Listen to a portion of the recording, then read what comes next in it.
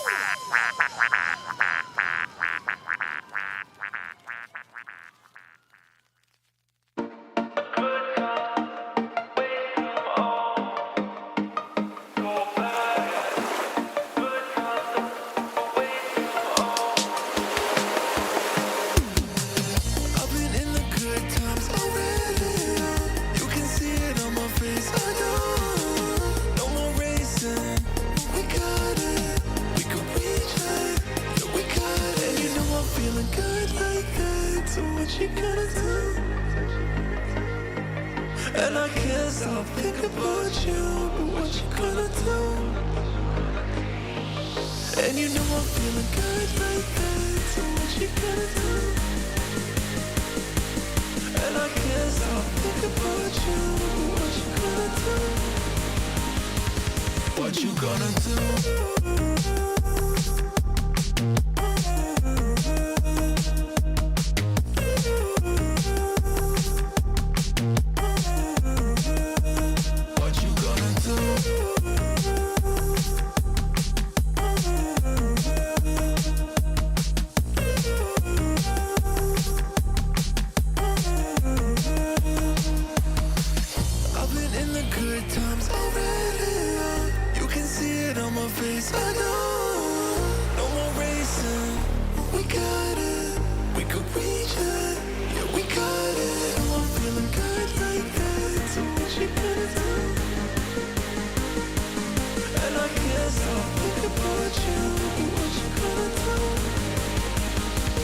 What you gonna do?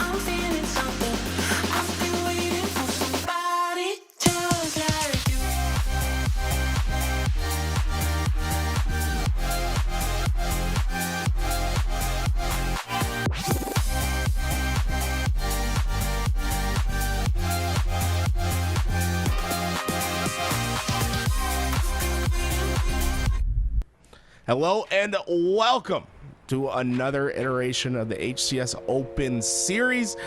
You know, I'm a familiar face, not the one that you guys are used to introducing the show, but I'm filling in for Aliek for the next couple of weeks. And joining me in our morning shift today is going to be Active and Eli the Ninja Tim. Hey, you look so handsome, dude. I just got to say, how you feeling today? Are you excited for another good week?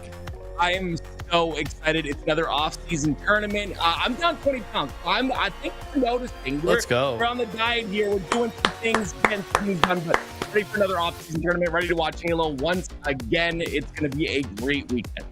And honestly, hey, Tim, looking great, obviously. I really feel like I see that energy.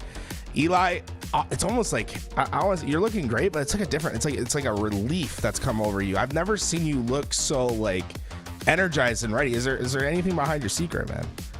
I mean, to be honest, I'm just so relieved that Mikowski's not here. The restraining order is finally finalized. That's why I'm wearing camo. I don't know if he's hiding somewhere outside my door.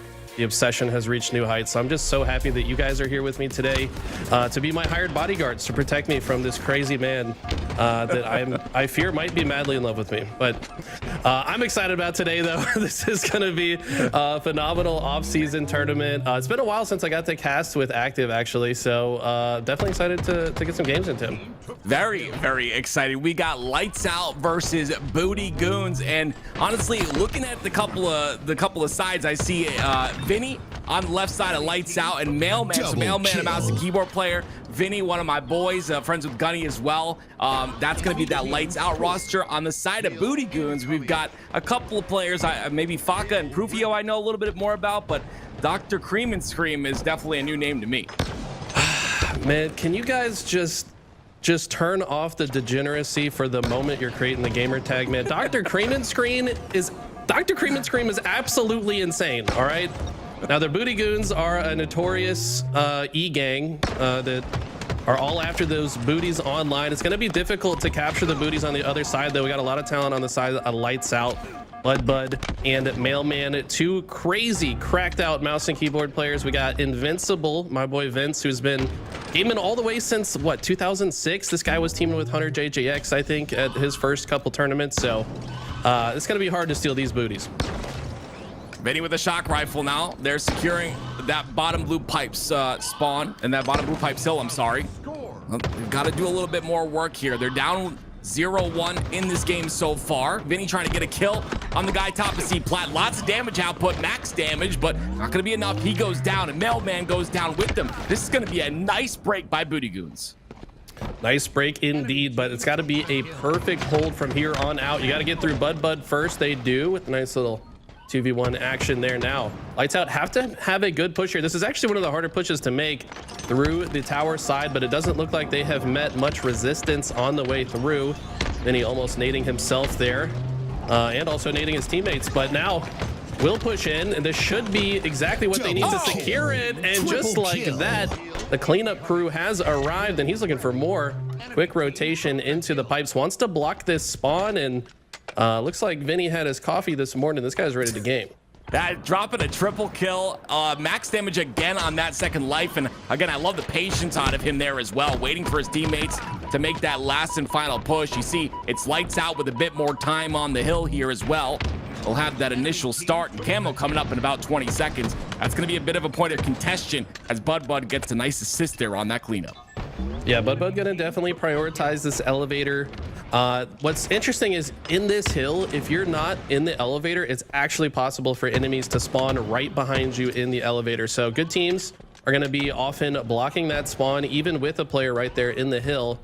What we saw there, Mailman, I think probably could have rotated back sooner. Booty Goons able to notice there's nobody to stop them from pushing into the elevator, so they quickly rotate through. Mailman, let's see if he can grab this camo, come up with a sneak attack to earn the elevator back. Yeah, great movement by Mailman to you know, completely push through the whirlpool side, go down bottom, get that camo. But he's got to break through that elevator side, like you mentioned, one of the most important spots on the map to control for this hill. And you see him getting that kill is going to open things up. It's 2 down for Booty Goons now. Mailman pushes in with the camo. See if he can get a couple of kills here. They do get another one. He'll control the elevator side after this kill on Sig. Yeah, you can tell they're playing the process. There's no reason to rush the hill. You got to make sure the coast is clear ahead of time. It's not worth it to get a few seconds if you're just going to go down right thereafter. That's why they prioritize this map space and positioning ahead of time. Problem is, Emmett leaves his man alone. Hill guy does go down. He's going to now rotate back to the elevator, block the spawns once again. Might see a small opening to get a little bit of hill time and help his teammate in this fight. Now going to see if he can follow up on this damage onto Invader Sig, but he wisely backs down, and Faka is here for the cover. So great bait and switch there out of the Booty Goons. Yeah, a little bit of the curse of trying to do too much there by Mailman, putting a lot of damage in. Unfortunately, pushing a bit too aggressive, and that's going to give Booty Goons that bit of control that they were looking for. They'll have the hill, they'll have the cross as well, and they'll have elevator side. All 3 of the pillars you need for this hill. And man, I just know Brandon in production had a blast typing in Dr. Cream and Scream for this nameplate here, but he's creaming and screaming in the hill right now, earning some valuable objective time and enough to earn the second point as well. Let's see if either of these teams can rotate to the next hill. Looks like the spawns will be in favor of Lights Out to see if they can get themselves back on the board. It's crazy, Eli, right? That one play, that one overextension cost that entire hill essentially, right? There's a couple plays after that really solidified it, but it's just that's the game of Halo. One simple play, one simple misposition or overextension, and you end up in a scenario where you give Booty Goons that lead, and now you see frantic as Lights Out. It's going to be a kill, though, onto Faka. Rufio does get the clean up, though, onto Vinny, and he will go down. But again, it's a fight for the back of Hydro, and the movement too clean out of Mailman. He finds himself in the water. Too clean as he takes a bath while his teammates are dying to Invader Sig, who gets the triple kill. I mean, you cannot launch yourself into the drink. Wake up, Mailman. I know you're 37 years old, but you got to get the coffee flowing. make sure those kids are not bothering you while you're trying to game right now, because I don't think you're locked all the way in. I think they can log back in and come back to this, but as the young kids would say, Eli, we call him Unk. I think that's what the young kids say to the old men. They're Unk now. I'm learning. I'm learning little by little. You know what I mean? So Mailman's Unk. That's what we call him now. All right, Unk. Come on, bro. Come on, man. I don't even know. Yeah, I think you're a little bit older than me. Not much, though. So Yeah, 36. I can actually call you Unk, so it works. 37 in July, baby. But good. I mean, the Booty Goods doing a great job here. They're winning their 1v1s, but easy money. Once again, you talked about the process earlier, Eli. Easy money playing that process on the back of Hydro, playing slow, knows the spawns are coming out onto A. They've got control now. I don't know if I like how aggressively he's pushing into the tower. Yeah, this is a risk. You can kind of just hold that choke point as the gatekeeper, if you will, to the silo side. So I think maybe Easy Money getting a little bit too aggressive. A lot of these players trying to do too much. Sometimes you gotta KISS, keep it simple, stupid, as you navigate through Halo Infinite, because honestly, like the more you try to do, sometimes you get punished for it. And I've seen that time and time again throughout this game. I'm gonna have to use that a little bit more often. Keep it simple, stupid. I like that. Definitely useful. But yeah, you're 100% right. I end up in that scenario all the time where I just try to do too much, and then I complain that my teammates aren't there when I'm rushing 3 people at the same time, and it's just that you can't do that. You gotta stay. You gotta play the process. Once again, though, it's Unk. There he is. It's Unk. No. With the triple kill, making a 4 on Fox. That absolutely disgusting. Listen, old men can play on the mouse and keyboard too, ladies and gentlemen. My God, this guy is cracked out of his mind. This is Benjamin Button on the mouse and keyboard, seemingly a lot younger than his actual age. And that's going to be exactly what they needed to earn the tie up here. And wow, a minute and a half on the clock. It almost feels like the next hill is very likely to win, especially with it bottom center. This one's very exposed. Typically, the C side of the map is favored for spawn control here.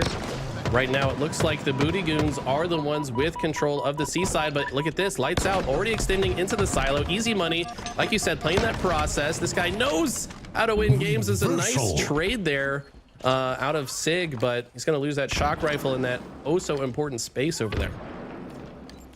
Speaking of Unk and the mailman, I mean, he's 23 and 14, obviously having a phenomenal game here in terms of slays, but you know, but it's not enough. But look at Prufio already in this hill, halfway through this hill already. You see all of Lights Out on that pipe side. Vinny tries to take a massive 1v1, ends up going down. He knows he has Bud there to clean up Dr. Cream and Scream, and he'll do just that, but gosh, it's so hard to say that name. 3 down for the side of Booty Goons. Spots come out on day.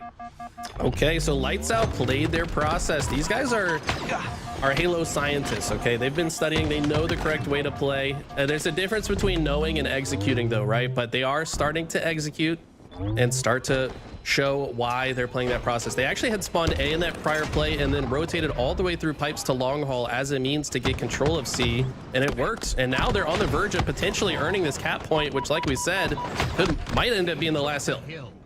And it's going to be 4 down for the side of Lights Out. That's exactly what Booty Goons needed. Look at, they've got full control. They know they're on that A side. We got to make sure, though, like you said earlier, the aggression is not too much. It looks like Prufio does have a little bit of an entrance here as he finds a couple of players not watching, and that's going to be the 3rd cap for the side of Booty Goons. Okay, it's not over yet, but the lights are certainly dimming for Lights Out right now. They need to get into the hill as I started that sentence without even meaning to make it into a pun, and it just kind of worked. You know, sometimes it just works out like that. But it's all about the flow. That's right. Mailman gonna try to get some hill time and output a lot of damage. He's doing a good job of it. He saw that shock rifle's up, so probably called that out to one of the controller players to pick it up. We all know it's a bit easier to use on controller. But okay, they've been able to stop the clock for quite a while. They also have 2 dead right now. This is looking all right for Lights Out.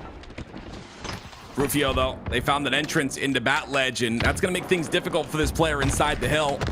There's the 1v1, the most important 1v1, and that's great teamwork out of the side of that tower from Lights Out, but it's not enough. He ends up going down. Invader Stick gets inside of the pipes as well, and with 20 seconds remaining, something has to happen. It's 2 down for Lights Out. Easy Money needed a slay here, but the defense is too strong from the Booty Goons. Absolutely spanking them on the way in. Mailman trying to win a fight in the needles, but That looks like it's likely to be GG's. Vince has no chance to get into this hill, and this was a winnable game for Lights Out, I think, but things just kind of crumbled at the worst times. Man, I think they can bounce back, though. This is kind of a warm-up game. I think these guys are all veterans. They are up against some stiff competition, though. Prufio, one of the best players I've seen in those draft tournaments, so it's going to be tough. Yeah, again, it's one of those the curse of trying to do too much. And I know I've said this like a couple times already in this very first game, but it's something you're gonna find in these lower AM teams is like a player just, you know, oh, I gotta output all of this damage and go down, but that's okay because I output damage. But you're in a scenario where you're not positioned correctly, no one's gonna be able to clean up that damage, and you're just trying to do everything on the map. Vinny doing everything on the map there with that beautiful triple. And unfortunately, like you said, it's not enough. Booty Goons come out and spank the competition, at least for game one. Why you gotta replay Unk falling off the map, man? That's just disrespectful. I mean, he's gonna do it back in slow-mo. I love this guy, by the way. Mailman, one of my favorite human beings. Extremely wholesome, very talented. He's a grinder. You gotta respect him. He also streams. You guys need to follow Mailman. He's an absolute menace on the MNK. I think Onyx 2200. I saw his screenshot recently. So an absolute demon in matchmaking. Yeah, definitely has the potential to bounce back here. Now, I will say one thing.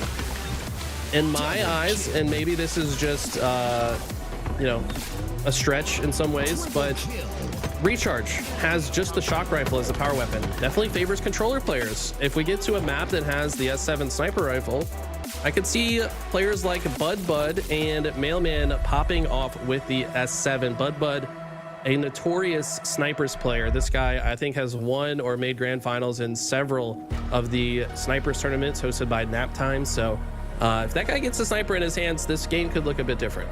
Yeah, by the way, shout out to all the communities doing these tournaments. Obviously, so many different communities running tournaments in this off season keeps that Halo, just the lifeblood of Halo, keeps Halo thriving as much as it possibly can in this current environment. And we all love the game, so it's great to see all these off tournaments happening. So shout out to anyone that's put in work for those off tournaments. But we lop on to Live Fire Slayer, ladies and gentlemen. And we do.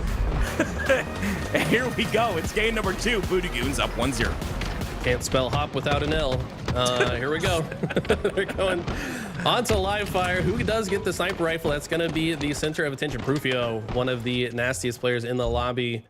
If you're on the side of Lights Out, you've got to be careful to not let this man pop off, because he absolutely will. Good pressure from Mailman, but it's not going to be enough. Maybe over focusing him there with a low chance to actually finish the kill. Now Prufio going to set up and try to watch over the camo, and he's going to have to back down. This looks like a good chance for Lights Out to get control of this camo, as they do. Really like that play, though, to go directly towards window to try to assist. Unfortunately, just a lot of you know, resources sent by Lights Out towards that camo, which could benefit them in the end, but it does not. Faka with a beautiful kill. Prufio turns around the 360 no scope, reigns true, and it's an 8-4 lead for Booty Goons. 8-4 early lead. Already has a 1 game advantage as well on their side. Prufio finding another body shot. It seems like every target Prufio shoots at has help from a teammate. Teamwork so far just being a little bit better from the Booty Goons. This is an organized online gang, the Booty Goons, and you can tell they have played many times together. That practice pays off. It always does. A nice little flank here by Prufio on the brute door. He's going to get one. Bud caught out. No health left for him, and Prufio, look at the damage he does, but want to really just press on a big factor of what he just did. He stayed alive afterwards, ends up going down in the feed just now, but again, doing all that damage, it ends up being 3 down for Lights Out based off of Prufio's damage there. Yeah, this guy definitely just positioning himself to always be in the mix. By the way, Prufio has 4 kills, 4 assists, and only 1 death. I mean, you cannot ask for a much better stat line in a Team Slayer game. Not only outputting the damage, but also staying alive in the process, as Dr. Cream and Scream catching another victim, not looking. Now, pushing forward here, and he's going to get creamed there on the cuts. 2 dead for the side of Lights Out, and it's still a lead for Booty Goons.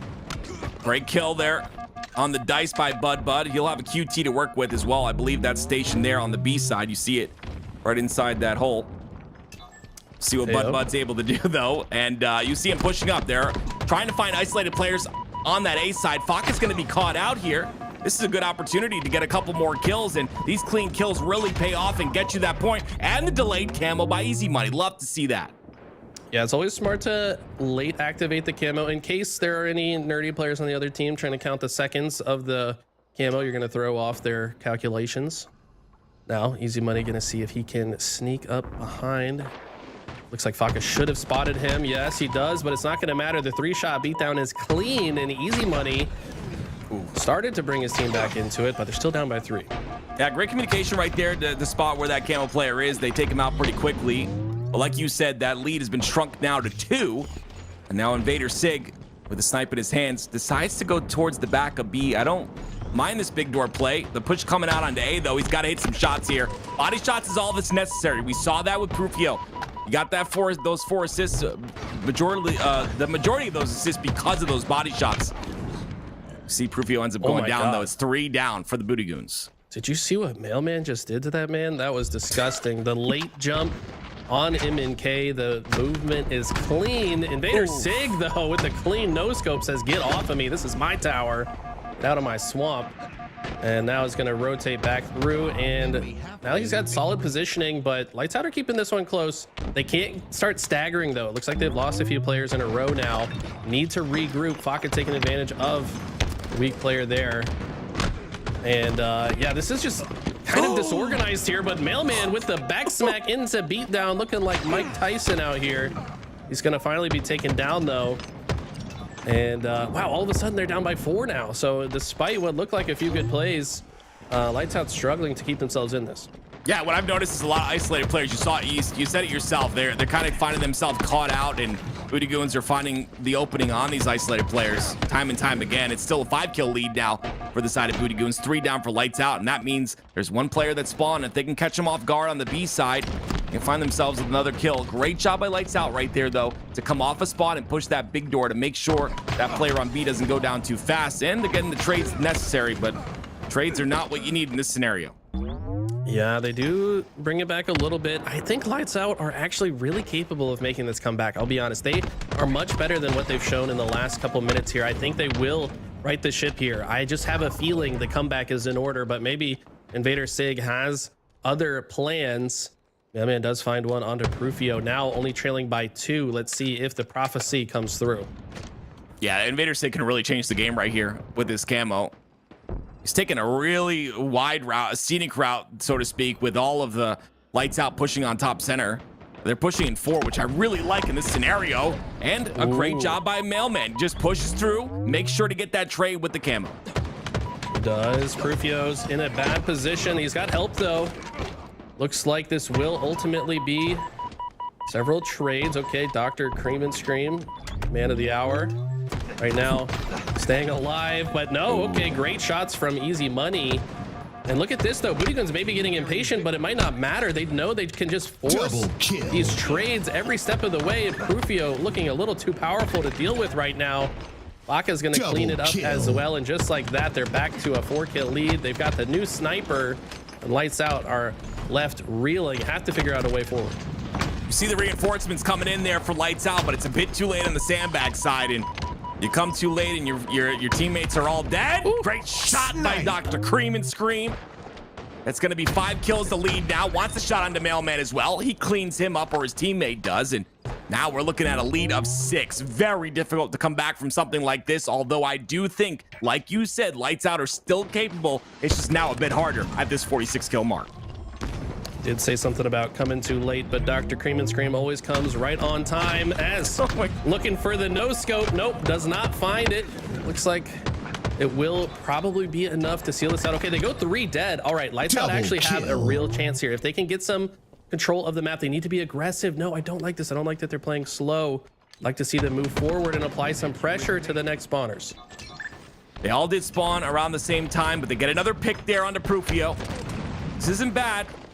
They are playing a bit passive, like you said, though. Off that 1 pick, pushing up is good, because now you got Prufio who spawned back a tower again. Invader Sig finds a way behind. Faka gets a kill on the feed as well. It's 48 now for Booty Goons. Make it 49.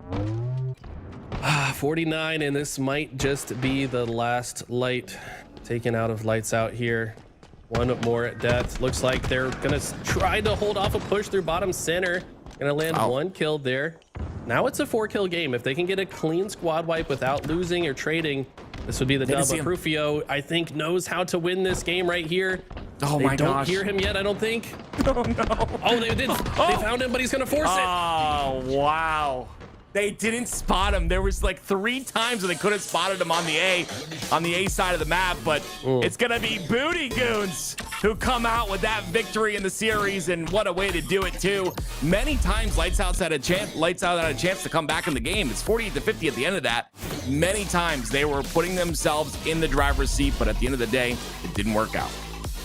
Yeah, very impressive win there. Prufio just knows how to win games, man. This guy's been doing it for a while now. I think an underrated player in the scene, to be honest. I've seen him do some unthinkable things to people in the draft tournaments. There he is with a no-scope 360 medal. I don't look more like a 180 or a 270 to me. Gotta check my protractor. But Invader Sig had a nice no-scope here as well. But this is the point of the game where I felt like Lights Out were kind of just not very organized with their pushes. They were often pushing one by one. They were kind of disconnected from one another. Mailman's having to make these plays by himself in a lot of cases, and I think Booty Goons just kind of held time and space a bit better. They were more timely with their pushes together. 100% agree. Many times Lights Out were caught out as one, like right there, right? Thinking a little bit too far. I run into that all the time where I completely expose myself from the wall, and it's not good. You end up catching yourself off. They end up catching you off guard there. They get a kill. That adds up. One kill after another, and you find Booty Goons moving on to the next round. But Lights Out do have the potential, though. I do agree with that. These guys have the lower bracket to run through, so this won't be the last we see of them. As I look at my handsome co-commentator and host here. Yeah, I don't know. This is just the beginning, guys. It's gonna be a fun day today. Have plenty of teams still left in the bracket, and there's some interesting ones that are coming through. One that I saw that we haven't seen yet in the HCS that I'm sure we'll see today. A little Cloud9 making their appearance for the first time in the off season, and maybe a roster that a lot of people didn't suspect. A little Boo Boo Doo Boo joining Suspector and Sap. I'm very excited to see how they could potentially play. Eli, I mean, just first thoughts on like hearing about the Cloud9 roster. What do you think about this team? I mean, Boo Boo's just that dude that like can single-handedly uplift a lot of teams. Not that the players on Cloud9 need to be uplifted, but he kind of did this with these same players before, right? When he joined G1, I was coaching them at the time. It was Sab, Suspector, Boo Boo joins the team, and it was a massive upgrade. They ended up winning one of the open season. They upset FaZe. They were like the first team to beat the FaZe God Squad. So I don't know. I think this team has a lot of potential. Boo Boo just makes every team better that he joins, and I think Sab and Suspector are probably hungry to get some more dubs under their belt since it's been too long. We'll be seeing them later on in the tournament. Still lots of teams to go through, and one that has my eye in particular is that Triggers Down roster. Remember, we saw Dark Inside doing so much throughout the season, and we thought, this is a team that has a lot of potential going into the next year, but drastic changes have been made. Dark Inside split up. It's Descendant and Ezo that have left to join King, Nick, and Ryan Noob on that roster. Active. Just give me your initial thoughts on one Dark Inside dissipating, it seems, and this new Triggers Down roster featuring Ryan Noob. We're in year 4 of Halo Infinite. Everyone wants to win, right? So if a team is not feeling good, if it's not vibing, if it's not working out to your expectations, you've got to find a different, a different formula that works. And maybe this is the one that works. You've got Ryan Noob, who says he will not retire until he's in his grave, which I love to hear, by the way. You've got King Nick now, who's got a lot of talent, who I was expecting to be on some sort of roster. And then I can't talk enough about Ezo. Ezo. I can't talk enough about this guy. Very, like a young player, very talented, but also very humble. I think he's going to go very far in his years in this Halo and in future Halo titles. There's plenty of teams still to battle it out, and at the top, GBX looking to see if they can potentially take their first their first FACEIT tournament against Shopify Rebellion. They've won one in the off-season 2, but they haven't been able to beat Shopify Rebellion in one of these off-season tournaments. Obviously, 3/4 of OpTic Gaming alongside Fallocated. This team is dangerous, right? And we'll see how they're able to perform later on. Plenty of rosters to come through. We're gonna figure out where we go next in the winners round 3. We'll be back with more action in just a few moments. Monday morning, it starts to rain. And I'm thinking about what we've been through. It's getting cold and light starts to fade. And I'm feeling worried about where this leads to. I don't know where to begin, but I keep seeing you with me. I slowly start to admit that you're the one that I'm missing. I don't know what I should do, 'cause you're ignoring my texting. So could you tell me the truth so I can stop making guesses? 'Cause now I'm losing my mind. Keep on running till I find a way to ease my mind. So could you tell me the truth so I can stop making guesses? I don't know what I should do, 'cause you're ignoring my texting. So could you tell me the truth so I can stop making guesses? Is it hard to make up your mind? Doesn't the fun that we have make it easy? Is it true? Do you still need time? Or are you scared to commit and be with me? 'Cause what we have is real hard to find. And all I want you to be is happy. I don't know where to begin, but I keep seeing you with me. I slowly start to admit that you're the one that I'm missing. I don't know what I should do, 'cause you're ignoring my texting. So could you tell me the truth so I can stop making guesses? 'Cause now I'm losing my mind. I keep on running till I find a way to ease my mind. So could you tell me the truth so I can stop making guesses? I don't know what I should do, 'cause you're ignoring my texting. Could you tell me the truth so I can stop making guesses?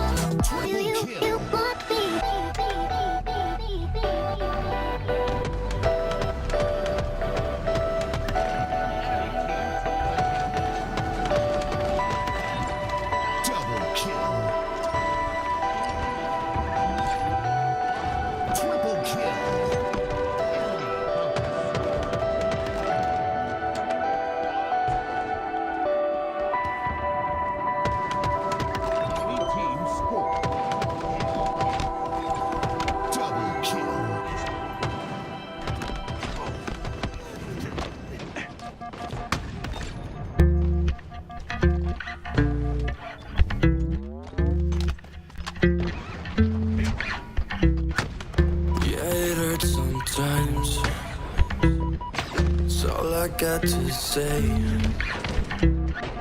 Sick and tired of all the games that my head wants to play. Yeah, it hurts sometimes, waking up this way. My mind is slipping away, now looking for an escape. Hey, but the way that you look at me, I'm so lost that it's all I see. And those eyes are my therapy, takes me right out of the rain. And life wants to fuck with me.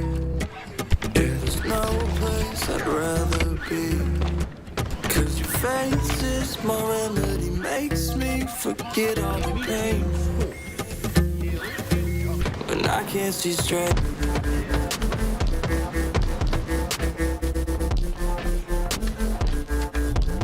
I can't see straight.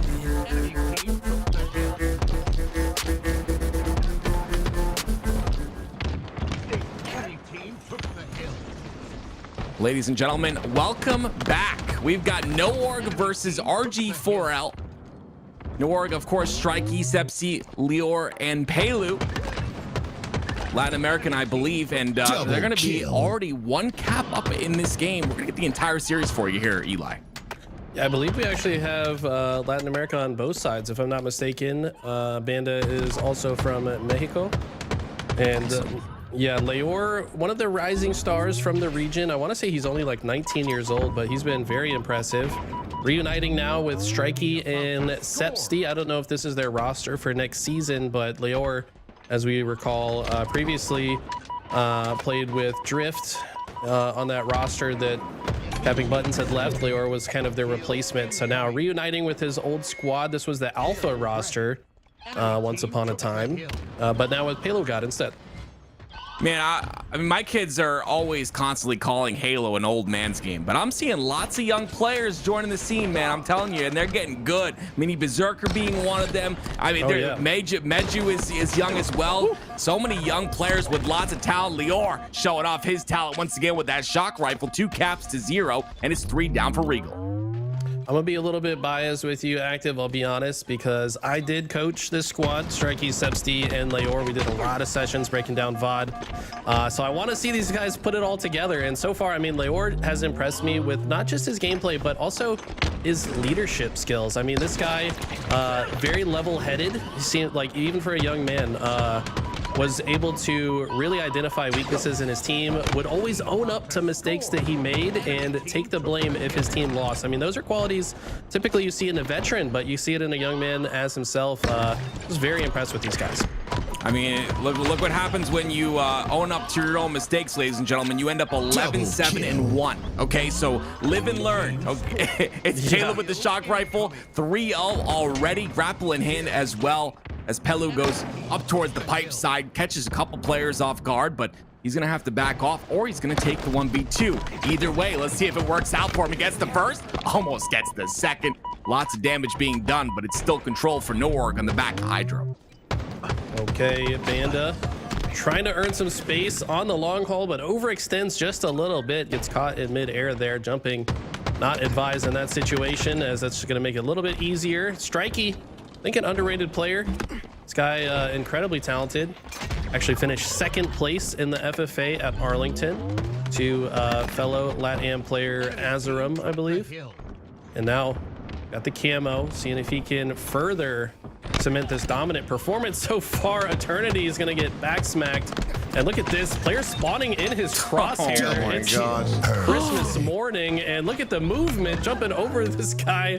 Doesn't need the triple kill though, as he's got help from Sepstar, and these guys are absolutely on fire right now. Yeah, Strikey's 15-1. Lior's 12-1. I mean, this is crazy out of these guys. Strikey, another kill added to the tally, and this cap is all but over here. Revan, the only one in position to potentially do something, but he's gonna back off, save that KD. Why the heck not? This is gonna be a teammate in the hill though for just a second. They do have back Hydra as well, but Revan goes down, and that means the collapse is coming through as well. Here comes Lior, perfect timing. That's 3 down. Eternity, last player alive on the shock rifle side. He can't hit these shots, so that's going to be the game. No org winning game 1. I mean, that was just textbook perfection. I think there's definitely a skill gap in the lobby as well, which does not make things easier for the blue team. But if they're shooting better than you and they're controlling the map better than you, it's going to be a 4-0. I mean, they've got to find themselves a way back into this, but I don't think No Org are going to make it easy on them. I mean, the Slays are, look at the Slays. They tell their own story. I mean, look at the top and the bottom. I mean, just a very different individual skill out of these two squads. And that's just the way it is. You saw the individual skill on that bat ledge, right? That almost triple that happened. You saw how much control. And again, that's one thing I used to use in free for all, and I'm sure you did as well, is you'd always play for the next kill, right? You'd be done, like almost done with that one kill, and then you're ready for the next immediately. I mean, it's just beautiful individual skill, beautiful mechanics used by these guys in New Org. Gonna dominate in game 1, and honestly, I would assume the same happens in game 2, but I'd like to see something here from Rico. Leor stat line, insane. 14 kills, 1 death, 9 assists, and I know that man spent some time in the hill as well. So I mean, can you possibly play better? I mean, Leor is a very young and talented player that I think has an insane upside as he continues to play Halo. Incredible, and I'm so excited as well. And I've said this before, Eli. I'm going to say it again. I'm very passionate about this. Okay, as a forerunner, I don't know anything. I don't know anything of the future, but I will say this: Halo, from game to game, and I'm sure you would agree, there's a lot of similarities. If you get good and invest now, and Halo does get to where I think it'll be one day, where it brings arena shooters back to the forefront, you've invested big. You've essentially gotten Bitcoin early. So I'm really excited for these young players. I'm excited to see what they do, how they grow, and how they improve as the years go on. I mean, I agree. I think, learning any game at a high level is going to transfer a lot of skills, especially when it comes to shooting games. You just got to learn the intricacies, but if you've got good aim and a good brain and you want to learn, curiosity is an important part of growing as an individual. You got to want to learn constantly, or you're going to fall behind these players that are learning constantly just by nature of loving the game they play. So I think these guys on the side of No Org are great representatives of that. Strikey gonna get cut down by some well-thrown grenades there from RG4L. That means Camo Sniper sitting out there. You know that everyone on the map is gonna be focused on that until it has been acquired. And I think, looks like Banda was able to escape with the camo, but not the Sniper. So Sniper either still laying on the ground or someone else picked it up and ran away with it. With how easy camo is to spot, this is a really risky play by Banda, but I love this right here. Perfect 5 shots, I'm sorry. Doesn't take any damage either, so the camo will commence continually here. And honestly, Banda, a lot of value in terms of information. Maybe not in terms of kills. He's only gotten 1 kill, but the information knowing that Sandbags was completely empty, that gives the location of the rest of the players on the map, but it's not enough. It's 11-6 here. Once again, No Org continuing to slay out. I have a feeling the floodgates are about to bust wide open. Had Strikey stayed alive with that first sniper, they would have already busted open. But now that No Org are swarming, they will not let up the pressure. This is one of the things we talked about in our VOD reviews with this team is when you have the control of the map, you press forward off your advantage state. You get the max value out of it. You split the spawns. You do not allow your opponents to breathe. You have to make life difficult for them every step of the way. And I love the process being played here. These guys are playing so aggressive. What can RG4L even do? They're not in good spots. They're getting shot by multiple targets at the same time. And they're just frankly getting outshot in a majority of the fights. This might just be a steak dinner with a couple extra sides. If you look at the top right of your screen too, until this very moment at least, you've seen 2 dead continuously. It's 2 down, the other 2 spawn, then the other 2 go down, the other 2 spawn. And like you said, it's just about pressuring. It's just about making sure to pressure those isolated players. You see 2 down once again. There's another bit of pressure here from Pelu, but great job by Revan. Nice little win there. He's got 4 kills to his name with 7 deaths, but like you said, this is going to be very difficult to come back from. This camo is only going to do so much. Okay, Eternity Oof. had a good chance to take down Strikey, who has been on fire this series already, but unfortunately will not go down there. Still got a goose on the blue team. Hopefully that changes here. You never want to goose on broadcast. He's got a chance to bring it back. He's got 2 assists though. I mean, look at the assist column for both these teams, by the way. Yeah. 2 in total for RG4L, and it's because of how aggressive Norg's playing. They're shooting the opponents that are spawning before their teammates have a chance to even help them. So the assist on the other side, nearly every kill, maybe 75% assist to kill ratio is very strong for Norg. Just getting pushed by every single angle. And you talked about how you did Votter view, and you talked about aggression when you had numbers and when you have advantages, and I'm just seeing that, but I'm seeing the timing be really perfect from this side as well. Look at all three of them pushing top sandbags. It's just so beautiful to see everyone is on the same page. That is so difficult to have. You see right there, 2 players down to no shields, everyone on the same page. The triple for Lior, and the snipe in his hands as well. 35-16. What a dominant game by Norg. I wonder if Leor knows I'm casting him right now. I feel like he does. He's like, let me show Eli a thing or two real quick. I mean, this guy, I'll be honest, before I stepped in, I don't think these guys really needed all that much help. I just pointed out a few flaws to help them get on the same page. These guys were already playing at a very high level, and that's always a fun experience as a coach, to coach people, to just help them fine tune some of the things. But I mean, these guys, incredible right now. By the way, shout out to Banda on the other side, 10-6, doesn't have any assists, but impressive stat line when you're down by 18 here. I mean, I don't know if that's a good thing or a bad thing to be 10-6. I mean, are you playing for those stats or what? Like, if my entire team is in the blender and I'm 11-6, I don't know what kind of gameplay that is being performed here. We're gonna be able to watch the screen and see what he's doing. I'm not insinuating that he's intentionally baiting his teammates. I'm just, it's just like you said, when that pressure's on, it is just really hard to do anything. When you get pressure from every angle, strike you with a nice little repulse stick, comes out, almost gets the double, but Revan gets a double right there. Yeah, no, I think it's probably just a coincidence. I don't think he's out here baiting his teammates. I think he's just been in the right spot, probably listening to call outs well. I mean, you know, these guys are calling out where weak players are, so he's just able to finish a lot of kills. That's why no assists, but still has the most kills for his squad. But man, this has gone from bad to worse. Looks like we are on the verge of a delicious steak dinner. You guys hungry, chat? I mean, I could go for a steak right now. I love steak, especially on keto, man. I can't have any carbs. Nice little steak. I'm down. I already ate though. I'm not hungry at all. But regardless, steak is on the menu. And Lior, is that a repulse? Nope, didn't come through. I think it did. I think Sepstar actually stole it. I think he shot him on his way off the map. That's what just happened right there. So yep, there it is. Steak-tacular. And man, this team, they're looking like they might be poised for a deep run in the bracket. Well, they'll have one more team to take on. Their match ready underneath at the bottom of the bracket. Kraken standing in their way. And honestly, I wanted to point this match out because I think it's going to be a very interesting one. Leaderness, Simply Fear Me, Facty, and Glitchy going to be teaming up to go against No Org coming up soon in our winners round 3. Eli, Active, guys, I love doing the off season, right? The tournaments are great, but I had some curious questions for you guys about what you want to see happen during the off season, in particular with some of the rotations that we're seeing, right? Fortress is going to be our map 1 coming into this next series. What do you guys think about updating the map pool? Do you think Fortress is the next map that deserves to be in? And we'll start with you over here, Active. Is Fortress 1 good? And 2, is there anything else you wanted to see added into the map pool this offseason? I don't like Fortress. And listen, I'm not a professional player by any means. I'm just going to be honest. I'm not. I cannot give you a technical reason why I don't like Fortress. I just don't have a flow on that map, and I can't find a flow on that map.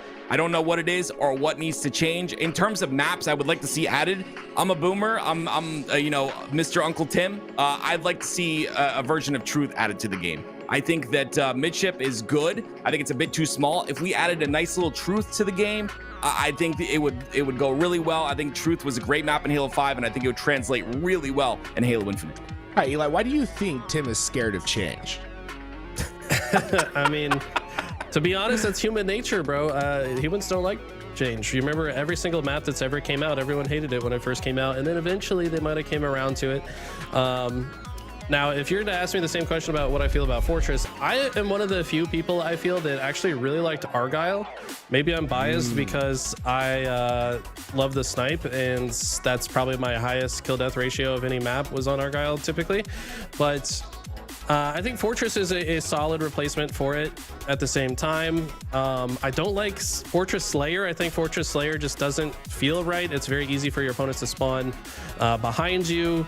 You've got to just move through the perimeter of the map if you want to play it well. And even then, you're going to get kind of in awkward scenarios constantly in the Slayer version of Fortress. So I would like to see midship as well. I think the new one that Unique made, Inquisitor, is probably the best version of midship. It's like 1.5x the scale of midship, so it's not too small.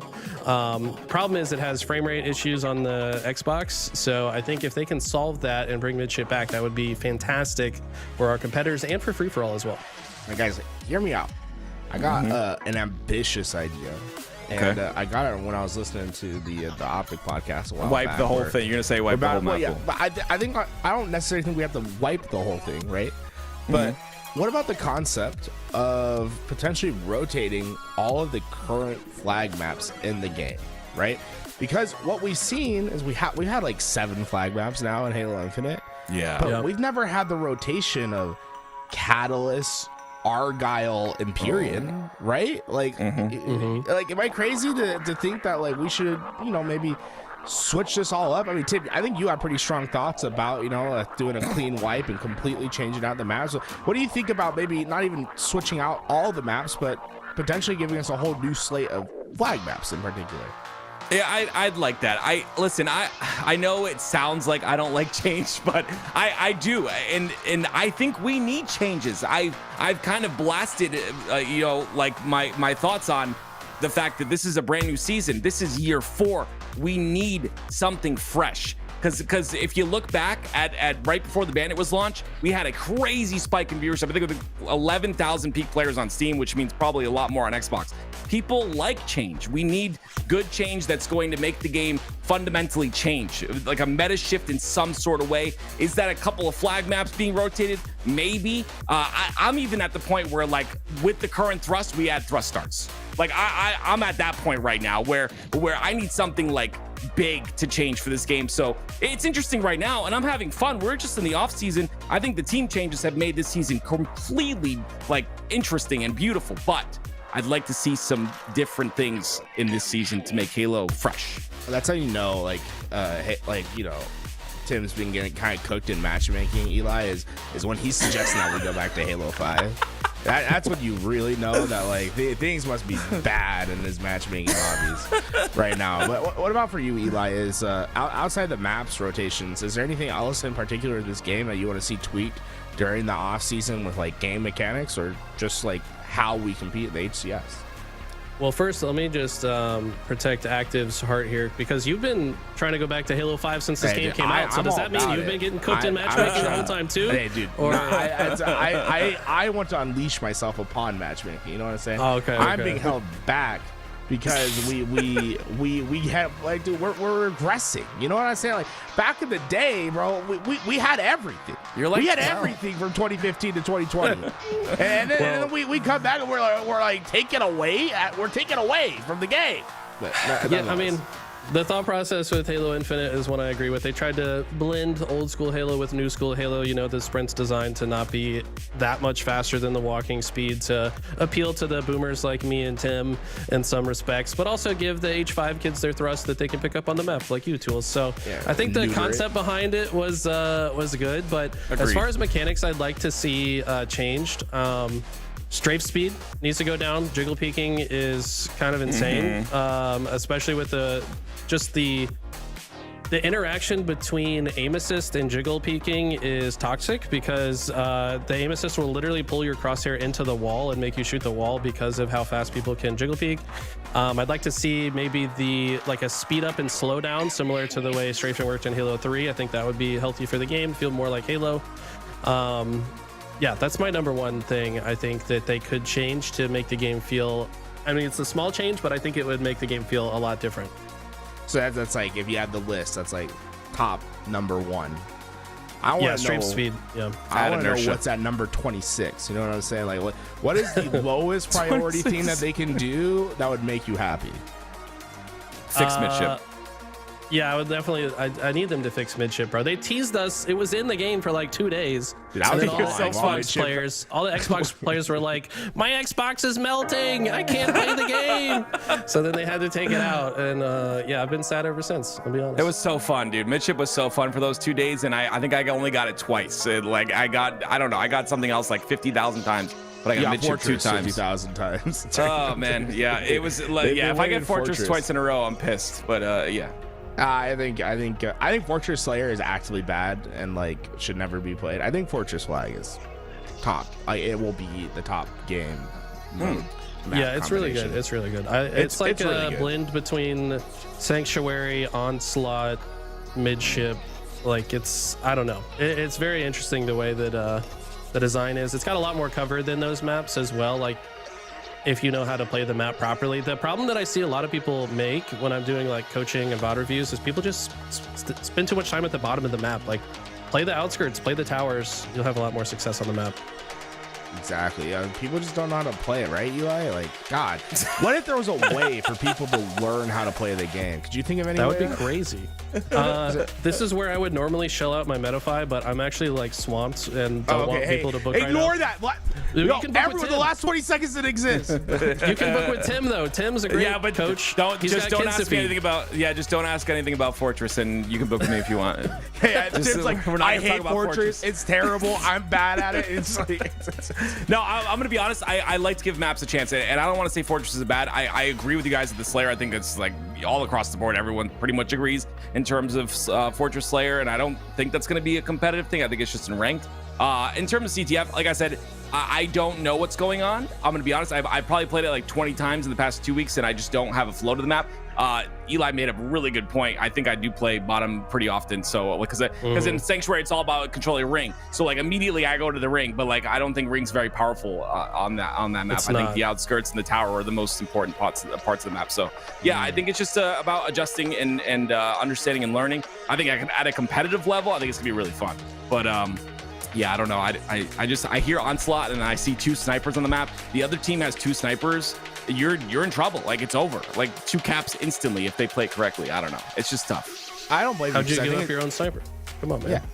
Come on. I mean, true, but it's yeah, I guess, but it's just it's tough. You know, they get 2 snipes, it's over. I truly feel that way. Like the game's over if you let the enemy team get 2 snipes, it's over.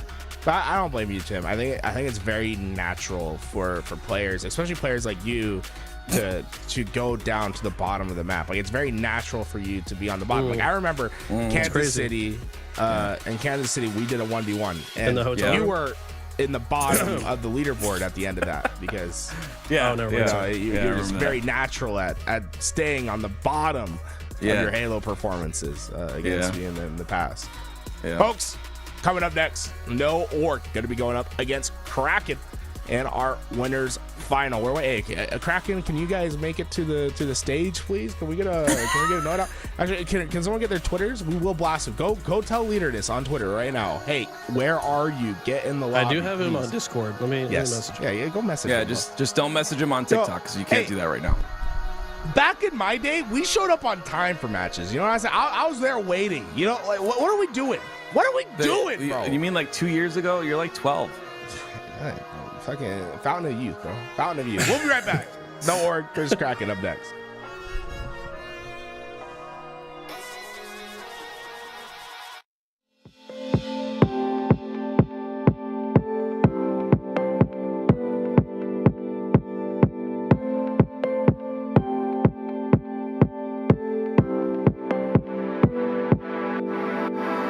Keep me closer.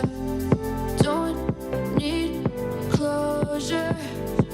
'Cause I don't want it to end. Meet me in the back of the room, back of the party. Meet me in the back of the room, back of the party. Keep me closer. Don't need clothes.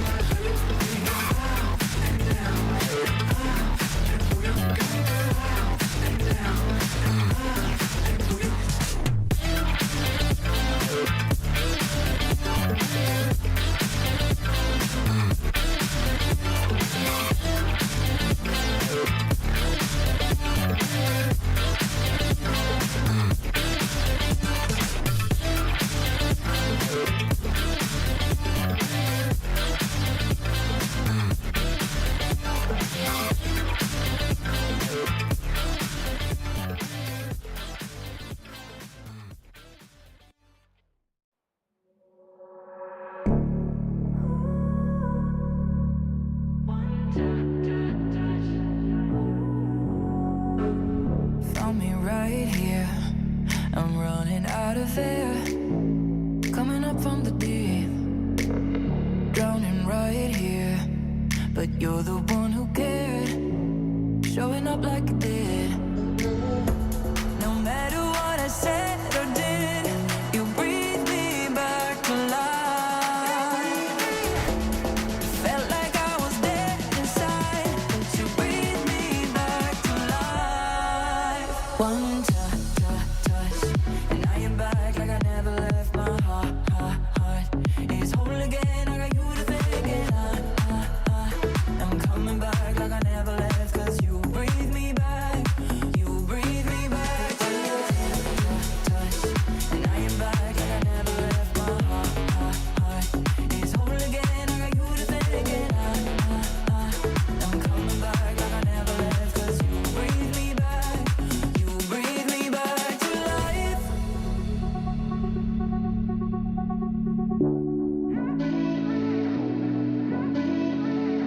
Getting closer, knowing I'm okay. 'Cause you got me to be. It ain't over. All I hear you say, said it's all that you see. No matter what I said or did, you breathe me back to life. Felt like I was dead inside, but you breathe me back to life.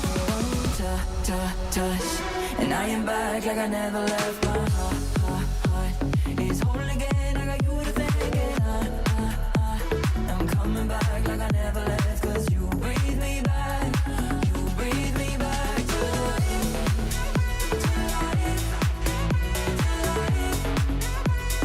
You breathe me back to life, to life, to life. You breathe me back to life.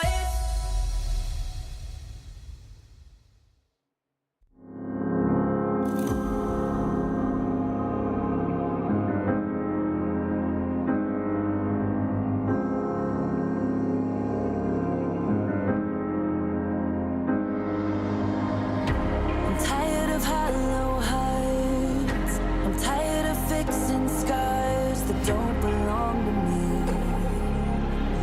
You're all I need. I don't wanna fight, I don't wanna fall. Standing on the edge of it all. Tether me to reality. I feel it in my body. It's you. When the world is falling apart, I only need you. I'll be waiting.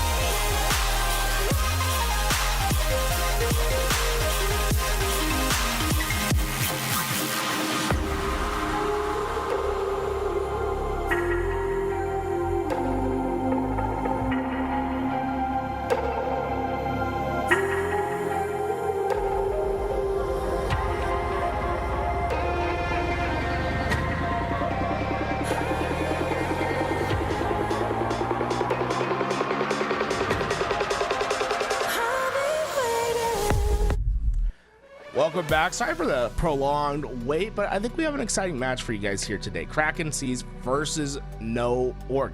No Org, one of the best teams in Mexico, trying to lay foundation of potentially finding a run to compete at LANs later this year. On the other side, some matchmaking grinders and players that have a ton of experience in trying to get better. Joining me to cast this match is going to be the two best casters in the world, Mr. Active and Eli the Ninja. These two are killing it. I gotta know what your guys' thoughts are as we go into this game. And starting with you, Eli, I mean, what do you think is gonna happen in this series? I mean, this is a tough one. Looks like we might have a false start because there was a player that joined the wrong side. By the way, is this the bottom of the map? Was that like, it looks like a literal village from Skyrim. I'm gonna let you know, I haven't said anything because I know Rui's been waiting for someone to comment on it for like ever since this was added. And he's literally just been waiting for someone to say something. But yes, it is the very bottom of the map. It's cool. The forager went out of his way, made us like some Skyrim villages. Isn't it neat? Yeah, it literally looks exactly like a village from Skyrim. Whiterun, I think, was the name of a village in that game. There's some Skyrim players in chat probably, but anyways, yeah, to answer your question, this is going to be a intense series. I think that the players on the side of No Org have more time together. Player like Leaderness, though, I think is an underrated gamer in general. This guy barely even plays. He's like a full-time college student and doesn't have that much time to game, but when he gets on, he'll just absolutely fry some of the best players in the world. So I mean, if he's on his game, he's surrounded by some very talented players as well. By the way, shout out to Simply Fear Me. I remember this is a guy that Descendant, back when he was Carmea, used to play with all the time. So has some ties there, who we might see Descendant later today after his team change. But yeah, both squads full of talent. I got to give the edge, though, to my lads from Latin America. I just feel like they have more time in as a team, and there's a ton of talent as well. Going over to you, Tim. Where do you stand on this? With how, like Eli had said, with how No Org is playing today, this is gonna be a tough match. I see a lot of, like, when I look at the other side of things, I think there's a lot of great talented players on there, and they spend a lot of time in matchmaking every single day to perfect their craft. Do they spend that amount of time together is the question. I know No Org definitely does. They've got a lot of hours under their belt. They do that bot review. They improve. Obviously, getting coach from Eli as well. They want to improve as a squad. It's gonna be tough, but I think No Org are gonna take this one out. Here we go. No Org versus Kraken starts now. Here we go, ladies and gentlemen. No Org. It's going to be, of course, on the side of Kraken, though. It is Facty with that snipe in his hands. Goes immediately towards the top tower side. Ooh. And a no-scope. Beautiful job. Lior goes down, and he ends up getting traded out. But look at that. It's going to be 2 down and a flagpole down the bottom center. The objective efficiency already showing here. That flag runner will get taken down, but it's already past the halfway mark. Overshield used to great effect as Strikey made sure he picked up the sniper rifle. So Kraken no longer have their sniper rifle, and their flag is in the opposing base. They do have a chance to make a last stand here, but I think No Org will play this patiently. Look at how much pressure Leaderness is facing. You can tell that they were singling him out, but look at this. They do get the flag reset, and they've got the flag out. They might just turn this into a counter cap. Great counter cap, and on top of that, Glitchy stays alive inside of the base. Strikey, though, on top of the flag return, has to take care of Leader Ness, who was taking on all that pressure earlier. He ends up coming off a spawn, but he goes right back to the respawn screen once again. Flag is down. Halo in a position to potentially return. Has to get the kill onto Facty here. Does not. A lot of individual fights not being won by No Org right now. Yeah, I mean, there's a lot of talent on the side of Kraken. They will get the flag return, though, so both teams have reset this to square one. Kraken still in the base of No Org, though. They can keep the pressure up. Should be able to maybe get another flag out. Spawns on this map, I think, quite predictable, similar to Empyrean. Nice double kill from Leor, and good, I guess, patience here to not over-challenge in that fight. But yeah, spawn's very easy to predict. If you're on one side of the base, they'll typically spawn on the opposite side, typical to just about any flag map. Leor playing his angles really well here based off of the location of those spawns, and puts himself in a spot to try and go for that overshield. Ducks his way towards the corner, but not going to be enough. It's going to be Glitchy that pops that OS. 3 down for No Org. This could potentially be a pull here. Sepsi playing his life. I love that play by him. Has to overextend to the other side, try and do his best to stop this flag on its way out, but will they be able to stop it? I mean, with the flag runner being the OS player, I like that. Glitchy saying, you know what, let me just use these extra shields to guarantee I can make it at least to our side of the map. He does so and actually drops the flag to fight. Now, No Org desperately trying to land some kills and stop this. What a stick from Facty. He's playing insane right now. Won a long-range fight that was quite impressive not too long ago as well. And Simply Fear Me not going for the flag touch, just moving forward to try to open space for a teammate to grab the flag. That's a good process. And that might be exactly what they needed to land this first score. Yeah, that was beautiful right there. Creating that space is so important. You don't always go for those flag caps. It's going to be Kraken that put the first on the board. And again, the obvious play is always to go for that flag, always to desperate it, get it on the platform. But the better play sometimes, create that space for your team, get the slays, let the spawners do all the work. Simply Fear Me. Nice little trade on to Pelu, but he's going to end up going down. I feel like he made that fight harder for himself than he needed to. Like, sometimes just staying grounded and hitting your shots is going to be easier than jumping. But Strikey finally with the chance to put a sniper rifle to work, and we know how talented he can be with it. Let's see if he can land a couple more headshots. He's facing a lot of pressure. One thing about this map is, yeah, if one team gets 2 snipers, it's pretty dangerous, but just having 1 sniper, it feels like you're going to face so much pressure. It's hard to be comfortable to set up with the sniper, I've noticed, especially against a good team that's going to single you out. Double kill. That tower is really difficult too. You've got to completely expose yourself to look towards that bottom side on that tower. And you know, it's gonna be Leader Ness now with the snipe in his hands. He's got a couple players to spawn up in front of him. Leor and Pelu working together to try to take out Leader Ness. Simply Fear Me though, coming through to clean up the mess. And can he get the second one? A little bit shaky on the shots there. Leader Ness goes down. Simply Fear Me goes down as well. But I want to just point out on the right side of the screen, Glitchy, 12 and 6 in this game, really doing well in the slay category. Yeah, I mean, this is a talented individual, gotten top 8 on LAN in the FFAs. I think at least, I know for sure at least once, maybe even twice. This is a guy that I used to host a lot of snipe FFAs, you know, on stream, and would leave the lobby open for the masses to join. This guy just joined and dropped like 100 kills on us in no time. I was just like, who is this guy? Before I even knew who he was. But yeah, very difficult to play against. Get that exposure, go on someone's stream, pop off. Whenever you hear someone who's prominent in the community say, who is this guy? That's a good sign. It means you're on the right path. That's right. Back to you though. Going towards that bottom side. Has the ring 1 control, and unfortunately, it's just so difficult to stay alive here. Look how much pressure he's taking in. He's going to go down. Another player from Kraken going to fall as well, and now the pressure mounts on the base. Okay. Pelu God. And if he can find a target that was called out, Leader Ness has been taken down. Pelu just kind of holding space. I think one of the skill gaps on this map as well is knowing when it's time to push forward. You kind of have to play that line of scrimmage very close to the vest right here. Pelu God is getting kills, but knows that if he pushes forward, he's likely to just get killed by spawners. So he's like, no, I'm just going to stay in my position and open up some space, crossfire to give my teammates some open lanes to push through. Strikey losing a little 1v1 there, but as long as Pelu God stays here and stays alive, Kraken can't really do anything until they take care of him. Does a great job of staying alive too. That sniper's coming up really shortly as well. If he wants to maybe get a kill and make a play for it, he can. He kills one. Another player pushes him on the tower. Once again, the pressure mounting on that tower side. It's Simply Fear Me who gets that kill. Both snipes up on the map. Leader Ness is going to get the snipe of Kraken.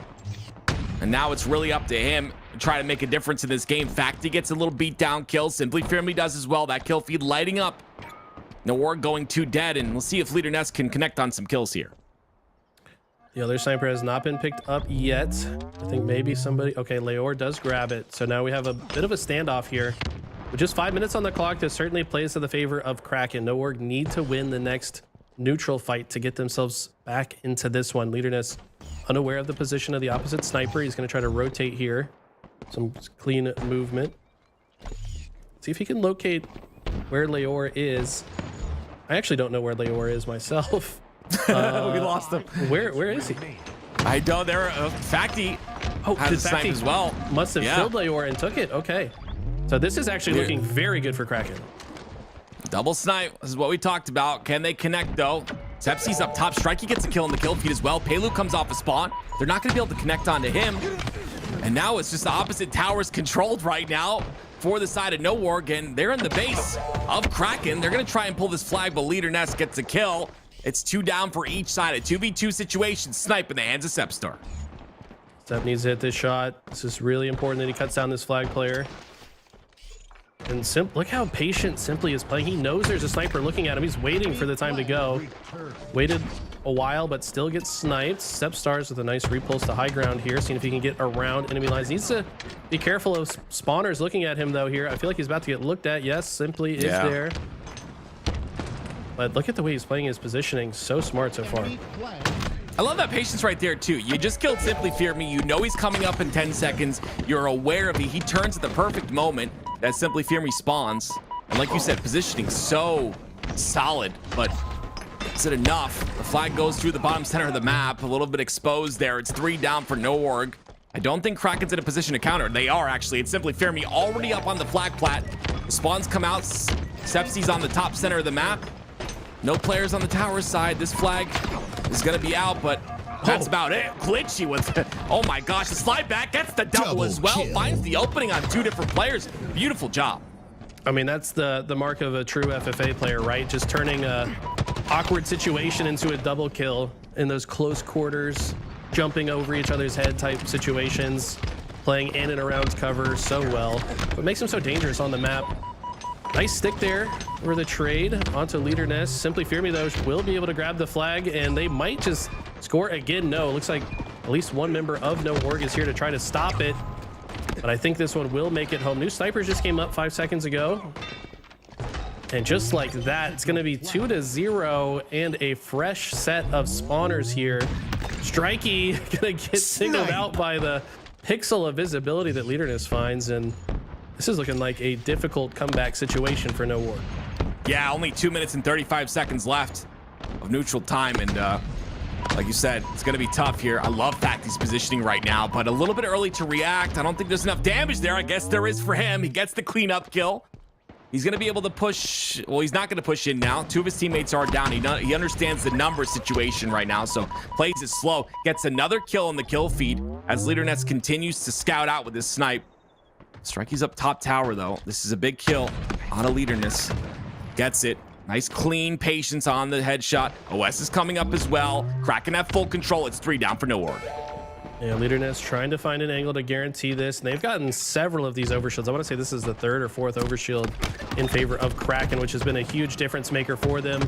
They're keeping No Org trapped in their base. Payload God has nowhere to go against Leader Nest's overshield. Somehow almost turns that, but the overshield going to be too much, and momentarily we're 4 dead. Leor first spawner, not going to be able to stop this. This might just be a 3-0. I love that little gap right there at the bottom of that elbow spawn. It's I didn't know that was there, and he uses that to get so much overshield off. But there you go. Kraken comes through in very clean and dominant fashion. Not what I expected after seeing No Org in that previous game.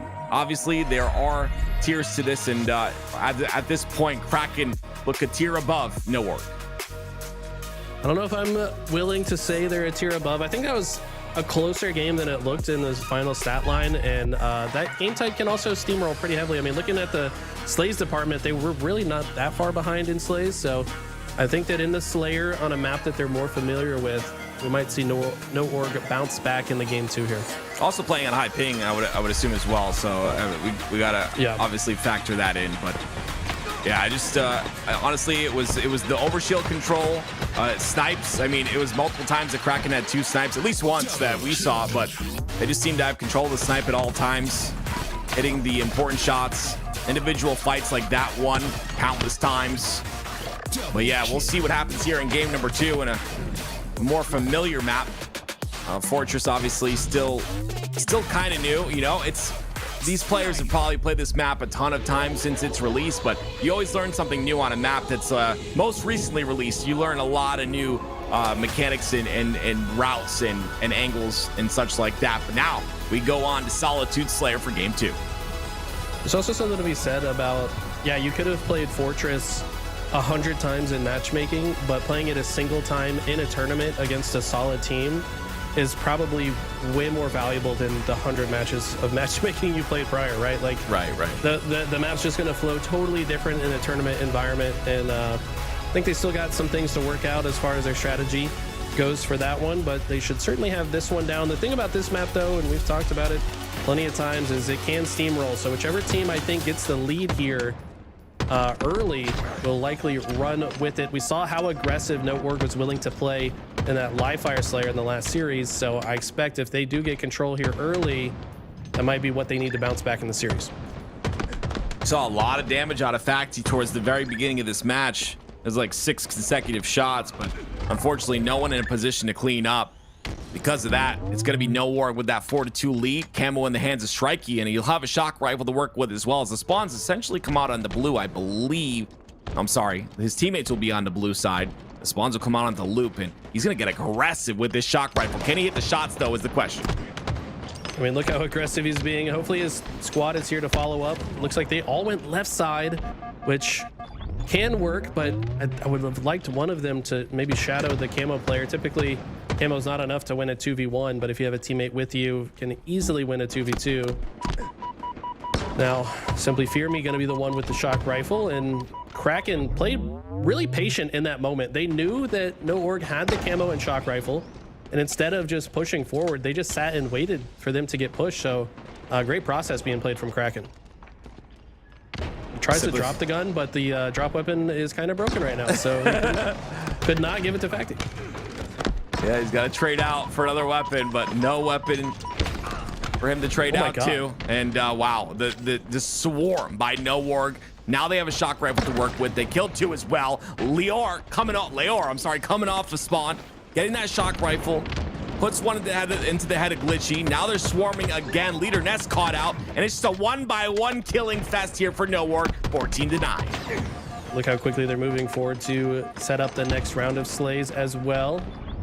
Looks like the drop weapon working for Leor. He's able to get rid of the empty gun. I don't know why players do that, though. I mean, it doesn't change anything besides now you don't have a secondary to switch to cancel animations, but I don't know.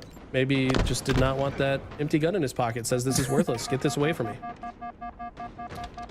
Glitchy camo. Let's see what he's able to do with it. He's got Facti below him. They get the kill. Strikey gets the trade onto Facti. Leor taking a bit of damage there. Gonna get cleaned up by Leader Nest. And now you see Kraken working a bit better together. Leader Nest gets caught out somehow, though. Now Simply Fear Me's in a rough spot. It's gonna be Glitchy who has to come through with the camo. He's gonna get caught out because of it. Camo, probably only like 5 seconds left in it, but camo no longer on the map. Okay, I'd like to see No Org maybe spread out and try to push the other side, but no, they're full sending it through the snipe side, absolutely overtaking, but they don't have the cross angle on the other side. I would have liked to see at least one player maybe go to the ledge area from yard, but ultimately they do trade out and maintain a 4-kill lead. Let's see how they play out from here. Yeah, just definitely fundamentals to stick with your teammate, but the higher level of it is to get different angles on the map and take that map presence. Exactly. 24-20. Just having one player ledge can make such a big difference, especially if you're making a snipe push. You cut off all of the escape options of the other team. If you do overtake them and they run away, you want to have at least one person able to cut them off. Speaking of cutting off, there's 3 players in No Org stuck inside the blue. You see Glitchy trying to make a play here. Not really the angle you'd want, but maybe he can clean up a couple of kills. He's going to end up in a 3v1 scenario, though. Somehow stays alive. Lots of damage being done. No one getting cleaned up, and there's a player from the side of No Org on the top center of the map. He ends up dropping down to get Glitchy, or try to get Glitchy. Glitchy gets the kill onto him. Glitchy gets a second one in the kill feed. Ends up going down to Pelu, but the push and the defense side of No Org was beautiful there. 3 down for Kraken. Now they've got the new camo coming up as well. Strikey's gonna move forward, grab it with some cover fire. It will get burned out though. Simply Fear Me in a great spot to make sure he can't get away, but when he gets taken down, it's still a 6-kill lead, at least a little bit less resources is the win, I guess the consolation prize for Kraken here. But map positioning kind of favoring Kraken now. Looks like the members of No Org kind of dispersed, and just like that, 3 go dead due to that positioning. Now Kraken have a great chance to bring themselves back into this. This is kind of the advantage state that can actually steamroll here. The rest of No Org likely spawning in Tram. Now Kraken gonna swarm, try to apply the pressure, but look at the 3-man push coming out to absolutely overpower one side. That's exactly what you do to stop yourself from getting spawn killed. And No Org have played out a disadvantage perfectly there. And it's just like chess, you know, they had a perfect 4 alive after getting 3 down, and freedom on the map, freedom to push, and it's No Org who counter that with that one-sided push, and it's just overwhelming when you wolf pack together like that. You're able to stop those different pushes, and look at it now. It's a 6-kill lead out of No Org here in game 2. We might see our first game 3 of the day. Like I said, put these guys on a map they've got a lot of practice on. They have watched so much VOD, probably more than just about anybody currently playing. These guys have been together in the past and now reuniting, so there's also that energy of like bringing the band back together. You know, they're playing with a little bit of extra energy today, and just like that, it's a 10-kill lead. No Org starting to run away with it. Oh, Facty finding unfortunate timing there. kill. Tries to help his teammate out, and it's 3 down for Kraken. Like you said, 11 kills, make that 10 as the lead so far. 10 seconds for Camo coming up here. Leader Nest trying to find some sort of an opening towards this Camo. Simply Fermi gets a double in the kill feed. This is a clean double, but they're going to need a bit more if they want to bring this game back. Actually really impressed with how Leader Nest stayed alive there with a very tricky route. He was nearly surrounded, found a way out of the engagement while doing damage, and that was exactly what they needed to regain map control. They now have Camo. Litchi is going to add the shock rifle to the kit. Halo God has nowhere to go. That's an easy free kill. And they've brought it within 6, but I mean, it's got to be perfect Halo from here on out. It looks like No Org are willing to play patient. Yeah, look at the staggered deaths, though. It's Simply Fear Me. Facty goes down first, then Simply Fear Me. In my opinion, you kind of threw the game at that point, right? You have Glitchy, you have him with Camo. You got to let him make a play, let him move. Instead, it's just individual fights, and constantly No Org is winning those, and the trades come out true. It's 2 kills, and No Org will bring us to a game 3, make that 1. And just like that, Strikey stepping up in a massive way. 18 and 12 performance this game, but look at the assists across the board. 11, 9, 8. These are big numbers in a Slayer. And the assists are just not there for Kraken. They have not been able to work together. They've been isolated in a lot of these engagements. Both teams playing patient at different parts of the game, but the patient's a little bit stronger for No Org. Who was that 18 kills out of at the top left? I missed it. Strikey. Strikey. Man. Yeah, coming through once again and doing work is Strikey. And now we go to the first game 3 of the day. I didn't believe you. I mean, I liked No Org as a roster, but you know, seeing that 0-3, and I thought it was pretty dominant for most of it, but like you said, on a map they've got practice on a map they've worked together on multiple times, they come out on top, and what a beautiful scoreline we see out of Strikey, and then the 11 assists by Pelu as well. Beautiful job by them, and now we go to game 3. These guys have been playing Halo a long time, dating back to Halo 5. I know Pelu God's been one of the top players from Latin America for quite some time. Don't think he's been with this particular roster too much. I think he was typically with like Johan, those guys. So I don't know. I got a good feeling about this No Org squad. I think they're feeling good right now. They probably were able to shake off the loss on Fortress and take this momentum into Recharge King, which is a map and mode they should be comfortable on. Very excited to see how this pans out, and goodness, I think we saw No Org on Recharge earlier today, and they were dominating. So I love Recharge. I think it's you know, Live Fire and Recharge are probably my two favorite maps in the game, and you know, this is definitely a fun one to watch. A lot bends on that shock rifle and acquiring that and making sure to utilize it and put it on a timer. That's pretty obvious, but definitely has always been, since Halo's inception, Halo Infinite's inception, has always been the most important weapon on a map like Recharge and also Solitude, which we saw earlier. Yeah, Recharge, I don't know. This map just flows so well to me. I think it's the most balanced Strongholds map as well. Like, there, you can play an A-B hold that's really strong, but there are setups for every configuration. You can play BC, you can play AC. I think AC is probably the hardest one. And then there's also kind of a hold for holding the troop cap and forcing your opponents to spawn long haul. This mode favors the team that's most adaptable to change their strategy on the fly. Are we holding BC right now? Are we flipping into an AB hold? Are we going for the trip cap? You know, these are all things that you have to be in tune with your teammates to make sure you're executing as flawlessly as possible. Well, we saw Kraken in that game 1. Obviously a newer map on Fortress, winning that objective game. No Org end up going 3 down here. Let's see if Kraken can bring it back once again. Leaderness winning a beautiful fight on the bottom of tower. No one really acquired B up until this point. Leor inside of B now with the shock rifle. Definitely a very risky position, but he understands what's going on the map. He understands the game state and understands that going B with that shock rifle is safe at that point in time. You see the spawns are on A. So they're playing from B here. Let's see what the play is. Looks like they will make a push into A. Leor barely staying alive there. Leaderness will pick up one. Simply Fear Me picks up another. They should know the location of Leor with the shock rifle as well. Does a lot of damage with that tick there. Payload gets a spawn in the elevator, so this is a huge bailout, I think, for Leor, for his teammates to spawn there, but also kind of the fault of Kraken, right? Like, why are they not blocking elevator in that situation? Seems like a no-brainer to me, and they might just pay for it. Yep, they get the split spawns on the long haul, but those split spawns are immediately taken care of. There's the second player, I believe. No, there was the second player. I'm sorry. It was Leaderness. Still finds a way to get that kill. A little bit late on the rotation to help his teammate, but it ends up working out in his favor there. Now they have a BC hold. Leaderness stays alive with help of his teammates. He's still alive at this point and has that pipe side control. Does he go and take last? It looks like no. He decides to push aggressively here. Ends up getting two. Beautiful play. Gets the spawn for Glitchy on A. And now they'll have a triple cap with spawns coming out in the long haul. Leaderness is just smooth with it, man. This guy is always on fire, it seems. Like I said, this guy can take a month off the game because he's busy with his coursework and just come back and be just as good as ever. Like he never missed a beat.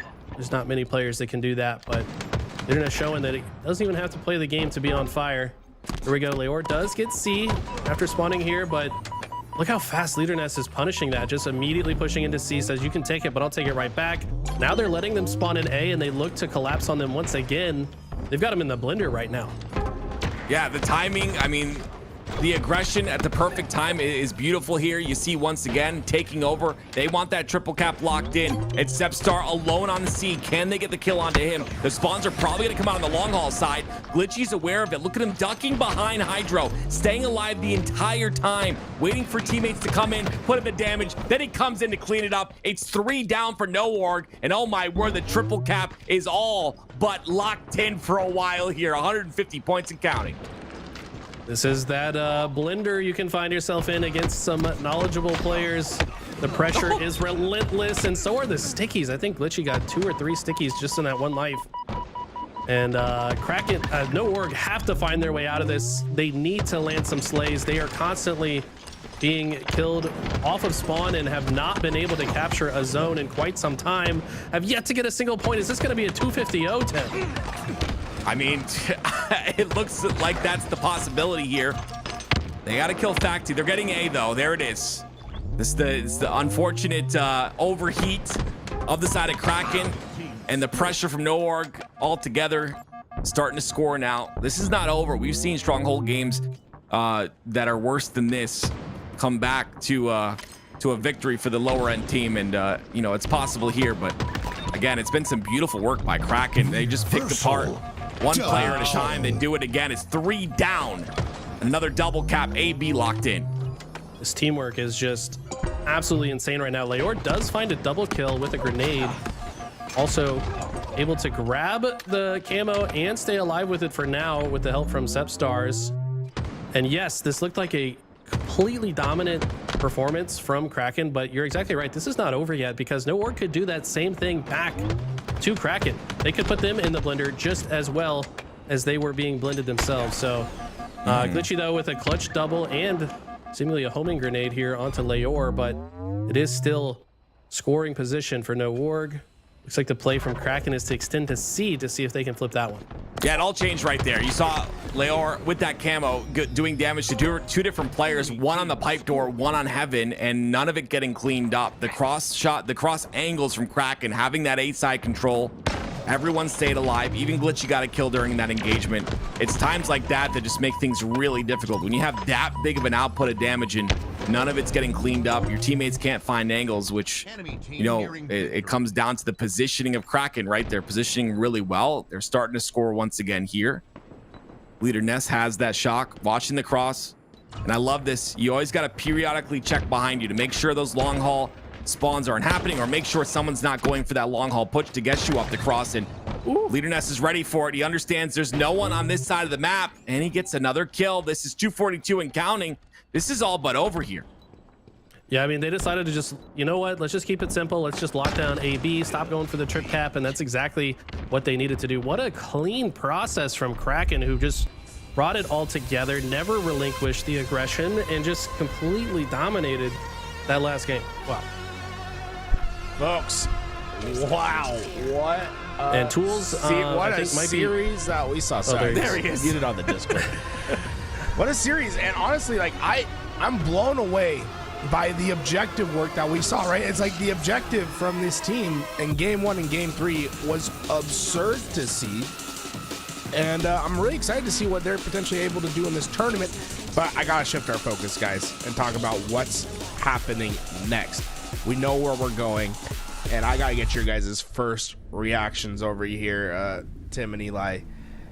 We've been talking about how Dark Inside played well, but things changed. A fissure happened. Half the team split, and well, let me tell you, the teams that split in half will be meeting up now in round 4. Triggers down, Ryanoob and King Nick. They went out of their way. They went and picked up Ezo, and Descendant will now have to go up against Piggy and Envor alongside Yaxon and Mortally in our round 4. Active, what's your initial thoughts about this next matchup? There's a couple factors at play here, right? You have both teams now with that extra want to win, that extra reason to win, right? The extra hunger to get those victories, knowing, you know, we split up, the other guys on the other side, we got to prove something. That's a big factor for me, having that why. You know, why do you need to win here? Well, it's because we have to prove that we made a team change that is going to work. Now, the other side of the things, you know, 2 players that, you know, thought we had a roster, we thought we were locked in, we're good to go. No, and unfortunately, 2 players made a team change. We're going to let them know they made the wrong change. So it's just, it's a little bit of drama mixed in. I kind of like this. It makes things interesting. A little bit of drama in the air, Eli. I mean, you've been around as a pro player. One, I mean, what do you think happened? Like, what do you think of the situation? Two, has this ever happened to you? And what sort of insights can you give of like what's it like during these roster mania seasons when you have to compete against your teammate just a week ago? I mean, what's so interesting to me about this specific one is literally last week, 7 days ago, we were watching Descendant beat Ryanoob and teabag him, and we're making comments about like the students surpassing the sensei, and you know, like Descendant just absolutely gets fired up about playing against Ryanoob. But I think the entire time that Descendant has not been teaming with Ryanoob, he has missed teaming with Ryanoob. Like the teabag, it looks disrespectful, but it comes from a place of respect. I think is him saying like, you should have never dropped me. Why did you betray me? And now, who knows what happened? Did Ryanoob then reach out and say, look, I'm sorry, bro. I'm sorry, little bro. Like, maybe we should get the band back together. And they do team again. So, I don't know. There's a really fun storyline here that I think will be really exciting. Everyone in this lobby is going to be playing with a bit of extra juice because they want to beat their former teammates. I have a feeling that this was maybe a last minute thing. Like, did this happen last night or the night before? That they made this switch up? Was one half of this team, Envor and Piggy, were they blindsided by this change? I don't really know, but it like feels like a blindside, right? Like especially with how long these guys have been like competing with each other. Like it was like this Dark Inside roster was a pretty permanent fixture for the last 6-7 months in Halo Infinite. Right. I mean, this is the team that we talked about being one of the only standing rosters left, but they are no more. Like. Just like that, the team that was our rock that we could maybe have some semblance of reality from the last season, it's no longer there. So now we've got to adjust. I have a good friend of mine. She's a huge Dark Inside fan, and now she's all sad because the band broke up. So come on, guys. What are you doing? Band broke up. We'll have to see if the new instruments look well. And well, I want to get your thoughts in particular, Active, about this new team that Envor and Piggy find themselves on, right? They're the ones that potentially got blindsided here. They had to go find something new. They team up with Yaxon and Mortally for Tenrai. What do you think about this team? How do you think Envor and Piggy fit in? I mean, if there's 2 players you could pick up, Yaxon and Morley are great pickups, right? Yaxon, I've been talking about him for a little while since the start of these off-season tournaments. I think even into the end of last season, I think this kid has improved tremendously. And I've told him myself, I truly think as a player, he's evolved in terms of, you know, knowing when to play aggressive, knowing when to stay alive. It was before where that individual skill and that dopamine a bit too powerful, wanted to just hold forward and rush. And he does hold forward still, but I think it's a bit more calculated now. And I think that makes him a very valuable player where he kind of does it all. And mortally, we can't talk enough about this kid. He's just, I think he's insane. I think he still hasn't had the big break that I think he deserves, but I still think, you know, his placings speak for themselves. I think he's a really solid player. This team works out for me. On the other side of the coin, though, Eli, we look at this other team and Triggers down, and it's not the first time that we've seen Ryan Noob and Descendant play with each other, like you said, you know, the student and the master. But this does feel like the first time that we've seen Ezo have a chance with some hardcore veterans, right? When we talk about Ryan Noob and King Nick, these are guys that have been around the scene for a long time, have gone far in tournaments, right? Ryan Noob's won tournaments before. King Nick got second at the very first Halo Infinite tournament. What do you think that experience will bring for Ezo, and where do you think Ezo and Descendant fit into this roster, and do you think this is going to be something that has legs?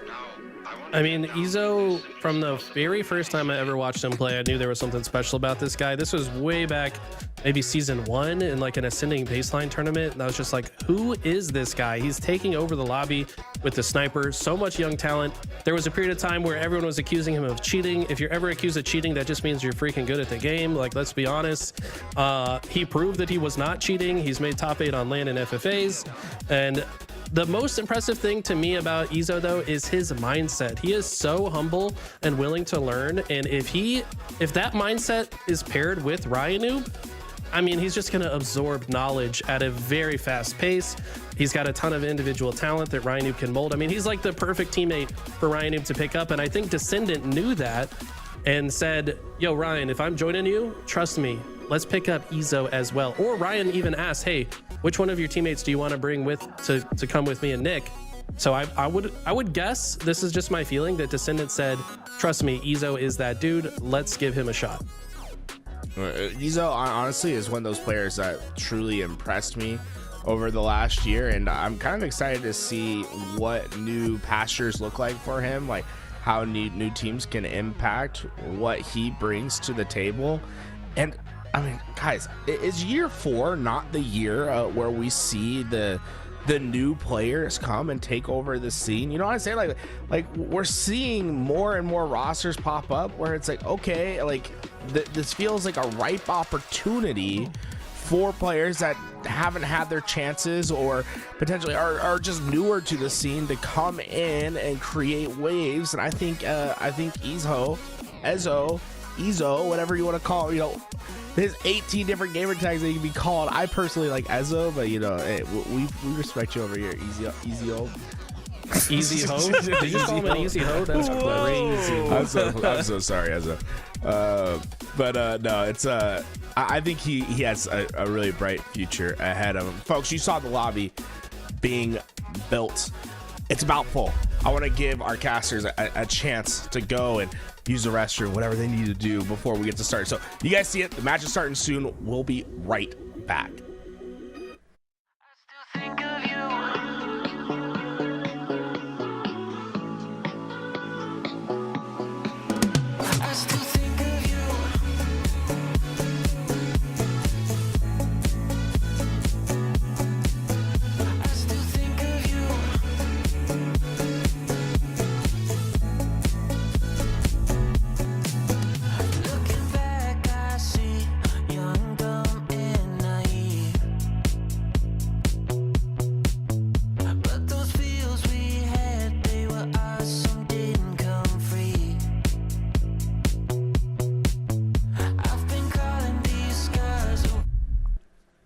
I didn't tell you we're going to be long. Folks, Tenrai versus Triggers Down is starting soon. Lobby is built, and well, if you didn't know, this is the biggest beef in the HCS right now. Tenrai and Triggers Down, half of these rosters were comprised together to make Dark Inside just a week ago. Now, things are drastically different. Here to bring you the action is going to be Active and Eli the Ninja. Triggers Down versus Tenrai, who will remain on top. There we go. It's we love drama in the Halo community, so this is definitely something we like to see. It's going to be Envor with that shock rifle and camo combination, and it's a little bit of ball time here for the side of Tenrai right off the rip. We'll see how they handle this pressure, though. I love how Ezo stays back on the long haul side. He spots Envor because of it. See if they can get some more ball time here. They will. Rhino goes down. Oh, whoa, my goodness Double gracious. kill. Envor with another shot. My God, I gotta say one thing, man. This Envor kid, he will step up when it matters, and I swear this kid plays with more passion than just about anybody else in Halo, period. I mean, you see this guy on land, he is barking at his opponents constantly, and I think in this type of situation, you might just see some of the best gameplay you'll see from this guy. You've seen 37 seconds accumulated here of ball time. Envor 4-0, hasn't died yet, and he still has a shock rifle to use. Piggy here to the rescue, of course.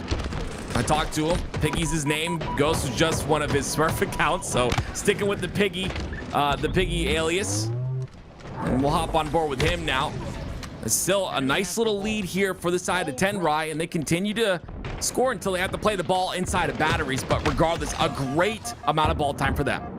Yeah, huge start. It's very difficult typically to get a lot of early ball time on this map and mode just because the ball is so exposed. You got to play for the shock, you got to play for the camo, got to play for map positioning. So very impressive early lead here from Tenrai, typically not one that you see. And now Triggers down, have to find a way back into it. By the way, I'm calling Triggers down in 2025. Didn't think that would be the case, but shout out to Rhino for bringing back some old team names. And the nostalgia just hitting hard today. Speaking of camo, like you just talked about, shock rifle, of course, in the hands of Descendant. Camo towards the bottom center of the map. It's going to be King Nick who picks it up. We're back to season 1 with the BR in his hand. See if he's able to do anything here. It's 2 down for the side of Tenrai. Make that 3. Mortally the last player alive, but he's going to react and push anyway. Ooh. Ends up losing the fight, and now it's staggered spawns. No one can clean up the kill onto King Nick. He stays alive. You know, a lot of people have a lot of things to say about King Nick. One thing you got to say about this guy, his shot is so smooth, and it has always been smooth.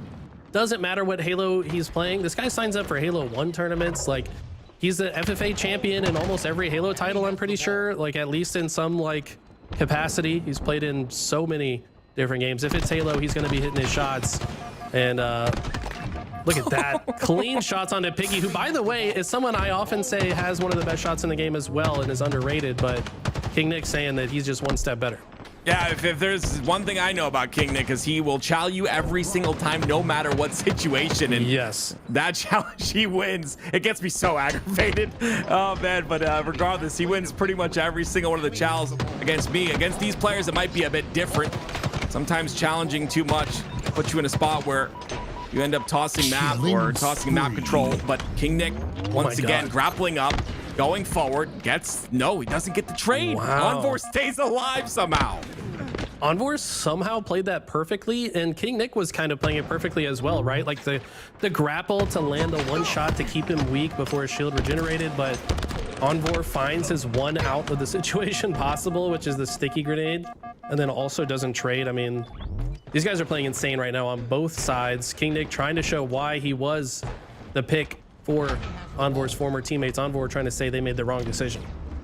Well, camo coming up here, and you see it is Triggers down that do have that seaside control, so that camo should be theirs. It's Descendant who goes down for it. He stays alive. A little bit of help from his teammates. That's 2 down for the side of Tenrai as well. Ball is played. They've got 2 players still to deal with who are bunkered up inside of pipes. I really like this play, but they're going to pay for it. It's Descendant with a beautiful shot. Watch your head on Envor off a spawn. Tosses up the ball to pipes. Beautiful job by Descendant. Descendant's so clean with it. By the way, thank you to Joey, aka Meet CE in chat. Corrects me to say King Nick, only MCC FFA he lost was Halo 4. So he won Halo 1, Halo 2, Halo 3, Halo Reach. I know he's placed top 8 in Halo Infinite FFA as well. So the guy's just a demon. Doesn't matter what the Halo is, to be honest. Well, Halo 4 doesn't matter, so we don't count that one anyway. And sorry, I'm just pissed off one chatter who loves Halo 4, by the way. I'm kidding. Descendant though, 8 seconds left. He'll hold this side down, the long haul side, in case the rotation needs to come. And guess what? That's exactly what happens. It's going to be Ezo who closes round number 1. Okay. So Triggers down. Even though they went down to a early deficit, we're able to bring it back and claim round 1. Envor was on fire at the beginning of that round, but it ultimately just did not add up to enough. It was like as soon as Envor stopped popping off was when Triggers down got control. So let's see if he can step back up and maybe rally his teammates around him here to get themselves into this one. Well, you talked about on fire, and that immediately made me look at the top and left corner of the screens. I mean, the slays on the side of Triggers down heavily outweighing the slays on the side of Tenrai, and it's Descendant who's really shining in my eyes. It's a 13 and 4 out of him, gets another assist there. Peggy goes down as well. Beautiful shots, clean and crisp as he continues to hold the shock rifle inside of batteries. Is it just me, or does it feel like Descendant has been like going Super Saiyan in the off season? Like, I know he was already good, but it just feels like Double kill. he's got a little something extra, man. I don't know. His movement is clean. We saw him do that crazy ghost jump on the outside of Needles last week to stay alive. I don't know. He's so creative. I think he's just learning and just hitting every shot constantly. I mean, this guy has really leveled up in the offseason. I absolutely love, you know, that late jump, the ghost jump, whatever you want to call it. I still don't implement it at all. And Descended, he doesn't implement missing because he hits every single shock rifle shot. Oh my gosh, the jiggle. Envor wants it. Ends up staying alive, but again, beautiful mechanics by the side of Descendant. Overheats just a bit there. Ends up going down, a little bit too much pressure, but ball in the hands of 10 right now. That fight perfectly encapsulates this series, right? Like, it's two former teammates absolutely ego challenging one another, not willing to back down, do not care, putting everything into their strafe and aim possible in a single engagement. Envor does win that one. I think a little bit silly of Descendant to not expect him to reach out there, considering the circumstance, but doesn't matter. Descendant's 17 and 5, an absolute demon right now. Looks like there's a camo player lurking. He's looking for here, but so far, this Triggers down, winning this round as well. But Tenrai still have some fight left in him.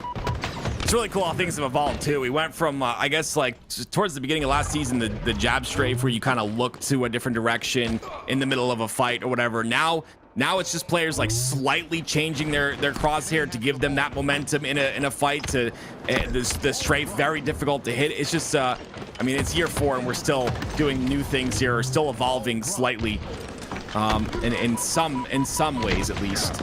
But Jackson.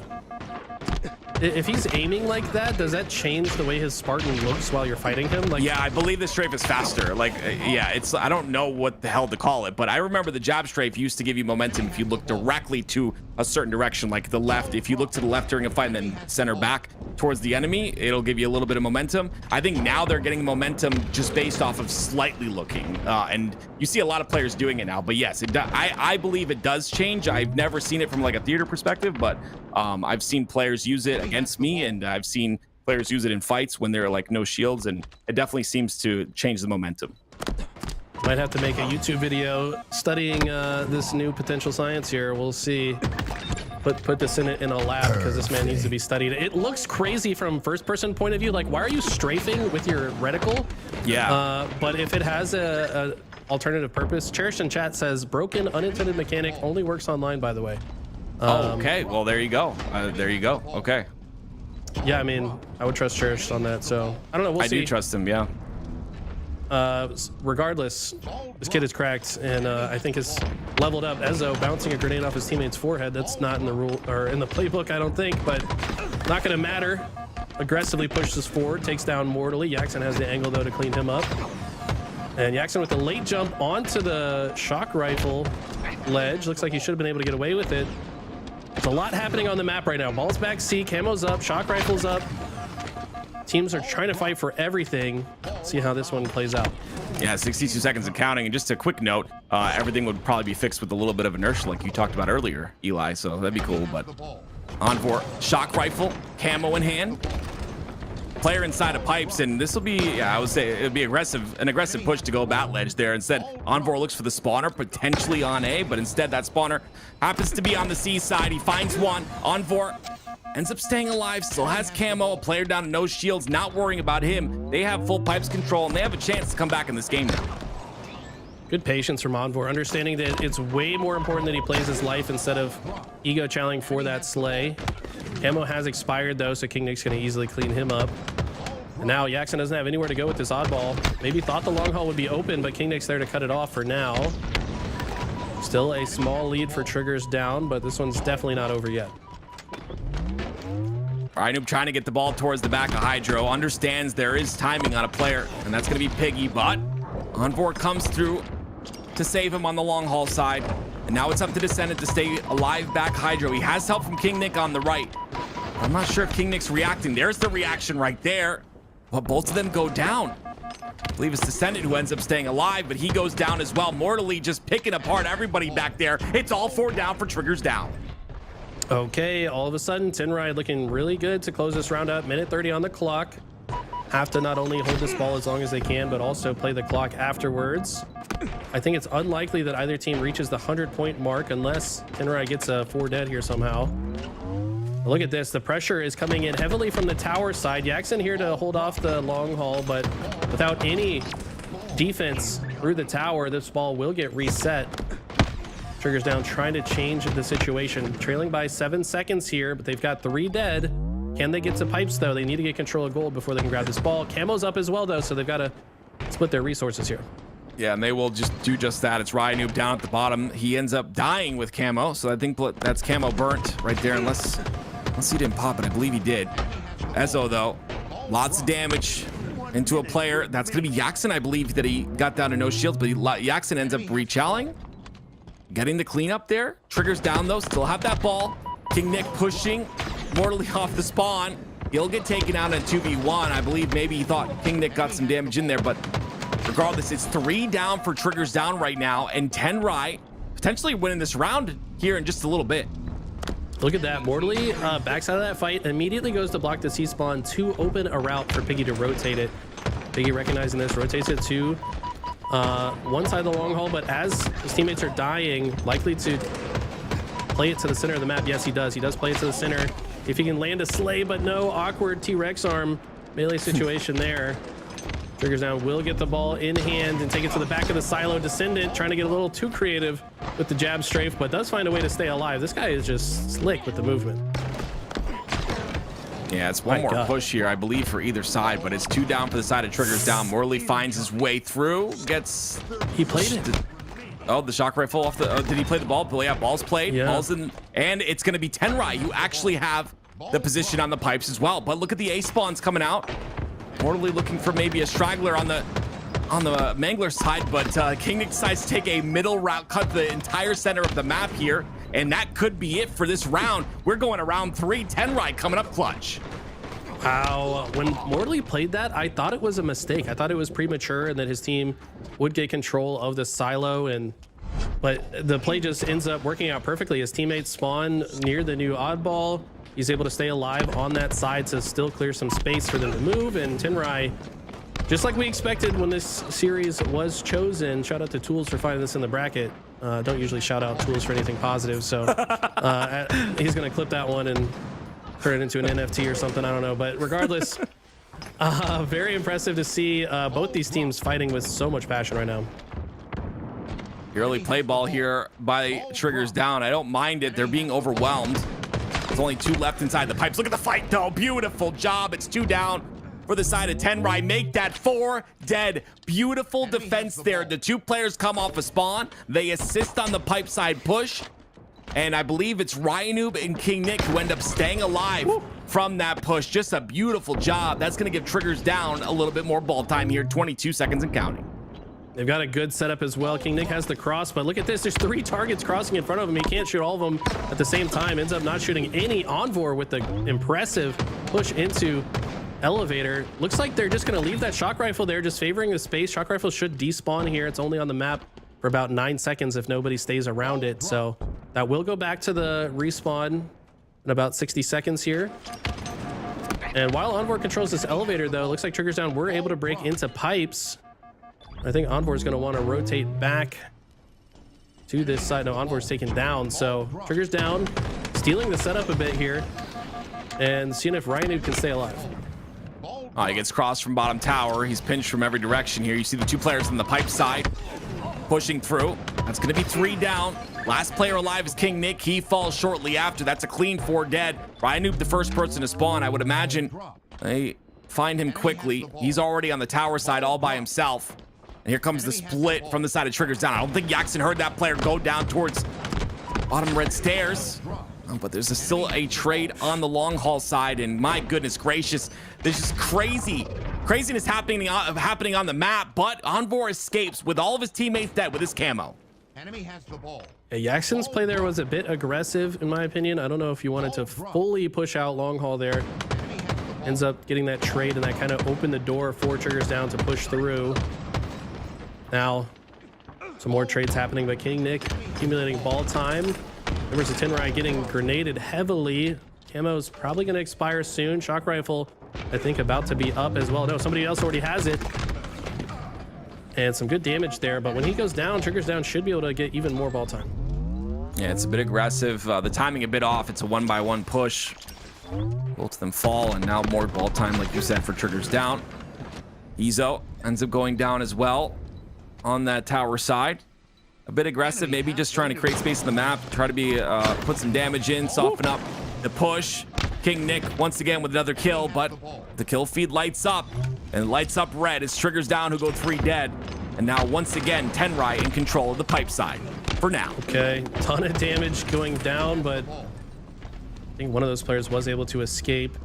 3v2 on the map right now. Envor wants to multitask a little bit. He's got to hold the ball, but also watch his own back as he doesn't have enough cover. What does Rhino decide to do here? He's going to probably get as much ball time as he can, but also be ready to chuck this to the center of the map. No, instead he's going to toss it to his teammate on the gold stairs, chase this kill down.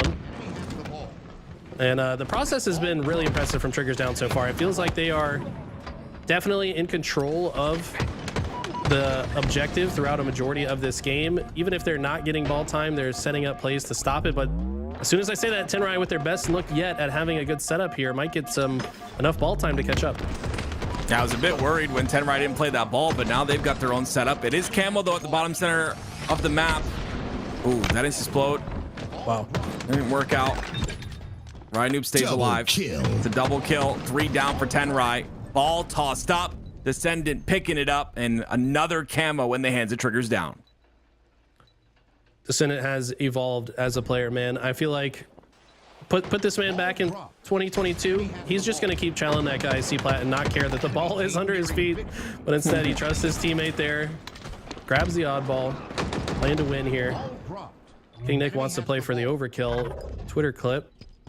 And look at this. They're controlling so much map space that King Nick's able to flank the push as it's happening. As it's going to rotate this toward his spawning teammates in the elevator.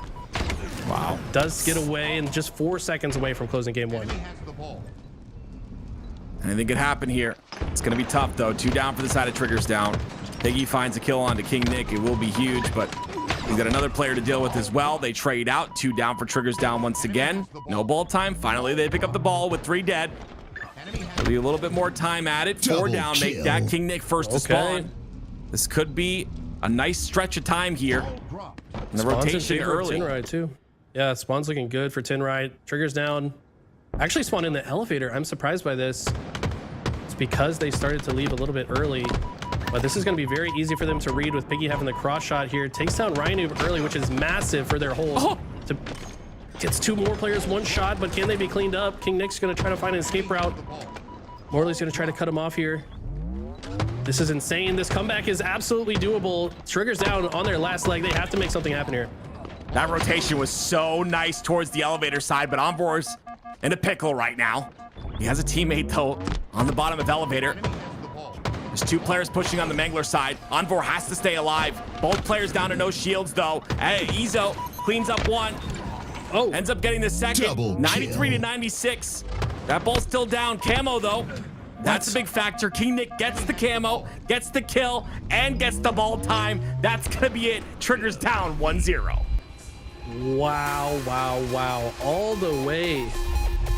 They were down, what, 96 to like 60 something? Tenrai brought it all the way back, but ultimately Triggers Down finally clutch it up for the W. But that could not have been a more contested game 1 between some now possibly bitter rivals. I mean, like we said, these guys were teaming last week and now having to face against each other. Certainly an interesting matchup.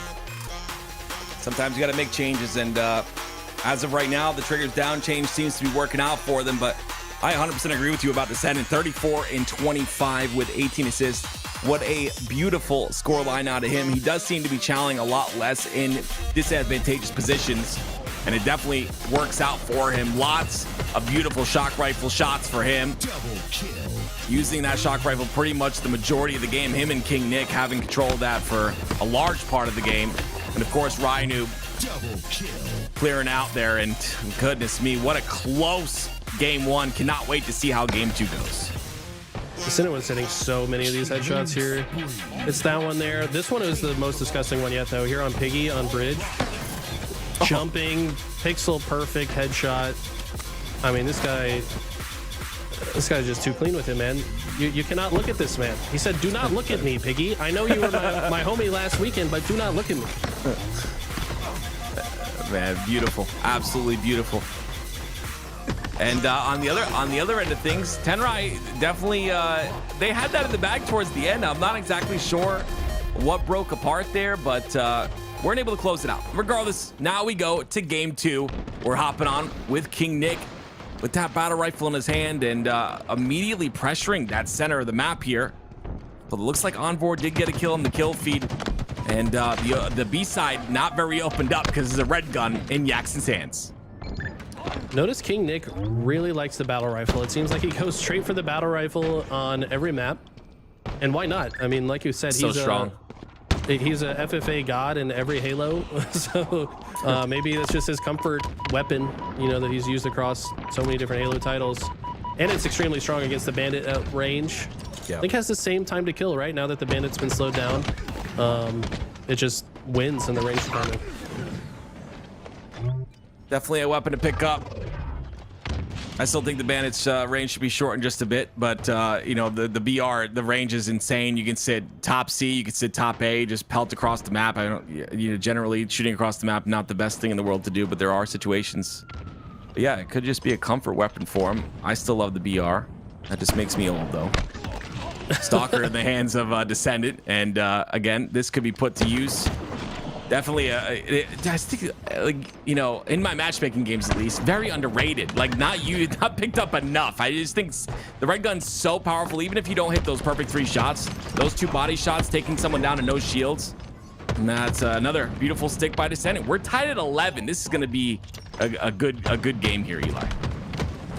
Yeah, I mean, the thing about the Stalker is you got to be pretty damn good with it to get full value. It doesn't have a lot of ammo. You miss 1 shot, it feels pretty bad.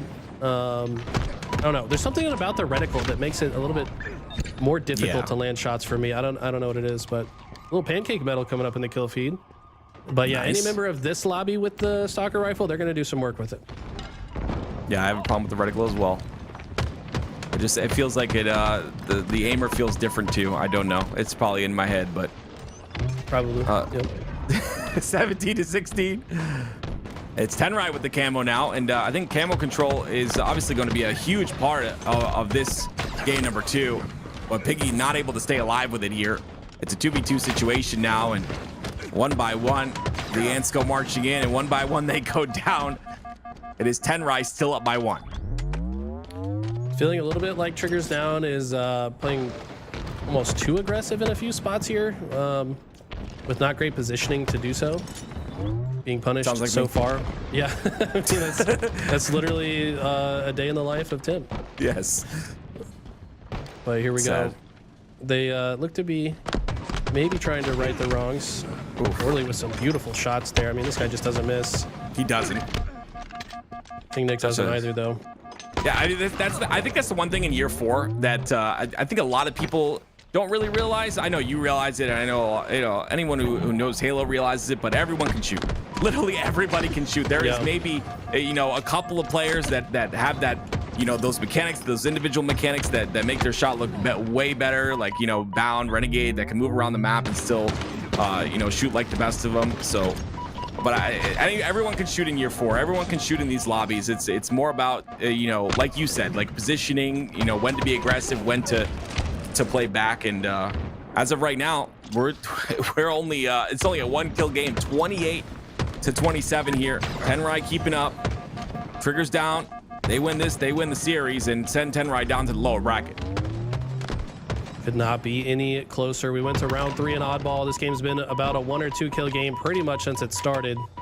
Descendant going absolutely bonkers once again, 14-8, taking over the lobby so far, but definitely with the help of teammates. All 3 of his teammates have 5 assists each. Maybe not as many as we're used to seeing from a team, but look at this. Okay, Jackson, perfect time and space to push through the center, finds a triple kill and quickly rotates back to the other side. They're gonna force a split here. Yeah, Descendant's gonna spawn a little bit further towards A. But look at the way they play this. Ryan Noob talks about the line of scrimmage changing. Like, a lot of people think of this map as A side versus B side, but if you're all B side, it can be like B side versus shoddy side. You know what I mean? Like, you can kind of spread out in that line and play your position. They look to be doing well with that, but Tenrai do take a 4-kill advantage here. Let's see if they can hold on to this lead to the finish line. Things starting to spread out at that 30-kill mark. It's been true since 2005. Fucking always said it, but it's it definitely starts to spread just a bit, and that's exactly what's happening. Piggy gets a kill in the kill feed. Only a 4-kill game now. Jackson has to do all he can to get the trade, and he does. That trade is huge, especially at the part in the game where we're at right now, 41-36. Ryan Noob struggling to get on the scoreboard here. Lowest slays we've seen from him yet today. Sometimes that just happens in Slayer, though. I don't know. It just feels like sometimes you're just in bad, unlucky positions, no matter how well you're playing. Sometimes your timing is just slightly off, but maybe he'll make the adjustment here into the end game. 4-kill lead still for Tenrai, and right now they kind of all on this A side. How does Triggers Down approach this? They can't sit back and wait. They need to change the storyline here, but taking some heavy damage from the Stalker, and they do get 2 kills though without going down. Look at this movement out of Ryan, who playing so tricky and unpredictably, and they've brought it down to a 1-kill game once again, and they're about to get this camo. I was really worried that Morley was going to do something there. Ryan with the camo, like you said. Morley on the B side. Look at this. Look at this. This is so smart. I think it's really smart because you're going to have the entire team here. If he shot, they would have information. But problem is his whole team died while he's doing this. Yeah. He's going to still play this. They're going to hear the camo dissipate though, right? Oh, he saw him. He gets the trade. 49-46 now. 1 more kill for Tenrai, and there it is. The last player alive, I believe it was Piggy, gets the very last kill. Piggy ending 11, 10, and 13, but just a beautiful job there. Jackson, that could have been much uglier, Eli. I know you agree with me. That could have been awful, but Jackson catches the camo with his eye. Yeah, I mean, that's a tough one, right? Who do you blame in that spot? Ryan is probably saying, stay alive, let me make a play. And then his whole team dies, and now he's by himself with camo. And if you're by yourself with camo, you can't really do a whole lot. Like, as soon as you reveal yourself, everyone's going to turn and look at you. Shout out to Jackson and the young eyes. That man's been eating a lot of carrots. You could see the distortion in the wall of the police department, and starts throwing the elbows, man. You see the ghost, just start throwing the elbows, and that's going to be a huge trade in the end game. Jackson popping off 17 and 13, by the way. Oh man, I can never see camos. I don't know how people do it, but it's tied up 1-1, like we knew, right? When Tools picked this this series, and he told us about it, we knew it was going to be a close one. Lots on the line here, a lot of ego, a lot of pride on the line for both these squads, and I think that matters more than anything, especially in year 4. You need that extra reason, you need that extra why to win, and both these teams have it, which is really interesting to see. Brought to the wire. I think that could have been much different if Ryan Noob stayed alive there, or even if his teammates didn't go down. If he had one player on his team still up at that moment, everything could have been different, but coulda, woulda, shoulda. It's the way it goes in Slayers, and it's gonna be Tenrai who take it. Look at this. I thought he didn't spot him. He slid and looked to the other side, but again, beautiful job. Descendant even tries to get a double there, or does get a double there. Not enough, but we go to game 3 now. I mean, Jackson, undisputably the MVP of that game, if you ask me. I mean, he was leading the way in slays pretty much throughout, made the clutch triple kill there finished up on all the damage his teammates had started, spots out the camo in the one condition that Ryan had to maybe bring themselves back into it. So huge performance out of Jackson, willing his team to victory there. I don't know how this goes in game 3. I cannot predict this one. Usually I'll say my prediction pretty confidently. I have no clue how this one goes. It's going to be close.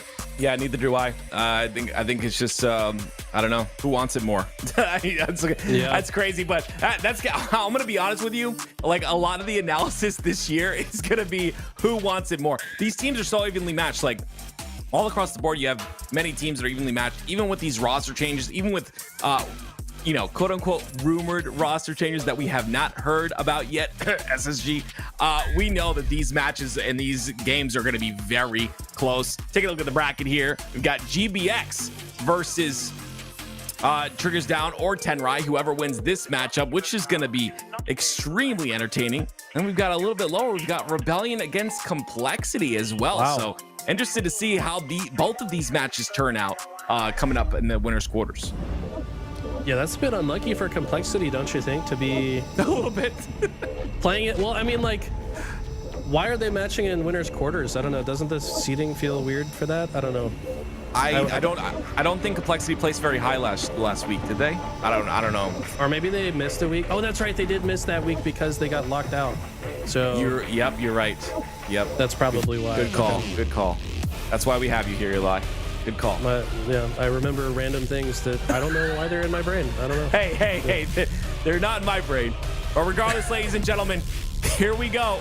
It's game 3 of a series we knew was going to go the distance, and now it has. Triggers Down, Tenrai. Who made the better team decision here? We're going to find out right now.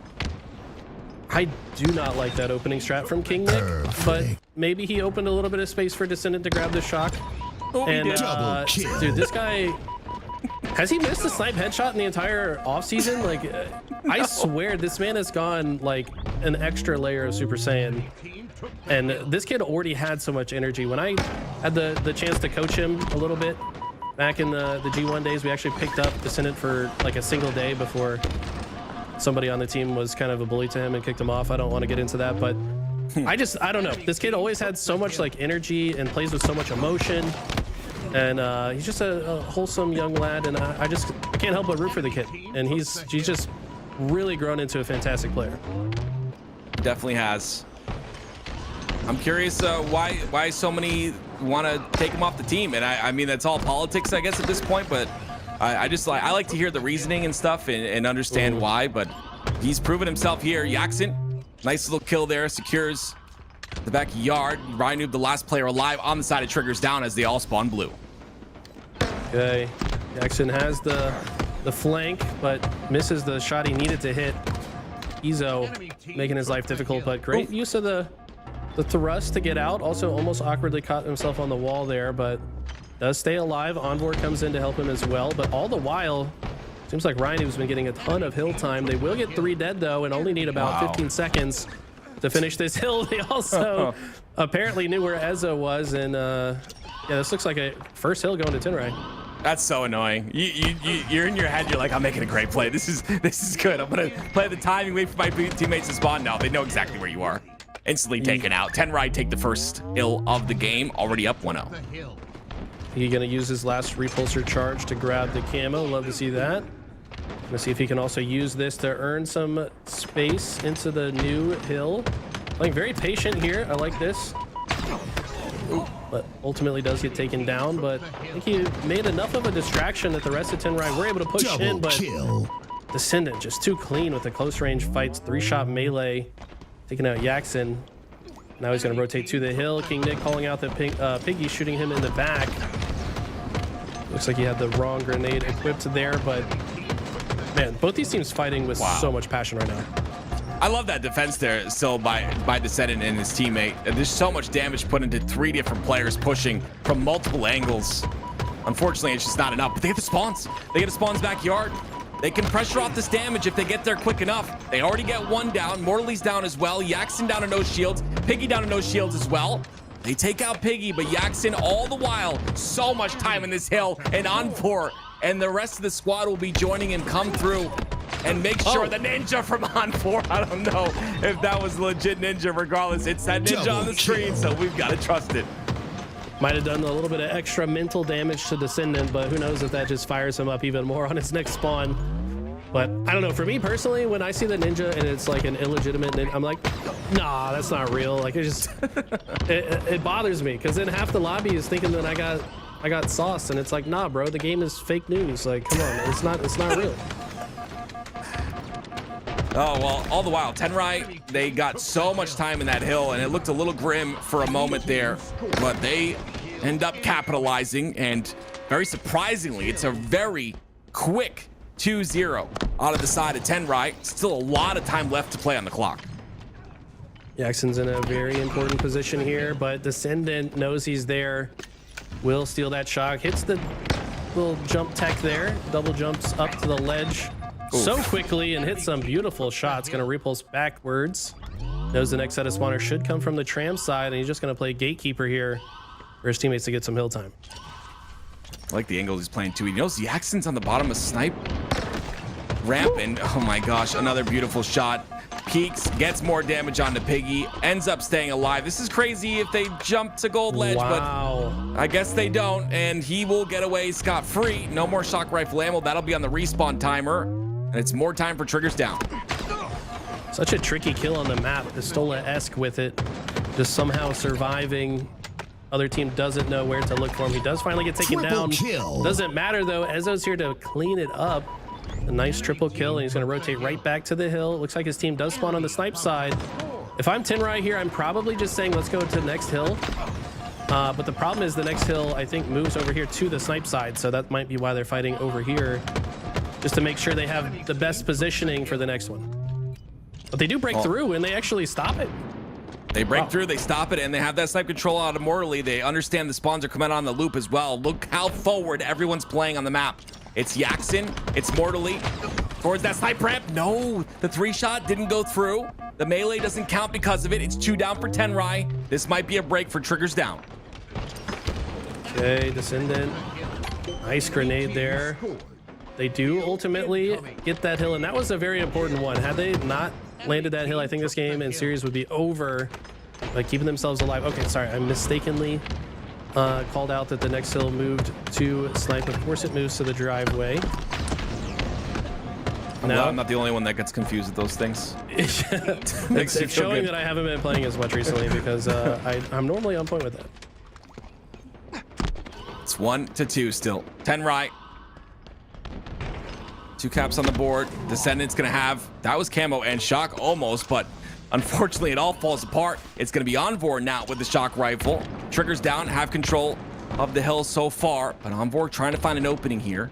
He gets a kill in the kill feed. They're not aware of Envor being behind them. He finds a little bit of damage, threads the needle, gets the shot onto King Nick, and that forces Descendant to back up as well. Look at that, they trade him out. Envor knows the next target that he comes across will be a spawner, so he's kind of limiting where he needs to look here. Understands the next set of spawns will come from the blue side, but cannot escape. Great push by King Nick, pushing through with full shields now, by the way. Now will be able to clean up the double, just powering his way through. Not sure if he knows that there's still shock rifle on the ground, but maybe doesn't care about it. Just focus on that hill time for now. Love the teamwork out of the side of the Triggers down. You saw 3 different players there, down to no shields. You love to see that on the map when you can just come through and clean up kills. Players that are low. Mortally trying to clean up his own kill, but immediately taken out by King Nick. Ryan fights from the loop side, and I mean, Triggers down just have so much dominance here. Look at the rotation out of Ezo, trying to kill a straggling player in Envor. Jackson, though, finds a kill, finds a second kill. Massive 2 kills by Jackson, but still, it's Ryanoob in control. Ryanoob also gets the spawns for his teammates, and my goodness, Triggers down, tied up at 2 here, or should tie it up at 2 very shortly. Okay, this is the Ryanoob strat, as we like to call it. He's purposefully not finishing this hill because he wants his team to get a few more slays before he does. See that? As soon as King Nick has the double kill, he then scores it to make the next rotation easier. To make the next, it's so brilliant, right? I mean, while he steps out of the hill, the other team doesn't know what to do. They're like, do we now go back and try to fight him, or do we stay here and set up? So it puts the other team in quite a dilemma, and it works out perfectly for Ryanoob. Such a smart play. I love the play by Descendant there too. I don't think he got a spawn on the bottom of Snipe there. I think he just rotated through the bottom of Snipe and lifted up at the perfect time. I mean, that entire sequence was just beautiful by Triggers Down. And now they're halfway through this hill. A very difficult hill to break here for the side of Tenrai, but one way they can break it is with this camo in the hands of Yaxin. Takes the player down to no shields, but many nades coming towards the top of Snipe. That player will somehow stay alive. I don't know where they went, but ended up playing their life. Descendant's the one to go down. And now Yaxin trying to find this kill onto Ryanoob, but Ryanoob playing so far back that he's gonna have to deal with King Nick as well, and he's aware of that. Dude, Jackson is so patient here. He's buying a lot of space and attention for his team to just do whatever they want on the rest of the map. They will finally go 3 dead though at the end of that. Well, maybe not getting quite the value he wanted, and there it is. Descendant. Few body shots onto Morley. He knows they're watching his screen. Come on, Jason. He's playing up for the cameras. Triggers Down now up to 3-2. I think I'm convinced that Descendant just shoots anyone in his reticle on the floor. Like anyone he kills, he just shoots the body. At this point, lots of body shots out of him. 4 down for Tenrai though, and shock rifle now in the hands of King Nick. By the way, I just gotta point out to chat real quick. People are like, "Is the org Triggers Down back? Is Triggers Down back?" Bro, it was not an org, okay? Back then, we played for fun. We did not get paid, all right? The team names were because we thought they were cool, all right? There's no org. This is a very different time, all right? There's no org. Just gotta let you guys know. I will push back on the play for fun part. I think everyone played for blood, but yes, there was no one getting salaries except for Final Boss back then. Double kill. Goodness me. What a good time to be alive, though, Eli. Agree? Like, what a great. It was. Oh, goodness me. No, 3-2. would not trade it for anything. Agreed. Just experiencing it. 30 seconds left. Tenrai need to somehow find a way to get some slays first and then get in the hill. And they're not going to find slays just yet. It looks like instead Piggy goes down. And that timer will continue to count down as Triggers Down completely controls everything on this bottom side. Yeah, they're just playing the clock now. This has been a textbook King of the Hill game performance from Ryanoob and the rest of Triggers Down. Descendant stat line has been insane. Absolutely stepping up and saying, this is why I joined this squad. But I mean, he's the one carrying the team. I mean, this guy's insane. Triggers Down's not an org?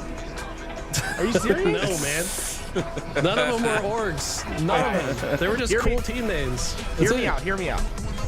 Triggers Down, I think is a great team name, whatever it is. It's not an org, but I feel like if you're gonna revive the name Triggers Down, you have to be like on the OG Triggers Down, right? Or like have some sort of association, right? In some way. Yeah, I think Ryanoob was on a Triggers Down roster once. At one point, yeah.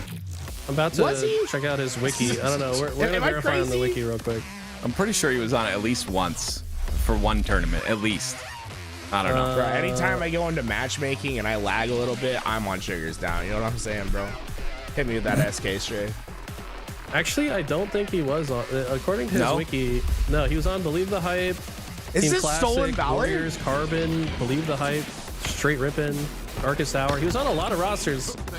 He could have chosen one of these other. Like, I'm getting another jersey. It's in the Raptors, baby. I'm getting one for Triggers Down. He's on Triggers Down now. Warriors would have been perfect for him. I don't know. Yeah, but does Warriors have a logo that looks that cool? You know?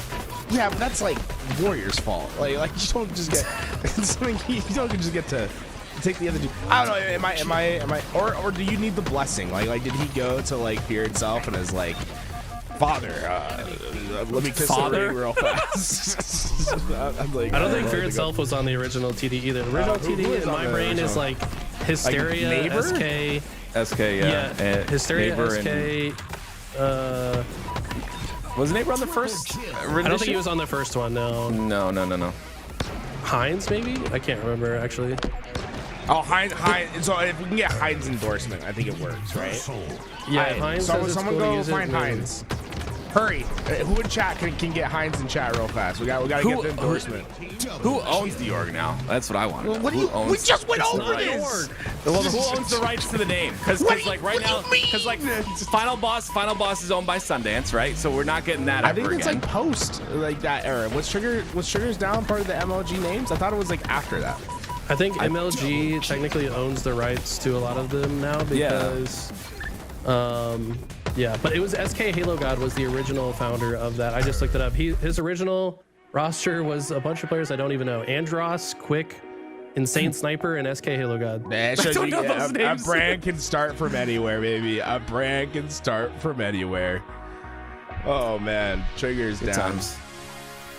But I feel like you need the endorsement from somewhere, folks. Up next, Triggers Down versus GBX. GBX 3/4 of OpTic Gaming, including their coach Tusk joining alongside Bound and Renegade today. Falcated coming into that 4th spot. Triggers Down, a brand that's been around Halo for a long time. Do they have a shot here, Eli? They're a team that just formed. I mean, GBX is not their roster, but I don't know. GBX just, I think, too much talent on this squad for them to go down here. I think Triggers Down will put up a good fight and have a chance for sure, but I think GBX take this one. All right. Active GBX. We need a logo, right? Like, do you think that could live up to the iconic, tag?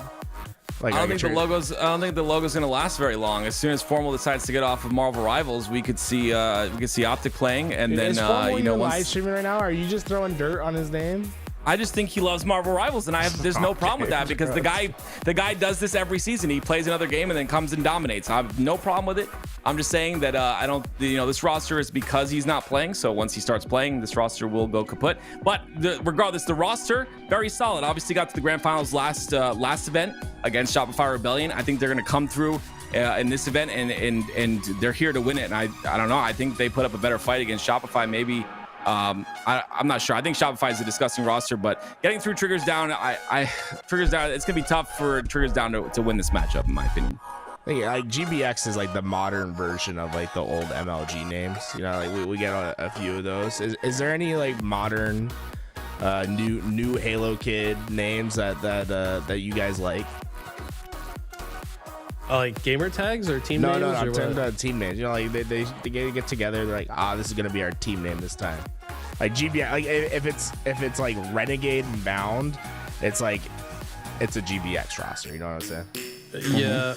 And then there's like Spar has Raijin, Envor has Tenrai, Yeah, Tenrai is like another one. a bunch of anime watchers. I don't know. They're all anime names. Shock the stands World out for the to me. lat AMs. I feel like Shock the World's a good one. Shock the World's cool. I don't know, man. Just I got nothing nothing. hits like back in the day, huh? What was the No. best? What was the best of the MLG names? I mean, the one that I came up with, of course, Ambush. I was always a big fan of Shoot to Kill. Everyone's gonna say Final Boss, but I like Straight Rip, and I thought Straight Rip was a sick name. The My final favorite, boss has to be the best one though, because Yeah, they it is. actually were the final boss as well. Like, I don't know. It tied together. Yep. My favorite will always be Status Quo. Folks, we're right into it. That's a short break. These guys right back on their casting. GBX taking on, I should say. Triggers Down, active. Eli, take it away. This could be a good one. Like I said, I think it's gonna be a little bit tough. You've got two of the best individual skill players in the game on the same team, and I mean, we saw what these guys were able to do last week. But Triggers Down looks solid. We'll see if they can handle the likes of GBX. We're gonna hop directly on board with King Nick off the rip here, fighting for that snipe top center. Got to shout out Pharaoh in chat. Heaven and Earth. That was a good one. I forgot about that. That was Karma, Perplexity, that roster. Anyways, let's not get too off topic here. We've got an insane match ahead of us. Descendant was looking like a top player in the last series. Can he perform against the real deal here? Bound, Renegade are kind of like the players that he wants to be, right? So he's working his way up the ladder. He's got to get through these guys if he wants to reach his goals. That's a really good point too. Like, we've seen him perform many times, but like this is the test right here, right? Can you perform against the likes of Bound and Renegade. It's a really good point that you brought up. Another player I'm looking to perform is Ezo here. Definitely, I think you're the one that said it. Such a humble player and such a good head on his shoulder so early in his career, and I think that's really gonna benefit him in the future, in future opportunities, and his future in Halo in general. But we have Renegade with that snipe in his hands, and this is where things get a bit ugly if your trigger's down. Yeah, your future doesn't look as bright if you're in the game and Renegade has a sniper rifle. Let's be honest, your future is likely gonna be on the death screen, but instead this time it's gonna be Renegade after only getting a kill or two and a body shot. And this is a great looking hold from Triggers Down. They're gonna get this and have some feet in progress towards the next hill. Looks like Renegade did spawn on the dummies though, which is good for GBX. Falcade holding tower for now, but I think he's gonna get overpowered. Yes, he does get taken down. Renegade had to back down, and just like that, they might have a setup for the next hill as well. Renegade is such a difficult kill. He's been alive this entire time. He was down to no shields on the C-plat side, finds himself in the mud, gets another kill on the kill feed. King Nick, though, has to deal with him here. Renegade working with Falcated on that nest side. They get the kill onto King Nick. This could be control as long as they get this player on the dice, which they do. This is control now of the C side and of tower. Renegade goes directly towards that top tower to hold it. Renegade dropping down here. Will get the back smack onto Descendant. Hits the skill jump first try. Got the plasma pistol as well. Underused weapon in my opinion, but these top players are not shying away from using anything and everything on the map. Enemy team took the hill. Okay. Gonna miss the skill jump this time. You said first try last time, so he misses it. I thought he was looking down for some body disrespect, but no, he's just going up to the top of the tower. Respect that. Another trade, 4 down. Triggers down now. Full control here for GBX. And honestly, spawn's coming on to A, and you see information being given here. Checking that B side. Ezo does get a spawn towards the camo side, I believe.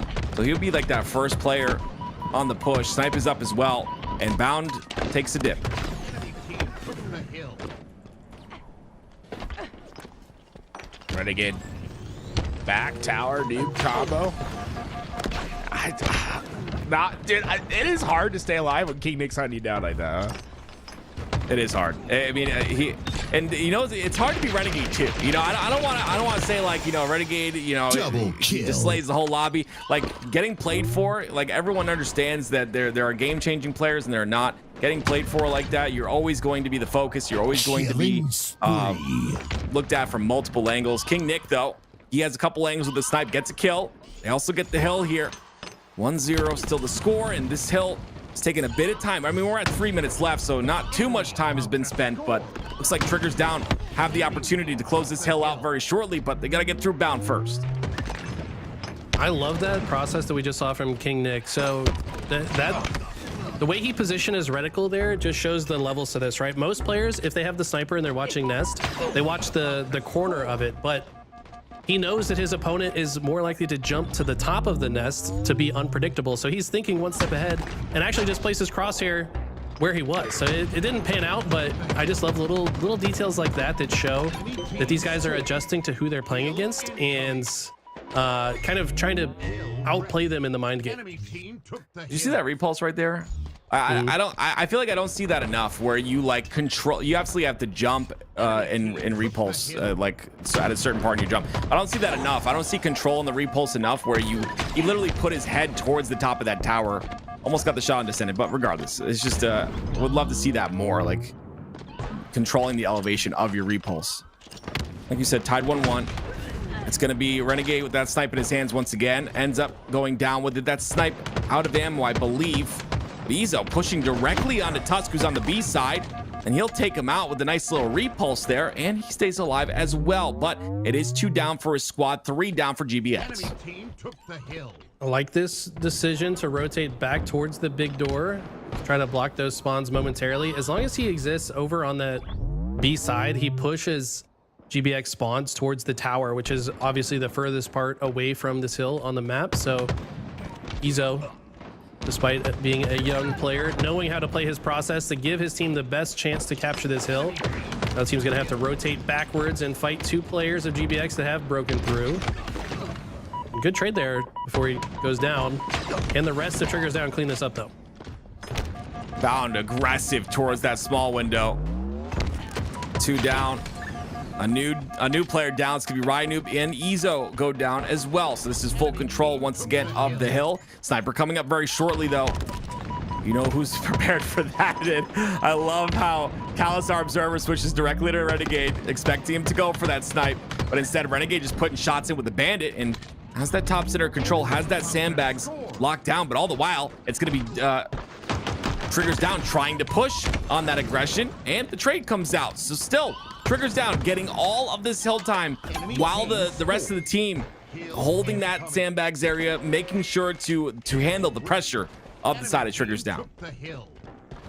Okay, Falcated rotating through bottom center. This is a great way to get to this hill. This is, I think, probably the hardest hill to have like firm control of on this game mode. So I expect this one to take a while to capture, which definitely favors the team in the lead. By the way, surprised that Ezo didn't use that repulse to just send Renegade off the map there. Maybe he didn't realize he still had a charge left or thought he would hit the snipe shot. Instead, it's going to be Renegade with Repulse Sniper, and you know what he's going to do with that. Take it straight to the top of the tower. And yeah, it looks like they're totally content with burning time off the clock. I don't expect them to set foot in this until they have good control, which they do now. Renegade going to hold the tower while Falcated holds the nest. And these are great positions to get control. Ezo popping his head a little too much on that nest side. Because of that, it'll be 3 down for Triggers Down. Minute 15 seconds left. It'll be camo acquired here by Renegade. So camo sniped now with 2 bullets left to work with. Triggers Down have to be careful for the push, and unfortunately the push happens, but it's on the side of GBX. Last player alive is Renegade, and he finds a route all the way around towards the back of B. Gets another pick, descending down to no shields. A very difficult kill, and he ends up going down to Bound. Beautiful job. 3 down. Triggers Down. Triggers Down and 3 down is not what they need right now. They need the hill, but GBX, they're just going to play defense for the rest of this hill. There's no reason for them to set foot in this. 30 seconds in the toughest hill on the map, like we said before. So Renegade just going to hold down the tower. Great shots there to land 1 kill, but Triggers Down knowing they have to push through. They need this hill or they're out of this game. Bound understands that King Nick's a very important kill. Gets a bit mixy there towards the bottom of pillar side. He ends up getting the kill on to King Nick. Tusk gets another kill as well, and he'll directly go towards that top tower side. The only people in position are top center right now. They're going to have a long route to get to this hill. There's only 3 seconds left. King Nick somehow finds himself inside of the hill. It is not over yet. Renegade, last player to defend on this side. Ryanoob needs to kill Renegade here. Very smartly played there. I don't think Renegade was expecting Ryan to challenge him that hard. Look at this. He's got a perfect flank on this player. He's going for the sniper. He's going to get a double. And just like that, this is absolutely doable. They can absolutely do this. They just need to take down Tusk and then also locate the next set of spawners. They're probably going to be big door side. I think they're about to tie this up. I cannot believe what I just saw. I was so scared that Ryanoob was making a stupid push, but somehow no one looks at him. They rush top center, a perfect flank, and now we're tied at 2. Next hill wins. That was so insanely played by Triggers Down. The flawless execution.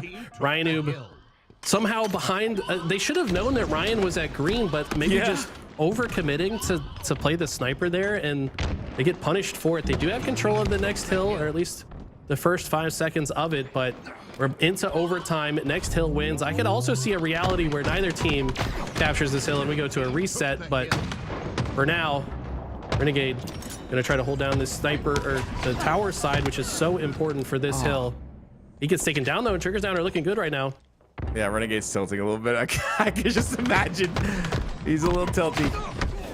No opportunity found. Ryanoob throws away his life a little bit there, I would say. A little bit aggressive. But now it's Descendant with the snipe in his hands. Thanks to nade off his teammate, but gets a kill regardless. That's a double for Descendant. More time inside the hill. They spot the kill. That was a camel player, right? He goes down. Now they're stacking in the hill. It's exactly what they need to do. First two spawners are Tusk and Renegade. Where are they? On the B side. Can they get in time? No, they can't. Wait, they cannot. There it is. My goodness gracious. Triggers down, winning game 1. What an absolutely monstrous clutch out of Triggers down. GBX were, I think, maybe getting a little bit too comfortable at the end of that game, and they faced the ultimate defeat from it. I mean, I think they're gonna right those wrongs going into the next game, but wow, shout out to the icy plays out of Triggers down. It all started with that clutch kill from Ryanu back B when he melee right here. A perfect timing, Louis, thank you. With this melee headshot, and then the sniper's up. Tusk doesn't listen to the call out that there's a one-shot player, and then Ryanu's still alive. I think this is Tusk's fault. I'm not gonna lie. Tusk, if he just turned and killed Ryanu, this game's over. Yeah, but instead, Ryan makes the play. Well, I don't understand how man, unless Renegade didn't say a word, but even if he didn't, there's two players watching the death cam, right? I would assume they're watching Renegade there. He gets beat down on a B. Maybe they thought he extended towards Nest or something, but just beautiful. I was so worried when I saw him pushing top center, but he just knew, I guess, that he had the timing. They weren't paying attention. He found an opening. And then this was great as well. Triple stacking the hill, taking players out one by one. The last push comes through and they take out these players as well. Very clean by Triggers down. I didn't expect to see this, I'm gonna be honest. And so far I'm wrong, but we still got potentially two more games to go. Okay, nice stick there coming out from Ezo to open the match, and that's going to be the door open to grab this camouflage. King Nick, though, he's been spotted out. They're not going to let him escape. And my God, this is probably an angry GBX roster now, and I think these guys might just step up their gameplay a little bit. These guys typically the type to play better when angry, so long as they don't start arguing with each other. I feel like that might be a potential problem, but for now, I think Falcated might be the guy to keep them all calm and collected, as nothing rattles this man. Spot all the players on the battery side. Renegade killing the kill feed here. Tusk in trouble, but a great job by Falcated. Look how much damage he's taken and how much he output there. Absolutely beautiful. Holding down that pipe side control. Lots of nades come out. Tusk finds a way in. Couple players down to no shields, and beautiful teamwork. That's a 3-kill wipe here for the side of GBX. On to Triggers down, and now Tusk will have the shock. A lot of people watching this are probably like, why doesn't Tusk drop this for one of his goated teammates? I mean, the reality is Tusk is extremely good with all these guns as well. I mean, these guys would not team with him if they didn't believe in him. This guy is incredible on the sticks, as he is showing us now. Might just hit a crazy triple. Oh my gosh. That was actually pretty close. A little bit faster sense, and he would have got that. A little slow turn there. Regardless, though, it's Triggers down, who are down a bit in this game. And like you said, maybe a bit angry. And the person that's angry right now is Tusk. 7-3-1 already to start this game, as GBX hold that 17-7 lead. Yeah, maybe he heard me call him out and said it was his fault to lose the last game, and I was like, all right, let me step it up. I remember a quote from Tusk, by the way, at LVT Orlando, the event that we put on in Orlando. Tusk was teaming with Bound, Renegade, and Legends, as Bound hits a nice shot there. But we were interviewing Tusk about like how he felt on this team, and he's just like, man, as long as I don't throw, we should win, right? So his whole mindset was to just not throw, and maybe he's tapping into that again here, as his team needs him to not throw. Definitely not throwing yet. A large lead here. I mean, if your Triggers down, especially on this map, like, how do you come back from this? Ezo starts the comeback. King Nick comes through with a nice clean kill as well. Wait a minute. 2 clean kills, no deaths for the side of Triggers down. They also get down Falcated. Renegade spotted inside the batteries. He should be a pretty easy kill here, potentially. But it's Renegade, and he's not. He gets a trade somehow. 24-16. Right, a very tricky movement with the grapple. If you're in the tower, you'd never expect somebody to be flying through that top door there. So I'd love that play there. It's so difficult to play against if you're in the tower. Push coming through to send it with the strafing reticle once again. Does get taken down, but GBX have a strong lead. This is going to be a lot harder to lose, I think, in a King of the Hill game when you're up by this much this Double early. kill. Yeah, it's gonna be tough. Tusk, oh, unfortunately, climbs up towards the camo jump up there, ends up going down. But I mean, look at his kills. He's pretty much double all of his team's kills here. Just trying to keep them in the game, and this is far but over. Just because GBX is on the other side, things could really change. And as I say that, the game changer himself and Renegade picks up the shock. Spots Izzo, puts him down to no shields, but can't clean up the kill until Izzo peeks again and goes down. And now camo's up. Interesting push here. They decided to just overtake the elevator instead of going for the camo, and that's going to open the door for King Nick to grab it using the shroud screen. Had some cover fire from his teammates, but GBX saying they'd rather just have elevator shot control, I guess, for that moment, or just wanted to isolate a target that was all by themselves. Not sure what the thought process was there, but King Nick having a hard time getting any value out of this camo anyways, so maybe it was the right play. There's the kill on Defalcated. Gets one at least, but yeah, you're gonna need much more out of this camo. It dissipates. Tusk playing a interesting angle here. Gets outshot as well. 37, make that 38 to 27 now in favor of GBX. Okay, Renegade still has the shock rifle. 7 and 4 with 7 assists. Sees multiple targets in the pipe. Second grenade doesn't quite bounce how he wants it to, so he's forced off. Oh, and then lands a crazy shot there through his teammate's X. Sometimes messes with my vision, but maybe that's because I'm old and they're calling me Unk at this point. But Renegade has having no problem spotting targets. He's going to find another, and this looks like it might be all but over. 13 kill lead, just 7 to go for GBX. Yeah, no steak dinner for GBX, but yeah, this is a very angry 4 players here on this side. They're making Triggers down pay. Triggers down ends up overextending on the long haul side. The last ditch effort comes through, but all that comes of it is a 3 down for each side, which favors GBX in this situation. And now the spawns come out on the pipe side.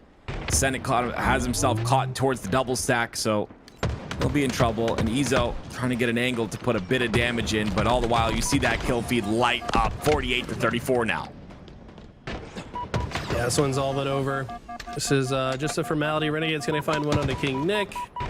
Might just find the last kill as well. Heavy damage. Cross map with the battle rifle, and Triggers don't have nowhere to go. No. Unless he kills Bound. Sometimes your op is your own teammate, but they will finally close that one out. And we're going to a game 3. The second game 3 of the day, ladies and gentlemen. What an off-season tournament we've had thus far. Glad we get to watch these. You know, to fill the gap between seasons. Really cool that these are being put on. Between these tournaments and the Forge Hub tournaments, lots going on. And of course, the 1v1 showdowns that we've been doing as well. Lots of Halo to watch on the weekends, which I'm sure everyone is happy to see. Taking a look at the stats here. You got Tusk, not only not throwing, but the leader in terms of slays on the side of GBX. Shout out to not throwing. Always feels good when you're able to do that. Renegade, crazy stat line as well. I think 11 kills, only 5 deaths, 10 assists to go with it. Just being an absolute damage dealer on the map and staying alive throughout. This game was honestly never really that close. I think the very beginning was the only time that Triggers Down felt like they were in this. Otherwise, GBX led the entire way and finished with an emphatic victory. But Rhino and Objective go together very well. How can they rise up and defeat GBX into this final OBJ game? What's the game type? I can't remember. To be honest with you, I will go ahead and check. It is flag, I'm being told, and Forbidden is the map that we get to watch here. What do you think of Forbidden? I gotta hear. It's been out a little bit longer, obviously a lot longer than Fortress. What are you thinking of this map so far? I don't know how this map has been out for so long, and none of my matchmaking teammates have any idea how to play it. Like, they just run the flag the wrong direction. They ignore the sniper. They like, come on, it's been out for a while now. You guys need to know how to play this map by now. Please pay attention. Anyways, listen. There are players that still don't know how to play Imperium, and that's been out literally since 2007 in the version of the pit. So that's true. I don't think things are gonna change. But regardless, we all love and have fun with Halo. As the large sigh from Eli encompasses what I feel every single day. Regardless, though, it's Renegade with that snipe in his hands. And my goodness gracious, that flag is being pulled all the way through. Renegade not able to find anything. And you called Ryan Noob the objective king. Guess what? It works out. Triggers down up 1-0. That's insane. They get, what, 3 dead and just run it? I mean, that's the key to this map, by the way, that a lot of my matchmaking teammates don't understand. You don't need 4 dead to run a flag. If you just run it the right way at the right time, you can quickly get to that tunnel in about 7 seconds if you hit a couple curb slides. Maybe less than 7 seconds. And if you just do it at the right time, you're going to score. So don't be afraid to pull the flag. If I have sniper and I got a triple kill, why do I have to be the one to run the flag? Please run the flag, guys. Sorry. Man. All right, I'll stop. The great part is when they leave nest open and the whole team spawns nest and back base and you're stuck. They're just top center. I don't know. Anyway, yeah. Sorry, I'm continuing on what you wanted to stop. But it's another cap coming out here. And guess how far it is. Again, it was only 1 or 2 dead, and they end up pulling the flag. They caught Renegade inside of the pit. Tusk finds his way through, but they kill him pretty quickly, and that's another cap. Triggers down up 2-0.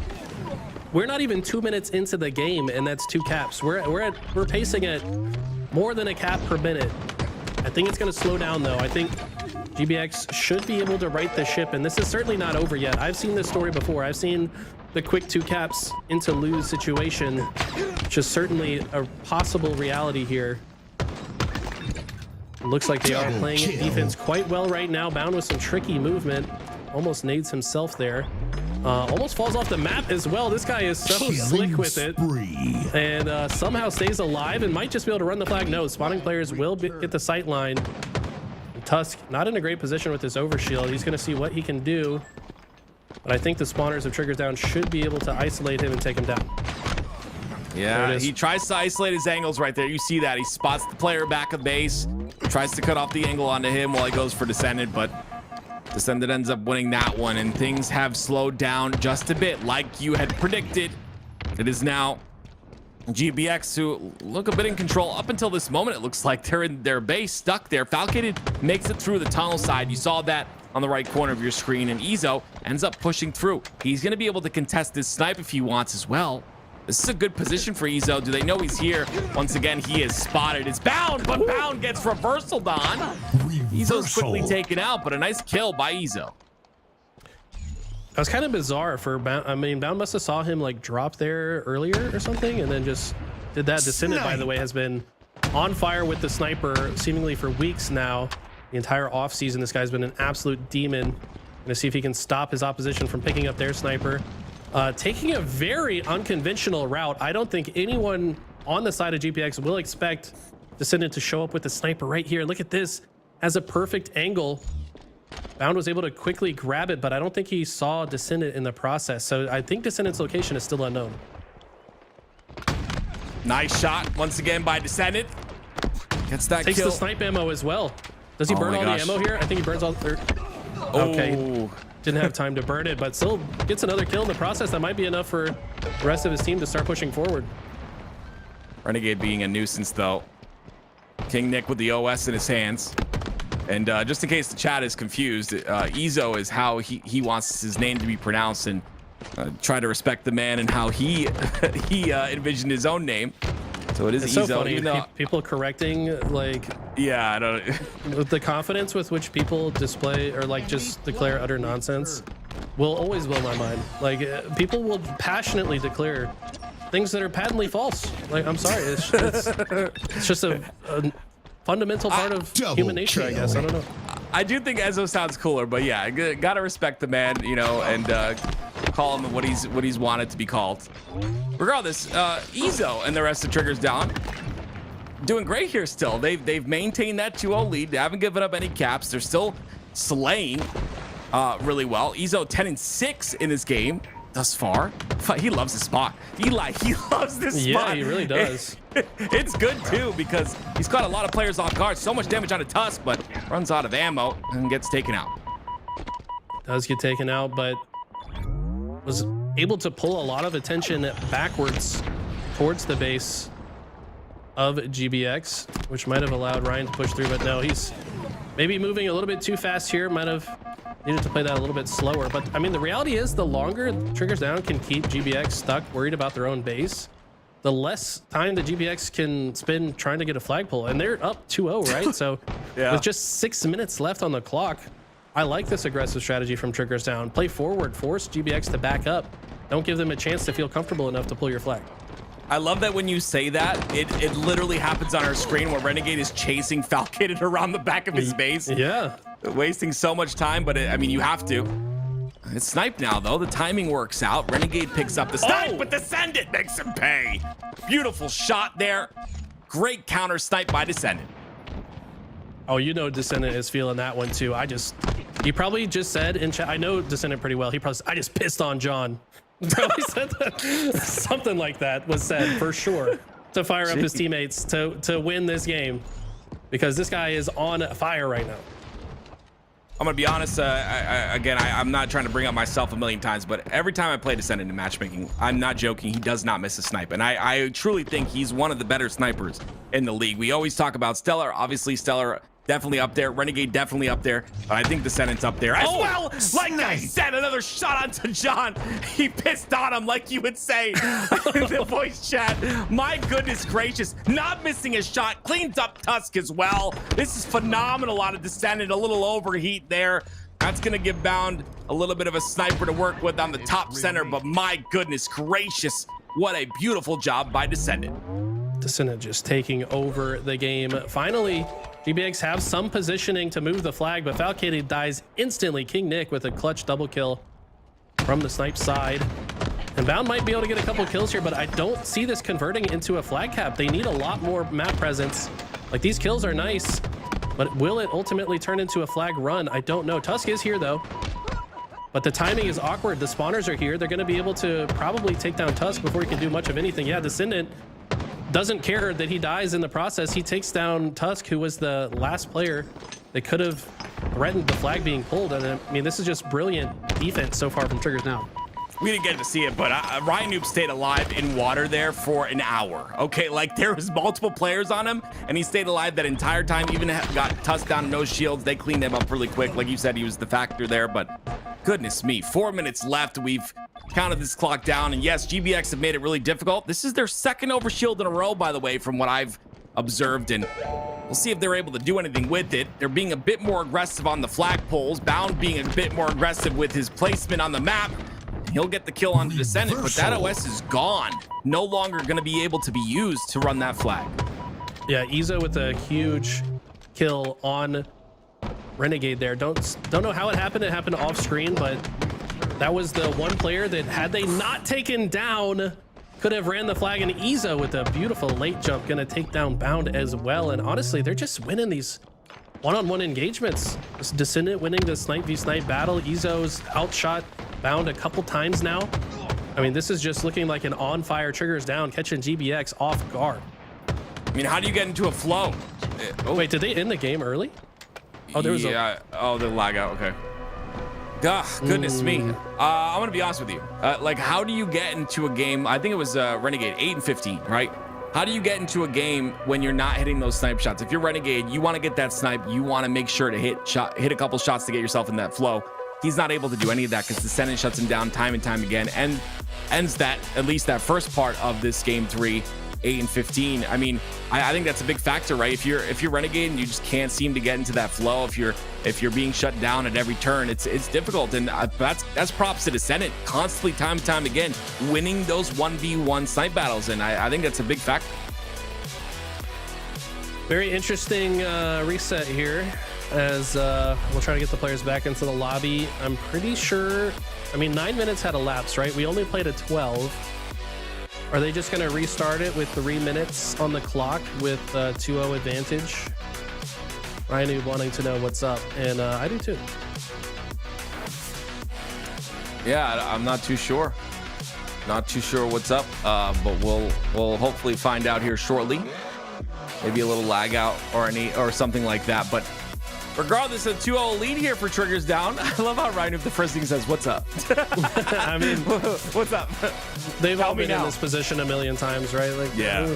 In the game, people's game crashes. There's a number of issues. His controller stopped working, I guess. Okay. Well, Plug in the We'll mouse see. and keyboard, says Ryan. I mean, Plug in the mouse and keyboard.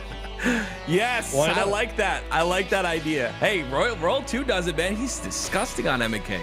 The guy makes me look like a fool. Like, it's crazy.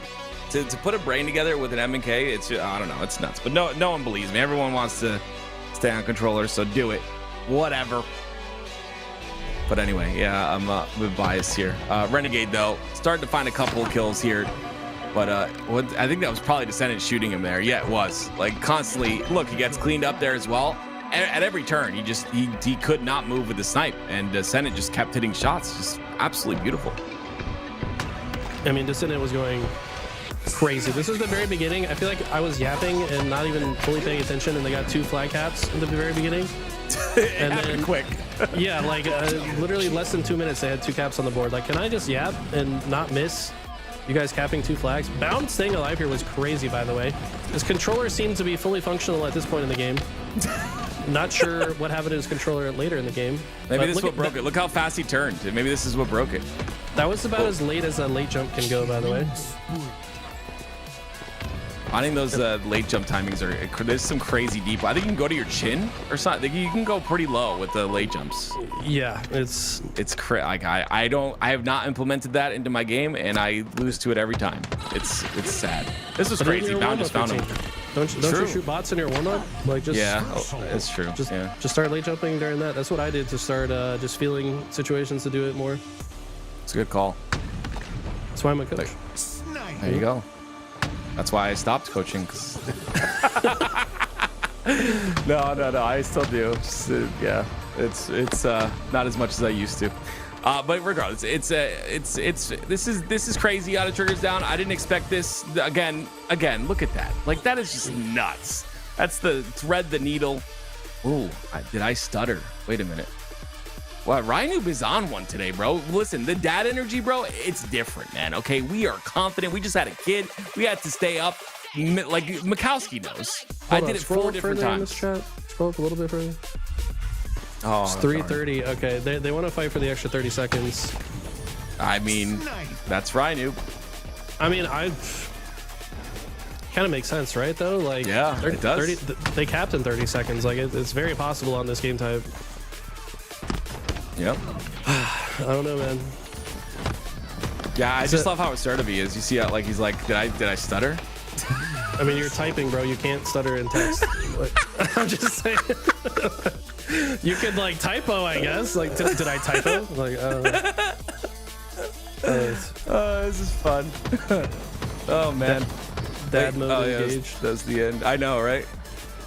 Oh, Izzo had a look. Okay, yeah, no, yo, Louis, you were on point. They had a cap here, all right? Like, if they get this kill onto Tusk, right? There's 2 down. Izzo's looking for the last player. Bound ends up disconnecting, but I mean, this is good. Could have been a cap. Oh. The spawns happen on the back of base. They have nest control, right? Do they have nest control? But yeah, I mean, yeah, Rhinoop was up there, so I don't know, man. It's crazy. He did it right after Ezzo won this 1v1 fight, by the way, right? This context, I think, is important right here. So, controller's not... Decides his controller's not working after that. Maybe there's a little slow turn or something. Look at the slow. Maybe the slow turns up flush. He kind of slow turns up flush. Ooh, that late jump gets me too, Bound. I hear you, brother. It's all good. I don't know. Weirder things have happened. Ryan has left the server. Can we look at the chat again? Maybe someone's mad. Oh, they're gonna change lobbies. Okay. We know the amount of choice words were said there. Yeah. Yeah. Just I can't get over the stutter part. Did I stutter? Oh man. But anyway, yeah, they're arguing over 30 seconds. They're gonna transition the lobby, get into a nice fresh lobby, and then we'll continue here, ladies and gentlemen. And how much time is on the clock? 3 minutes and 30 seconds. Is that what we're playing with here? 2-0? The problem is you cannot set specific times like that. I think it's only increments of a single minute. So I'm assuming it's going to be 3 minutes, 2 caps. Or, okay, I think this is Ryan Noob's solution is he's going to end it after 3.5 minutes, right? Yeah, probably. Is he the leader? Maybe, yeah. Yeah, I think so. Okay. Well, there you go. There you go, ladies and gentlemen. Hey, regardless, Trigger's down to put up a fight here. I mean, look at that game 2. The Slayer, very different on recharge. Obviously, game 1, very close. We came down to the wire in game 1. And I think Ryder just loves this map. Forbidden, I mean, we constantly see success. Even when the map like first came out, he had success on this map. So not surprised to see those first 2 caps going very quickly, but I'm more surprised at the fact that the Triggers Down were able to hold off the entire, like they didn't cap another flag, obviously, but they were able to hold off and stop many caps from the side of GBX, which was really cool to see. But here we go. We're hopping in game. We're on board with Ezo and Bound. Controller working now. Good to go. Dalkade goes down. Down to no shield. Ezo comes back. Bound's mad, and he gets the kill. There's the revenge he needed. We're good to go. I mean, Ezo just ran out of bullets there. Unfortunately, I liked Ezo's opening strat. He found like a weird little spot where he could see pretty deep into the opposite base. Bound's gonna get the overshield out. And it looks like they started with 4 minutes on the clock. Okay. And they did not adjust the flag score though, which I don't understand that logic because you would want the overtime to proc properly here, but right. Good call. I don't know. Reversal. We'll see how this one plays out. It looks like a much better start though for GBX on the replay. Renegade hit some shots as well. This is where it gets scary. Things are starting to turn on its head. Just a bit here. 2 down for the side of Triggers Down. That flag not making it through though. Descending. Oh my lord, the double kill out of him and the flag return. No cap for you, GBX. That was so clutch. And the quick reset back to the top is going to get another one to add to it. Descendant has ascended in this offseason. I think he's a player to watch. I mean, he's been a player to watch, but I'm telling you, there is something different about his POV this season. I don't know if he got more comfy with a new controller, if he's trying some new settings. I don't know. The guy just looks absolutely different right now, and he's been a major difference maker in the success for this Triggers Down squad all day long. Right, Nuba Descendant back at it again.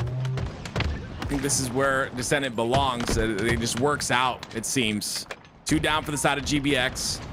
They have control of GBX's nest. Descendant gonna go for a run on this flag. Great movement, but slightly mispositions the flag. Not able to get that second curb slide. That could come to cost him. Bound decides to go towards the top center main ramp. He goes down, but look at the 2 players on the bottom side. They're on the tunnel. Tingnick's got to go back for him. Okay, and just like that, they say reset, no problem. Outslayed them quite heavily as well in the reset. So GBX gonna have to fight their way through the lower bracket as Triggers Down cements themselves a spot in the semifinals. I think they're, who was it that we saw them playing next in the bracket? I want to say Shopify and Complexity are on the other side of the bracket. I would think ITB was on their side of the bracket. Yeah. Yep. I believe it's ITB. Okay, here we go. Yeah. So okay, but they're up against Cloud9, which was the new Boo Boo Doo roster, right? So Boo Boo, Sab. I said Suspector earlier. It was supposed to be Skeptify and Manny. So this will be really interesting to see which one of those 2 teams comes through. I think it's gonna be dependent on the server. Let's be honest. Online across continents in this game, not the greatest. So whichever one of these squads has lower ping, likely to be facing off against Triggers Down in the next match. Yeah, I'm. You know how I feel about Into the Breach. Obviously, Wutum. I think one of the only mouse and keyboard players left. So definitely excited to see what he does in this next matchup. Well, nothing is ever safe from controversy, right? You know, like we get a little controversy every tournament. But it all works out for Triggers Down in the end. Doesn't seem like it changed much, but I think it drives this question of like how far is this Triggers Down roster potentially going to go this season? I mean, the plays that were happening that the new players on the roster were bringing was impressive. In Descendant in particular, I mean, remember that last flag grab that looked like it was going to go back for Renegade and the crew GBX. Descendant gets like a massive double kill. Eventually is able to get that return, and Triggers Down looked well oiled in that game. Eli, like after you've seen 2 back-to-back series, what are your thoughts on this Triggers Down team? I think Descendant is trying to make a case that he could be one of the best players in the world. Like straight up, this guy has been doing completely insane things in every series. He just defeated 2 players that are often in that conversation for best players, and he kind of made them look silly in some of the plays. Let me just be straight up. Descendant absolutely ascending here, and I can't wait to see what he and the rest of this roster do. Now back with Ryu behind him, who's the mastermind that's going to be making sure the objective is played perfectly in every scenario. I could absolutely see this team going pretty far. Obviously, we had the little controller malfunction, ending game, the controversy. You guys both competed for a while. I mean, obviously, you guys have been around since like what, the dinosaur age or something, bro. I think I hear you guys' bones. 60 million BC. That's when I started. Yeah, something like that. But can you guys remember any like what were your like controversial moments from back in the day when it comes to like ending games? Do you have anything that comes into mind in particular, or where you're like, ooh, I don't know about that, man? I mean, I feel like I'll go first, I guess, but sorry. No, go ahead. A different triggers down roster. Hysteria is the host box. This is back when one Xbox had to be the host of the lobby. Onslaught CTF, they're about to put the last flag in on Onslaught to win the game, and Hysteria's box crashes, which crashes the entire server. Had it been a different player's Xbox that crashed, I think they still win because the host wouldn't have shut down. That was probably one of the most controversial moments I can recall. It was insane. Yeah, it was a free-for-all tournament back in the day, the only tournament I placed well in, and a pro player that is no longer in the scene, I'm not going to say who it is, asked me to feed him kills so he could advance because I was destroying the lobby, and I was really surprised because it was someone I looked up to, and that was probably the controversial moment that I had. That's like grime. That's like grime. I was talking about like admin stuff. No, Did comes out with receipts, bro. it was surprising. I was like, hell, I literally looked at him. I said, hell no. It just kept playing. Oh, it was funny. Anyway, yeah, I was surprised, but I'm not gonna name any names. Honor, Tim. I don't know. Callus is in our voice chat. I don't know if I can tell his story. Where he told me a story, and Laz, you can stop me at any time if you want me to. Where he said he was working on getting in the pro bracket, and they had to play a team that they had played before, and they played out their series, and they had won. But the last game they played, they realized that they had played it earlier. So like this is the second time they played each other in bracket, and they had played a map that they had played together earlier, and they like replayed it, and they made them replay the whole map because I guess you can't like replay maps again back in the MLG days. Yeah, it's like a continuation of the previous series. If you play the same team again later in the bracket, you continue the series with the same series score, like it carried over basically. Yeah, but you play like different game wild types to me. Yeah. To be like, that'd be so much admin work. It's like, okay, it's like, have you guys played each other? It's like, okay, this is our series set. It's like, oh, you guys played each other earlier. You can't play this map. Seems wild. But I mean, back in the day, you guys were playing like sniper 4v4s, like in LG tournaments, right? There was one tournament where like Sanctuary Snipes was actual game mode. It's like at the beginning. That was like the very beginning. It was like at Atlanta 2005. My first event, Sanctuary Snipes, was a game mode.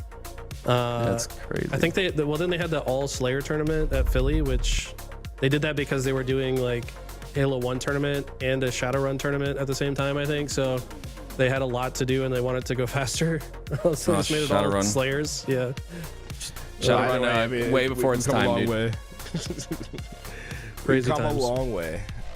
Shock the World versus Rebellion gonna be up next. We see all 8 players are here. I love a team that's on time. You know what I'm saying? Look at these guys. They were waiting for us. They immediately get on their teams, and now we're ready to get into this next match. Shock the World. Wait, is Collect playing with them today? It looks like it. Maybe Last Shot couldn't make it today, so Collect probably filling in, I would guess. Hey, bro. Clyde's got some big shoes to fill, but I have a feeling he's well and ready to do so. Shock the World, the best team in Latin America, filled with some of the best players. Tapping Buttons was truly ahead of his time, was like that first player to break that barrier for those players in Mexico, where he got his first chance in Halo 5, where he played with EG, with Roy and Lunchbox, and was able to compete then. Now back at his home region, going up against Shopify Rebellion. Eli, what's your thoughts about this Shock the World roster? And do you think they have a chance? I mean, Shopify Rebellion's been red hot. I think Shopify looks like the team to beat so far from the teams that we've seen. Obviously, we have yet to see the full OpTic roster or the SSG roster compete in one of these, but Shopify just looked to be playing on a different level. Cycle, I think, is on track to be MVP next season if he keeps putting up the same numbers that he did last season. I mean, last season he wasn't even on a team that was winning, and he had the highest KDA at like 4 out of 6 events. So now that he's on this squad, seemingly even more comfortable than he was on his last squad, I think he's going to be a force to be reckoned with. Shopify Rebellion look to hold the crown once again, trying to go back-to-back in the off-season tournaments. Shock the world? Well, they have a chance to live up to their namesake. Game 1 starts now. Good luck, Active and Eli. Here we go, ladies and gentlemen. Game 1 and a player I want to watch for. We don't talk much about Shock the World. Obviously, the spotlight is on Shopify Rebellion, but I'm looking towards Tapping Buttons. Probably one of the best shock rifle players from Latin America, and absolutely performs incredibly, especially on the map of Recharge. So many highlights I've seen from him on this map. We'll see if they come to play here in this game 1. You see already a double cap by Shock the World. Yeah, Shock the World, basically the same roster. They've been under a few different orgs, so I can't even nail one down, but they've made top 12 with a very close roster to this almost every event. Did they get top 8 once as well, or was it just all top 12s? I feel like they made it out of open bracket anytime they were in the open bracket. Extremely talented. They're definitely going to be a tough match for Rebellion. Tapping Buttons. By the way, Rebellion only have 2 kills total right now, and Shock the World have now 9, so they've got to step it up. Yeah, I'm interested to see how Collect kind of fills this role, at least for this tournament, obviously filling in. I truly think it's going to be some big shoes to fill, but we'll see if he can mold around this roster to the best of his ability. Shock the World still having that lead, 0 points on the board for Rebellion. And Cycle, though, understands the spawns, understands the assignment, and gets 1 and a second down to no shields on to Noble. Noble playing his life really well there, but just a beautiful job on that cross from Cycle. Kills Noble as well, and now it's Rebellion in control. Finally, the opening they needed, and just like that, they basically tied up in the Slays department in the last player 2. Cycle applying pressure to the spawners here, but also trying not to move too far forward while enemies were dead so that he doesn't mess up the spawns. Now that pushed through here, I thought he was going to backtrack, but I think since Frosty is here, wants to support Frosty's effort, and they're going to go for the trip cap and probably look to start cycling spawns here into the next play. Just a beautiful job. I was really curious of the same thing. Cycle pushed all the way through the long haul side. Frosty came behind him. I thought he was going to double back towards the glass as well, but they do give up that pipe side spawn in favor of a triple cap, which has, look, essentially tied this game up, which was a 57-0 for a long period of time. The triple cap still locked in for the side of Rebellion, and this is what we expected to see out of this roster as Royal 2 pushes in, gets the kill on the drift. Yeah, once this team gets into control, they are usually not going to relinquish it. I feel like Frosty is the ultimate win condition player. He just knows how to set up the conditions to win a game. And so far, they have now taken the lead. Frosty does get taken down here in the pipes, though. It might be an opening for Shock the World to get control of B, but you know that many members of Rebellion are going to be watching. Nice kill there. Noble will clean that up and try to start converting B, but likely to get grenaded out here.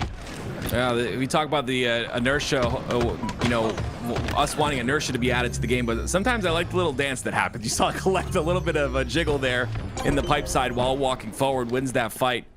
Anyway, it's a 2 cap for the side of Rebellion. You see Shock the World does have that pipe side control, so it's an AC hold for Rebellion.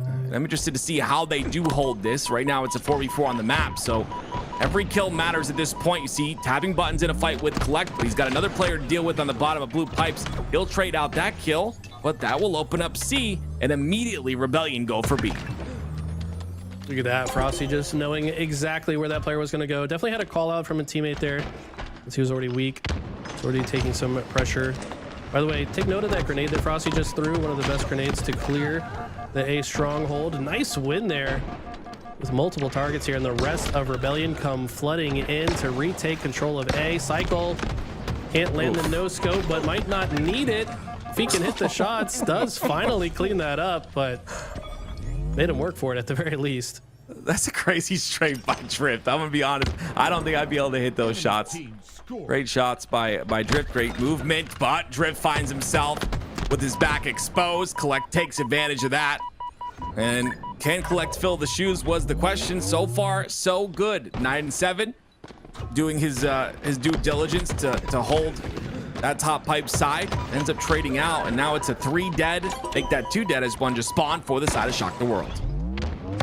Cycle not quite landing the magical shock rifle shots that we saw from him last weekend, but doesn't seem to matter. They are in firm control of this game. Finally, Drift doing what he can to capture B, but a well-placed grenade from Collect leaves him with very little options in that fight. Enemy But they do team get score. control of C, so they will be scoring momentarily. What's the play here from Rebellion? Looks like they are mostly focused on capturing C for now, but I expect Frosty on the other side of the map to probably go for another stronghold. They might be going for both A and C at the same time here. Well, they do get 2 kills on the side of Shock the World. Rebellion do, so Enemy team score. they'll be able to move freely. They'll get that double cap. Forces spawns onto A. Collect pushing aggressively. Has World 2 to help him out, so he has to play his life for just a moment here. And he does just that. A great job by Collect to stay alive. An incredible job by World 2 to come to his aid. And that 2 cap might turn into 3, potentially will turn into 3 here onto A. But B looks like it's getting traded out. Regardless, Rebellion keeping the pressure up on the side of this B-side pipes. Wow. Another kill, but somehow Acid gets out, and he gets his shields back enough to fight Royal 2. Oh my word, big kills by Acid. Is it enough, though? I mean, he does No. secure B for the moment, but I mean, it does not appear to be enough, as they have the magic number 69 as their score line, but I don't know if the magic is going to carry them to a W. It looks like Rebellion playing so well at all parts of the map. I mean, they're applying pressure everywhere. It's a clean 4 dead. That's going to be an easy game 1 victory. As soon as they got control, they never let go. Yeah, very quick, and you saw Shock the World starting off there very strong. You see that in the UFC as well, and in boxing, you know, there's boxers that just start off swinging, and then they just kind of run out of energy. They run out of that fire, and then, you know, the solidified player or team takes over, and that's exactly what happened here with Shopify. Nice stat line there from everyone on the roster, and you see the assists on the side of Rebellion a lot higher than that of Shock the World. We have 3 assists combined between 3 players, and then 3 assists on Acid at the top. Game 1 heavily in the favor of Shopify, and game 2 will be Aquarius Slayer. By the way, a little Easter egg in this lobby. Cycle, Frosty, and Collect are all using the tag WarZ, which was Monster's old team. So yeah, maybe just a little shout out there to Monster if he's watching. All of them. Yeah, take that how you will. Nice. You love it. Oh, I love it. I love it. I love it. What's your favorite Slayer map? Do you think Aquarius is what's your favorite Slayer map in this game? I know Slayer is a big conversation. You know, we should maybe only have it for game 5 or whatever, but what's your favorite Slayer map in Halo Infinite? I would probably say either Live Fire or Recharge. I think they're pretty balanced. I think they're very good at showing what team knows how to control their pace, like when to speed up and when to slow down. Aquarius could be really good, but for whatever reason, the spawns can get really wonky on this one. Like the squad spawn element seems to be turned way up on this map for whatever reason. And it can create some very strange situations when it comes to spawns, but otherwise I do like this map. Double kill. I just don't think it's one of the better Slayer maps currently in its current form. Well, we'll see if the squad spawn feature comes to fruition here, or how heavily it influences this game. Right now, Rebellion up just by 1, but it's a lot of individual fights, and that's going to be a huge factor whether or not Shock the World are playing on high ping or not. I mean, you have some incredible individual skill here on the side of Rebellion between all 4 of these players. Like I said earlier, everyone can shoot in this game, but some of these players just bring that mechanical skill to a different level. Cycle being one of them. You said highest KD for 4 out of the 5 events, you said? So it's actually insane out of him. I think he's improved so much as a player. Yeah, I mean, this guy just outputs so much damage. He controls the map, he controls the pace of the game so well in ways that I feel like a lot of players just don't even comprehend. Just watching his screen, it's not even completely apparent like how much of an impact he's having on the map, but where he places himself on the map, the fights that he wins, how he gives himself and his teammates small advantages constantly. It's just insane. So yeah, some fun stats for you guys. Cycle had the highest KAD in 4 out of 6 events, had second highest KAD in 1 and 4th in the last events. And then last shot, his teammate who's not playing today, sounds like he's on a family vacation, highest damage in the at the LAN for I think 3 out of the 6 LANs over the season. So yeah, when you put those two together and then you combine them with some world champions like Royal 2 and Frosty, I think we might see some magic on this squad. I 100% agree. See the magic happen right now. It's Frosty towards the top of Pink, ends up staying alive. Noble pushing aggressively, understands that he has an advantage to get top Pink control, but Cycle I think has that overshield, and he'll take him down to no shield. So there it is, he pushes him. Oh my gosh, oh my word, Noble. Couple of beatdowns there. That's gonna secure the kill on OS and shock the world, lead by 1. And a dub here would certainly shock the world, and they're up by 3 now and should be able to quickly rotate to the top of the map to apply pressure to the spawning players of Rebellion out of blue. Cycle with some early shots as the first spawner there. Gonna push tapping buttons off a high ground to make his team have a little bit more space here to work with. Cycle does get the first kill onto Noble, but great cross shots from tapping. And he's not done yet. Collect does finally take him down. Royal 2 finds a kill as well. So honestly, impressively played out of disadvantage from Rebellion when it felt like Shock the World could have started steamrolling. Yeah, if you end up watching last weekend, ladies and gentlemen, Rebellion, every Slayer game was it was just a massacre by Rebellion onto the other team, and we're seeing a bit of a close Slayer here. I think Tapping Buttons is, like I said, a player to watch. I feel like obviously he's one of the best Latin America players out there, but I mean, he's been brought on NA teams time and time again, and it's for a reason. This kid is extremely talented. You get to watch him right now at work as he takes over the util side, but again, just a chance for Shock the World to continue to fire on all cylinders here and maybe take this game. Yeah, Tapping and Acid was starting to like reach new heights, I would say, towards the end of last season. Acid was doing crazy things in a lot of the games that we watched, sometimes putting up 20 kills in Slayers against top teams. So I think there's still a lot of upside for this squad, but it's going against the hottest team right now. Only thing that's going for them is Rebellion not playing with the full normal squad. But they're keeping it now with 1 kill deficit. If they can get this overshield, I could absolutely see a path to victory here. Well, they do get 3 dead, so if they can kill Frosty here, OS could be... Oh, Frosty reads that so well. Absolutely insane. Regardless, though, the push forward and the space was enough for Acid to get this OS, but it is completely gone. The big shot, too strong on a Collect. Oh my God. Still alive, but my goodness, that OS is out of the play. Collect with the crazy peak shots, just no fear at all against the overshield player, just puts his life on the line to make sure he diminishes that potential comeback. And he also stayed alive for quite a while afterwards, but Shock the World do still have a 1 kill lead for the time being. Cannot get nervous in this moment. It's so hard to, when you have the lead, to hold on to it against a team like Rebellion. But great predictive nades from Drift, but the thrust sticky out of Frosty. Frosty's been doing some crazy stuff with curb slide thrust combinations so far in the off season, and that was another one of them. All that craziness going on. It is still, well, never mind. It's a 1 kill lead now for Rebellion. The tides have changed just a bit. Cycle has that top center control. There are players on the pink side playing really slow. 2 players extend towards the blue side. They're going to deal with a couple of people on blue who are waiting. It's going to be Royal 2 and Frosty, the champs, waiting patiently. Understand the game state. Understand what, you know, that players are going to be rotating and take advantage of it. 43-40 now, Rebellion lead. This is what I talked about.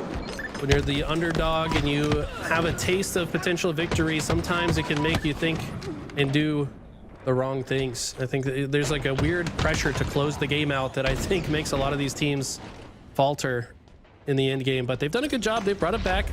Now only down by 1. They've also got Overshield, and all of Rebellion are trapped in the blue base. How does Rebellion play this? They don't have many options. They have nades. They've used them all, I think. There's no way there's any nades left. They defend. 47-46 still, though.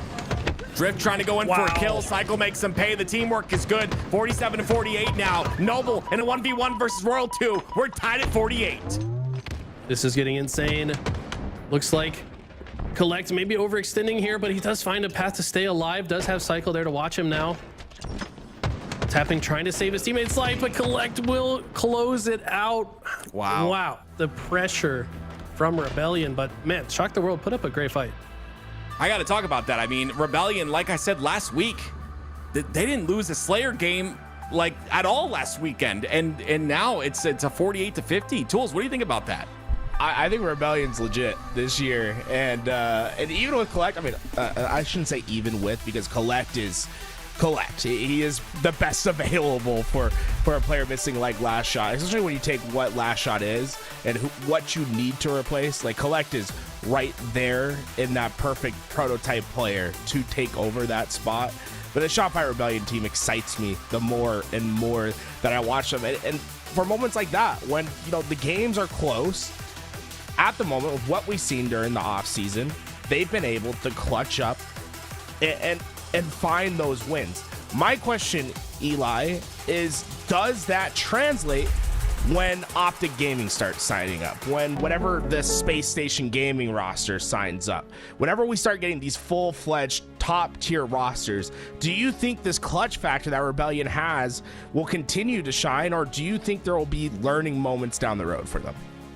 I don't think it's going to be smooth sailing at all for any team this season. I think the level of competition is absolutely insane. I think when SSG, the rumored SSG that they still haven't announced, that everybody knows who they are, once they finally start playing, I think that's the team to beat in my eyes. I think this new OpTic roster might be a little rocky off the start, but then start to figure it out, and maybe they win a couple events as well. I don't know. This could go a lot of different ways. I think Rebellion probably win at least one event this year, but it's not going to be easy. Wow, bold predictions from Eli. I would say that OpTic Gaming is going to have some struggles early on. Do you follow with that active? Like, do you think OpTic Gaming is going to have some struggles early on? I mean, I don't want to ride off the back of Eli, but that's the exact same prediction I had. I think on paper they look phenomenal. Sometimes. I think on paper they look phenomenal. Obviously, they've got Bound and Renegade. I think those two players, Tools, you remember, winning Money Tuesday, not losing a Money Tuesday ever. Like, the 2v2 undefeated. But I do think they're going to have some rocky times, and I truly personally believe as well that this SSG roster is extremely balanced. I think there's a lot of everything on this roster, and I think the mental on the roster, just the mature minds on this roster, everything about the roster is just great. This quote unquote rumored roster. I'm really excited to see what they do. But I think Rebellion have a chance. I think they are solid. I think it just comes down to who puts more work in, right? Who is really grinding these scrims, who's putting in the scrim time, and who's learning from those scrims and doing more VOD review and learning what they can do to better themselves. Hey, if you guys want to make some sort of wager, can we get a little fancy on stream? It doesn't. I'm not saying money. We could. I want to be able to tweet from both your guys' accounts. I want one tweet from each of your guys' account if OpTic Gaming wins the first event. We're kind of predicting without seeing anything, but so you're feeling pretty confident that. So what do I get? What do I get if they don't win the first event? You see, it's like, is it? I get to tweet from your account how much you love toes or some crazy shit. I'll give you access to my account. one tweet. So I get the field and you only get OpTic. Yeah, I feel like you should almost get less of a reward, right? But I'm being so generous in my. All right, you got it. I'm all right, we're in active. Are you in? What am I tweeting if I lose? Whatever he decides at that Whatever I point. decide, bro. No, I don't like not that. how it Do you works, know bro. who Tools is? No, Kauffman Stadium. I got destroyed in You that did get 1v1, destroyed, man. bro. It's so crazy. Nah, I can tweet that from my account, bro. We got the receipts. Here we go, folks. If you're curious about what's on screen, we're in game 2 of a series. This is watch mode, but this is in between ITB and Cloud9 right now. You can see as it goes. A little fancy feature. It looks like Cloud9 just able to clutch up at the end. That was game 2. I'm not sure what the score of game 1 was, but ITB and Cloud9 potentially going into game 3. Oh, I mean, I think ITB are incredible, man. I will, you know, as a caster, we're not supposed to be biased, but you know, Wootum is But somehow you manage. No, I'm just Yes, you're absolutely right. You're absolutely right. You know, Wootum is the last mouse and keyboard player in that top 8, at least that I know, unless someone breaks through this year. So I'm glad that he's representing everyone in the mouse and keyboard community, and excited to see what he does. I think he's getting better and better every year. So excited to see what he does with this new ITB roster. This ITB roster is. Oh no, go ahead, Eli. I was gonna say, are you sure he represents you? Maybe he thinks you suck. And he doesn't want to use you as a mouse and keyboard I'm so player. glad I let you. I'm so glad I let you say that, Eli.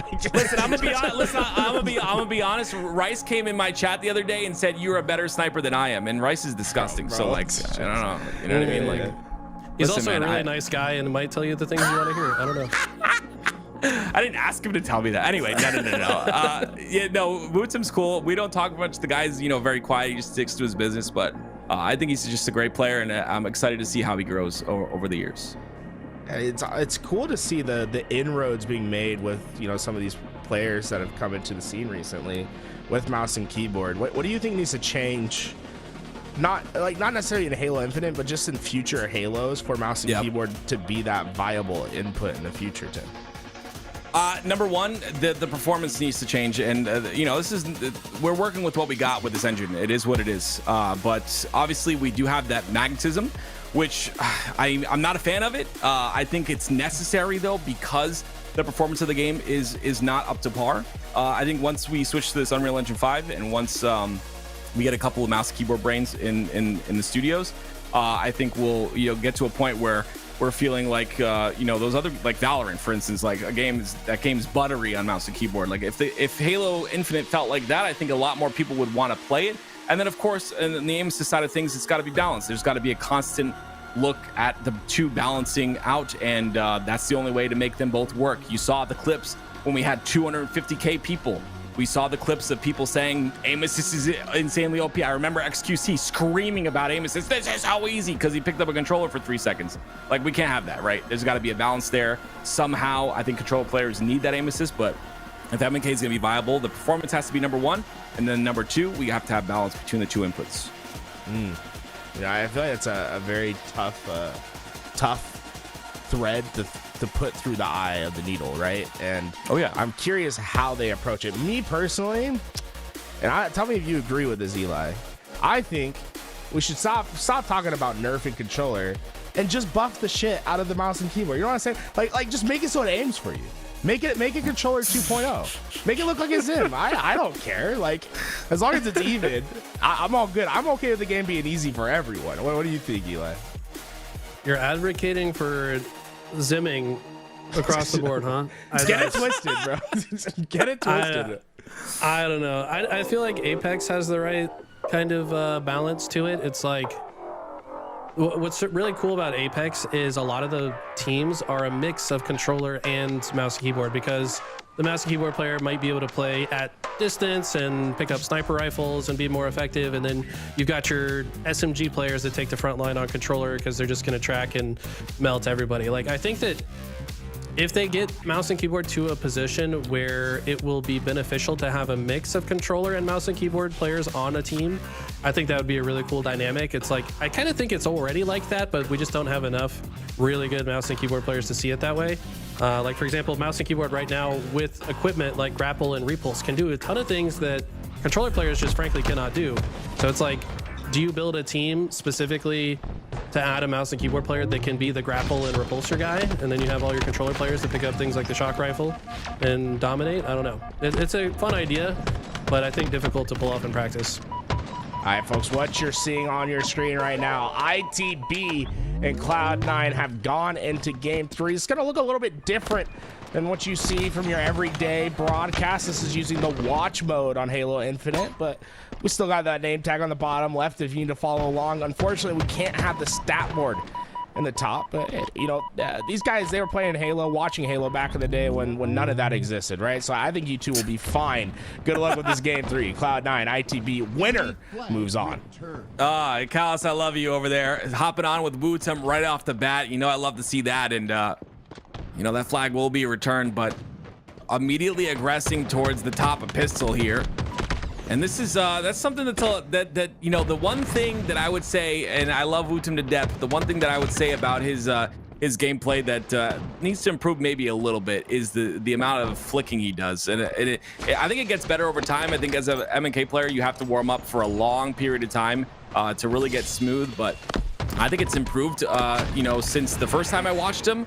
And if that continues to improve, his shot is going to be even better than it is now. Yeah, it's definitely pretty difficult to play close range on M&K as well, just in general. Oh, yeah. Oh my God, Sav with the jumping quickscope headshot. That was disgusting. By the way, as the observer, can you not just like push X or like a key on your keyboard to bring up the I think in watch mode, you cannot. Yeah. Okay, sorry. But yeah, we'll just have to work with it for now. Sab gonna be taken down with the sniper. Looks like ITB gonna be the one to get the camo. If we are watching Boo Boo, I feel like the names might be a little mixed up here, but SLG holding top center. This guy is a demon no matter where he is on the map, but I feel like when he has high ground, he's a very difficult kill, as he does take down Sab there. And I don't know whose host this is. Maybe we should take a peek at SLG's stream to see what his ping is at. Let's see. They're plum flag though. This is gonna go pretty far here, I think. Lots of shots going to the players going on the main ramp, and Glories ends up going down. I like that SLG's going for this though. It is behind the wall, so he can curb slide this in. There it is. It makes it towards the tunnel side. Glories comes off a spawn. He's gonna be defending, of course, shooting across for this flag, and one simple curb slide will put this flag in for SLG, but Glories decides to backtrack for it instead. The teamwork is solid, and ITB will be up 1-0. Okay, so Wootum, or sorry, not Wootum. SLG is on 84 ping. I'm pretty sure he's in France, so I don't know. That's a confusing one. Maybe it's the East Coast server, East Coast US server, or the members of Cloud9 would likely be on lower ping here on average. Oops. But so far, looking pretty solid here. Sniper Drone are going to see if he can cut down this player rotating through the Mohawk side. Looks like he should be able to. Oh, Right. Beautiful shots there. Sniper Drone, I think, a very underrated player. This guy's been doing it very well for a long time. like the movement there to get that third shot, angles himself, and then cuts back in to not take an extra shot. That flag will still be down there. Glory looking for an opportunity to maybe get that touch, but instead he goes back. That's going to be another kill there for him. And now on board with Boo Boo Doo Boo towards the back of his base here. Has to play a bit. Oh, wait. Actually, this is someone from ITB, I guess, infiltrating the red base. But regardless, playing very aggressive in the back of their base. Gets taken out pretty quick. Okay, Manny and Skeptify trying to work their way across top center. New overshield's there, but they're not willing to go for it yet. Looks like they know Oof. being watched by Wootum, has the sniper, and Wootum with a clutch couple body shots. SLG there to clean it up as well. But man, the sniper pressure is strong right now from ITB. That might just be another cap on the board. We've got the potential spawn trap situation set up as well. SLG applying so much pressure and staying alive. Glory and himself making sure these spawners do not get a sightline on this flag runner. And Wootum here just making sure the overextenders don't get a sightline either. Perfect textbook flag run from ITB. Yeah, just absolutely beautiful there. They played the process once again. We talk about the process so often. The process played really well. They have the nest side control. They don't end up going down on nest. That way they're able to pull that flag in cleanly. And now playing a bit of defense, trying to just solidify themselves in the back of base here. We'll see if they can continue on. Great shots by Glory. Lots of pressure on the nest side. One of the most important spots to take control of if you're ITB here. Get slays and get that nest side control. And you see Snipe Drone directly going for that as Glory decides to cut top center and kill Boo Boo. Okay, he does get taken down, but doesn't feel like Sab will be able to do a whole lot here. Okay, no, never mind. He has Skeptify over on this Snipe side, and yeah, Sab wisely does not go for the flagpole, recognizes he needs to get a couple more slays on the spawners before he's going to be able to get any distance on it, as we see somebody at the bottom of the map. Rest in peace. But yeah, so far Cloud9 seemingly playing their process, not getting overzealous, but they've got to get something happening here soon with six minutes left on the clock. A little aggressive there by Booba, especially with the OS coming up. He took a lot of damage to the back of base, but somehow stays alive and is still continuing to do damage. Love the check here, just to make sure no one's coming up that main ramp. Snipe in the hands of Sab, waiting for someone to peek. ITB snipe is up as well. Cloud9 will make an aggressive push. They get the first body shot onto a player. Another body shot onto Glories as he's curb sliding through. And Sab, being pressured, has to take a different angle. He does just that, and this flag will go towards the main ramp side. Lots of nades, but Sab finding a way to cut angles here. Can he stop anyone from going through that tunnel, though? He's kind of in a bad spot. Oh, wasting ammo too. Yeah, I think recognizing he was about to go down, does not want to give a tool to ITB to help them stop this flag. Manny, let's see what he can do on the snipe streak here. Nice grenade there, perfectly placed to take out SLG. This flag should make it. They've still got 3 players alive. I think Wutum in a position to get a kill, but no, Manny's gonna shut him down. Killing spree for Manny. Can't see the stat line, but you gotta imagine he's a standout performer in the lobby right now. So I'm finding another one. Not gonna get the double melee there. Hope to get the assassination, maybe the clamber after, but ooh, this I actually never sat here. Very little spot. Where's the back? Septify gonna be in a 1v1. Ends up trying to stay alive there, but gets taken out. And it's a couple kills going into the side of ITB. OS coming up soon as well. SLG goes directly towards Cloud9's nest. And now he's got to fend off the pressure from back base.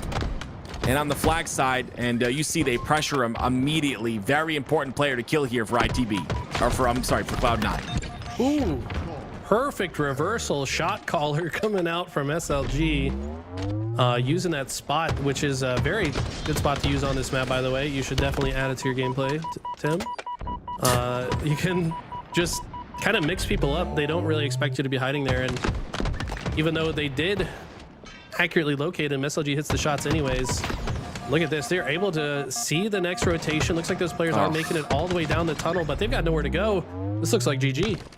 I absolutely love that. I just want to talk about that angle by SLG. Just beautiful, right? Understands he's no shields. Instead knows watching the top of that ramp right there will give him access to players pushing top ramp and not looking at him, and takes advantage of it. ITB moving on. 2 player triggers down now in the winners semifinals.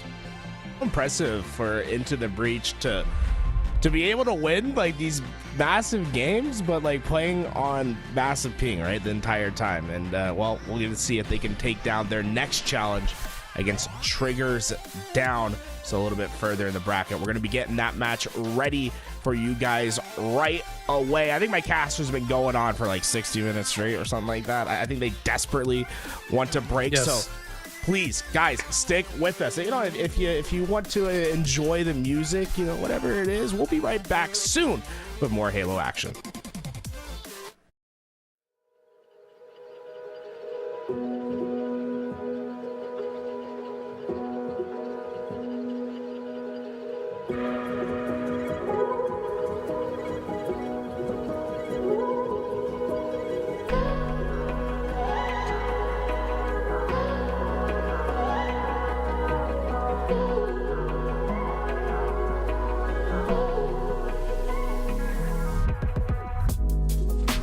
All we had and all we lost.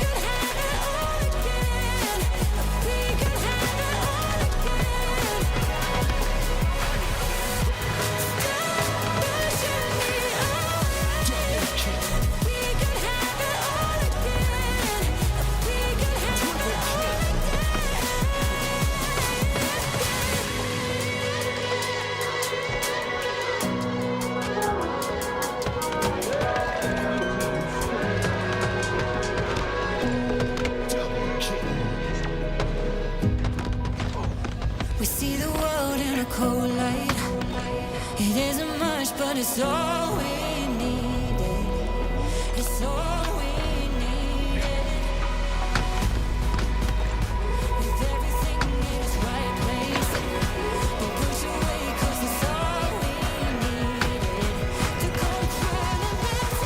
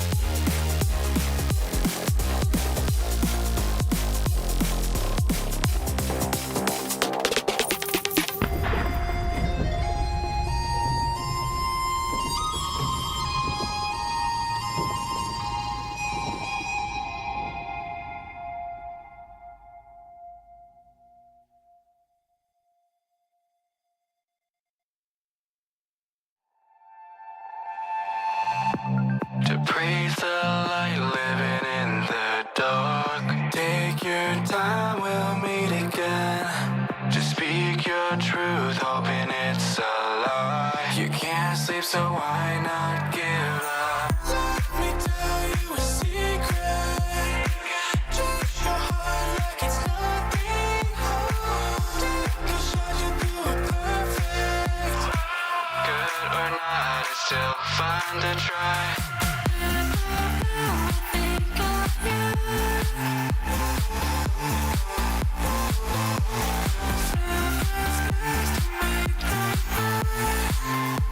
So high we can leave the whole world behind.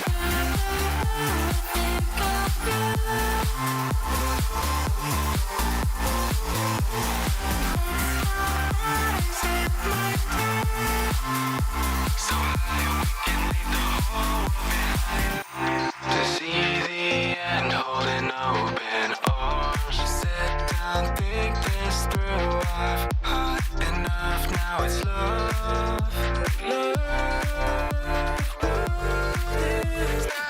Let me tell you a secret. Treat your heart like it's nothing. Take a shot, you do it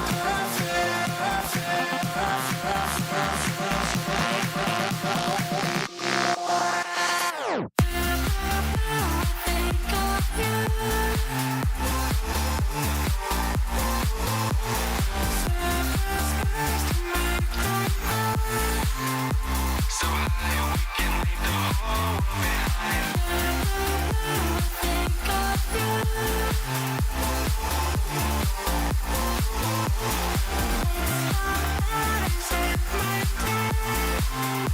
So high we can leave the whole world behind.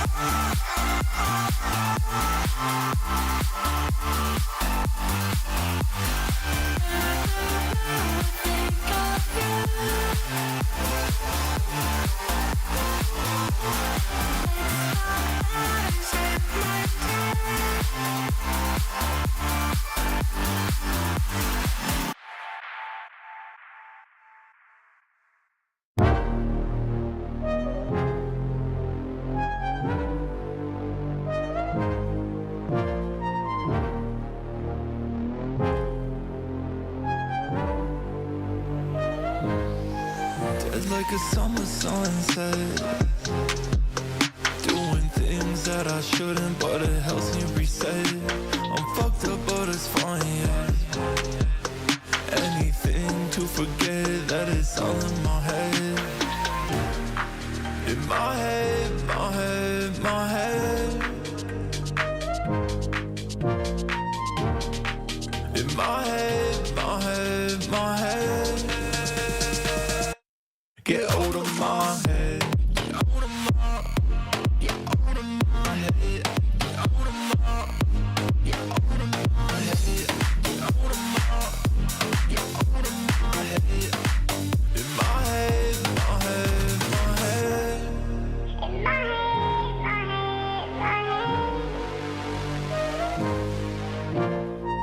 My head don't feel like it used to. I miss my homies, yeah. The thing we had discontinued, but I'm not lonely yet. I don't wanna talk about it anymore. Yeah, I'm drinking cause I'm bored. Down by behind locked doors, yo. In my head, my head, my head. In my head, my head, my head. Get out of my head. Get out of my. Get out of my head. Get out of my. Get out of my head. Get out of my. Get out of my head. In my head, my head, my head. In my head, my head, my head.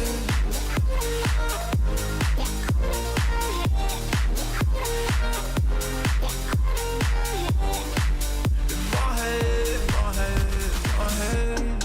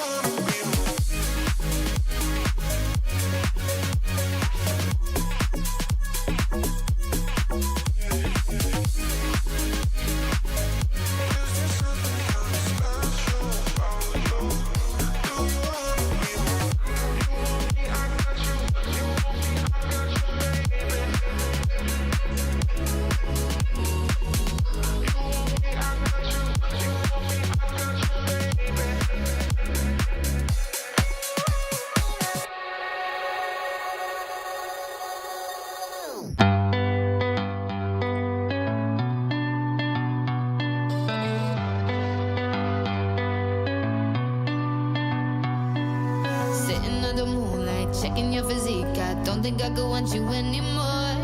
Chilling with your girl, I'm jealous that I can't just run over and take you on the floor.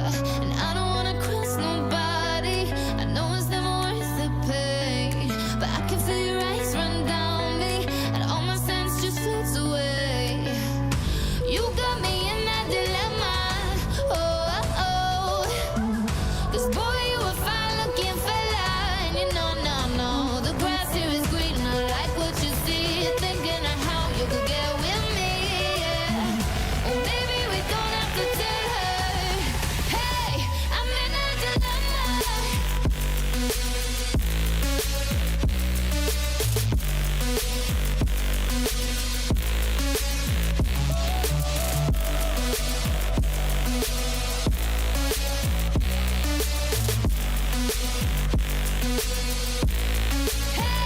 I'm in a dilemma. Because I want you, but I don't do wrong. I'm in a dilemma. You've been looking over here for far too long, yeah. The more I look in your wicked eyes, the more you're leaving me hypnotized. No, I'm in a dilemma.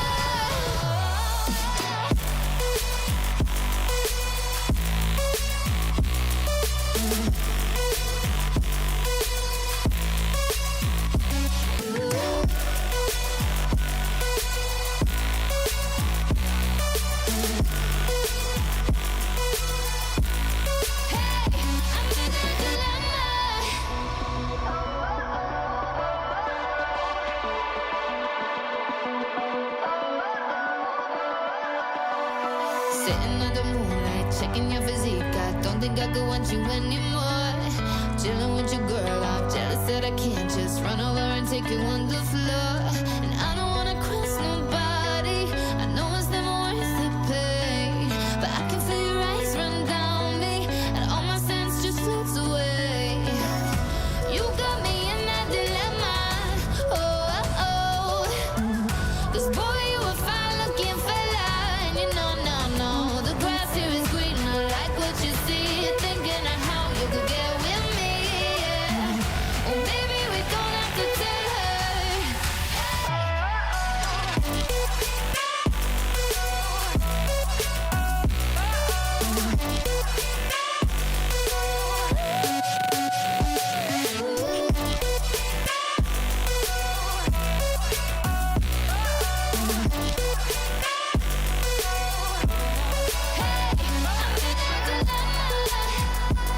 Because I want you, but I don't do wrong. I'm in a dilemma. You've been looking over here for far too long, yeah. The more I look in your wicked eyes, the more you're leaving me hypnotized. No, I'm in a dilemma. Ooh. So far away from it all. Can't feel my face anymore. Want someone to numb all the pain, 'cause I can't take it away. So far away from it all. Can't say I've been here before. So empty, I hate it. I'm sick and not feeling nothing. So where do we go when we feel so alone and we can't do a thing about it? About it. I'm done faking it, I can't pretend. In my head I'm running circles again. I'm done faking it, I can't pretend.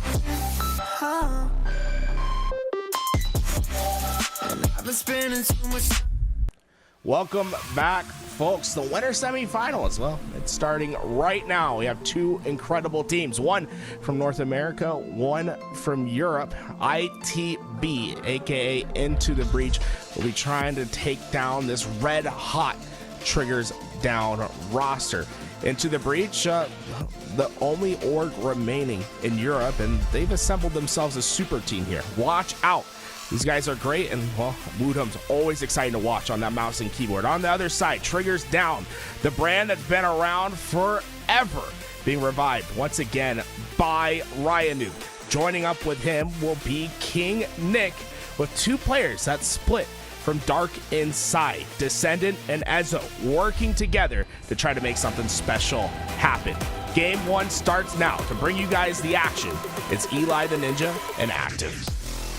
Here we go, ladies and gentlemen. The winner of this series will go on to face Shopify Rebellion in that winner's finals. So we'll see who comes out on top, but Triggers Down, they look solid here. I'm definitely going to be looking for Descendant, a player who has just played phenomenally today. Honestly, at the top of his game, improved over the years, and you said a little bit more pep in his step now, Eli. Yeah, I don't know. Nessity was onto something in chat too. He said the man just turned 20. His brain is expanding. We all know how human biology works, right? You're not fully, your brain's not fully developed till you're like 25, right? So this man's brain is ascending. I'm imagining Zach Galifianakis with the numbers flying over his head right now. Wait, so you're saying you said 25? So you're saying I'm done for? Like this is it? You're never getting smarter, bro. This is as high. This is as good as it gets. Sorry, bro. Goodness me, I'm so sorry, kids. Okay, here we go. I can't wait to get into this one. By the way, hot off the press, Ezo sent me a DM. He said, "You can call me Ezo. It's fine." It was originally Ezo. It was, but he said, "You know what? I think Ezo's better." So he's just gonna accept it. He's been morphed by others into his new name, which is Ezo. So it's totally fine. Yep. Can we pick a name? All right, Ezo, fine. Ezo, I love you to death, so I'll do what you want. Ezo, it's fine. Triple cap in for Triggers Down and Ezo. It's 67 points and counting here, and they've got the spawns locked down. Never mind. No, they don't. They have a couple spawns happen on the elevator side, but Ascendant takes care of Vutim very quick. It was 3 down momentarily, and the pipe side spawns come out, but still the triple cap locked in. I mean, Triggers Down have been on fire all day, picking up right where they left off. Glory for a moment thought that he could capture B. Looks like he will be taken down, but Woodom's there to capture it, so getting themselves back on the board. And I tell you what, this squad, Snipe Drone, SLG, there's something special about the way the Europeans play strongholds. They've just been quite dominant in the history of Halo Infinite when it comes to strongholds specifically. So I think this is a good game mode for them. Problem is they are battling at a ping disadvantage here. I know they're playing on a US server, so that might be making it a little bit more difficult, but don't be surprised if they come back in this one. Their triple cap is locked in, so the comeback beginning here, but still lots more work to do. It's a couple resets on a couple plots. Rhino toward the bottom of tower, catches Glories out. That's going to be the first kill that's necessary. A is going to be capped now by the side of Triggers Down. Now another player taken down. That's going to be Snipe Drone. Beautiful job by Snipe Drone on that challenge, though, making sure to try to take out Rhino, but obviously didn't work out in his favor, but that challenge is warranted. Yeah, good challenge. Doesn't have any teammate support to follow up on it, though. I feel like that is going to be the danger that ITB could fall into. Is they're all extremely individually talented, but sometimes don't quite get on the same page or have the same timing as one another. Woodham somehow finding a kill on King Nick while being shot by Ryan, by the way. King Nick probably feeling a little silly after that one, but decent opening. Problem is it's not really possible for the rest of ITB to follow up on that. Another trade goes down. That's only going to play to the favor of the team currently scoring, which is right now Triggers Down. They are 3 down, though, as was the last player alive. And he will immediately go towards B, potentially blocking the spawns on the pipe side, forcing spawns on C. There is a player that got through the long. It's going to be SLG. He's going to be on the glass. Ezo's in trouble right here. Has to do all he can to stay alive. Lots of nades coming his way. He goes down because of it. And the Shroud Screen blocks Descendant from any view here. This is a great Shroud. He's going to be able to get out of dodge as Descendant has to reload here. Now, Glory's in a situation where he can continue to live, and he gets the kill. Oh, my word. I got to say, we've been talking about Descendant and his movement all day. Glory is like the Irish Descendant. I mean, this guy literally has some of the craziest movement I've ever seen. So when Glory and Descendant get into a 1v1 battle with a lot of obstacles between them, you're going to see some very cool fights transpire because they're going to try to read each other's movement. They're going to try to out-movement one another, and only one can come out on top. Speaking of movement, it's Wutum. Does a bit of damage there inside the B and allows Glory to get that camo. Now they have a triple cap once again. The spawns might be blocked on the long haul side, which is going to force Ezo to spawn on A. So Glory has to backtrack a bit. You see another player on the hell as well. Or on the Dorito, whatever you want to call it. But it's Glory with the shock rifle and camo combination. This could be deadly. This grapple's good. Can he get out with his life? Yes, he can. He'll stay alive. Descendant not looking behind him either. SLG gets the kill onto him. My goodness, Eli. This is a brawl back and forth. 151 to 100. Look at the seamless movement out of this man, using the grapple slide technology to move around the map with ease. Finds himself top A with the shock rifle. Comfortable position, takes down Descendant, waiting for the next target to show up. King Nick too smart though. He's going to shoulder check that one. Make sure he doesn't get his face peeled off. Recommend that to my matchmaking teammates as well. Stop walking into people's reticle. At least give it a shoulder check before you go on through. And once again, Glory versus Descendant. Glory has had his number so far this game. Yes, he has. Wutum has had a decent showing so far, 7 and 10. Everyone else on his team, though, double digits. And as I say that, all of them go down in that situation. And with that 3 dead, it'll be Rynoob who takes advantage. Gets A. The triple cap's locked in once again. Spawns come out in the back of C. Rynoob playing is pretty slow. He's waiting for his teammates, maybe playing a timing here. Wutum's playing the angles. Wutum gets him down to no shields. Wutum goes for the kill, and there it is. My goodness. I mean, that was kind of unfortunate for Ryan. His grenade did not get the full bounce he was expecting, and that completely ruined his chances of winning that fight. I think he also chowed Wutum there because he saw all of Wutum's teammates dead in the kill feed, so he's like, hey, you know what? I can take this 1v1. What's the worst that could happen? Worst thing that could happen is you're dead, and now ITB might just have a trip cap off the back of that. Rynoob, no shields, staying alive inside of B. The nade's going to be good, though. He'll get cleaned up by Wutum. Snipe drone inside of B now. You see Wutum on that A side. If they decide to cross, Snipe drone's got to react here to the push. Wutum, never mind. Wutum pushes into tower instead of staying on A, and now the push comes through. With that kill onto Wutum, they can push in freely. Snipe drone's going to try to take care of him, though, and he does to one, but cannot win the second fight onto Descendant. Descendant's so strong in those close range melee fights. King Nick, though, towering over the lobby. 19 kills already somehow. And the pressure is on. ITB have done a good job to kind of weather the storm and keep this close, though. They've been able to secure at least one stronghold in a majority of these engagements. Now they retain scoring position and might just be able to steal the lead. They're going to have to get a few slays here, though. Looks like nice team shot coming in from Glory and Snipe Drone. They both stay alive in that engagement. It's a 4 dead for Triggers down, and they look to be forcing a C spawn. Just going to hold the classic AB setup for now. Likely to just give up C and hold the crosses here. Gave up C, but they got a couple of those triple cap ticks to go in their favor. That'll give them that lead. Wutum aggressively towards the sneaky. Very aggressive is Wutum today.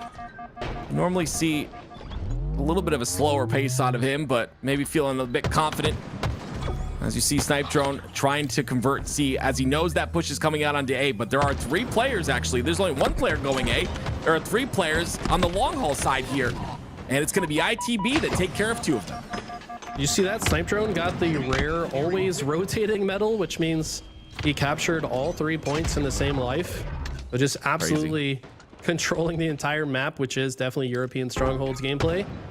I thought they were going to hold the comfortable AB setup, and then they just wait for the spawners at C and then collapse on them to apply ultimate pressure. You can see why it's an effective strategy, as Triggers down still reeling from that and might just lose here. Looks like a last-ditch effort from Ezo to try to flip B, but it doesn't matter. Just like that, ITB with an impressive comeback. They had to come back from a pretty large deficit. I really like that by SLG at the very end there. How much damage you put. I think it was into 3 different players at the same time, taking beautiful angles on every single player, not taking any damage within that last engagement. Really helped kind of stop the caps that were happening on B and on C. So great job by SLG in that scenario, and a great job by Into the Breach. Obviously, I would assume playing on pretty high ping here, so doing a very good job to take that game 1 and give themselves a bit of space in this series. You know, there's a lot of people in chat rooting for ITB speaking in French, but is there only one French man left on this team now? It's SLG, right? We got Snipe Drone from the UK, you got Glory from Ireland, and Wutum from Finland, right? So yeah, There's only one French speaker on this team, but hey, I respect it. It's fun just talking French, right? Absolutely, yeah. I wish I could. I can only speak one language. Even though I'm 100% Portuguese, I can only speak English and a tiny bit of Portuguese. So anyone that can speak multiple languages, a lot of respect for you. Regardless of what language they're speaking, though, it is successful here in this series. Game 2, going to be Aquarius Slayer. We talked a little bit about this earlier. The squad spawns that can happen, etc. I'm excited to see who comes out on top of this match. Triggers down. I mean, I was expecting a little more out of them in that first match, but I mean, they had the lead for a while. They had control for a while. We'll see if they can gain any control here and maybe a lead in game number 2. And like we said, Stronghold's typically the European comfort zone. Maybe this is the switch up. Triggers down needed to get back into this. King Nick's going to get the first overshield, but it gets depleted quickly. I think Glory intended to exit bottom center, but regardless, completely depletes this OS, so it will not have a further impact on the next fight. But this is an interesting one. These teams need to have a good game plan when it comes to how to play out of the base if they all spawn there together. Need to know how to play defense against an oncoming push. King Nick with the flick shots there. Take down SLG. But Glory's there to clean it up. We got an even game so far, 6-6. Yeah, great target prioritization there by King Nick. Ends up cleaning up 1 at least. But, you know, again, we saw Triggers down, 4 down in that scenario. Right now, it's a 3v3 situation as King Nick takes the 1v1, gets 1 kill. That's traded out as well. 3 down for Triggers down once again. ITB take the first lead of the game. ITB looking good. Wootum kind of on an island from his teammates, wants to be a little sneaky here. Expects that there's spawners in yellow base, but he is incorrect. Okay, now that the knowledge is here, gonna now try to hold off the push from pushing to P2. Grab the sticky grenades. Doesn't need to use them though. Will get the trade out onto Ryan Noob. And man, Wow. ITB looking very impressive. They're just picking off targets one by one with brilliant team shots. Yes, Snipe Drone playing the lower side of the map, and it's working out in his benefit. He's got players behind him, though, rotating in. My goodness, the teamwork is phenomenal. SLG takes 1. Snipe Drone comes back, helps SLG. The bait and switch is beautiful. It's a 17-9 score so far.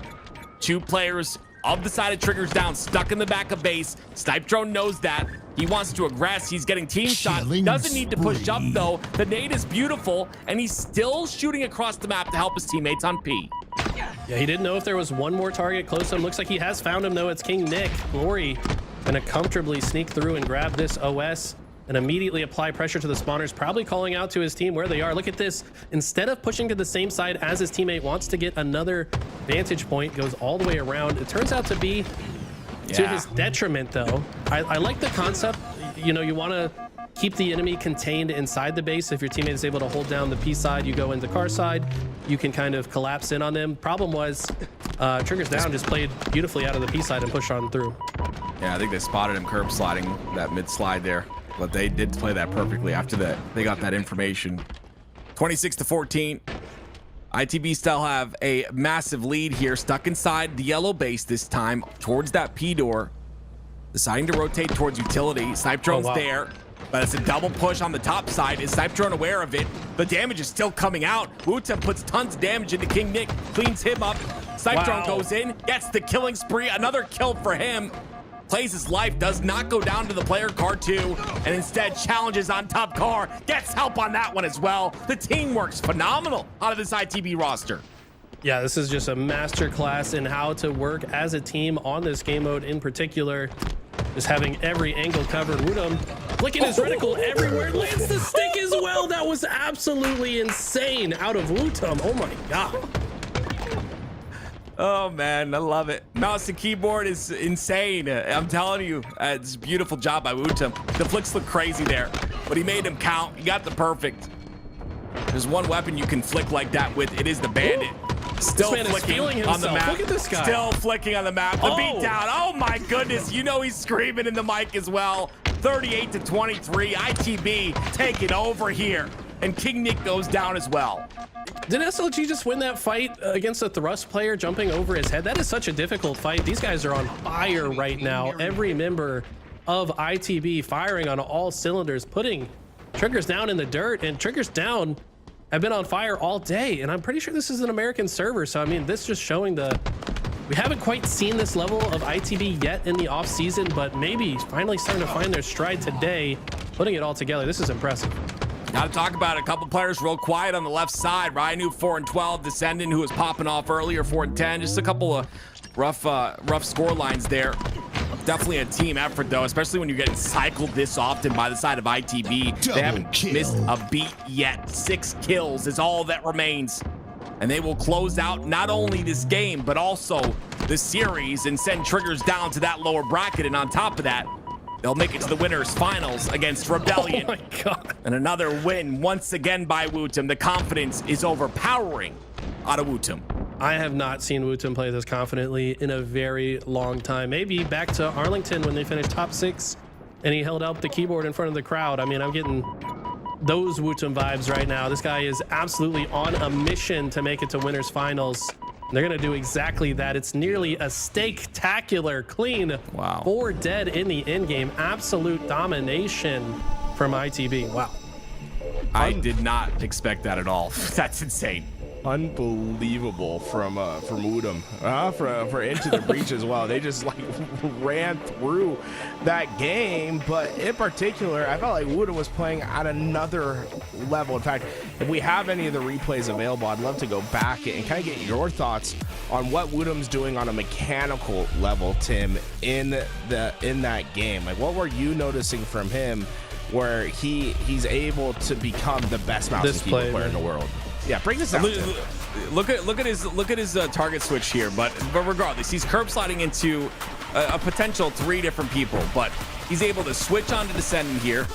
The 3 shots, I believe this is 3 shots, but these are all flicks. He perfects Descendant and then throws a stick. He puts his aimer in the position of the player dropping, and he throws the stick. This is insane.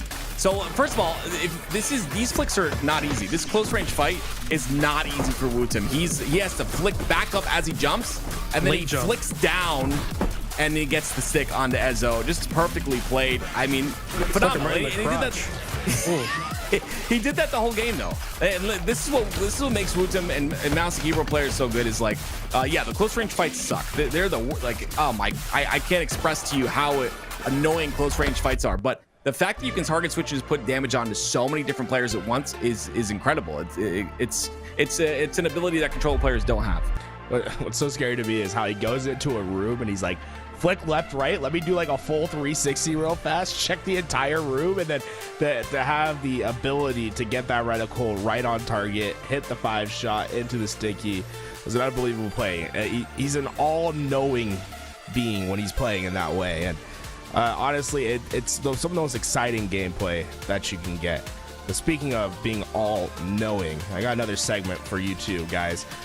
Let's go in and get a classic LVT Halo segment, and let's guess some Halo pros, right? Who's that Halo pro featuring Active and Eli the Ninja? Let's see how good you guys are at remembering who's who in the HCS. Hey, that's Cloud. That's Cloud. Cloud. I call Cloud. If you get it, if you get it, I'll give 5 gifted to the side. I'll give 5 gifted right now. Wait. This is Falcated. Yo, there's no way. I think it's Falcated. you got? Are you serious? You want to? I see the pose. He's doing the damn orb shit that he did at the media day. He's controlling energy. The left blob is his right hand. The right blob is his left hand. And I think it's Falcated. All right. Well, or chat, if you need a little bit of help, let's clear it up just a little bit.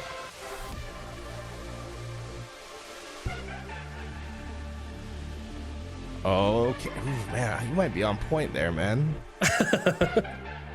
Dude, this is the I'm just gonna hardest. sit back and sip my coffee. Yeah. Oh no. Oh my god. He's cracked.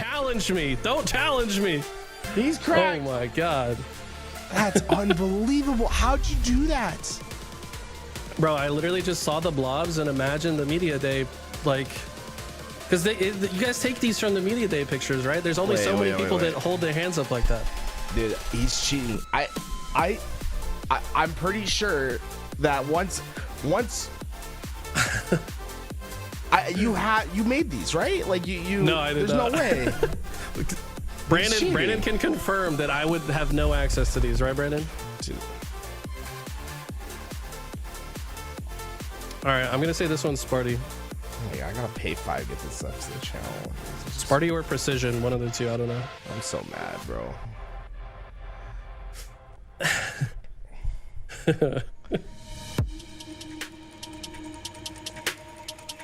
I think I'm feeling Precision on this one actually. Am I crazy for being Spartan? It's just the poses, bro. You got to think about it. Like it's media day. He's holding his hands up towards the camera. You can see the white blobs. They're gamers, bro. They're white as hell. The white blobs are the skin, and the jersey is the darker part of the blob. The hands are out. Is it? I'm thinking maybe Suspector. Suspector or Spartan is my. My first guess was Sparty, but then I changed it to Precision, so I don't know. You're gonna take Sparty. Yeah, I'll take Suspector then for right now. All right, can we get any clarity? A little bit of clarity here. Ooh, That looks so much clearer. I think it has to be Spartan or Suspector, huh? I don't think it's a Spectre. Wow, you're confident with that, huh? Yeah. Is there any way for it to be know. clear without giving it away?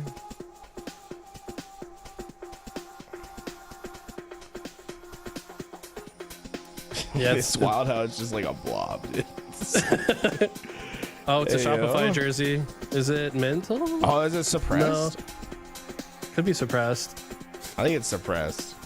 Boo Boo's never been on Shopify? Oh, it could be Quadrant. I think so. Glory. Wonder Boy says Glory. Yeah, it could be a quadrant. Yeah, it could be Glory, actually. Yeah, it could be a quadrant jersey. I don't know.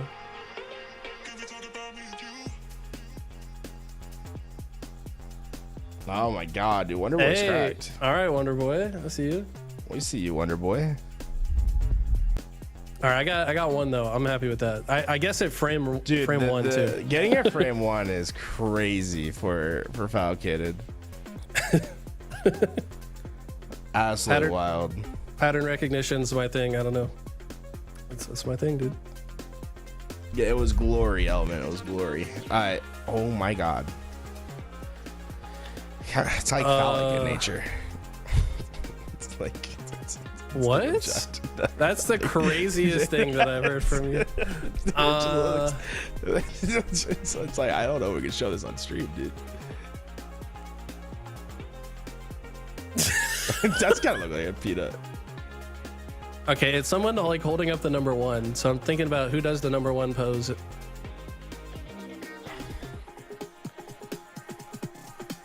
I'm telling you, man, the white blobs are the skin of the human, right? So why would there be a white blob in front? And the top one's obviously the head or the face, right? He's got his tummy out at the bottom. You see that's his skin at the bottom there. It's just him like.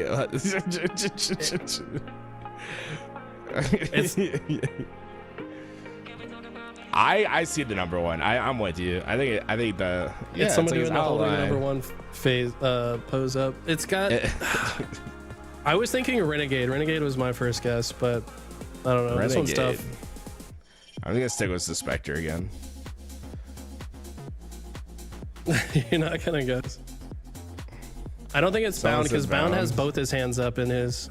Wonder Boy said breaking shot frame one. If he gets it like that, he's like officially the most cracked player in all time. Okay, it's a said little bit man. clear. Oh wait, I no, guess wait. I think it's Suspector. Eco now. I think Eco now. Ego? So I'm guessing now. Yeah, changed it. Man. This is like abstract art. Like It's like Renegade was my first guess though. I don't know. There's no way it's Lucid, right? Someone said Lucid. No, I don't think it's Lucid. Someone said Wonder Boy changed to Last Shot. Cherished is a good guess actually. I like Cherished as a guess. Oh, Callie might be on point. She says it's a heart. Like they're doing the heart. Who does the heart? Yeah, it could be the heart. Yeah, you're right. It is. Cherished. Wow. Yo, shout Let's out go, to Callie. Yo, she's Okay. cracked. The blobs are the next level of this. This makes it much harder than the outlines for sure. He said this game sucks. Wonder Boy, just because you suck at the game doesn't mean the bro, game sucks. Just because alright? we added legendary mode of who's that Halo pro. Callie's cheating. She's got all the graphics saves. Dude, I went and did all the outlines for all the graphics like to go put them in this thing. Are we doing this next series too? Or me and Tim on winners finals? Yes. You guys Alright, will cool. be doing winners finals. Into the Breach versus Rebellion, folks. We're waiting for Rebellion to get there.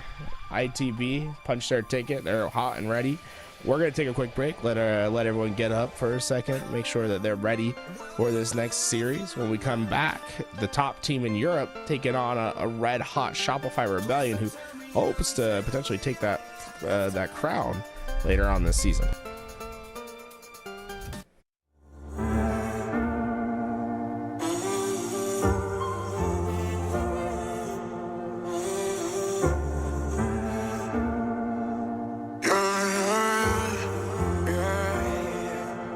I'm just being honest, I got you here. You just ride the wave till you disappear. Unrequited love, I can't take it. Kill me more than once, leave a trail of tears.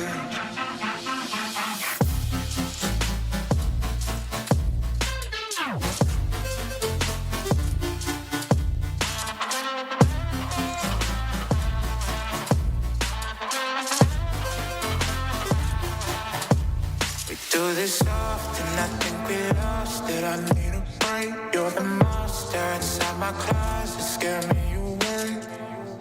Everybody goes through it, we don't ever come out the same. Cause you never change. You my little psycho, kiss me in the night glow. Easy to imagine when you always have your eyes closed. We'll be going crazy if you know what I know. Where did all the happy memories go?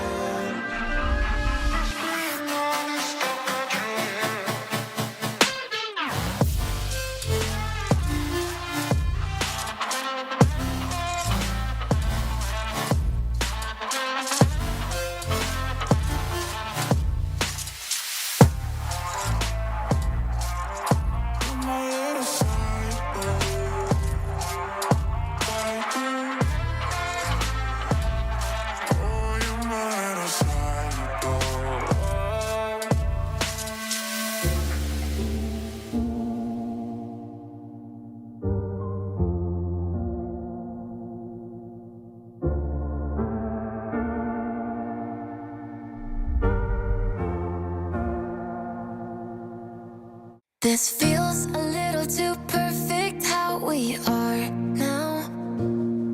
You think I throw a little caution, but I don't want this to change. Been waiting too long for a moment like this.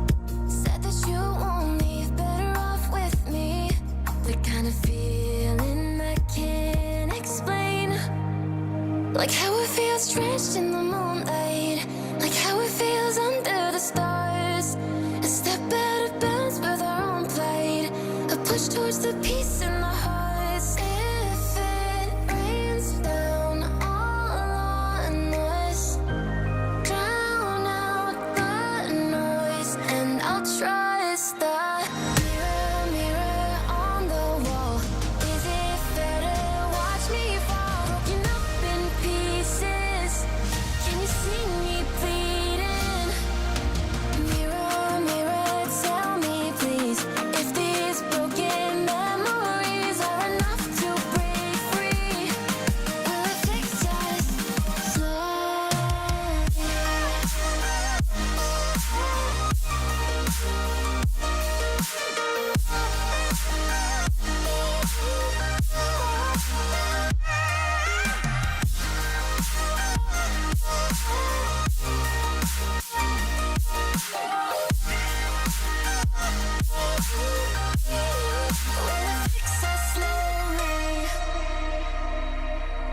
Each day I'm moving along with what fits best for.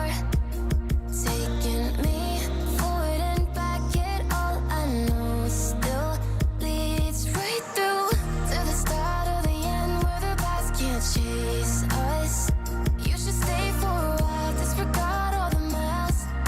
if it's you and I won't be okay. Like how it feels drenched in the moonlight, like how it feels under the stars. A step out of bounds with our own plight, a push towards the peace in the hearts. If it rains down all on us, drown out the noise, and I'll trust the mirror, mirror on the wall. Is it fair to watch me fall, broken up in pieces? Can you see me bleeding? Mirror, mirror, tell me please, if these broken memories are enough to break free. Will it fix us slowly? Will it fix us? Mirror, mirror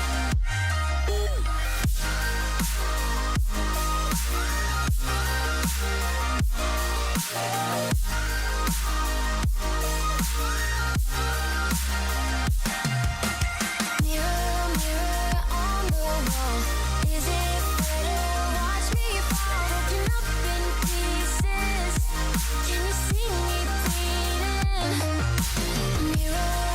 Can you see me bleeding? Mirror, mirror, tell me please, if these broken memories are enough to break free. Will it fix us slowly? Mirror, mirror on the wall, is it fair to watch me fall, broken up in pieces? Can you see me bleeding? Mirror, mirror, tell me please, if these broken memories are enough to break free. Will it fix us slowly?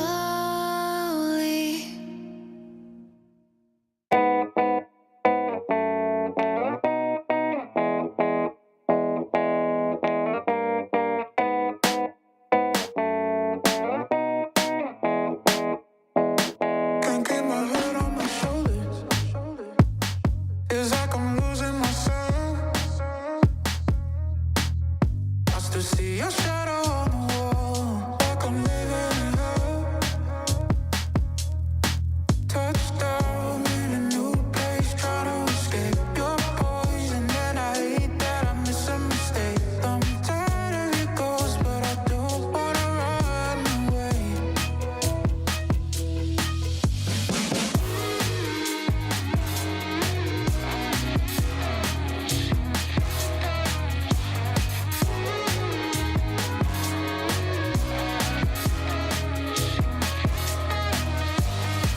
I can't believe I fell for all of it, and it was a show. I know it's toxic, but it just don't feel right letting you go. But you play a game, I can't escape. I'm caught up in the middle. You're running through my head, and all the things we said. I wish I could forget you.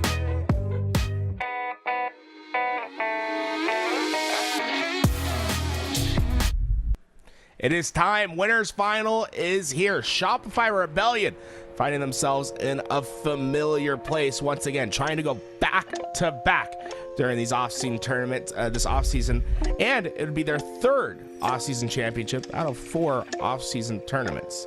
Into the Breach find themselves in the winners final for the first time. The team out of Europe trying to prove to everyone that they will be a true contender coming into this season. Woodham looks to be playing some of the best Halo we've ever seen. The mouse and keyboard phenom will be here once again to try to make the upset happen. To bring you guys the action, it's Active and Eli the Ninja that'll be joining me, and Aquarius Flag going to be our first game. Folks, take it away.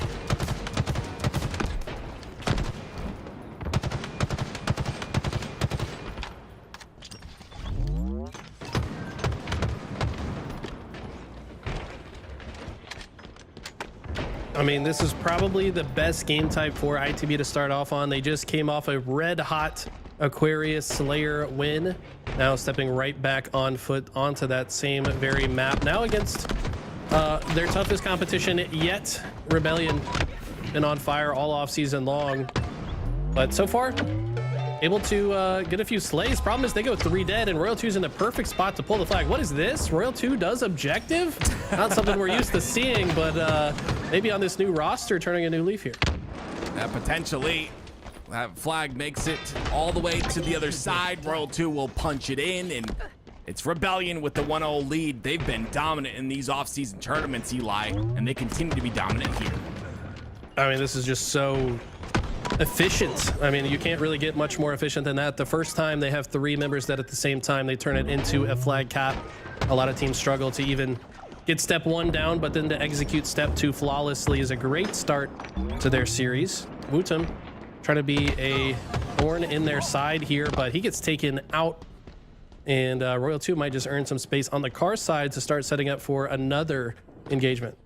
Yeah, very interesting that ITB pressure from both sides of the map right there. You saw them on the utility side and, of course, on the fridge side as well, and Rebellion break through that entirely. Royal 2 still anchored in the back of his base, just playing a bit of defense right now. Great shots by Royal 2. Can he take out Wootum? No. Wootum comes out on top of that fight once again. Will that be enough for them to get out of their base is the question here, as Collect goes towards the top, and OS coming up right now. Very patient, wanted to make sure he has full shields before moving forwards to grab this OS. Now with Royal 2, look to be a dynamic duo pushing into the base. Looks like they are looking for targets to kill, but no one's home, and they run past the flag. I think they could have maybe found an opportunity to start running that through the car side, but obviously I'm the observer, and they're in the game. There it is.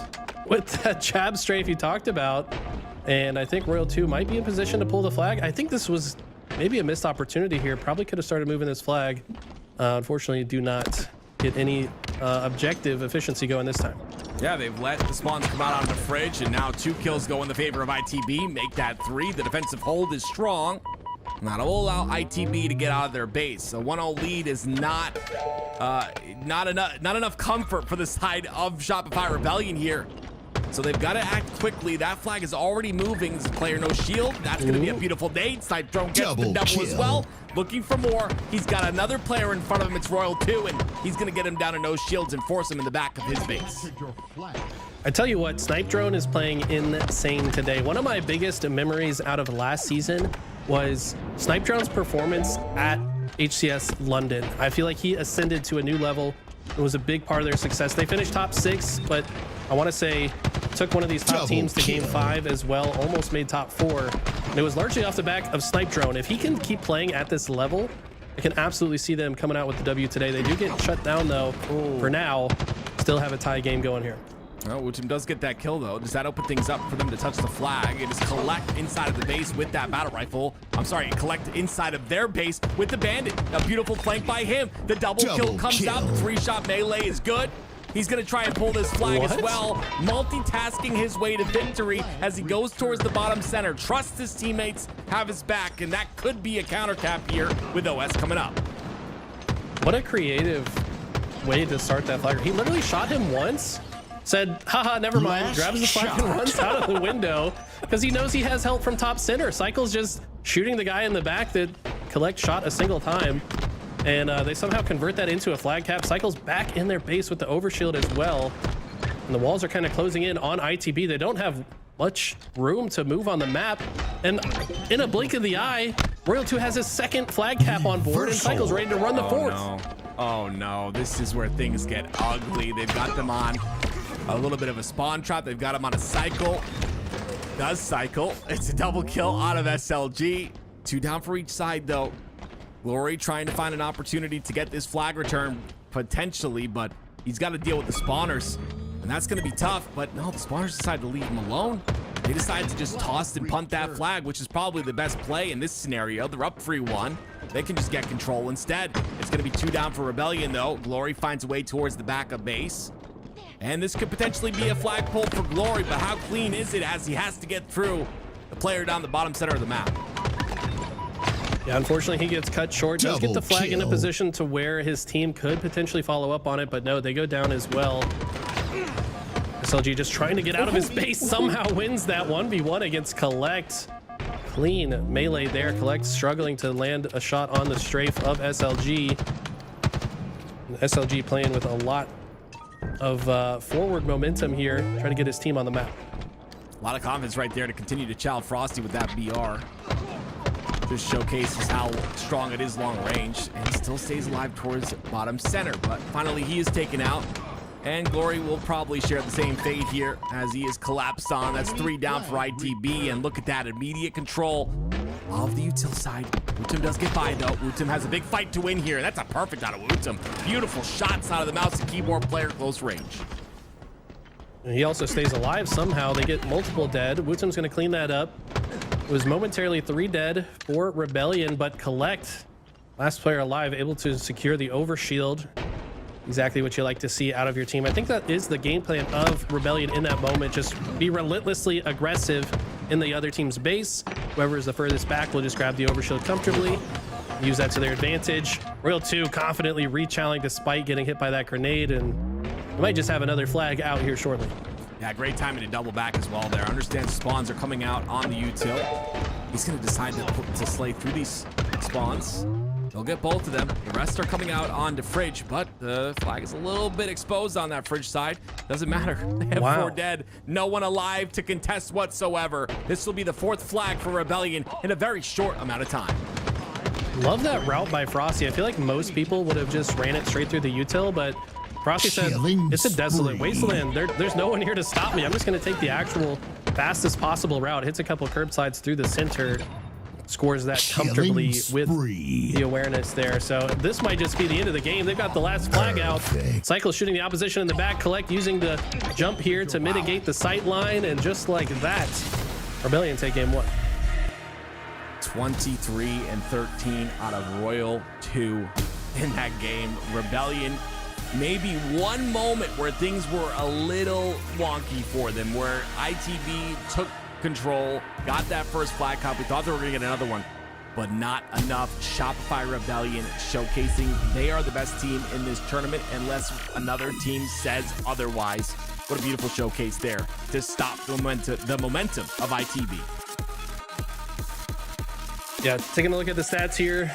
Glory had a rough go at it here, 7-13, couldn't quite get on the board. Royal 2, 23-13. This man was all over the map. By the way, 3 assists, not a team player, but has a solid squad around him to make sure he can land all these slays, but also run the flag. He ran like, what, 3 of those flags in? So,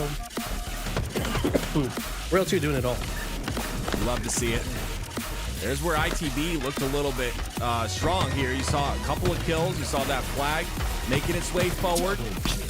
The slays were in perfect timing, but it wasn't enough. They weren't able to capitalize. This is when it was tied 1-1 as well. And that flank is what killed everything. It's Collect right now. When the flag is directly in ITB's base, Collect does this. Shoots him once, backs up, slides through, knows he has the cover, knows 2 are dead, and knows he's okay to push forward as his team slays from the top center. So glad that Brandon had that replay ready to see what I was talking about. He's just like, it was just a warning shot. Like, hey, back up. All right, now that you're back there, I'm gonna take this flag now. A little jab. I like it. And Here now, we go, guys. Game 2. yeah, with the sniper in hand, takes to the sky, but shooting Skeet R into the breach, shooting him out of the sky. And let's see who gets that sniper back in their hands. What's up? There it is. Couple flicks. Nice little double. Almost gets out with the repulse. It's almost the observer has a hard time keeping up with him sometimes with how fast he's moving. It's gonna be another trade as well. 5-5. We've seen how strong Shopify Rebellion is in these Slayer games, but I honestly didn't see a lot of strength in the Slayer this weekend, I should say. We'll see if that changes here against ITB. So far, looks to be even across the board as Snipe Drone decides to take presence towards the outside of Camo, and they'll put a little bit of damage into a couple players and push forward. Frosty with this Mac cannon of a sniper rifle. This thing is thick with 2 C's. Wow. I like the new model, man. It looks like it should do double damage, low key. Doesn't it? It's got some extra force behind those bullets. 11-9. Frosty just going to squad top tower as long as he possibly can. He misses a pretty easy shot there on the player on the outside of Camo, but he'll end up having to drop back. Snipe's still lots of ammo to work with. 6 bullets to be exact. Make that 5, and they'll continue to hold back tower here. I would assume ITB pushes him at some point in this scenario, but with everyone dead from Rebellion, ITB a bit scared to push forward. Yeah, Frosty being forced to play quite defensively here, just facing a lot of pressure, but probably totally fine with that. He's not expended too much sniper ammo either, so still has a lot left to do, but the stray from SLG keeps himself alive. Unfortunately, Frosty will lose that sniper, and like I said, still had ammo left. SLG, one of the best snipers in Europe, if not the best. See if he can do some work with it. Finds a sticky kill, and no, instead it's going to be Wooten with the sniper, actually. And we know this guy knows how to use it as well. The thing with mouse and keyboard snipers, Eli, is you like to use it like a shotgun. That's kind of what it is. You push forward, go for no scopes. Regardless, though, Wooten hitting a body shot there at least. Frosty will regain his sniper back. Once again, he's got a QT to work with, but that's not going to be a factor. He gets assassinated pretty quickly there, and ITB will take the lead, 21-17. I mean, ITB have been playing these Slayers so aggressively, and I don't think Rebellion quite used to being played at so aggressively. Huge play there from Snipe Drone with the sidekick and a couple of well-placed grenades. That grenade not as well-placed. He's going to have to dodge his own. And wow, the confidence out of both players there. Wooten does get away with the new sniper rifle, full ammo in the clip. Finds the no-scope onto 1. Doesn't need to hit the second. Turns it into 3 somehow. But Royal 2 is going to be the last man standing. He's going to pick it up. Oh, man.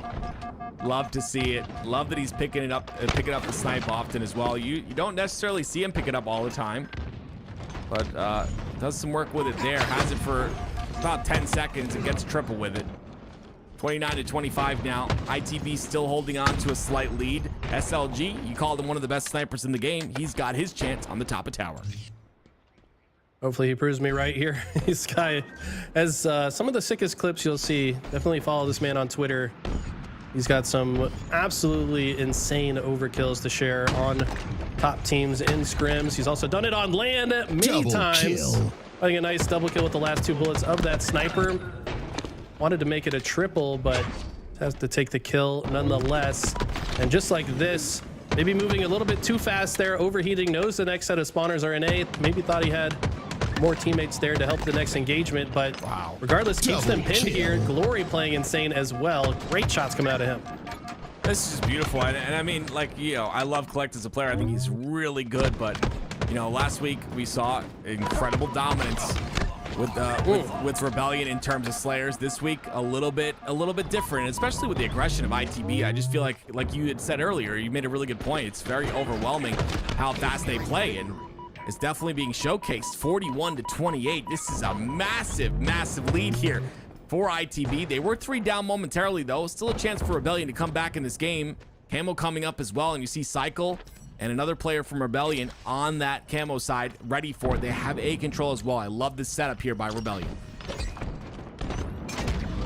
Okay.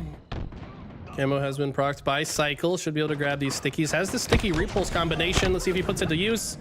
Unfortunately, doesn't get the sticky grenade out. And just like that, ITB extend their lead to now 12. Royal 2 having to run away from his engagement as well. Look at the pressure. It's perfect positioning. Where did Wooten even come from there? And this one's over. Oh yeah, there's nothing they can do at this point. It's just trades here on out. Very impressive. Out of it to the breach. We're at least going to see a game 3, which is great. It's going to be just a massive confidence boost for the side of ITV here. With 1 more kill remaining, I would assume they clean this up pretty quickly. As Snipe Drone does spawn, he's got 2 players weak in front of him. There it is. The last kill goes in. Snipe Drone will clean it up and will guarantee his team 1 score on the scoreboard. Tie up this series 1-1. You know, Active, I was thinking today, pretty much everybody in the Halo scene right now, they've been talking about OpTic. They've been talking about SSG. They've been talking about Shopify Rebellion. I was thinking to myself, this ITB roster, once they put all the pieces together, they should be in that conversation. These guys are insane. These are most certainly the best players in Europe, the best team out of Europe right now. And I think that they have shown time and time again that they can hang with the big dogs. I mean, they've defeated OpTic multiple times in, what was that, season 2. Granted, it was a very different roster at the time, but I mean, they've continued to evolve and adapt. And like, I don't know, I see a version of reality where these guys turn some heads and maybe surprise some of the American viewers. I definitely want to see how a lot of these teams pan out on land. I definitely don't want to take them out of a top 6 scenario conversation. I think, I mean, I definitely have to see more, but I would agree with you that this mold is great. I think Wutum really shines in this on this team, like with the other 3 players on the roster. I think obviously Glorious is an incredible player. Cyptrone, one of the best. SLG, there's just incredible talent on this roster, and I think Wutum has this chance to really showcase what kind of player he is on this roster. He just works out. So I'm excited to see as the season goes on, as teams start to scrim, as the work starts to be put in. I can't wait to see what happens to ITB as the season progresses. I would be shocked if they don't pull out at least a couple top 4 finishes this season. I'm gonna say it now. I think that these guys might surprise some of you guys in chat that are non-believers. They absolutely have the chance to at least make top 4 on land, in my opinion. Well, here we go. They're definitely doing work here in this series. It's tied up at 1-1. It's going to be, of course, King of the Hill on Recharge. One of my favorite game type map combinations, by the way. I think it works so well. Recharge is such a good map. But the shock rifle has been powerful since day 1, and it is definitely going to do work to this ITB roster. It's 1 down for Cycle. Cycle takes out 2. Double 3 kill. down for the side of Into the Breach. The 4th one not watching. Cycle's going to take him out quick. There it is. That's Hill for Rebellion. Spree. And Cycle just going to comfortably sit in the hill with the shock rifle.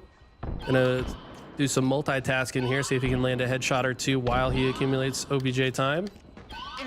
And so far, nobody walking into his reticle, but I think that's a good thing. Okay, Glory's going to be the first victim. SLG with a nice slide out challenge there. Cycle seeing if he can land a cheeky peek shot, but he's going to be overran by the Frenchman and man from the UK. And ITB have a chance to steal this hill. They've got a solid setup. Glory is blocking the elevator spawns. Now they just got to watch the cross here as Frosty forcing his way into the hill. He forces his way in, and guess what? He stays alive. There's 2 dead. Make that 3 on the side of Into the Breach. Rebellion, with that push, will secure hill number 1. The hill moves towards the blue pipe side, and spawns come out onto A. It's like clockwork here for Rebellion. They're ready for those spawns, and they've got full control. Full control indeed, but they do lose a couple players in the process. Royal 2 last man standing, collect the first spawner now. Actually, never mind. I might have misread the spawns there because Collect is already in the mix. He does get taken down though. Cycle and Frosty now seeing what they can do. It looks like they're fighting for the camo. Glory wasn't able to grab the camo before he curb slid out, so that camo is still sitting precariously bottom middle. Looks like a man that forgot his cell phone at the restaurant coming right on back. Might have left something over there, but okay, let's see what he can do with it.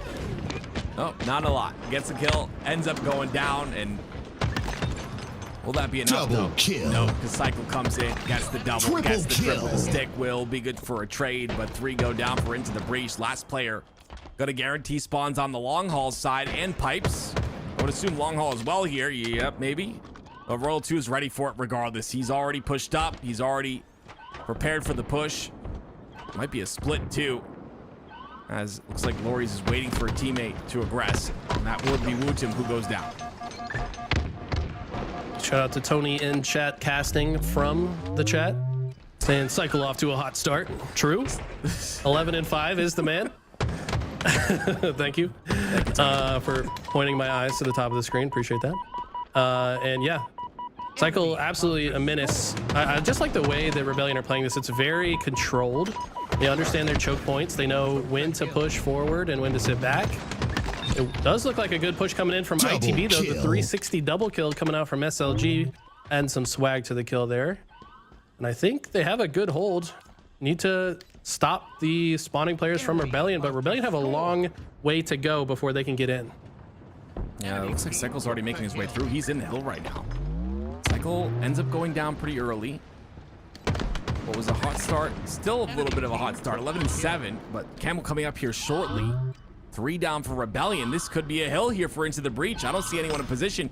Frosty is, but he's going to play slow and play for that camo and a potential the spawns potentially onto elevators so we can get control of that new hill. Yeah, Frosty always thinking ahead. This man is a chess grandmaster on the battlefield, but unfortunately has some bad timing there. SLG catches him off guard. SLG decides that he needs to win that fight before proccing the camo. Not sure if anyone was able to grab it yet. No, Royal 2 can see it on his screen here. See if he can grab it. Snipe drone doesn't care about camo for now. Oh. But look at this angle that Royal 2 finds. Somehow gets 1 kill and a ton of damage. But someone was able to sneak away with the camo. I think it was a member of ITV. Yeah, Wutum, I believe, if I'm not mistaken. I think he's right there on your screen. Nope, Wutum, it's not Wutum. I apologize. It was Snipe Drone. Snipe Drone goes down. Sorry, Callus, love you. It's 2 down for the side of Into the Breach. Make that 3. And If only the stream could hear that. Goes down as well. All right, Snipe Drone. And the rest of the squad, I mean, both teams are playing this very patiently. They're playing very much a map control oriented, a little bit slower playstyle than we saw in games 1 and 2. And why not? This is everything on the line to win winners finals. Last game here. Want to make sure you're taking your time and picking your options properly. Glory still fighting for the elevator. Frosty telling Royal 2 here that there is someone lurking, a trespasser in the elevator. They're going to take him out of the equation. Get him out of there. Yeah, Rebellion, I think, content to not force this hill just yet. And it's way more important to make sure you maintain presence in elevator before you risk your life by setting in the hill. Yeah, a little bit too forward. Was one of those players, I think it was Frosty, trying to just do damage to the players inside of batteries. They did enough. He did enough damage though to soften up the push, and 3 go down for ITB again. And now Royal 2 wants to play for this camo to solidify things, because that's exactly what it would do. If Rebellion can get this camo and this hill, which they get the hill, it will solidify a massive lead in both ways for this next hill cycle. Oh, not spotted here. Glory's just looking around, but can't spot him. I don't like my vegetables either, Glory. I understand. I think Glory's... I think his spidey senses were tingling, though. He's like, this guy's lurking somewhere. You can see him kind of back up there a little bit. He's like, oh, I don't know, guys. I got a bad feeling about this. You can't move with camo nowadays, like, at all. You can't move at all. Not even, like, looking left and right. You can't spot. For real. It finally does dissipate. The damage has been done. Killing spree for Cycle. He does finally get taken down, but I think rest of Rebellion should be able to clean this up. Nice movement there from Royal 2 to dodge that grenade and move forward. And now they just got to shut down this choke point. They know the spawners are coming in A. As long as they stop these players from rotating into the tower, and then also make sure they don't get through gold to long haul, they should be able to get this hill. A little bit of ring around the rosy, absolutely breaking ankles is Royal 2. I mean, this guy just moving around the map like a madman, and it's working. 12 kills, 11 assists, and only 7 deaths. The least amount of deaths in the lobby, ladies and gentlemen. Make it 8. Sorry. 2 minutes left, though. 3-1 lead.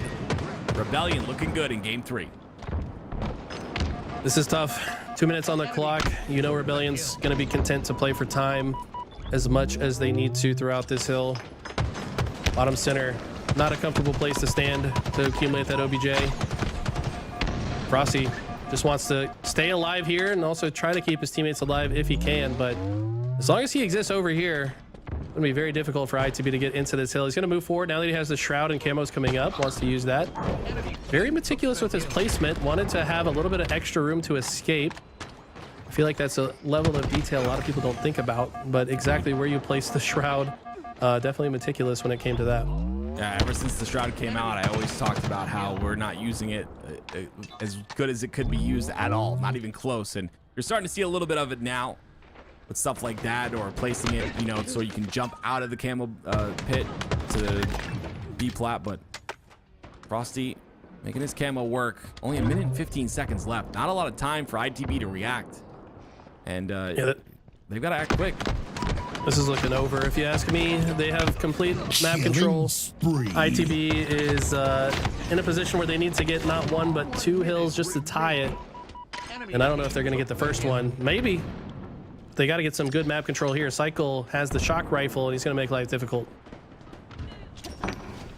They're not ready for the timing. That nade might give him away a little bit, but doesn't matter whatsoever. Oh, the patience on the drop. That shot doesn't connect. And that will be Wutum who stays alive.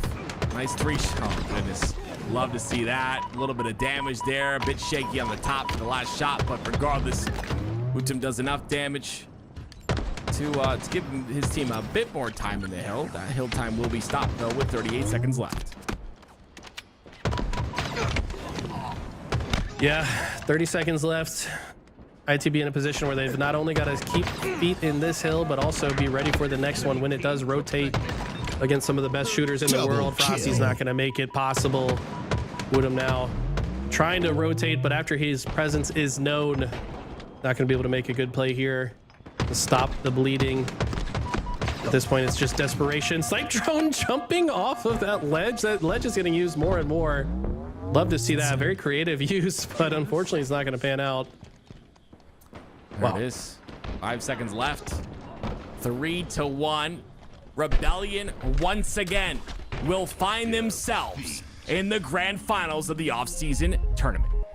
Rebellion, man. They just seem like they're no one's able to take them down, it feels like, whenever we watch these off-season tournaments. An easy run throughout the winners bracket. I believe only dropping one map this entire time, which was that Slayer to head to the breach. They'll be waiting in the grand finals as we take a look over on the lower side to see who will potentially play against them. A match that is to come. Cloud9 versus GBX. It's going to be our next focus as we go into the lower side. Eli, Active, thank you guys so much for coming on today. Is there start with you, Eli, man, is there anything that you took away from today's tournament? Any last words that you want to share at the stream? I'm just happy to see ITB stepping up. I think that they have had the potential throughout all of last season and now into the offseason, forming this super team. I can't wait to see what they can do in this season, and I'm happy they're showing up in the offseason. So Shopify is still doing what Shopify does. I was going to shout out Collect real quick too, because a lot of people are like, hey, they're playing without last shot. They're going to be so much worse. But in my opinion, this might be a hot take, but I think that all the Monster cheating allegations, you guys should have been watching Collect's screen, bro. He carried Monster throughout the entire time that they got first place. So, I mean, I'll just drop the mic on that. Collect's playing like a demon, and he has the whole offseason. Yeah, I mean, Collect's probably going to find himself some great opportunities over here. Active, what about you, man? I mean, I feel like Woodham and ITB just had a crazy run. What did you think about this tournament? What do you think about the future? Yeah, I love ITB right now. I think Eli said it really well. They're playing very confident. They're playing phenomenal Halo, and they still have a chance in the lower bracket to make things happen. I don't doubt this team whatsoever. I'll be watching the lower bracket to see if they can push through that. Wutum is playing at another level, and when you play with confidence like that, Halo Infinite is all mental. It's a mental game. If you play with confidence and think you can win every single piv, you will win every single piv, and I think that's where Wutum's head is right now, and I think he's got a team to perfectly balance what kind of play style he has. Louis, can we go back to Active's full cam? I got two things to point out, right? First, look how handsome this guy is today, folks. Yeah, go say hi to him. Second, what is that in the top left corner above the stream deck? Oh, sorry, you're right, my left, or your left, my right. That Master Chief thing. What is that up there? I don't know. I got it for Christmas. It's like a light. It's a Master Chief light kind of thing. Yeah. Pretty nice. Yeah, I like all your dolls in the back. All right, folks. Cloud9, GVX up next. Do not go anywhere. We'll be joined by a couple of new casters. Stay around.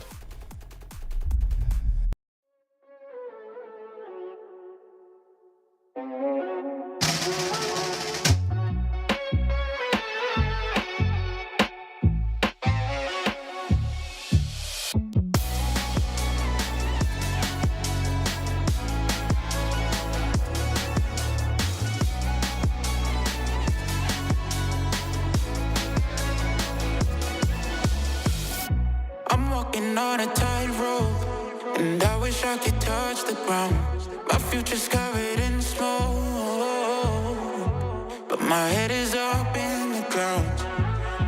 And maybe this will all fade after one bad day, and I'll be okay.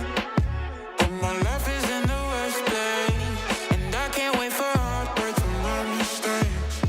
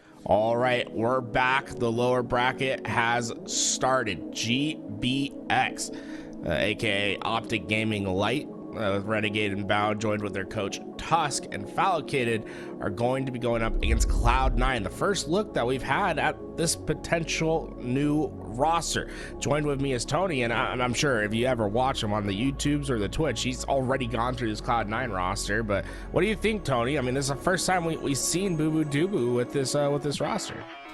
Yeah, I mean, I've always been a real fan of the Cloud9. You know, I think the original roster was actually great. You know, I'm a big fan of Sab. Septify has been huge, even back since the Fnatic days and whatnot. Like, just this whole Manny, come on now. Manny's the ultimate X Factor player, and then you bring in a player like Boo Boo Doo Boo. I will say, I miss Suspector. You know, I love me some Suspector action, and I don't know if this is exactly going to be like, you know, a permanent squad they're moving forward, if it's a fill-in type of thing, or even a tryout. But either way, it's just exciting to be here. It's fun.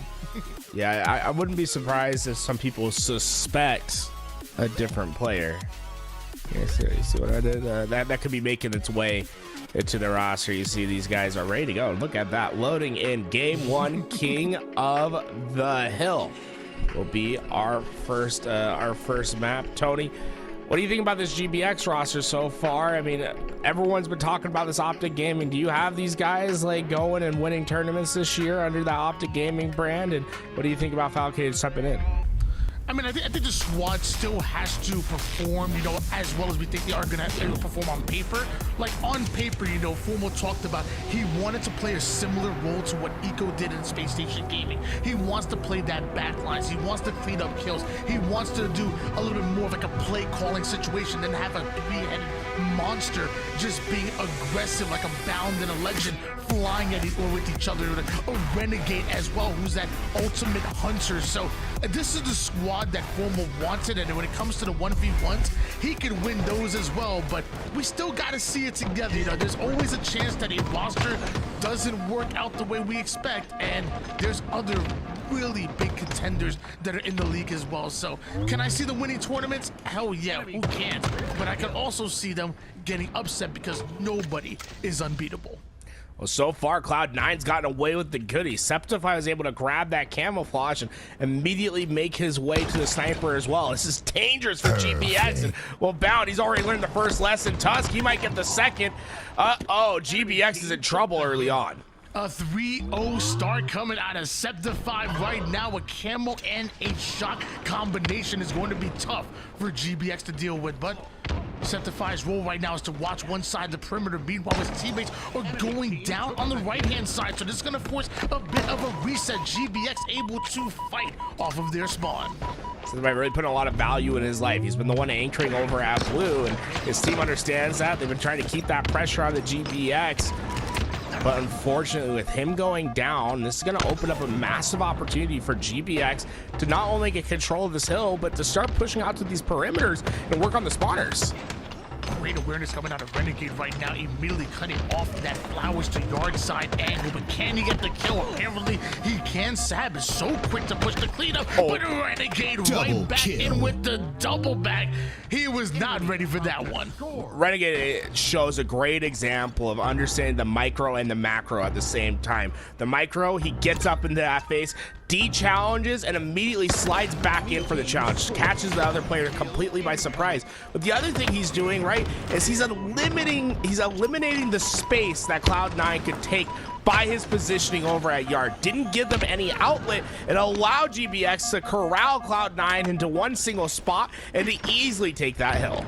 Cloud9 do end up answering back with a double push onto Renegade, and they are starting to find their kills off of spawn as well. Loving what I'm seeing, especially out of man like Septify, starting off 8-3, throw up an assist, 3 down go GBX. That means Manny has himself a camo. And second camouflage for Cloud9 as well, largely due to the play of Septify throughout this game. Value is what's important for Cloud9. You have the hill, now you just want everything else that comes along with it and having the camouflage. So far, GBX having to search far into the middle of the map to get that camo. But look at Cloud9, they vacate the hill, completely giving up control of the backside of the map to GBX. GBX have firm control over this hill right now. They are starting this push with a man down as Bound with the first one to the black screen, but as Bound comes up, he's right back in the fight. Renegade is able to take down Manny and Sav. Although trades out his life there, it is still so much points being accumulated by GBX. This is so surprising. Cloud9 was so well set up. Instead, they're going to have to try for another break, but here it comes. Great teamwork and coordination. Manny was first in, but he had the trust that his teammates were close behind. They're able to overwhelm, but the job not done yet. The spawners of GBX are close and do have a chance at a contest. They keep telling us that teamwork makes the dream work, and that's exactly what we're seeing here for Cloud9, but the GBX with back-to-back kills make it 3 down. The final player doesn't stand a chance. 4 up for GBX, 4 down for Cloud9. You better be thinking about the next hill. This one is over. So surprising. 2 times now where Cloud9 has been able to get a great start onto the hill and seemingly have everything to their advantage just to be routed by GBX and the slays that they are putting down. Unbelievable performance thus far to show the value that they can get at any point in time, even when things seem to be going awry. And so far it's been GBX that survives. Well, speaking when things go awry, you got to talk about Manny again, the ultimate X Factor, now with a shock in hands, and now Cloud9 finding the kills around the map. They've played good in spurts, but now we have to see them put an entire hill together. GBX spawning toward the tram side, and Renegade immediately pushes glass. Bound starts to move in position. GBX are slowly starting to approach the hill, but they need these kills first, and this camouflage needs to get into play. Look at the wave of red that approaches into that blue base. They committed completely to one lane, and Cloud9 was able to shut that down. Though things might not be over yet. Look at these spawns from GBX. They got over to the lift. If they can kill Hill early enough, they still have a chance at this contest. It's going to come down to the slays. 2v1, Septify, last alive for Cloud9, and Bound knows what the priority is. Get this kill, win the spawns. This hill not secure yet. Cloud9 suddenly find themselves in a position in which they need to break. So close yet so far away right now with Cloud9, because they were a split second away from taking their first hill, but now eventually going 3 down, spawning all the way toward the opposite side of the map, and it's GBX that are set up and are daring you to cross the 50. Every inch is going to be earned for Cloud9 if they're going to try to get GBX out of this hill. Meanwhile, Renegade off the screen drops a double, make it a triple as he goes down, leaving Boo Boo Dooble by himself, and you know, Bound, he's gonna get his. Boo Boo tries his best, but there's nothing he can do. GBX, how have you done it again? 3 times now. When Cloud9 looked all but guaranteed to get the hill, they steal it away. A massive lead as we go into the 4th hill rotation. You know, it is pretty crazy, you know, in Marvel Rivals and Overwatch, they do call, you know, a little bit of a fail, a little bit of a choke job. They call it C9 in it. And as of right now, C9 have put themselves in tough positions time and time again, but haven't been able to close out a hill. They've been C9ing this hill. Well, oh no, finally the camouflage has moved over to GBX, and Cloud9, this has been their only reprieve throughout the game, was their power up and power weapon control. That suddenly starts to go away. GBX still well set up. Septify, last player alive. You're searching for answers, but there's just nothing that comes to mind. Cloud9's opportunities are quickly slipping away. It is a 4v4 right now, and we do see Falcon the first one at the black screen, so I don't want to call it just yet. 2 minutes and 28 seconds is not comfortable time for Cloud9, but it is doable time. But you need to start slaying, and going 3 down immediately is not what the doctor ordered. I don't know what you're doing. I don't know what doctor you're seeing, but you need to check yourself. Boo Boo Doobu's doing a fantastic job here to stay alive as the last player. He's the vanguard, the furthest up for his team. He has no help, but not only does he survive, he thrives under the pressure. He was able to win in the 1v2 and then eventually get the damage down for the 3rd kill. This allows Cloud9 to get the break, and while the fight not over yet, they find themselves with a 2nd life in this hill, and suddenly GBX having to play for the break again. But they've done it before. time and time again. Even when Cloud9 are able to break and able to get the setups, GBX finds a way to get the kills and break it immediately, and we're seeing that exactly right now. Manny's the first one to go down. Septify tries to make a singular play, but it just doesn't happen. And just like that, GBX are right back in the driver's seat. Boo Boo Doo has to clear out this tram side, but it's easier said than done when Bound hasn't missed a shot in what, 3, 4, 5 years now. It's absolutely insane for Cloud9 to try to get the kills necessary, and I don't know if it's gonna happen. Multiple hit in the black screen here at Septify. He has no idea where to go. The setups have been for Cloud9 have been paper thin. GBX has just been able to break after break. The solutions are starting to run out.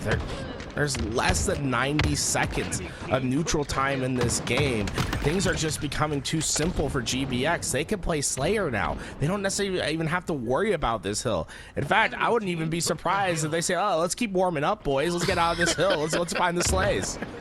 Maybe if that, the hill wasn't already 90% done. Come on now. Why if one trial's gonna be like, at this point, if they stepped out of the hill and with a split second left and then tried to play the minute timer, that would literally be straight bad manners. That would be disqualifiable. Well, either way, GBX gets the job done. 4-0, and they look damn good at it. Now we look over into game 2, the Slayer that comes up next, and slays were a problem for Cloud9 in that game. GBX had complete dominance in the stat column. What can change going into this game 2, in your opinion, Tony, to change this outcome? I mean, there was moments where Cloud9 were able to find their kills, and they were extremely efficient with the way they were able to move into the defensive stances. And the problem is that once they got their kills and converted to defense, their defense wasn't holding up, which is strange for a team like Cloud9 who are comfortable slowing the game down. So I think it's just get back to the basics. After you get your kills, get into that defense, especially on a Slayer where you excel at. Just get back to your fundamentals, and we could see a massive comeback for Cloud9, because although that was a 4-0 in favor of GBX, I can count on I can count multiple times where Cloud9 were right in it and were literally one round of slays from taking a hill and changing things around, changing that momentum in their favor. Well, I want to bring in a friend of the broadcast, the man, you love him, the most hype man in the world. Welcome, Mr. Old Man Mikowski. What'd you notice from that game 1? What'd you like, or what do you want to see fixed going into game 2? Well, I had a black screen for the entirety of it, so I was staring down the face of death. I imagine what my experience was like, nervously trying to sign in and get online with you guys, was like what it's like going up against Renegade, Bound, Falcated, and then one of the smartest players in HCS, the player coach GM hybrid trio, us. Going up against a Cloud9 roster where I am absolutely thrilled. All offseason, I have been wondering, where the hell is Boo Boo Doo Boo going? And it looks like he might have found his crew. I think this is a guy that might be one of the best fourth pickups you could have in the HCS. He's a glue guy. He brings the team together. He opens up parts of the map that you usually don't see. I know we just saw him get a space field off there, but Boo Boo Doo Boo, one of the most unorthodox players in the HCS, and I think he's going to help the slaying prowess of guys like Septify, Manny, and Sap. So when you say glue guy, can you bring a little bit more definition of what you expect out of a glue guy? I'm curious. A glue guy is a guy that brings the team together. He's a guy that, not a main Slayer, not a main OBJ, he's not an IGL. He does a little bit of it all. He's a jack of all trades. And I'm a big fan of Boo Boo Doo Boo. And going back to that unorthodox comment I made about his playstyle, he's a guy that pulls so much attention away from the other three on the map. So you see Boo Boo Doo Boo going with the grapple hook. Yeah, I know we don't have Catalyst anymore, but a great example of that was when he was going up and around and underneath the map, and everyone's wondering, where the hell's Boo Boo Doo Boo? That opens up the map and opportunities for his teammates to take free kills that they otherwise wouldn't have an opportunity to take. Yeah, I had to ask for clarification because Tony, I mean, we seen this guy on land. I thought when he said a glue guy, it was because like Mikowski likes to keep those little glue sticks with him, and he it's like a snack in between games. So I was just wanted to make sure that he wasn't calling Boo Boo Doo Boo a glue sniffer. But let's go in game 2. Yeah, it's not. Trust me, it's pink inside. I looked, but here we go, game 2, Slayer between GBX and Cloud9. I'm gonna let you two take it away. All right, get this cloud off the screen and let's get to the real action. The professionals, let them do their job. Only kidding, Tools. Love you, buddy. As we hop on board here with Tusk, it's an early 1-kill head start for GBX and a 1v1. Tusk could win it and extend that lead, but Manny gets the better of him. 5-4 off the start, now 6 as GBX take a 2-kill lead into the first portion of game 2. Just a 2-kill advantage here for GBX, but Cloud9 do find himself multiple players up and in a position where they can attack the car side, but easier said than done when you have a flying bound dropping in and laying down the people's elbow. The people's elbow indeed, and on a frosty winter afternoon, it's like a ice fist crunching up the soul of the competition as 2 go down for Cloud9, but all 4 go down for GBX. But look at the differential on the scoreboard. You see a 4 down in a team Slayer, Tony, and you think the match got might have gotten a little bit closer. GBX were actually able to go 4 down and extend on the lead. Well, this is an opportunity where Cloud9 needs to take advantage of. Like you said, they had him 4 down. They know where GBX is spawning. It's up to you to influence those spawns and attack, but the moment you do, GBX somehow are able to defend themselves and almost turn that energy against you. You're the ones that are going multiple down. GBX extend their lead. Efficiency. It's not only an objective term, objective efficiency. No. You can be just as efficient in the Slayers, and they come via trades and those +1, +2 net outcomes, and that's just what GBX has been able to do. Another sequence where you see 2 go down and only 1 for Cloud9, and they still maintain a full team wipe advantage. So very efficient in the team Slayer. Our GBX here in game 2 is bound, throws a Hail Mary frag toss across the map, has to take that around off the backboard to take down Septify, but after the frag toss doesn't work, he pushes up instead, plays this aggressively. Septify expects it, knowing the tendencies of Bound, and Bound turns this little fight into a potential overshield steal, but he goes down, so 2 to 3 more, and now's where the numbers are gonna hurt you. They're still up by 4, despite going 4 down. Absolute masterful efficiency in a team Slayer from GBX. They're losing numbers, but maintaining their lead. I mean, you talked about GBX being efficient when it comes to the slays, but one thing they weren't efficient right there was the timing. Like, to go multiple down right as overshield is coming up can be considered a bit of a blunder. Not what you want to see, because Cloud9 were able to leverage those kills into an overshield. I guess the main problem is that GBX don't need an overshield. Tony. All they need is abandon an opportunity and some space, and now Cloud9 are hunkered, if not stuck in their base. Tony, you couldn't have broken it down any better. One of the most inefficient plays you could make in a Slayer is to haphazardly go for an overshield, lose all 4 of your teammates, and they went 4 up on top of a 4-kill lead, momentarily up by 8, now up by 7. I mean, this is one that we got to break down in a VOD review at this point. How are GBX, based on the eye test, it looks like they might be losing their grip, but they're actually getting a firmer grip on it. So this is unbelievable what we're seeing here. And it's Bound and Renegade, what do you know, leading the way with 10 slays each. Falcated, he's no slouch in the Slayer department. Long-range gunfight with Booba Dooba, but he wins that at bottom mid, and now I imagine we'll try to get back up top. Cloud9 are keeping it within just about 1 possession. 4 slays to get back in this one, but as we get deeper into this game, they're going to want to bring it back to that 2 or 3 kill margin they had in the early goings, where they can try to make a push, try to bring it back, but again, GBX have just been so efficient. As I say that though, Cloud9 do get it back to within 4, so maybe it's their turn to play efficient Slayer, as it is only down by 2 now, as Manny might just be heating up. It's all about doing a film review, and honestly, even though we can't do a film review, we can still see, you know, what our eyeballs are saying right now. When I look at GBX, right.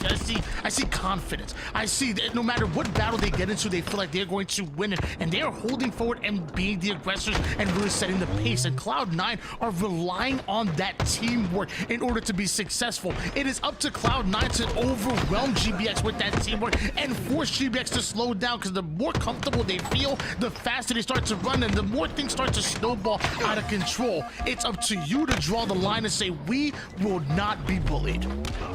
This could be it for Cloud9 in a best of 3 in lower round 9.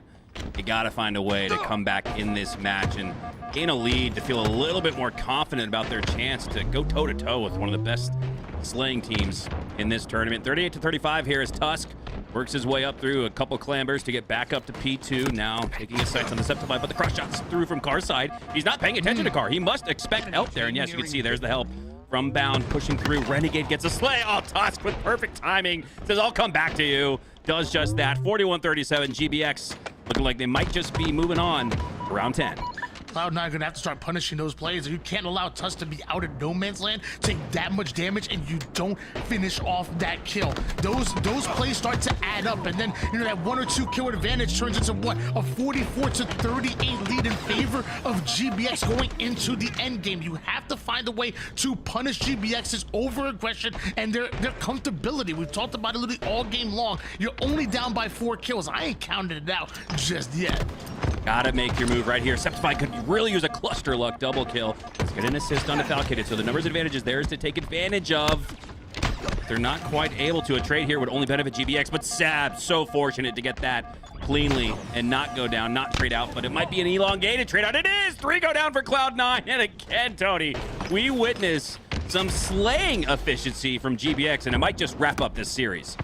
Did I say before that I wasn't gonna call it? Because I'm calling it right there. Ain't no way you can go multiple down like that. Give up and overshoot and expect from my man Falcated to not finish off the game. That's GBX coming in with the 2-0. Cloud9, I think you played well. I think you played fantastic. I can't see what you got for us going into next week, but for now, take a break. GBX move on. Shock the Worlds to come next, but that Slayer was so interesting. Mikowski, can you walk me through some of the critical mistakes that you saw from Cloud9 that allowed GBX to take advantage? Not playing off of your advantage state was the big difference I saw there. Cloud9, if you're able to, I'm going to bring up the everyone's favorite phrase, win condition. If you can earn 3 team wipes, and I'm not talking 2 go down, then 1, then 1. These were clean team wipes. 4 down, all in quick succession, and maybe that was a benefit to GBX. They were able to come off spawn together and play cohesively off of spawn and get the numbers back. But for Cloud9 not to push out their advantage state and suffocate the spawn locations of the fridges in the back of the bases there on Aquarius was their Achilles heel. The fact that they earned 3 clean team wipes, 12 total kills in that match, and did nothing with it was their undoing.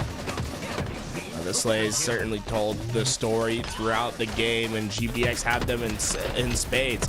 Honestly, this team individually, there's not many that can compete with the likes of Bound and Renegade. Tony, as we go into this next season, what really excites you about these 4 players and what they're going to be able to do in their careers in season 4?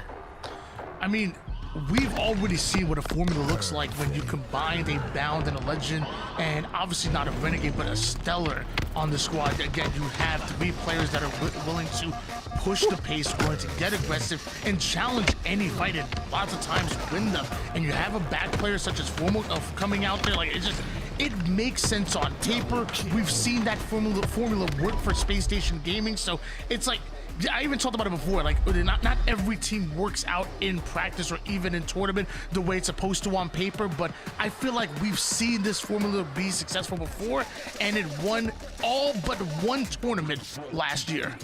We're going to shift our focus from that top half down to below. Complexity Lies coming up next, and well, this Complexity roster, one of the few HCS teams that kind of announced a bit early. Can you walk me through this roster, Mikowski, and what you think of Complexity's chances coming up this year? I'm excited, man. Complexity is a one of those, if you can't beat them, join them squads, right? You saw Precision and Spartan routinely swapping out for each other. Never had a chance to quite put it together as a team of 2, and now they are. And I think, man, Spartan and Precision, that's not quite the Bound and Renegade-esque duo, but man, it's close. Remember, Spartan was a guy going into last year's HCS competition that was an MVP favorite, at least in top 5, top 6 considerations. So I like the look of Complexity. I know Spartan was helping upgrade and optimize a lot of these guys' PCs in the off-season, which kind of led me to believe he's a nice guy. He would probably help out the competition, but would he really spend hours optimizing his foes' PCs? So you can kind of put the pieces together on Twitter if you're keeping a keen eye on these guys. And I noticed that the 3 members that he's with now, and Breaking Shot, Huss, and Precision, all had a nice little optimization session with Spartan. Will they have a winning session here in this next round? It's going to be tough against an upstart Lies roster. The only thing we ask, Spartan, is no optimizing on LAN. You know what I'm saying? Like you do whatever you want with the boys online, but when we get to LAN, I need to see the hands in front of you. Make sure we don't have any mistakes that happened last year. Tony, on the other side, this Lies roster really interesting. Some of the more unknown players in the scene. If you're not a hardcore HCS fan, I'd love for you to dive in and let the players know a little bit more about this Lies roster, which is Ivanize, Advocacy, Common, and Super CC of AIDS. I mean, I feel like people probably have heard of Common and Super CC, you know, here and there, even if you're not like a hardcore, you know, off-season watcher, even a hardcore HCS watcher, you've probably heard of those names, you know, Common going all the way back since, what, Season 1 Oxygen Esports, you know, Super CC of Vase has been successful in 4v4s and in the free-for-all as well. You know, he was part of that Fnatic roster way back in the day. He's taken a little bit of time off of 4v4s at times, but every time he comes back, it feels like he's somehow still getting better and better. It's Advocacy and Ivanize that maybe a lot of people aren't familiar with. You know, Advocacy was a big Rainbow Six guy back then. They actually teamed with Jinxie as well for a few tournaments as well. And Ivanize, who's been just quickly rising the ranks when it comes down to the when it came down to these off-season tournaments and the open brackets and whatnot. So they just get a chance. You have a great balance between, you know, veterans or players that are quickly becoming veterans in the scene. They used to be young guns at Combat and the Super CC, and then the talent that Advocacy and Ivanize bring to the table, that raw talent. It's a really good formula, and a formula that they used to get 3rd place literally just last week. I mean, what? That is huge. Nobody was putting Lies in the top 3 last week. They come in and prove everybody wrong week after week. They've been putting down some of the best players that we have in our league, and now they have their eyes set on complexity. Momentum always starts small, right? Once you get that first domino to fall, there be a lot more that comes after it. And in particular, I really like that Super CC evades. We saw him a lot in Season 1 when he's playing underneath that Fnatic roster, but he took a little bit of a break after roster maybe didn't quite go into his favor. Mikowski, can you talk a little bit about Super CC coming back, what you've seen in his gameplay, what excites you about him, and whether you think this Lies roster has the legs to make some upsets happen this year? Well, think about some of the best free-for-all players in our game. Last Shot is one that comes to mind, and think about his transformation, taking that free-for-all prowess and turning it into 4v4 success. I think Super CC could be along the same lines of that narrative. He's a guy that reads the map really well, and what I notice most about free-for-all players, Garrett, is that they're really smart with taking their shots. They don't just put damage out on the map just for the sake of putting damage out on the map. They specifically shoot players that have a high yield percentage of being taken down. So Super CC knows that, right? In a free-for-all, an assist is your worst enemy. So he's only putting shots into players that he feels like have a high chance of going down, that are high priorities on the map. You take that to 4v4 and allow your teammates to then potentially clean up on that damage, whereas you wouldn't be able to in a free-for-all. And I think that's what we're seeing from this guy. He's a player that I would keep an absolute eye on. Took all of his focus in free-for-all last year, and now he's locked into 4v4. And we'll take a look at our best of 3. It's going to be the same that we saw in the series just before. And what I really want you guys to do at home is take a moment to compare and contrast, right? We just saw a best of 3 where we saw some of the best players in the game, world champions, go in and play these games. I want you to take a look at Complexity Lies. How do they play these games? Are they able to live up to the expectations that they set upon themselves? And can they try to replicate some of the success that we saw from members on the teams like GBX? It's always interesting to see what these top amateur or breaking top 12 teams are able to do. Bringing you guys to action, it's going to be Mikowski and Tony once again, but these two teams, they're absolute dogs. Keep an eye on them, see what they're able to do, and well, Spartan's back, and let me tell you what, he's going to be on a rampage. Keep an eye on him in particular. Mikowski, Tony, take away the action. All right, here we go, jumping into a Solitude game number 1. You got Lies on the top right of your screen, and upstart Scrappy, and maybe a chip on your shoulder type of squad against another chip on your shoulder type of squad in Complexity. Complexity probably has the experience edge, though, so let's see how that plays out off the opening start. It's Sparty utilizing that experience to grab Camo cleanly. Great use of the sticky grenade to have some zone control. Gets that Camo for just about free. As the trade comes out, nice play there from Complexity to make sure they earn the trade, but it's Lies who find position in the hill in a sequence where they take all 4 down, so they say, Sparty, you can have Camo, but we'll take the hill. One thing I love about watching two solidified teams go at each other is watching starting strats and seeing the play start to develop, seeing the strategy that goes along with it. These two teams not only have been playing in the off-season tournament, but they've been scrimming. They actually scrimmed each other recently, where Complexity actually came out 12-5 over Sniping Lies, but all the games were competitive just 2 days ago. So we get to see the starting strats, we get to see how the pieces are moving, and that's one of the best things about watching competitive Halo. Maybe the off-season, but it truly is competitive right now. And about as competitive as we've seen in the offseason. You got more and more of these official teams of 4, some orgs jumping on board as well. Love to see it. As we hop on board here with Avicii, another one of those young up-and-coming players that could be working his way into the superstar conversation. Probably a pretty high task to put on the kid, but and based on what we've seen from the eye test, he has the potential. But he does fall to a bait and switch there. Huss receives the call for help, does just that. Meanwhile, works his way immediately into the hill. Phenomenal play there from Huss to not only earn the slay, but turning it into points, as Complexity are just a few seconds away from going up 1-0. You gotta respect the awareness and the spawn knowledge of Huss and the entire Complexity roster. They're small talking. Like, the moment players went down and 2 players came up, Huss already had nades flying over toward the S1 side. That is not an accident. That was purposeful. Great spawn manipulation and a great closeout on the first hill for Complexity. Breaking shot. What you got with this Camo? Trying to be a little bit more optimal with it than we saw from Sparty, as it's 2 for 2 on the Camo grabs. Much better use of the power up here in this one. Does the trade come through or the sticky come through? No, it does not. So breaking shot gonna dip back into the hill. Probably has about 10 seconds left on this Camo, and with that timer in the back of his head, he knows he wants to try to make a play with it towards the end, but he gets kind of caught out in no man's land there, Tony.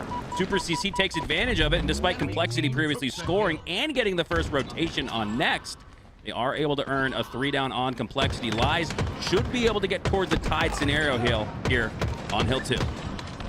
Ivan Eyes and Super CC did a great job of not allowing Precision to just sit back over toward the back tram side. You don't want them spawning towards back tram and getting a favorable spawn and getting close towards that hill and be able to break you easily. You have to push that out. You have to control that back tram and then eventually control that cafe spawn and spawn them as far away from this hill as possible over toward the S1 side. That's exactly what has happened, and that's exactly why they were able to put so much time on the board here.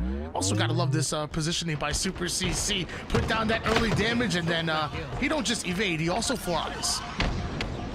He's trying to stay alive. A couple of chase nades go out with the stickies. He says, get back with the repulsor, just earning some assists, getting some damage, staying alive all the while. And Super CC, I'm telling you, man, this is that free-for-all efficiency. This is like the example of like playing in the fridge on Aquarius and just utilizing the geometry to stay alive and then getting close range and personal to take down one, all while staying alive, all while tying it up at 1. Phenomenal get back there from Lies. We're all notched up at 1. And this is where you really get tested as a team, you know, both from Lies' point of view and for Complexity. You just finished out 1 hill. Were you already starting to transition toward that next one, or transition towards a camouflage, a power position to set you up for this next hill? Complexity seemed like they already gave up on that last hill, and they were mainly focused on getting that cafe control, getting that snipe control, and now they have a head start to this 3rd hill. 3 up on each side, but it's Complexity with positioning in the hill. Sparty with their long-range commando shots trying to knock the fly off of the high ground there, up the ledge as Precision. Some difficult long-range shots, and Super CC's not going to give that one up for free. You're going to see him reposition towards the shock rifle, take new shots into the hill. Breaking shot goes down because of that reposition from Super CC. Precision might have needed to reposition himself there, as he'll go down, so too will Sparty. Avicii just trying to stay alive. Important positioning right above the hill, but they get 3. Now 4 down for Complexity after the triple kill from Common. Rare form, but really more common than not after what we've seen from this man after 10+ years of competitive Halo. Lies are brewing a little bit of an upset here in game 1. Chris Common pretty smooth with it too. Like, if I get a nasty triple like that, I'm hitting the Xbox record that. You know, I just stop for a second. I got to celebrate. No, you say it out loud. My chat. Like, he gets the Connect plugged in. Hey, I mean, he gets the triple, and he immediately pushes that S1 side, making sure that he blocks the spawn. He knows his assignment. However, so does Complexity, because right off a spawn, make their presence known. 3 down this time for Lies, and now Complexity are scoring and do have a slight progression advantage. Xbox, record that, as Common would have proclaimed proudly after the triple. Avicii, some shaky shots, but he's still able to win his one. Does straight out shortly after. Complexity might just go 3 down again, but no, that huge win from Huss turns it into a 4 down for Lies. Back and forth we go on hill number 3, but it looks like Complexity are going to seal it up. It's kind of similar to what we saw before, you know, with Cloud not. Oh, there we go.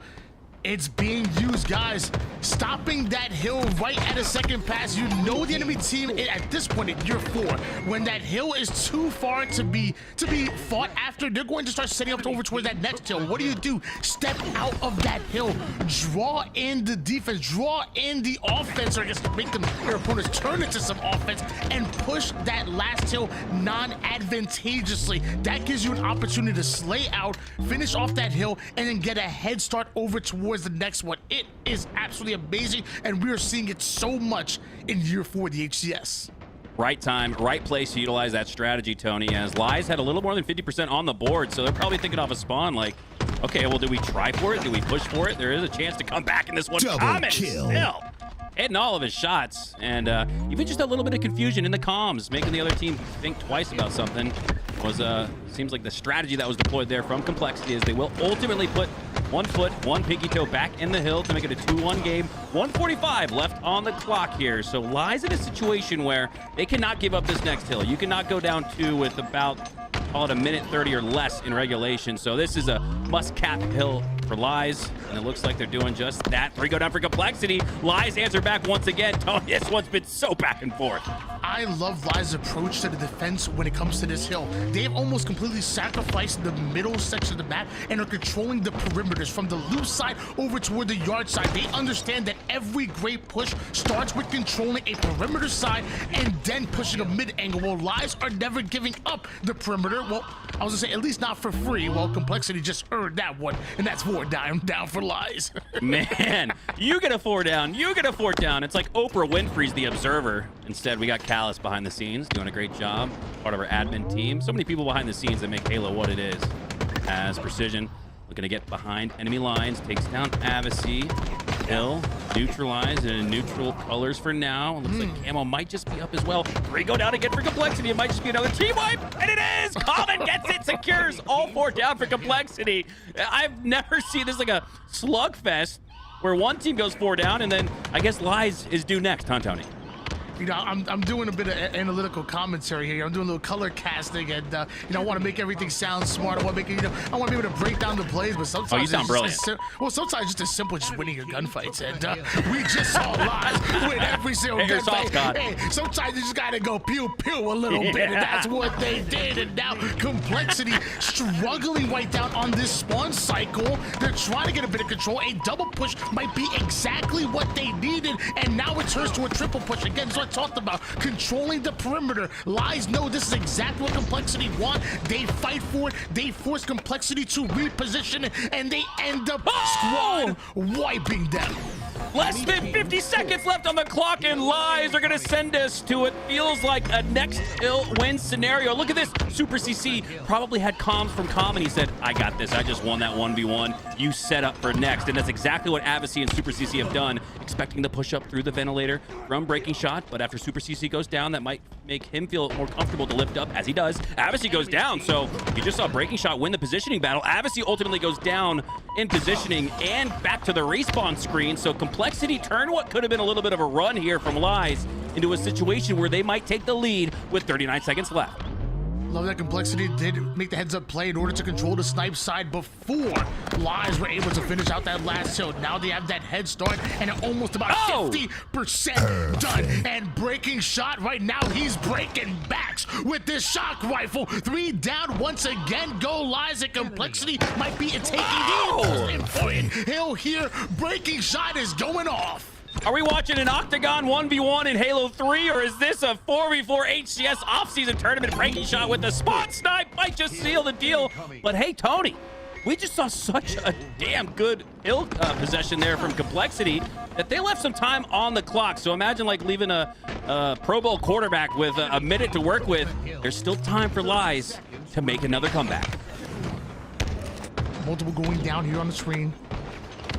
We're seeing Lies take a lot of space here, but there ain't nothing to take when Complexity's taking your face. 3-2 lead here for Complexity. Notice that everybody has spaced out away from the hill. They are playing Slayer. This is the final push here from Lies. Can you get in the hill as Avicii and Super CC are able to take down one? The double push right through the middle. They're gonna stop that neutral time here to go down quickly here for Complexity. Now Lies are starting to win these engagements.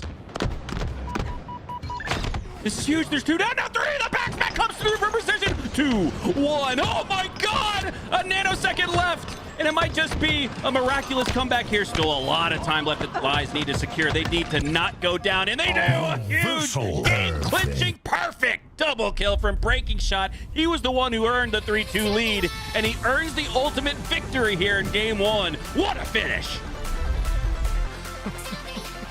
Dude, I saw the stat sheet. I saw what Precision did, I saw what Sparty did, and I am not trying to take anything away from anybody on that lobby. That was an incredible game, but for me, my MVP, it had to be Breaking Shot. Those shot rifle shots in order to take that third hill, which ultimately ended up being the game 3-2, were absolutely incredible. Lies make an even better effort to come off a spawn, wipe Complexity, and take back control. Who's the one to get the clutch double kill? Who's the one to slay out of his mind? It was Breaking Shot, the impactful kill, because I promise you not all kills are valued the same. Let me tell you, Breaking Shot made the impactful plays that ultimately won that game. And it was looking like Rick from The Walking Dead here. Takes the undead down, and then they come back all zombified. He had to put him in the dirt twice. He had to seal it on that shock rifle location to make it 3-2, and then seal it with a perfect double kill where it looked like Lies had a little bit of a chance. They had 3 down on Complexity with a second left, and we know in Strongholds and King of the Hill, it's never over until it's over, and Breaking Shot made sure it was. Incredible. So far, this series has been an absolute banger, and on both sides too, because I thought Lies played incredible as well. So Complexity closed it out. We're going into a Slayer now, and is there anything that you saw from Lies that make you a believer that they can come back in this game number 2? Yeah, we're on his POV right here. Common. He was looking good, but I'll say like the flip side to that coin is that he's kind of playing Avicii's role. Like, Avicii should be the one that's putting up the most slays. Avicii should be the one that's filling in space on the map and just dominating gunfights. Waiting to see the kid warm up a little bit. Nice 5 perfect shots there. We need to see a lot more of that from him and the Slayer if Lies are going to have a chance. But if Common's playing like Common was in Game 1, and you get Avicii back online, this could be a Game 3. And I will say, I love that Lies just prioritize these perimeter sides, especially on this hill specifically. Like from loop side to the yard side, I think they just were so good with their process of elimination and identifying exactly what enemy team is pushing and how many bodies they're sending. When Complexity sends 3 bodies at you like that, normally they wipe you. Lies were willing to draw the line in the sand. They were willing to fight for every defensive position there. So I see moments like that and I think, okay, well now, how do we turn that into slays and then ultimately spawn manipulation that will turn into more kills here on Aquarius? I can see that starting to translate, but again, it's easier said than done. You still got to deal with Complexity, and they some shooters. Absolutely, and we saw the positioning that Sparty chose to shoot his shots off the opening break, and he played a little bit more passive than what we're used to seeing from the Bulldog. He usually bites and barks his way up the top mid for that overshield. Instead, he baited Avicii into pushing that and took him down. That's a big reason why Complexity have a double-up lead on this opening break. Still plenty of time left in this one there as a trade occurs on the Carbine. Huss now working his way through. Team damage taken there. That might make him sit a little bit longer, but no, he knows the attention is on his teammate. I believe that was Breaking Shot or Precision that ran from those. Yeah, Breaking Shot ran away from the bridge side of the map. So Huss said, despite being one shot, I'm still going to get in the gunfight and have my teammates back. Wonderful decision making there. A lot of times, especially in those Gold 3 Tools lobbies, players go down to 1 HP and they don't want to get in the action. That was a perfectly chosen instance there, perfectly chosen gunfight there from Huss, and he's still staying involved and still staying alive. Hasn't died just yet. Has that plasma pistol in case anybody wants to push up, get instantly melted. Obviously with the Slay off screen, bringing it back to within 3, now 2. I'm not gonna let you just quickly sneak this, my man Garrett. Usually Eli and you would think you're gonna get away with it. And hold on, you're gonna respect that man. He's a tournament-winning player. My man won a tournament. Shout out my man Tool. I got your back, baby. Don't worry. 13. What was it? What was it? The Mongoose race? Did he won that one, right? It was a 4v4 draft tournament. HCS. Having fun here, man. Woo! Overshield being grabbed up by Lies, and I absolutely love that the way Complexity was playing at first, where they were just slaying out and then fighting for the 50, but somehow Lies are getting the kills at a perfectly time when Overshield's coming up. And of course, I've Caster's cursed them again, because as soon as I start hyping them up, they go 3 down. Obviously now he's the player that we highlighted and damn near called out, and he answers the bell with a killing spree. The top performer for Lies. It's exactly what they needed, Tony. Keep things close and potentially send us to that do or die game number 3. But 2 teammates go down. That's going to put more attention and eyeballs on Avicii. Still able to trade out and make it a 6-1 run in that sequence. But gosh, imagine if Avicii didn't go on that killing spree +1. This could be an out of control match already for Complexity. So big job by the young gun there, stepping up when his team needs it most. Lies' teamwork has been really good, and I feel like I want to give him, give him some love, because I feel like they're fighting for every inch. But my thing, when Complexity gets these wipes, they look easier, they look smoother, more efficient with the way that they're getting their kills, and I think it's translating to the scoreboard and how they're able to turn those kills into map control. They are making the game look easier than Lies are, but this time Lies, with their scrappy gameplay, it's going to work and give them the map control that they have been fighting for, down by 3 kills. But this is Lies' opportunity. For CC, that's another player that could step up bigly here and bring his team back. Oh my God, look at 3 players. They're all somewhat weak, but hey, when you got all eyes on you, it doesn't matter how weak they are. It goes back to that example I brought up earlier with Puss. Hey, you can be one shot, but if people are focused on your teammate trying to finish them off, that's a recipe for success there. So great decision making here for both of these 2 teams. And now it's just a 1-kill game after Avicii gets back online with the double kill, answering the bell like a heavyweight fighter. Mike Tyson like here in game 2. 27-26. This one's close. Lies right now really fighting for this B-side control here. Huss gets his overshield shredded, but is it enough as 3 end up going down here for Lies, and eventually they wipe them out completely. Now notice how Complexity immediately takes space. They're influencing those spawns. They're literally trapping Lies over towards that back blue utility. There is nowhere to go, and they're slowly going to inch forward and just close in. The pressure is going to be real. We're gonna find out for Lies. Does it make you break, or does it create diamonds? And they look broken. Feels like a lot like the parallel Game 2 Slayer match that we just saw on Aquarius between GBX and their opponent, where I feel like based on the eye test, you'd see enough on the screen or in the feed to where you'd think that Lies, the team that's down, would have a chance to make it a little bit closer of a match, but it's a 6-kill game heading into the 40s. And that's what I call a 2-possession game deep in the game. So Complexity have Lies right where they want them. Trades would help them as they get that right there. 3 do go down, though, but 2 go down for Lies. So again, Tony, trades are going to be the name of the game the rest of this one, as Ivanized needs to get back up top, find the high ground. All 4 spawn in the generator. A nice frag toss here could take down the shields of multiple members of Complexity. Can Lies take advantage? They haven't gotten the kill just yet, and multiple players do end up weak. Avicii is going to double up over toward the util side. This double push to try to break out looked good, but the nades looked even better to keep him out of the car side of the map. Huss, he goes after 1. That's 2 that end up going down. You were down by just a bit. Now it's turning to a 5-kill advantage here. Complexity, they take control once again.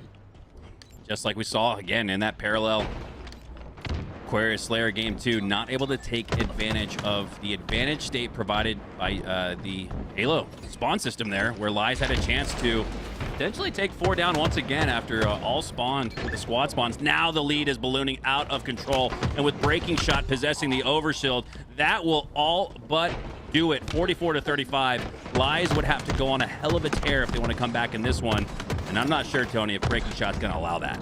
Well, I mean, it does start with taking out the overshield player, and that's exactly what Lies were able to do. The cleanup comes in, and Lies don't give up a life. Oh, never mind. Advocacy ends up going down. I guess I'm lying to everybody. I'm the one lying right now. Caster curse. He's lying. You've turned into such a bad person, casting. I'm sorry. I don't like to see this side of you, man. You're the good guy. You're one of the good casters. Good content creators. One of the best that we have in HCS, and it would take one of the best comebacks here from Lies. This is tough. 4 kills needed for complexity. 10 for Lies to get to that winning scenario where they've got 50 on the board, but they might be staring at 50 on the other side as Common looks towards the other side of the map. Sparty in blue does have Breaking Shot spawn next to him. He's got to help.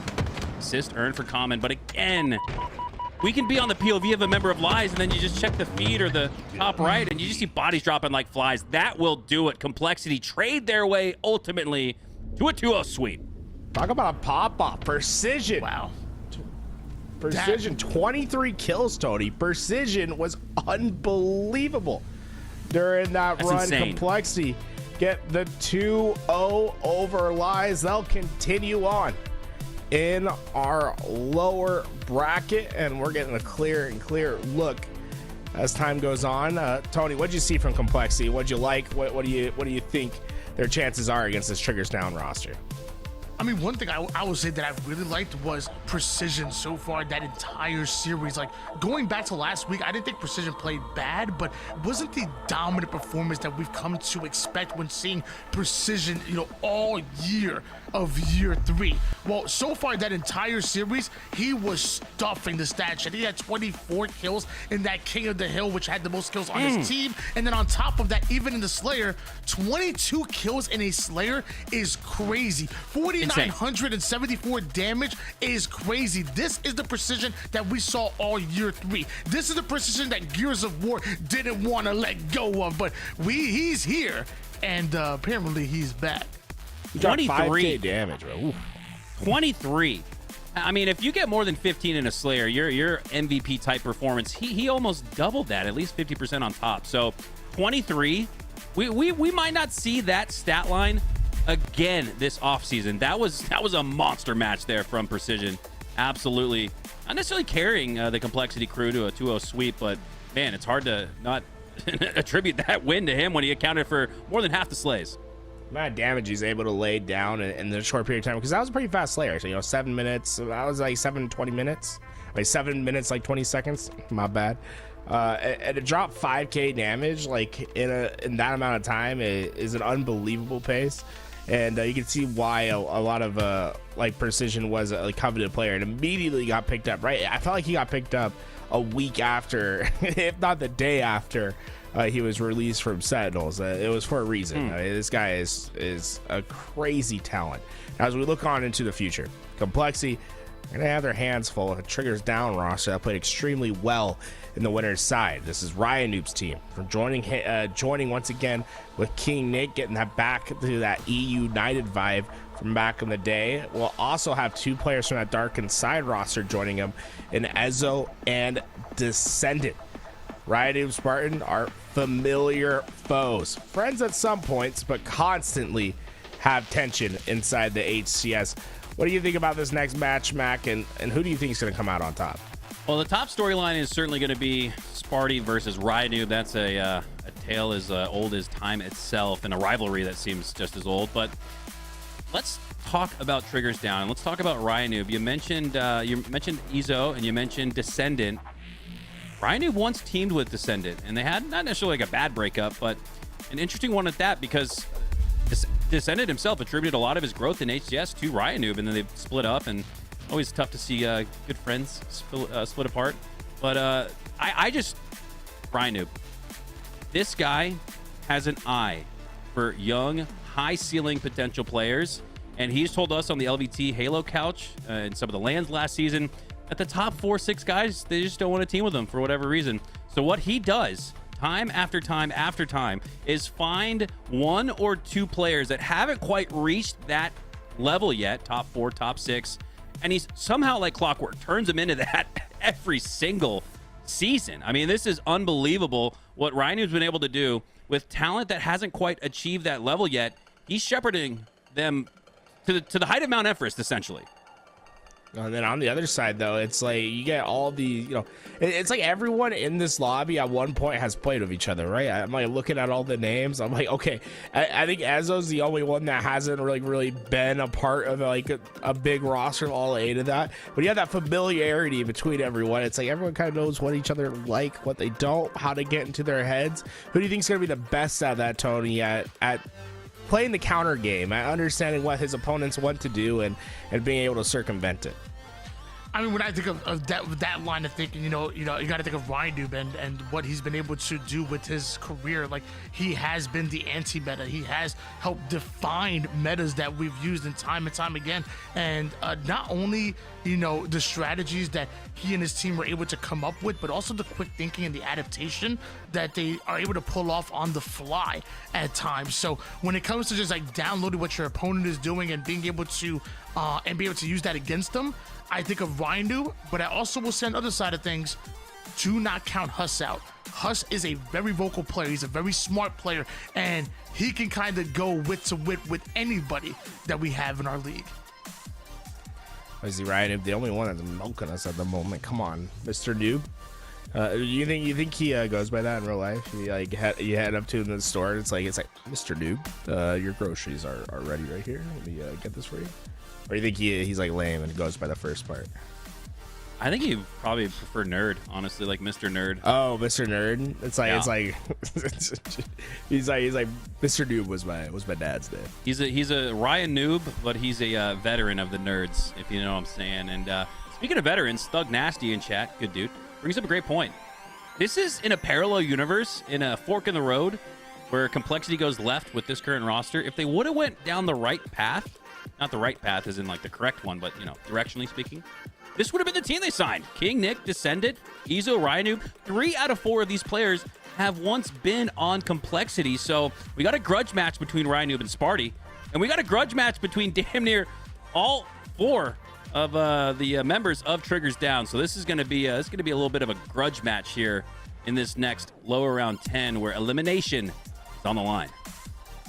Well, Ryan Noob, we'll wait for him to get over to the correct side. Triggers Down, Complexity going to be starting soon. We'll be right back with some more action.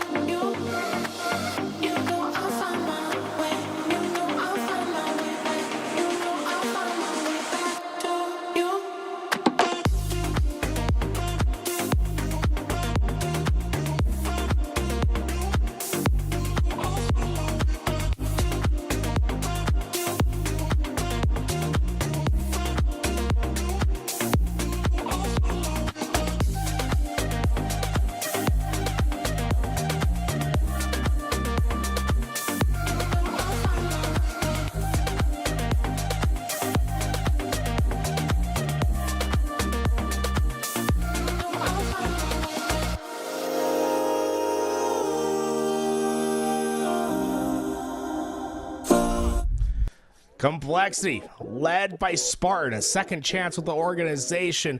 And he has high hopes for his roster. Triggers down, stands on the other side though, and well, it's a familiar foe. Ryan stands in his way. Our best of 3 starts now. Here to bring you the action. So why not be reckless and Old Man Mikowski?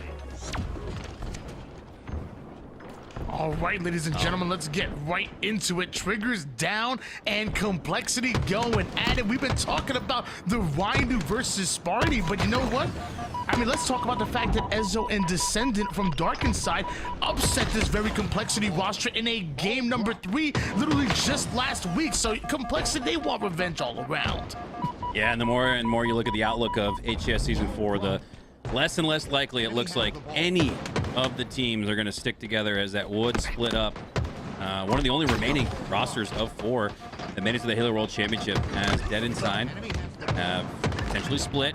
Triggers down, going 3 down. Complexity going 2, but Huss has the oddball in his hands. It's been a scrappy start here. Already 30 seconds milked off the clock. And it's a 10-8 game with oddball time hard to come by. Regulation time, easy to milk off the clock, and it looks like Complexity will take a slight advantage. Now it's on Triggers down to push up and break through the tower. Breaking shot goes down, huge! How did Descendant not trade out there? Not very often do we see Complexity or any team be able to slay out off the beginning and off the rip advance that ball towards the Charlie side. Normally that takes multiple rounds of slays and a rotation from the gold side of the map through long haul over towards C. Well, Complexity, they know what they want, and so does King Nick. King Nick wants the face of every single Complexity member that is here. Triggers down, well, so is the entire Complexity roster.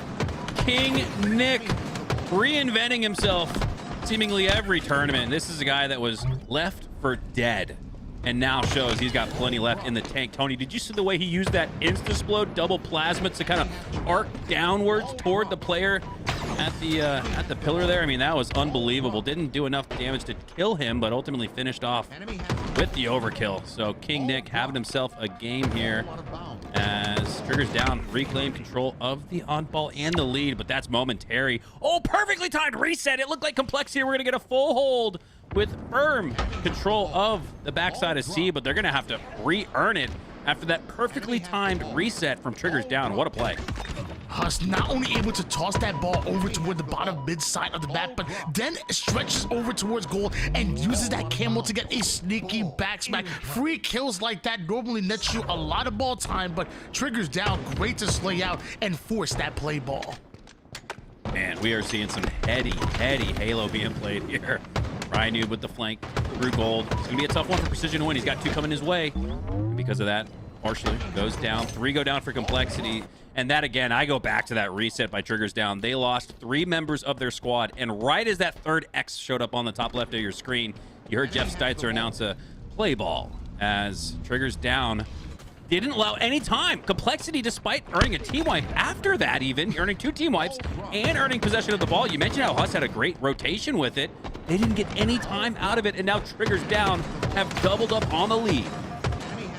Great play by Ryan to get a back smack and put some max damage down. The gold side ends up being cleared down. He's able to attack the bottom tower side of the map, and it's with that Triggers down right now. Have a decisive lead at the moment, but they've also just gone 3 down. Is this the opportunity that Complexity we're waiting for? Yes, Precision with the shock. This is one of those type of individual hero type moments we could see. Chain connectivity. Yes, he gets a little bit of damage. No. Enough to earn the double, but not enough cleanly to keep himself up. 3 go down for Complexity, just 2 for Triggers down, so they have the edge on the gold side of the map, but Huss wants to disrupt that. Some long haul spawns here for Complexity, get them right back in the fight. But look at this, Izo, oddball on the opposite side of the map. He's pulling all the attention away from Complexity. They're all trying to take down Izo and Descendant, the 2 young guns. They must be getting some good comms from Ryan, who says, you guys distract him on the other side. We'll gain some ball time. And then they do go 3 down, but they reset the oddball out in the middle of the map. This might make it a little bit harder for Huss to get there cleanly. Goes down to 1 HP. Now just trying to stay alive, and it looks like he will. Smart to keep control of that camo, but the G-slide attempt actually shows him back up on the map, makes it easy to spot him. King Nick has the camo eyes, but not enough of 20/20 vision to stop him from ultimately clearing through the White Hall and getting the oddball back. But Triggers Down are already on the push. Huss isn't going to be allowed to hold it for much longer. Two go down on each side. Sparty now with the Shroud Screen. He might try to play ball, but he gets denied access from Ezo as he looks for the double kill in the Shroud Screen. Gets it and gets more control of the oddball. Fast and frenetic at the back of C. And it's the young guns who take advantage of it and look a little bit more experienced in this game one oddball than Complexity, who we thought might have looked like that instead. I'll be honest with you, I'm still trying to make sense of that Rhino impersonation. That was, I mean, it's more of a nerd impersonation, but since he's king of the nerds, I gotta go like full nerd. You do realize that nerd has nothing to do with like being nerdy. Like that's his favorite candy. Oh, I thought it was because you just disrespected it. Honestly, Oh, I think you got to oh, speaking of nerdy, utilizing the very bottom of what would be the death barrier, we are witnessing, again, I said this earlier, 3 seconds ago, heady Halo being played, and it brings Complexity back to within 20 seconds. 73 to 53 lead in favor of Triggers Down right now. 1 minute 39 seconds, which obviously right now isn't a factor, but can become one very quickly as Complexity are able to clear out the entirety of the gold side. So where do we go from here? Obviously, we already have the long haul side already covered. It looks like Sparty spawning towards A, so now we know exactly where Triggers Down are going to be pushing from. Can they hold this setup long enough to not only take the lead, but 1 or 2 more rounds of slays, and we could see them win it off of this very setup. Oh my goodness, 73 all with 90 seconds left, less than that now. This Breaking Shot has possession of the oddball. Precision. That back wall protection goes down. Breaking Shot though breaks the face of Ryan, who breaks the nose at least. Oh, that G-Slide, a little bit of extra velocity on it. I think actually tossed the oddball further than we usually see with that dead weight. So that gets that into the long haul. King Nick with the positioning. Oh, he's got great positioning on Breaking Shot. Don't grab that. You don't have the numbers, you don't have the positioning, and with King Nick baiting the trap, he looks like a fisherman in a Bass Pro Shop. Enemy This is team the setup the Triggers Down want. Right to the seaside where Complexity brought it time and time again, including off of the opening break. 1 round of slays is all you need in order to end it, and it looks like Rhino is the first one to be able to take down Huss. The Shroud goes down to try to keep his teammate alive, but Precision opens up with the double kill, get Triggers Down. They can't steal the win, but they do play the ball. Heads up play by Triggers Down. Ezo. Shots going into his suit. He'll go down, get cleaned up. Plus now with the shock rifle, 98 to 79, and with less than 50 seconds left in regulation, Triggers Down don't need to win it with 100 on the board, but man, Complexity are so close. I'd be really curious to see how they play this. Breaking Shot does have the closest positioning to it after Descendant goes down. He's got the high side, high ground on Ezo as Ezo makes his way, but hey, every second you can bait and make them play for slays as opposed to grabbing onto that oddball is a win condition for Triggers Down, but 2 go down for Triggers Down, and Complexity have all 4 up. They might just steal a comeback. 20 seconds left needed to come back, and 23 seconds left on the clock. And this really feels like a missed opportunity for Triggers Down. Like they tried to force the action when, in all honesty, they could have used that ball as bait. You mentioned it before. They could have won it in 38 seconds, but they were the first ones to end up going 2 down. Eventually, Complexity wants to then hop on the ball. Now, Camouflage belongs to Precision, and there's only 1 more player that can make something happen. It's Descendant with 1, but Breaking Shot with the oddball. Sick, nasty. A game-winning play. Slay, no less, with the oddball in your hand. My God, that would make Clutch and Neighbor proud. That's how you play the oddball, right there. This is great. Descendant, take him down to 1 HP. He wins a clutch piv, but Breaking Shot lying in wait around the corner with the oddball takes him down and secures a comeback instead for Complexity. We're already into the action in round number 2. 3 go down for Complexity, so it's going to be Triggers Down with a chance to come back, but Tony, you got to be licking their wounds a little bit, wondering what the hell went wrong. We were 2 seconds away from going up 1-0.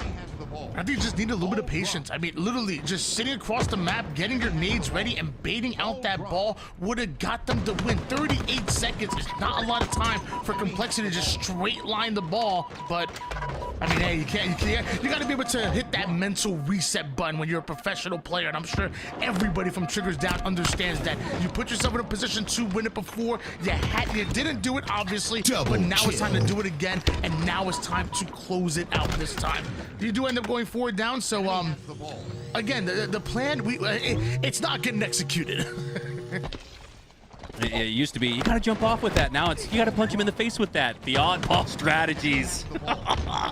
And storylines in Halo are evolving before our very eyes. 9 to a rolling 13 momentarily for Complexity, as they do ultimately take a slight advantage. Breaking shot with the oddball. He might pick that up and toss it to a teammate. Yes, that's exactly what he does with the shock. Wants to play with this power weapon and extend on this lead. Oh my God, King Nick moves in so fast and frenetically.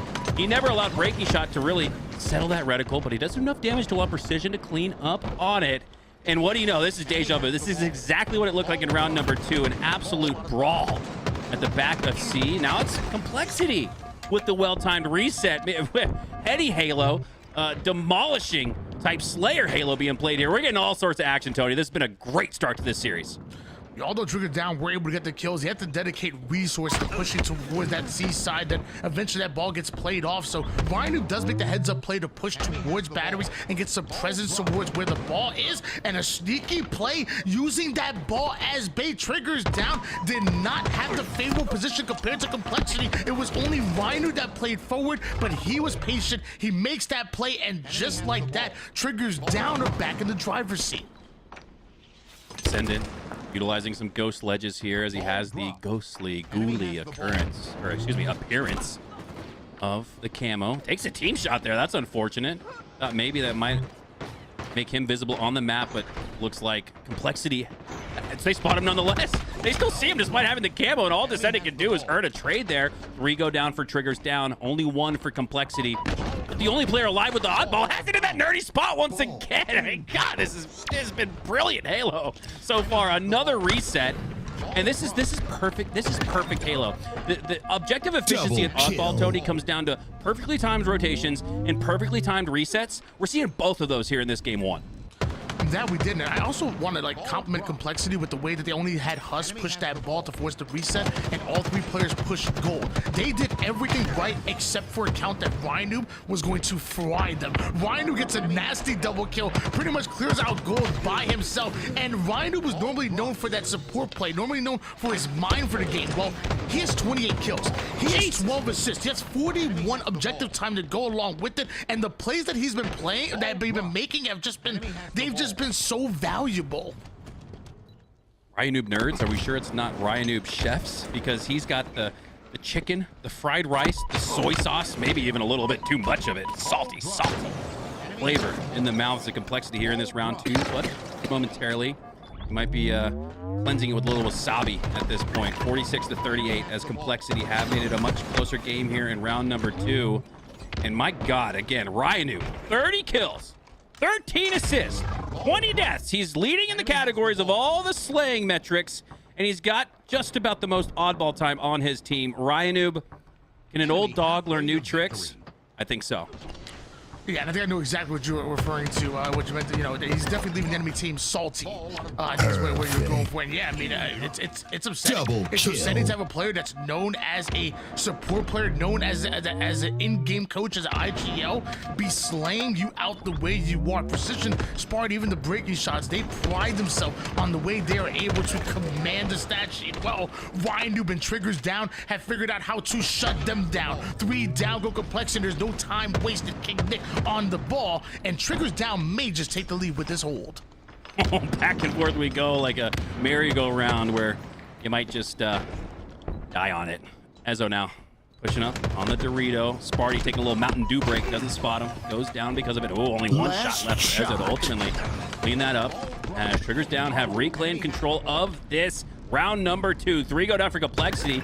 King Nick rotates the oddball all the way into A, and is he eyeing a rotation to the back of C? 3 go down, so here's your opportunity to make that rotation, but with spawns occurring on the C side for the blue squad, he's gonna keep it at A.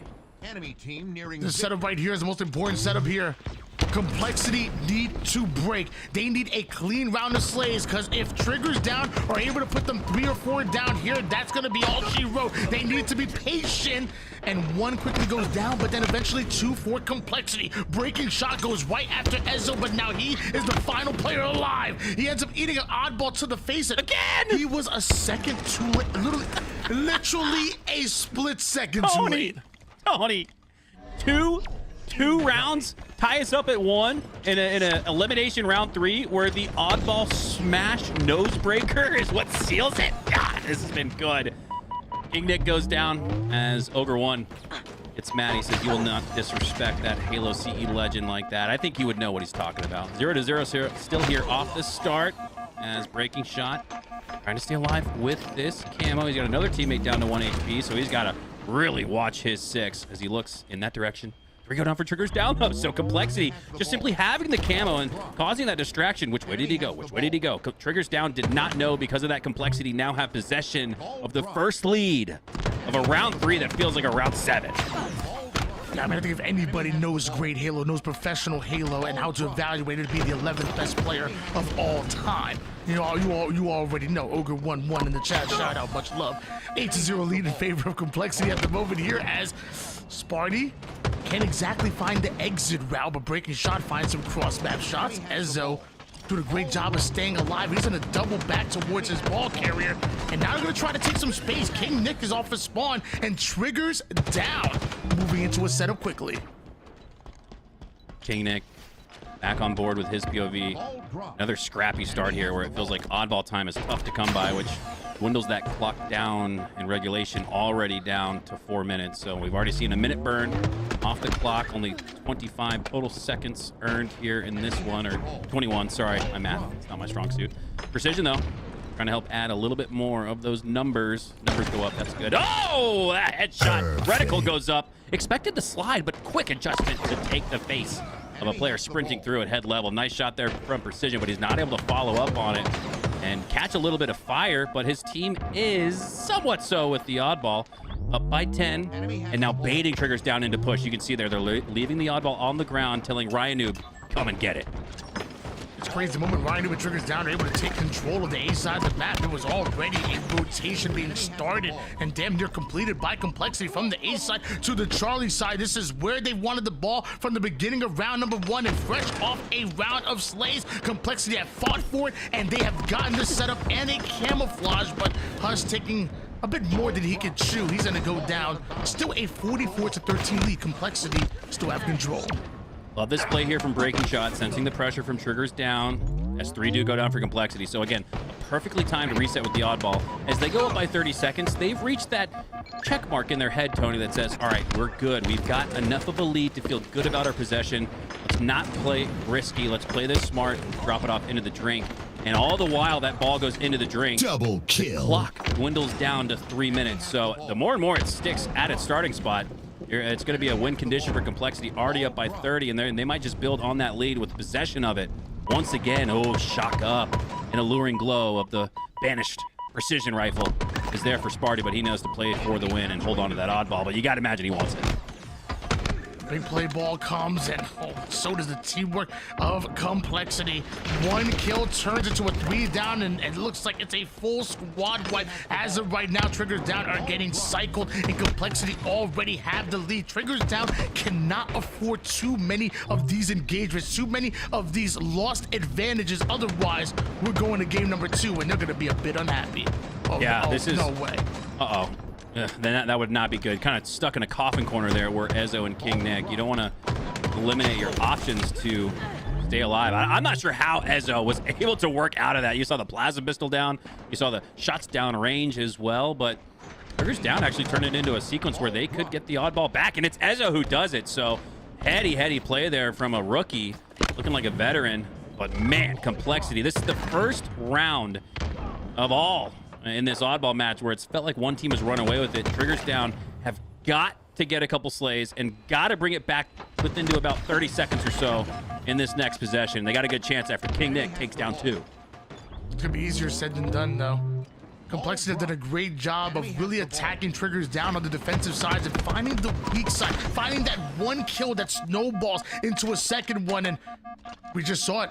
Sparty ends up going down. Great position out of him, but somehow he gets caught. Now us out in no man's land here, and Precision gonna work on K-Nick just a bit. Precision comes right back in, goes at Descendant as well. These are the slays Complexity have been looking for, and of course, it's this man on screen, Precision. I talked about it. I said, this is the Precision that we have wanted to see.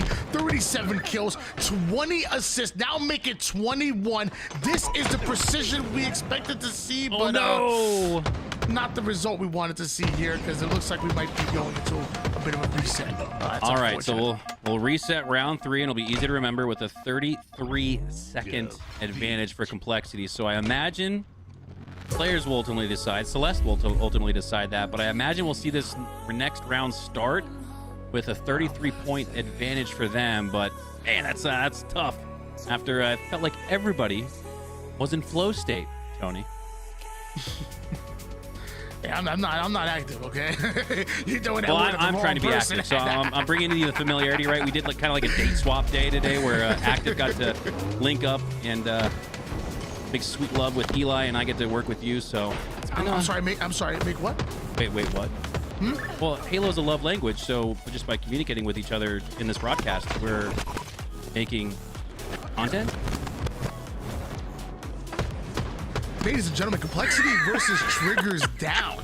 And it's been an exciting one so far. And it really, when I was seeing the end of it, it was round number 3. And we did see quite the advantage in favor of Complexity with just 2 minutes on the clock. We saw some fight back, though, coming out of Triggers Down. I don't want to count them out just yet, but I don't know, man. Complexity definitely were commanding in that I guess round number 3, and hopefully for Triggers Down, this is like a time to take a step back, maybe talk about what they could have done better, maybe talk about some of the weaknesses, and maybe this reset could be a refresh for Triggers Down. Well, you know, Tony, they say that there's not great content in the Halo space. I don't know, man. I find it educational, entertaining, downright hilarious sometimes. So shout out to you, dude. I consider you one of my favorite content creators in the space, and LVT as well. I mean, like, I not only as a caster, but just as a viewer and a fan, I look forward to the weekends, because I know I got some great Halo content to enjoy. And it's fantastic to be able to work with you. I mean, we're talking about one of the original content creators, and one of the original montagers. It's exciting to be able to work with. We worked once or twice before, and it's always a pleasure. Eli, I'm sorry I had to borrow your duo. Don't get mad at me. You keep DMing me, and I don't like the threats personally, Eli. I'm not coming for your man, all right? I'm just borrowing him for one night. It's a love quadrangle here. You got quadrant, and then in EU, and then you got a love quadrangle here on LVT. So yeah, always fun, man. And that's, I don't know, that's part of the strengths of LVT. We can work with anybody on the team, man. We mix and match all the time on the couch. Remember at LVT Orlando, we're all just hanging out. Feels like a podcast sometimes. And it just so happens that there's some great Halo going down on your screen as well, as we see that formidable punch there from Breaking Shot to end that round. And even in round 2, Tony, we had a punch with the oddball in hand to seal it, man. It's been a great game so far. Yeah, man. The watch party casters couches at LVT during the events have become legendary, man. Like, the best. Like, literally, like the moments that are created, the hype, you know, being able to interact with the fans and everything, we get them involved. It really is a pleasure. And you know, we're going into year 4, 2025, and I can't wait to see what HCS has to offer, obviously, but also what LVT has in store, because you know they got some things up their sleeve. Well, it's been a really fun journey, man. I remember I was there for the first ever quote-unquote LAN broadcast for LVT back at Charlotte. That's season 3 or season 2. I can't even remember at this point. My years are all mixed up. But we were on the outside looking in, quite literally. The main man, the myth and the legend, Louis V. Titan himself, rented an Airbnb outside of the venue, literally just like a hop, skip, and a jump away from the venue, where we ripped the YouTube screen onto our screen and cast it off of that. Fast forward a couple years, things take time, right? And we are adjacent to the main broadcast at the Halo World Championship. I mean, you know, let's take some time, since clearly there's not enough flowers going around for the Halo content creators and competitors in the scene. Let's throw some towards Louis V. Titan, Celeste, Women of Halo. There's a lot of unsung heroes that deserve a whole entire bouquet. Not just I'm not talking a 12-piece. I'm talking like one of those like extravagant, like almost like cartoon joke like bouquets of like 100. Because that's what I'd give to Louis V. Titan if I could see him right now. He's married, bro. I don't know if like she would be fine with it. She'd be fine with it. Okay, she'd be fine. Yeah. Y'all talked about this. Well, you bring so many flowers, 50 could go to her, 50 could go to him. Everyone's happy. Okay. Very good. Well, actually, no, maybe like 40 to each, Lauren and Louis, and then maybe like 20 to Eli. You know what I'm saying? Yeah. You got to make sure your back home is covered. I got you. Absolutely. Yeah, my back home. Yeah, definitely want to make sure back home is secured. All right, here we go. I'm so happy the game is starting. You'd have to know we were going to sneak in a little bit of fun, and what better time than when a reset occurs? Start the game! There was no game to be had. We had a player lag out, and we are back online, 4 versus 4. I see the official word from Celeste. It looks like we're actually going to start this game 73-40 here in a round 3. If you guys are just tuning in, we are deep in the lower bracket where elimination is on the line. And you go down in this first game of a best of 3 in what's been a best of 3, Tony. It's going to feel like going down 2-0 because this one's been a barn burner. This has been an incredible series so far. Yeah, shooting the floor usually doesn't indicate. Oh, 2-1 complexity. I guess they started the game giving them the win. I don't know if that's foreshadowing anything, but it's all good. We'll get this one sorted out and back on your screen here soon enough, which gives me a few more awkward moments with Tony professing my love for his content. And for everybody else. Literally everybody right everybody. now. I just love everybody. You know what? It must be the dad buff, you know? You're getting a little soft on us, man. Getting a little emotional. I ain't mad at it. You do. I ain't mad at it. Bro, you do, man. Like, it's like the craziest life change ever. You're like, oh my God, like, my life does have meaning. So, yeah, this has been fun, man. Yeah, definitely a new lease on life. I know Aliak, when she's hosting, she always teases me for... And so does Eli. I'm always getting teased. But I don't really cast with my brain anymore because I don't sleep, so I have no brain cells left. So all of the casting since becoming a dad has just been my soul speaking instead because that's all I got left. But it's pretty full. It's very full right now. Been loving being a new father. So, and I'm still doing pretty well in my online matches. So anytime you go down to old man Mikowski, you're quite literally going down to an old man. You should be ashamed of yourself. Old Dad Mikowski coming out with the big wins. Love that. Complexity triggers down, going back at it here. And it's still game number 1, still round number 3. And we talked about before, Enzo and Descendant beating out this Complexity while trying a huge game 3 upset literally just last week. And on top of that, I mean, come on now, one of my favorite rivalries ever between the Rhino and the Sparty. They were friends who turned enemies, who turned friends again, and teammates until enemies again. They've been up and down like a roller coaster, and now they get to go all out on each other here on Recharge. All right, well, what we assume will be for real this time, and what better way to just add to the tension you could break like a glow stick, as this one has been so good so far, and it looks like it's so far so good as we are into the match officially this time. King Nick with the opening break, fisticuff to Precision. Us trades out though with him. More trades occurring in the feed, and even 2v2. Tough time to grab the Sparty camo, and he does go down.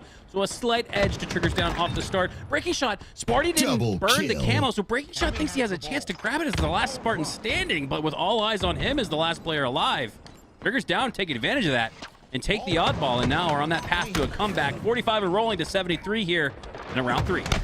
Yeah, I feel like Triggers Down had positioning on every single corner on the map with no pressure being pushed from any other side, you know. And it was just a focus on that bottom bit and making sure that Cambo didn't get out for free. So great positioning, great shots, and great execution by Triggers Down. But now it's Complexity doing the executing because they're the ones who somehow find the slaves. They come off a spawn and they are a threat immediately. 53-83, another 30-second threshold achieved for Complexity. About right where they want to keep it, especially with less than 30 needed to win this one. Don't want to make the same mistake, though, that we saw from Triggers Down. Stopping short with a 98 on the board. But let's kind of talk about the reset, how that plays into this, Tony. You got all the time left in regulation, so it doesn't look like they reset that back to where it was. So I don't think this one goes to regulation. Someone's going to win this with 100 on the board, and it might just be Complexity. If Triggers Down can't win this, push through. All right, and it goes down. And that should do it. Complexity. Take a hell of a game one.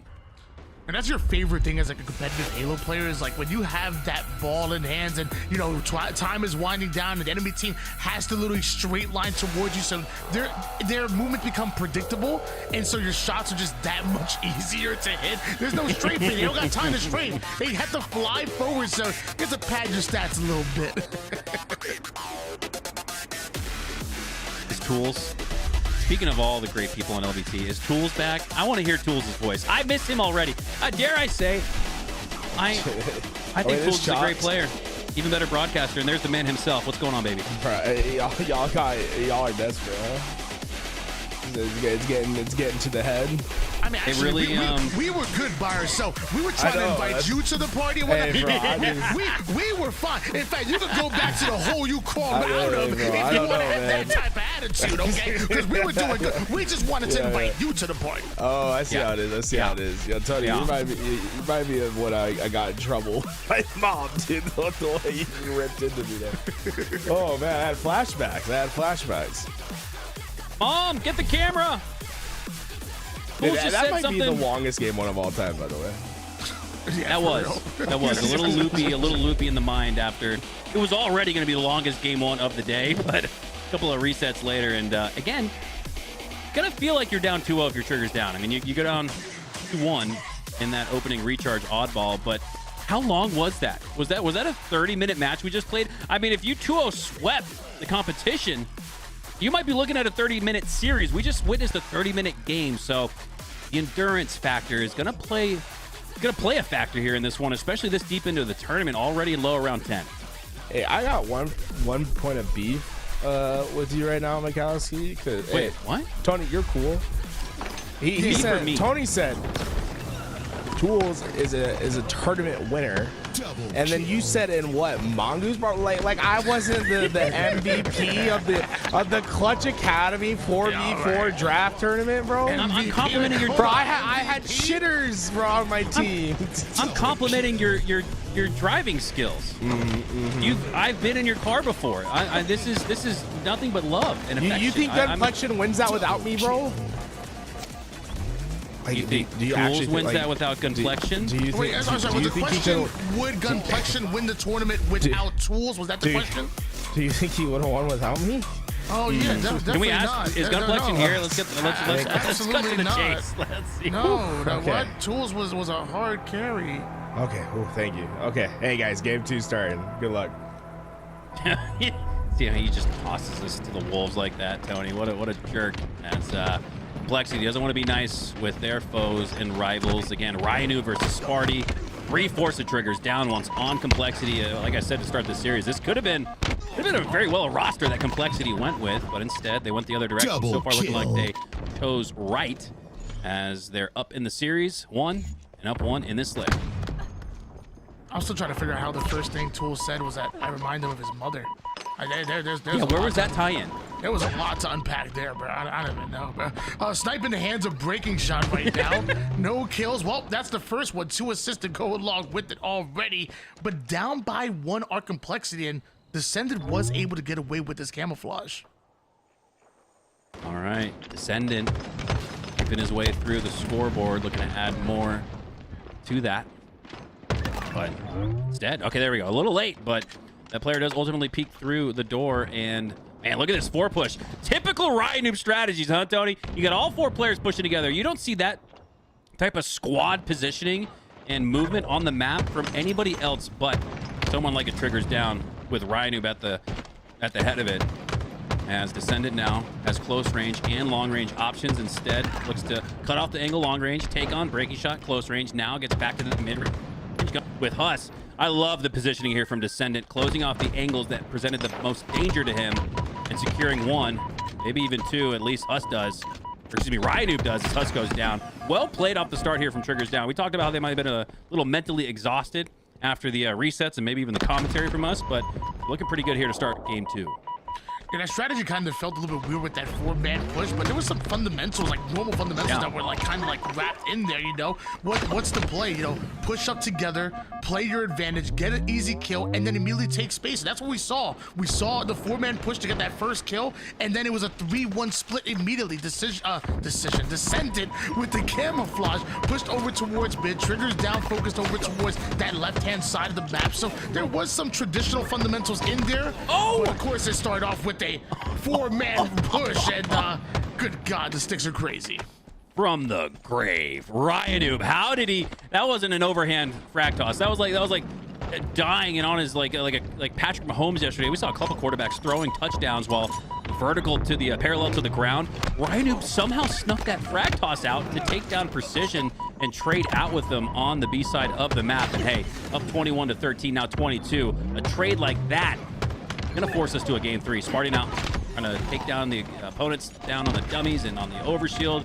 Repulsor utilized there by King Nick to avoid fragmentation damage that probably would have taken him down, and Triggers down. Speaking of, looking like they are primed to come back in this one. They're showing a hell of a fight. A lot of resilience. We talk about it time and time again. These trades that you're seeing on your screen are always going to favor the team in the lead. Complexity needs to find those clean kills, and with the clean 2 down and Complexity keeping all bodies up, they need more engagements that are like this, as snipe in the hands of Huss. Triggers down, spawning over toward the green side, and they're trying to limit their options, but they're overwhelming tower. Huss recognized that, plays that sniper right off the map. Don't give Triggers down any more toys. No, you don't want to give Ryanoob any tools in the kit, because he can turn a pencil into a lethal weapon, a la John Wick. As we hop on board here with Ezo. Got Ryanoob there, taking the front position. Ryanoob probably calls for help. There's 2 in here. Come help. And Ezo does just that. That's exactly what Ryanoob called for. You can see Ryanoob takes a step back to allow his shields to recharge and pushes the young gun out to clean up the shields. Flawless communication and teamwork there from Triggers down. Keep them in the lead. Up 8. So I feel like Ryan was like a G. I feel like he would have been like, yo, hey, yo, Ezo, handle my light work real quick. Like, like, he ain't calling for help. He's like, look, I can handle it. I'm just saying, it's not even worth my time. Ezo, go ahead, do your thing, baby. I want to help your stats out. I'm gonna let you look good, kid. Exactly. One day you look like me, you know, in my prime, you know. Sun him a little bit. Play your cards right, and you'll get some top 4s and 6s like me. And that's what it looks like Ezo's on his way to. As it looks like we're on our way to a game 3, still an 8-kill advantage, and you see 3 go down for Triggers down, but we talked about it earlier, the trades as a win condition in a Slayer when you're up big like this. 3 went down for Complexity in that moment as well. Triggers down in the driver's seat to send us to a decisive do or die. Game number 3. Oh, nasty shots though from us. Filthy perfect. But will it be enough? Enough to bring it to within 6. So Complexity are within striking reach of potentially making this a game. I don't want to build it up into something it's not, because it could be just a couple more slays away from getting it back to 8. That's exactly what we see after the double kill from Ryanoob. Wow. Triple kill from... No, doesn't get it. Sorry, I got really excited there. I wanted to get my commando triple in. Doesn't happen. Still up 9. Our Triggers down. They're looking good. That is now multiple times this series that Triggers down have just done a fantastic job of baiting out, whether it's an objective or whether it's a power up like a camouflage. That is just bait for them to slay out and then ultimately earn it right afterwards. They are counting on Complexity getting a bit antsy and using that force against them. Love the plays by Triggers down, and it's a 43-34 lead. It's gonna be tough to come back for Complexity. They might even be discussing the strategy of game 3 at this point. I don't know if they have much of a chance, and let's be honest, they don't. As Ezo, another multi-kill, another double. 12, 13, 13, and 9. So great grouping from Triggers down. And let's talk about Ryanoob again. He did this in game number 1. Most slays on the squad, most assists, least deaths. As we finish appropriately with his point of view, getting the closer, 50-37. Ryanoob, pop.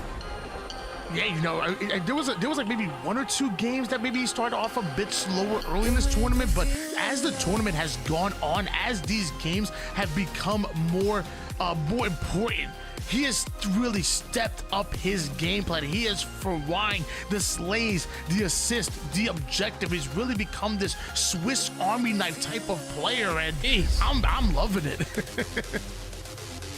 Tools, do you think you can reinvent your gameplay like we've seen from Ryan Noob? I don't know, man. Reinvent, bro? I'm the one that Ryan Noob's basing his gameplay off. Bro, you think it's mysterious? I win a tournament and then he comes back and he plays better after watching? That can't be a coincidence. Causation, brother. Causation. Where's this one going, Tools? What are your thoughts so far? You've been able to check out these 2 games. This seems like about as evenly matched of a gunfight as you could imagine. I think Triggers Down's really good.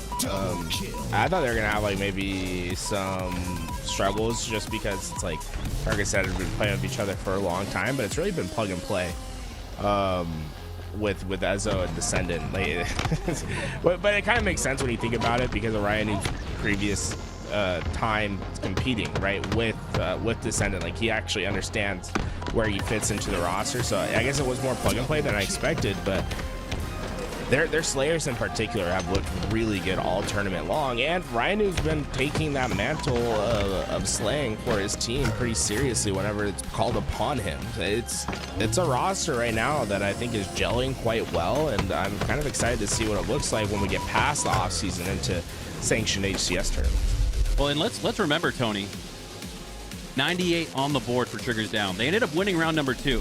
If Triggers Down just played somewhat fundamental Halo to close out round number 1, they'd have already moved on to the next round in this series. They would have won 2-0. So I think back to that critical moment, 2 seconds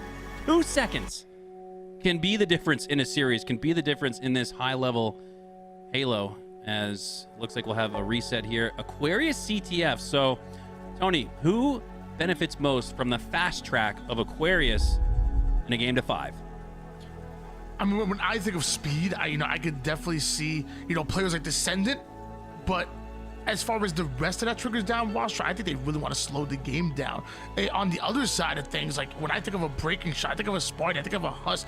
These are players that are very comfortable upping the tempo. Precision plays on a very fast sensitivity as well, so he can move and through. So when it comes to just attacking your opponent's utility, time and time again, and really controlling the pace, I can give the slight advantage to complexity when it comes to speed, but speed doesn't always convert to flag caps.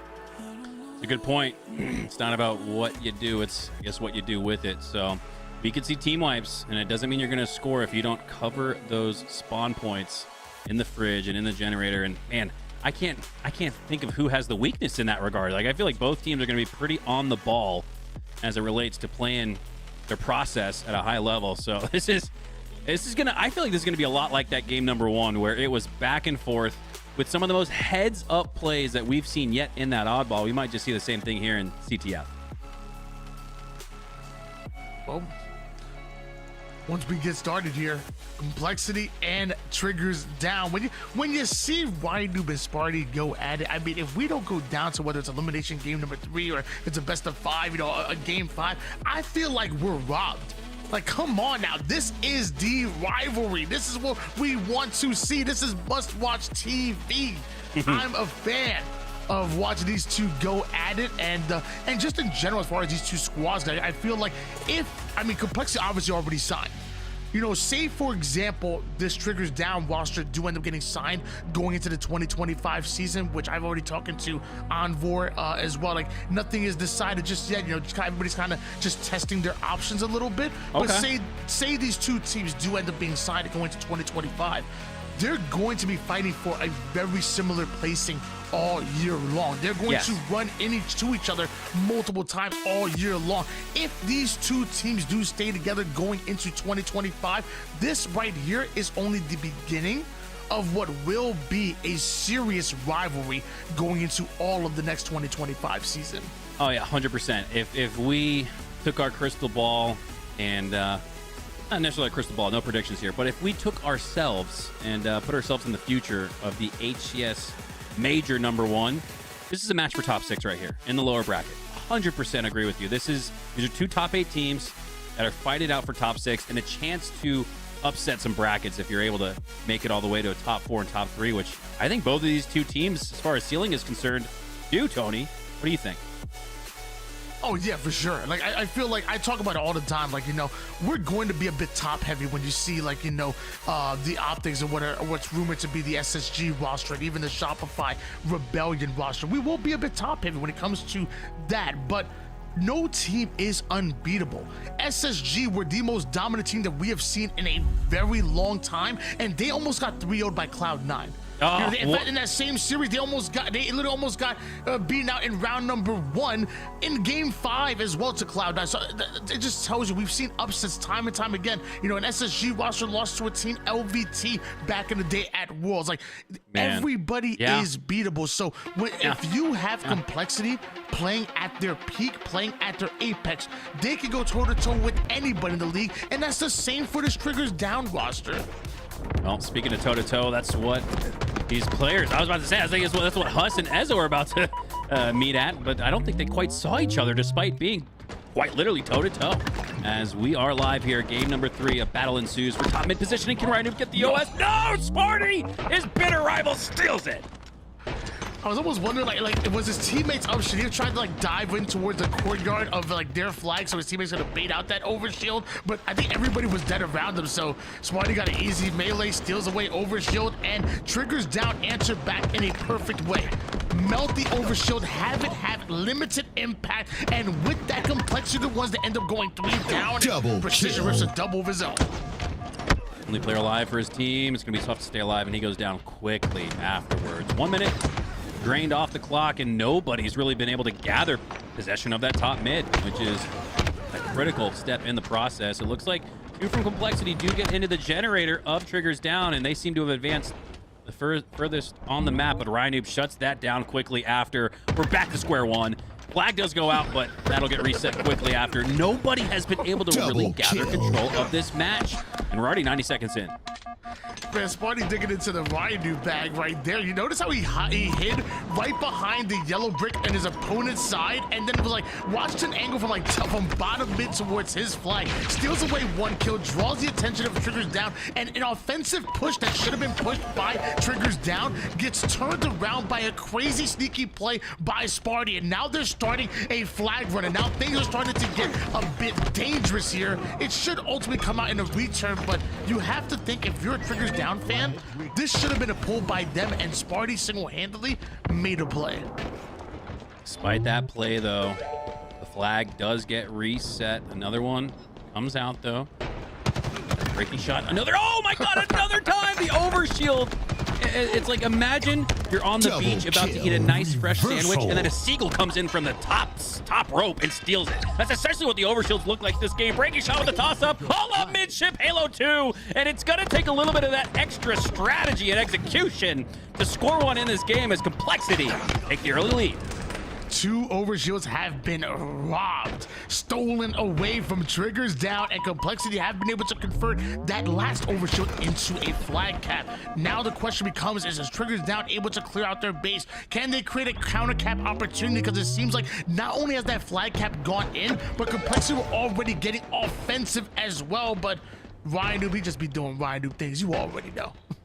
And if anybody can keep their team in it, it's Ryanoob. And after 3 go down for Complexity, a chance for Ryanoob to really disrupt the spawns. You can see him perching at the top of the base. This party's not aware where Ryanoob is. Gotta look back at it, as Ryanoob is gonna shoot you in the back. Precision finally, after I assume the comms from Sparty, says, man, we gotta take this dude out. But Ryanoob's not gonna go down without a fight and without a score to tie up this match.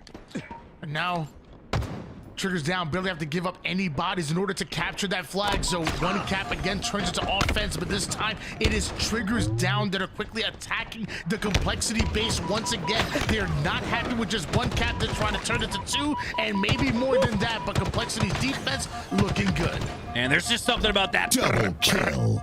Like a triple bass, like a double bass in a metal song. I'm talking triple bass, like about to hear the breakdown as Huss earns the double kill with the triple entendre of that battle rifle. His breaking shot now has positioning in the enemy base. King Nick, oh, cross map shots, takes him down, and that was massive.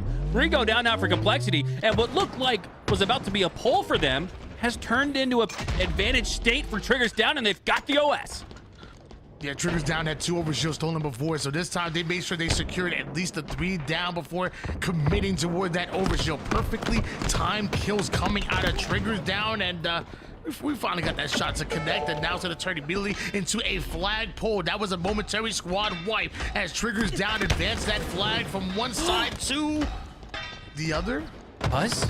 Does he have a hero play in mind? A lot of players for Complexity stuck in the base because of Descendants pressure. Oh, slide it. Oh, he gets it, Ezzo! But the counter cap should ensue quickly. Triggers Down utilizing all of their resources to make it 2-1, but it might be 2-2 quicker than you can even say it out loud.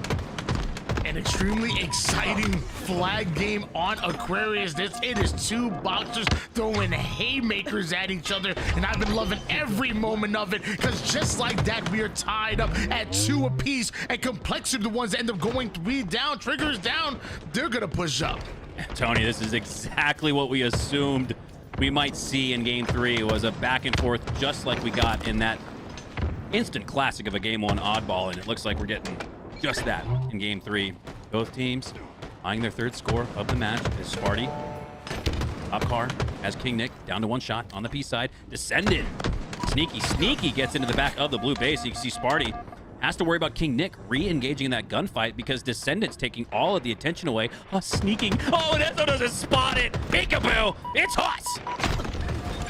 Okay, he gets the slay. I was about to say, if he doesn't get that slay, I look like an idiot, but I might just be anyways. 2-2, we're tied. I mean, to be honest, but the only reason I got that kill is because Ryan came in with a nade out of nowhere. Yes, he was going to choke it. And naded his teammate. So, like, I mean, he thought that that Ezzo was going to go down anyway. So, let me throw a nade, but Ezzo almost turned on him.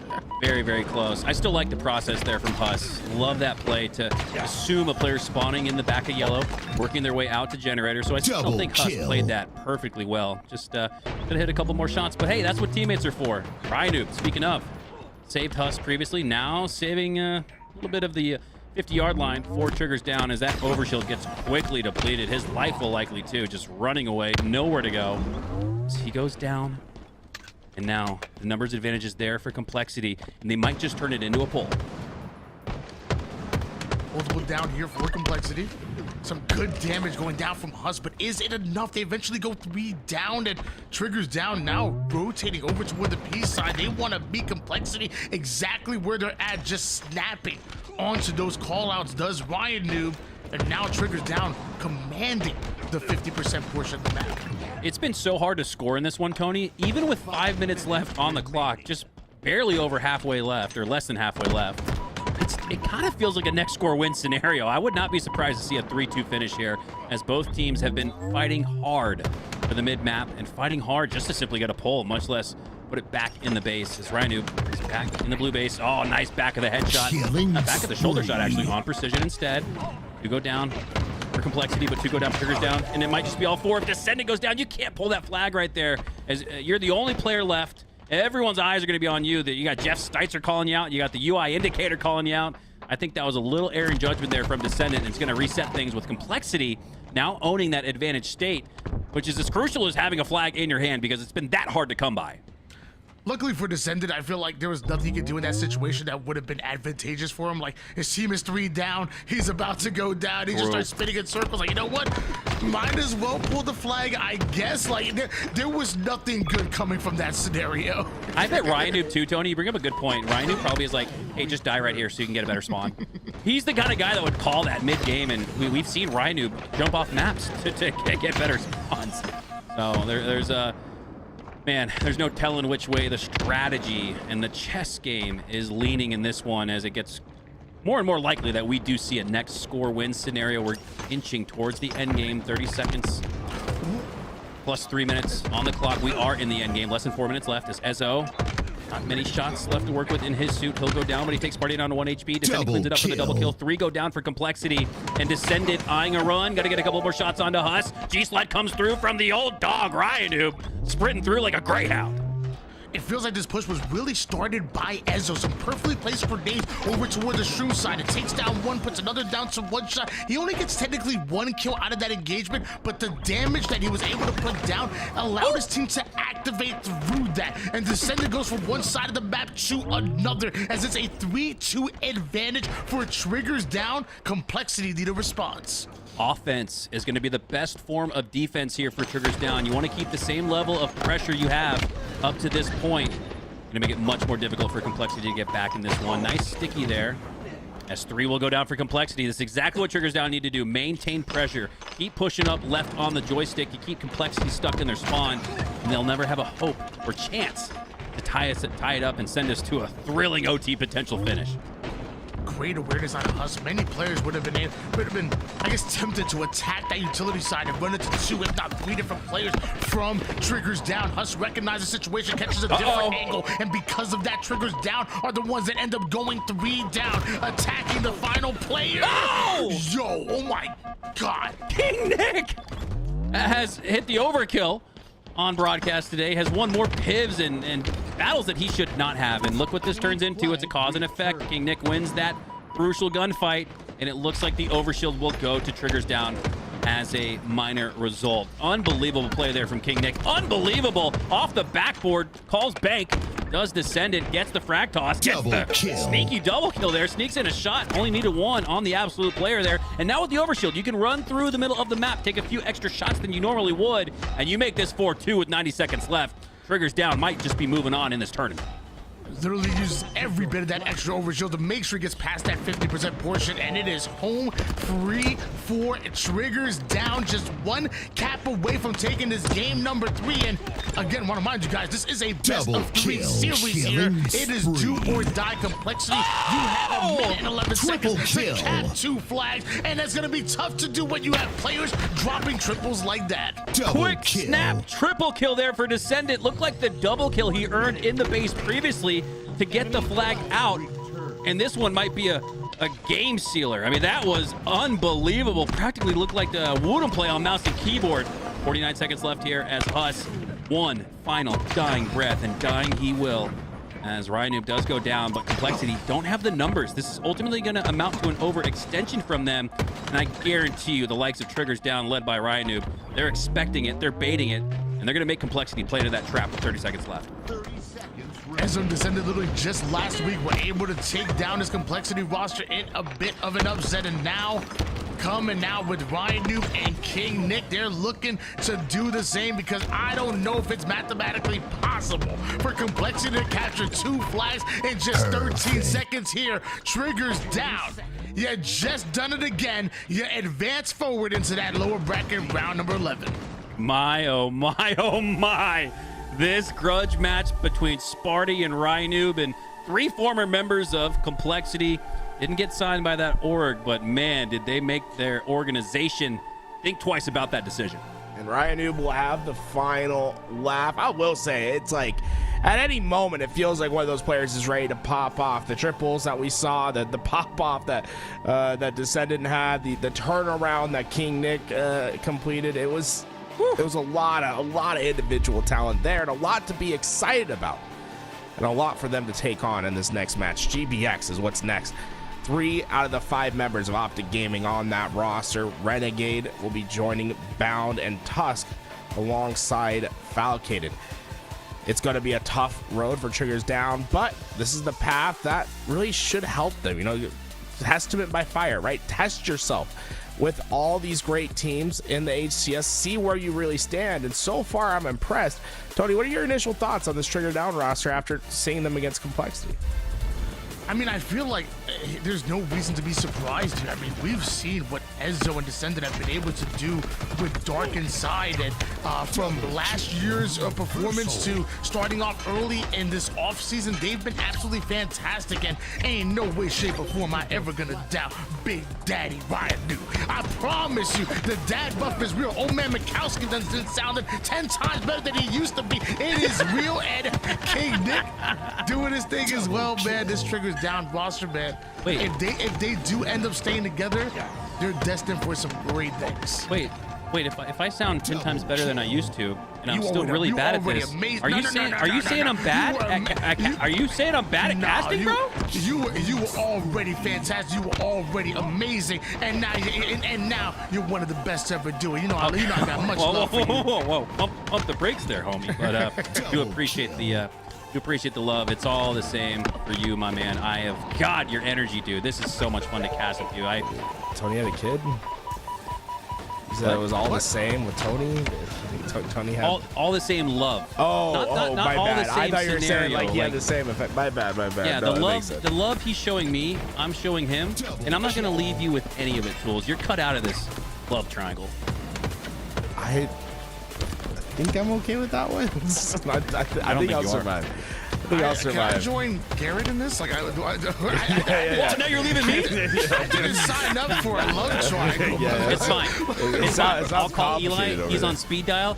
We'll be here soon. I'm gonna fly him. HR told me that you're not allowed to even mention him anymore. I was surprised that you were even able to work today. I was almost told Why do that you you think guys y'all can't do the got same casted building. together? He filed a restraining order. Yeah, it's honestly, we had to beg for you not to lose your job, but it's because of that dad buff, man. You're just too damn good at it now. Hey. We got GBX trying to get into this lobby. We're going to take a short break, y'all. Make sure that we get ourselves refreshed and ready to tackle on this next match. When we're back, triggers down, GBX will be going at it. Woo.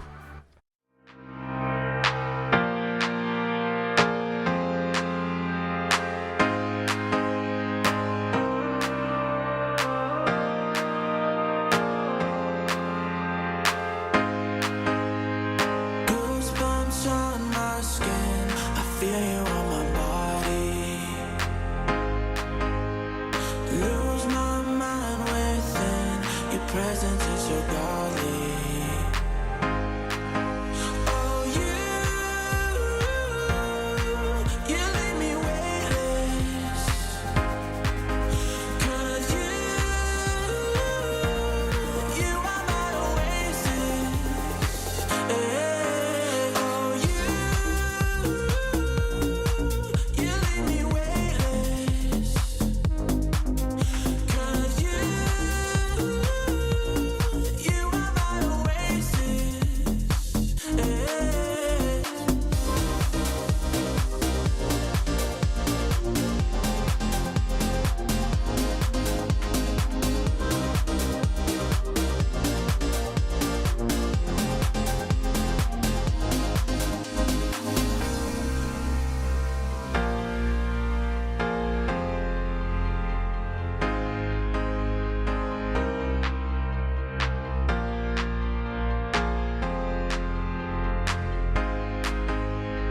Goosebumps on my skin, I feel you on my body.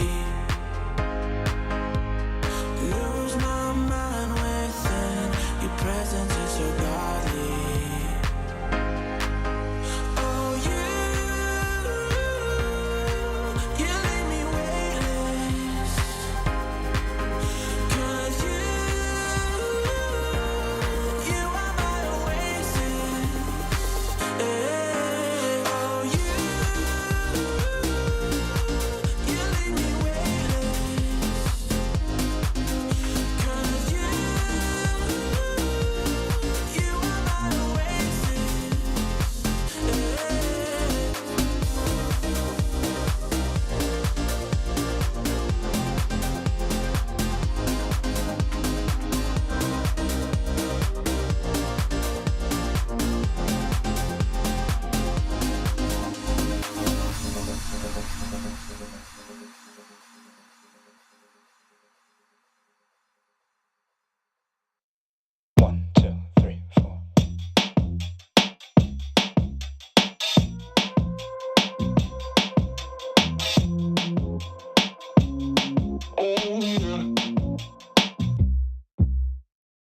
Goddamn, would you look at me? You're an amazing motherfucker, that's what everyone sees. Ain't it funny how you wanna be the best, but you can't even get up and get dressed? Wasted, face it, you're never gonna make it.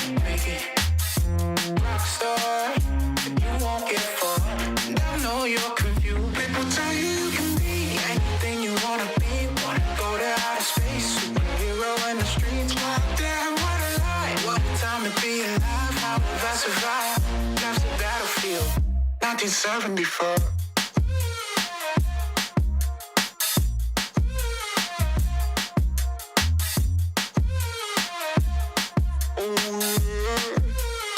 I think I'm going insane. I'm feeling crazy. Can't get it out of my head. Oh no, if the devil inside takes hold, then I just might wind up dead. Wasted, face it. You're never gonna be the one. Rockstar, you won't get far. But at least you had fun. People tell you can be anything you wanna be, a king or a queen, as long as you got a dream. Oh no, it's a lie. They just wanna take your life, try to tell you it's a battlefield. People tell you you can be anything you wanna be, wanna go to outer space, superhero in the streets. God damn, what a lie, what a time to be alive. How have I survived? Life's a battlefield. 1974.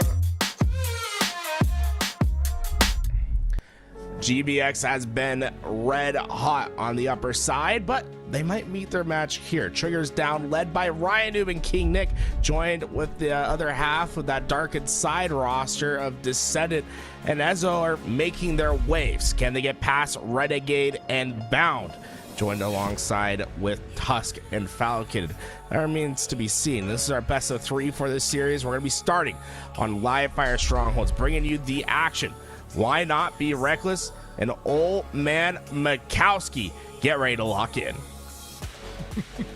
I'm ready to lock it in, pop, lock, and drop it. In fact, it's going to be live fire as our game number 1. Mikowski, what are your keys to success here on live fire? Well, it's going to be really intriguing to watch this match here. I'd give the edge to GBX based on how fast and frenetic they like to play their advantage state. In a game like Strongholds, that's the name of the game. And I look at a guy like Ryan Noob, who in seasons past played Halo a little too slow sometimes. Again, grouping up in a team of 4 in a small cardboard box, essentially. We actually saw that today, but like you pointed out, they split up and they turned it into a 1-3 split where they were able to take advantage of their numbers. And I've seen Ryan Noob in recent memory pick up the pace a little bit. So let's continue to watch the evolution of a guy who's been doing it for 10 plus years as we are live. Game number 1, lower semis on your screen. It's exciting to see GBX back on the screen here. You know, it's a team that's been known to always be able to just edge out the competition, man. They don't hold back. They find a way to just clutch it out. When the game gets close, they simply get better. Meanwhile, Descendant was able to get away with that sniper, puts it into play and into the faces of the opposition. That's a double out of Descendant, he's ascending. Is there anybody else in the HCS that strafes with their right joystick? Descendant playing on such a high sensitivity, he's able to whiplash that reticle left, right on the screen, and he turns it into a strafe. Nice little trade. Sticky goes out there, and it's going to afford Triggers down the camo, but they're not going to stay alive long with it. And eventually all 4 members of Triggers Down end up going down. The GBX immediately takes space. You already have Bravo and Charlie, but they ain't happy with just that. They're going to attack Alpha as well, and also attacking Triggers Down. Triggers Down just came off a spawn. Well, welcome back. And this is where that fast pace of play I referenced right as the game started has already turned into a massive head start for GBX, already up by a minute plus. Nick does get the slay off of the respawn on the back of C. Triggers Down have to be very quick with their decisions here. Now they have the decision made for them as to which spawn point or capture point they want to go for first. C, but they're not going to get it. Oh my God! Valkyrie gets a slay on the Rhino, but resets what looked like a sure cap. Yeah, I feel like we're being wild right now with how close that Triggers Down and Complexity matchup was literally just the round before. This is a dominant performance. This is a slacking by GBX. Good Boys Extreme, starting off with 116 to 0-1, and the trip cap is being held. Ryan, who has yet to find a kill so far in this game. Meanwhile, GBX continue to cycle Triggers Down time and time again. So Tony, what we just saw there, man, was the game. Halo literally said, hey, man, you guys are having a tough time with it. We're going to just give you guys C for free. And they weren't able to get it. They spawned at C again. Weren't able to get it despite having that pie chart get about to 75% of it. So Triggers Down frustratingly say, oh, my God, all right, guys, let's just go for A and B. So they split, go for both. And then with 50% on the board for both A and B, GBX are able to reset both simultaneously, and now Triggers Down finally get that C capture point they were looking for, but GBX are already damn near at 200. Killing spree. Luckily, Triggers Down know what's on the line and know how to play this particular game type. They know it can be snowballing, so you just got to find a way to come off a spawn, gather up, and slow down GBX. It just takes one fight. It takes one 2v1. It just takes that. The problem is that that's easier said than done, because that's back-to-back kills once again. And the moment you attack Alpha, well, you're no bound. He's attacking you. He's the real Alpha here. King Nick with a much-needed slay on the bound there. You just got to do something to stop the momentum, something to stop the 192. In consecutive time, and just as it looks like AB go on the board for Triggers Down, they're finally going to get a couple gimme points, right? But B is already being contested by GBX. 3 go down for Triggers Down, and this might be a 200-point club match. If Triggers Down aren't able to trip cap their way to a win, Renegade with the snipe says you guys have no hope, no soul, no dreams. I feel like game 2 is already about to start. 195-9 run here for GBX, looking to hold Triggers Down to just single digits. Renegade the demon with the sniper. You know he's one of the deadliest to ever do it, as he puts one on his back and retreats immediately to stay alive. Teammates are all around them. Well, they just got dropped. Triggers Down finally showing some life here. Here we go. 3 go down for Triggers Down, and they have to push for A, and they do. They're already inside of it, already with 75% on the board. And now, Tony, Triggers Down is pushed into a game state where they have to overextend. They have to play for trip caps. And for GBX, that might just play right into their favor. Triple cap here for Triggers Down, and Ryan, who also has that sniper, I should say had a snipe. That's until Bound got involved. Only has died 3 times so far, and with creative movement like that, you can see how. Right up to top mid, snipe still in hands, puts a shot to the knee of Descent that he's looking to break down their offense, but Triggers Down, they're the ones slaying out. They're the ones who just put GBX 3 down. Well, unfortunately for Triggers Down, they're showing some life, and they're not going to get 200-point clubbed. And hey, Tony, how many times have we seen a match of strongholds where it gets just about to the very end of the game, and then what do you know? We got a 245 thriller. Not saying that's quite what we're going to see here, but hey, man, another 3 down for GBX. And if Triggers Down can take down Falcated, this could actually be a potential comeback brewing. It is. Triggers Down are going to secure the trip cap, and they're going to cut this lead in half in what was seemingly already game over. And this is exactly what we were talking about before. This is a snowballing map and game type combination. It snowballs one way or the other, and right now it's been going Triggers Down's way. A triple cap being held right now, and you're going to challenge the Ryan Noob. You're gonna get put down every time. Ryan Noob has been flying literally all tournament long. It don't matter who's on the other side of the screen. Oh my gosh, this would be one of the more improbable comebacks and strongholds that I could ever remember. We wrote Triggers Down off, but now it's all 4 off the map for GBX. Triggers Down coming back with a vengeance. They're going to secure a trip cap assuredly, and now it's probably GBX who are feeling a little bit of nervousness in their tummy.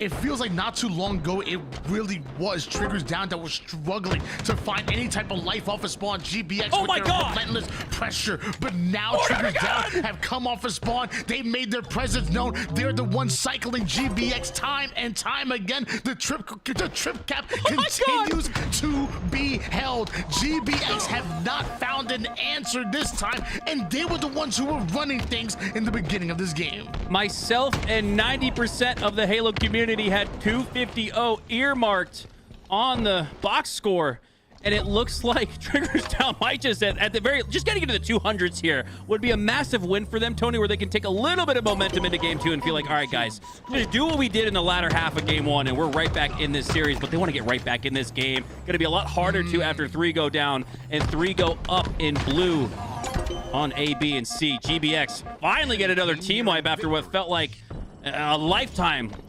without it. GBX gonna turn this dream of Triggers Down into the nightmare they thought it was at the beginning. To remind you guys at home, this was a 192-9 lead in favor of GBX. Triggers Down climbed a mountain, but it looks like this is where it ends. GBX trip cap. That's gonna end it. Game number 1 belongs to GBX. In the final score looks a lot more like a game where you would have thought 20 seconds here, 20 seconds there, but it was like 190 seconds there, 120 plus seconds there for Triggers Down as they were able to form a comeback. But Tony, just like going down 2-0 in a King of the Hill or 3-0 in a CTF, you are now in a position where you are forced to overextend, forced to chase, and GBX played that knowing that was the case, knew to expect a player to be going for a third cap point like we saw all game from Triggers Down once they went down by 3 minutes, and that was it. It only took one more firm possession of the match before GBX were able to put up that 250. And just let you guys know at home, GBX and Triggers Down did match up earlier in the winner's side of the bracket. They went down to a game 3 where Triggers Down were able to beat out this very GBX roster and put them down here in the elimination bracket to begin with. But I do believe Triggers Down started off that series with a win in game number 1. So already things working a bit different as GBX are your winners of this game number 1 of this best of 3 series. Whew. Taking a look at some highlights here, and look at the bottom of your screen. Don't watch the middle. It's not often the commentary and alludes you to the bottom of your screen, but that was really the most incredible highlight in the match was that scoreboard, 200-0 just about. And quickly, as we pass in every single one of these frames, you're going to see it get closer and closer. They were able to get down. Bring it back to within 60 seconds was Triggers Down. But on the other side of GBX, you got guys like Renegade, Bound, Falcated, Tusk. Really all 4 of them are calm, cool, and collected under pressure. And I think they knew as well as we did, Tony, all it takes after that hot start is just one more hold, and they got it. And it was on both sides. Like, you know, I go back to like when I played matchmaking myself. You know, I've been down to Diamond 3 at one point. I fell to, and even now, most recently, I've gotten to Onyx 1550. And I feel like you're gonna get into games where things don't start going you and your team's way, and you start hearing the sighs in the comm. You start seeing the text chats go off, and they're blaming anybody with a bad score line and whatnot. And that's a perfect example of why you have to be mentally strong and always know that you are in the game. Again, 192-9 lead in favor of GBX. If this is your random matchmaking lobby, the mentals are chalked. But what does Triggers Down do? They know that after getting cycled after cycled after cycled after cycled, they know just one opportunity is what they're looking for, and then they go on a crazy run, which makes it look like they're going to come away, steal the game away, and it's up to GBX to play off of their back foot. You literally have to be mentally strong in order to play competitive Halo, because the moment you chalk it mentally, well, you know what, you might as well forget going into game 2, forget trying to get to game 3, you might as well just leave. The moment you show any type of mental weakness, why did you even come? I ask that all the time, and for Triggers Down, I think they're not going to blame each other, Tony. They're just gonna blame their PCs. It looks like we saw 3 dip from the lobby, so I assume Ryanoob calls for a little bit of reinforcements in the form of a reset of their computers. Maybe they had some frame rate issues in that one. That would have actually kind of made sense, because how often do we see a team led by Ryanoob show no objective efficiency or fight? And we ultimately did about towards the halfway mark, but it was too little, too late, as it looks like the rest of the crew is back in the lobby, ready to tango. Well, there's one person missing, so why don't you know what? Let's give them an opportunity. Let's give them a breather, give them a chance to the restroom, you know, get some snacks, whatever it is that they and we have to do. Why don't we go on a short intermission break? When we come back, we're gonna have the conclusion of this exciting matchup between GBX and Triggers Down.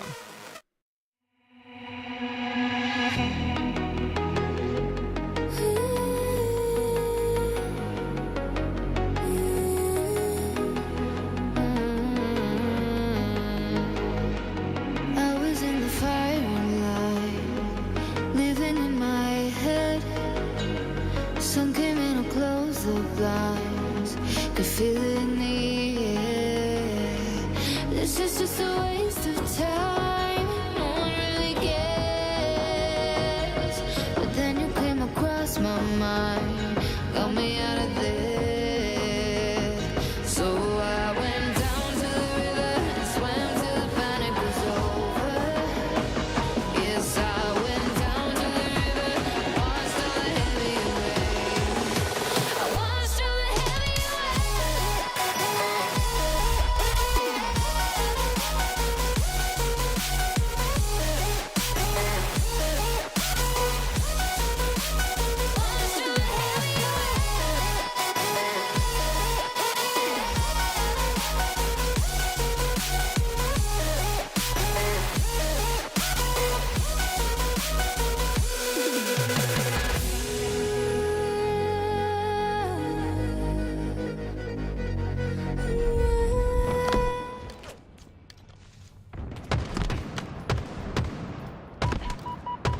way to the streets and already battling for that camo in the middle of the map as Bound not able to defend his turf inside of the tram. Descendant takes him down, but he goes down shortly after.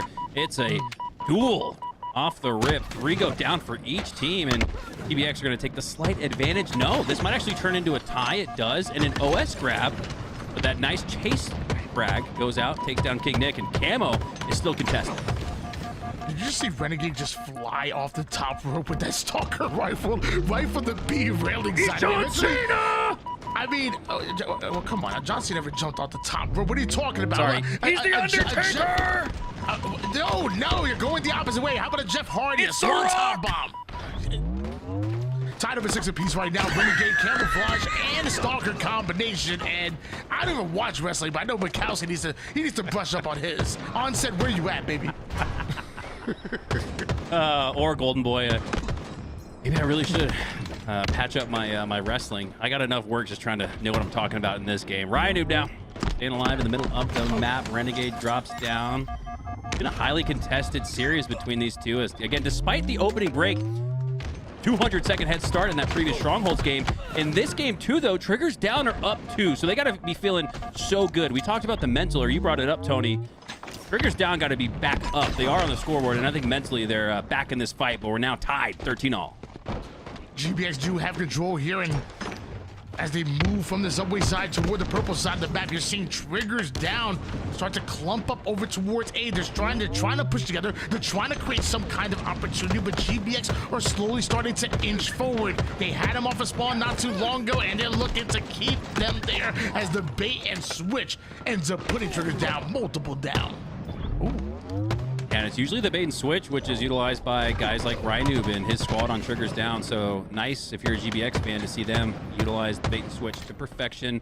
That is just, that's my favorite play in Halo, Tony, to put your teammate out on a reel, sly little worm, slither in there in the water, about to get gulped up by a big 15-pound bass, but end up pulling that reel out and keeping the worm alive.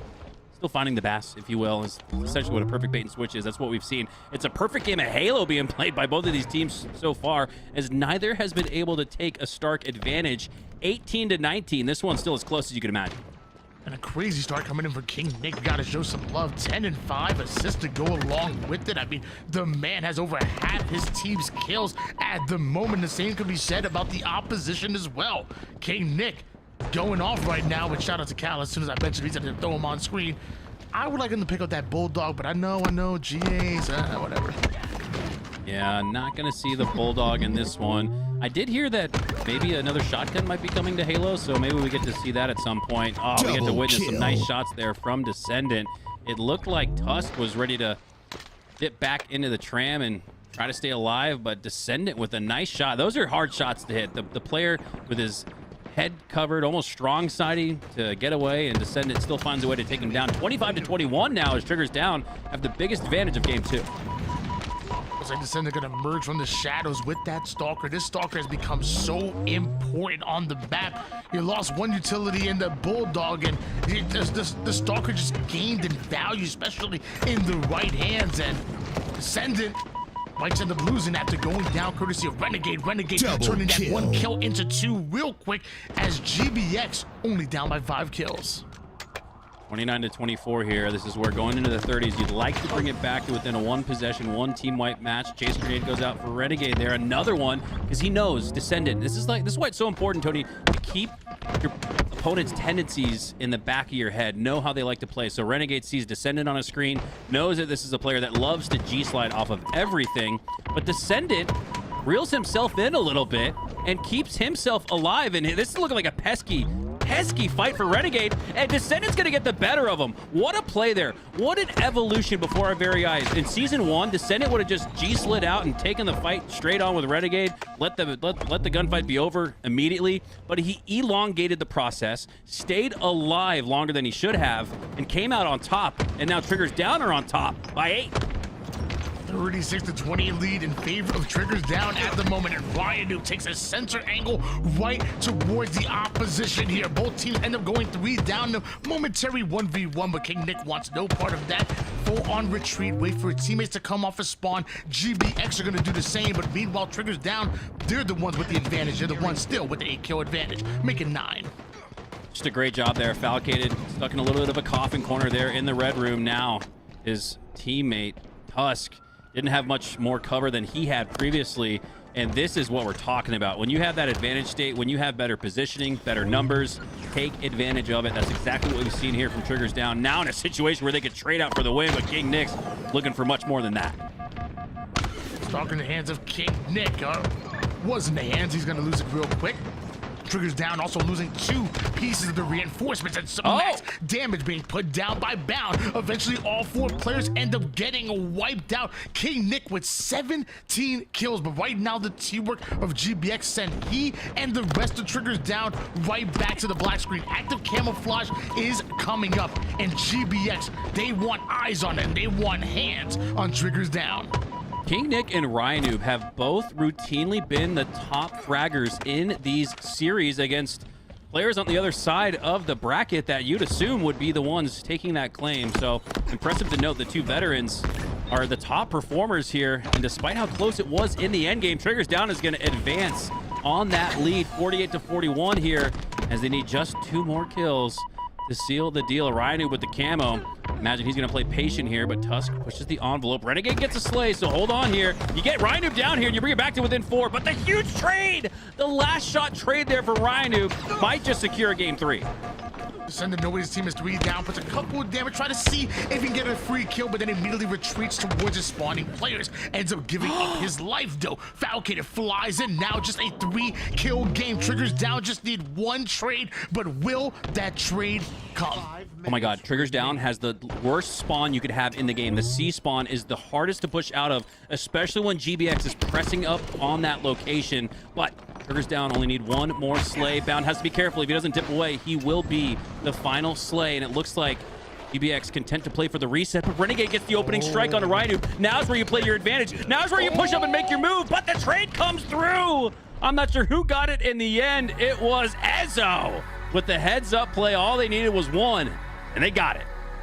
Well, it was Renegade who made that move, and he made it exciting, brought him within 2 kills, but he ends up being hunted down by the remaining members of Triggers Down. He's like, hey, you wanna come for our boy? We gonna come for you. No man left behind, says Triggers Down, on their way to another game number 3. It was Triggers Down that got the best of GBX in that first series. Will GBX be able to clutch it out? Man, Triggers Down, I don't know if we can call them a Cinderella run, but they've been the underdog in most of these matchups. But again, Ryanoob, are we gonna like? Ryanoob is him, right? Top 25 all time going into Halo Infinite, and despite not winning any majors in Halo Infinite, do you think maybe, Tony, that he might have worked his way up the list? I mean, I think Ryanoob is a special talent, and like I said, I feel like every game has that type of player that is the anti-meta, that is the one to help define metas and whatnot. But it's tough, man.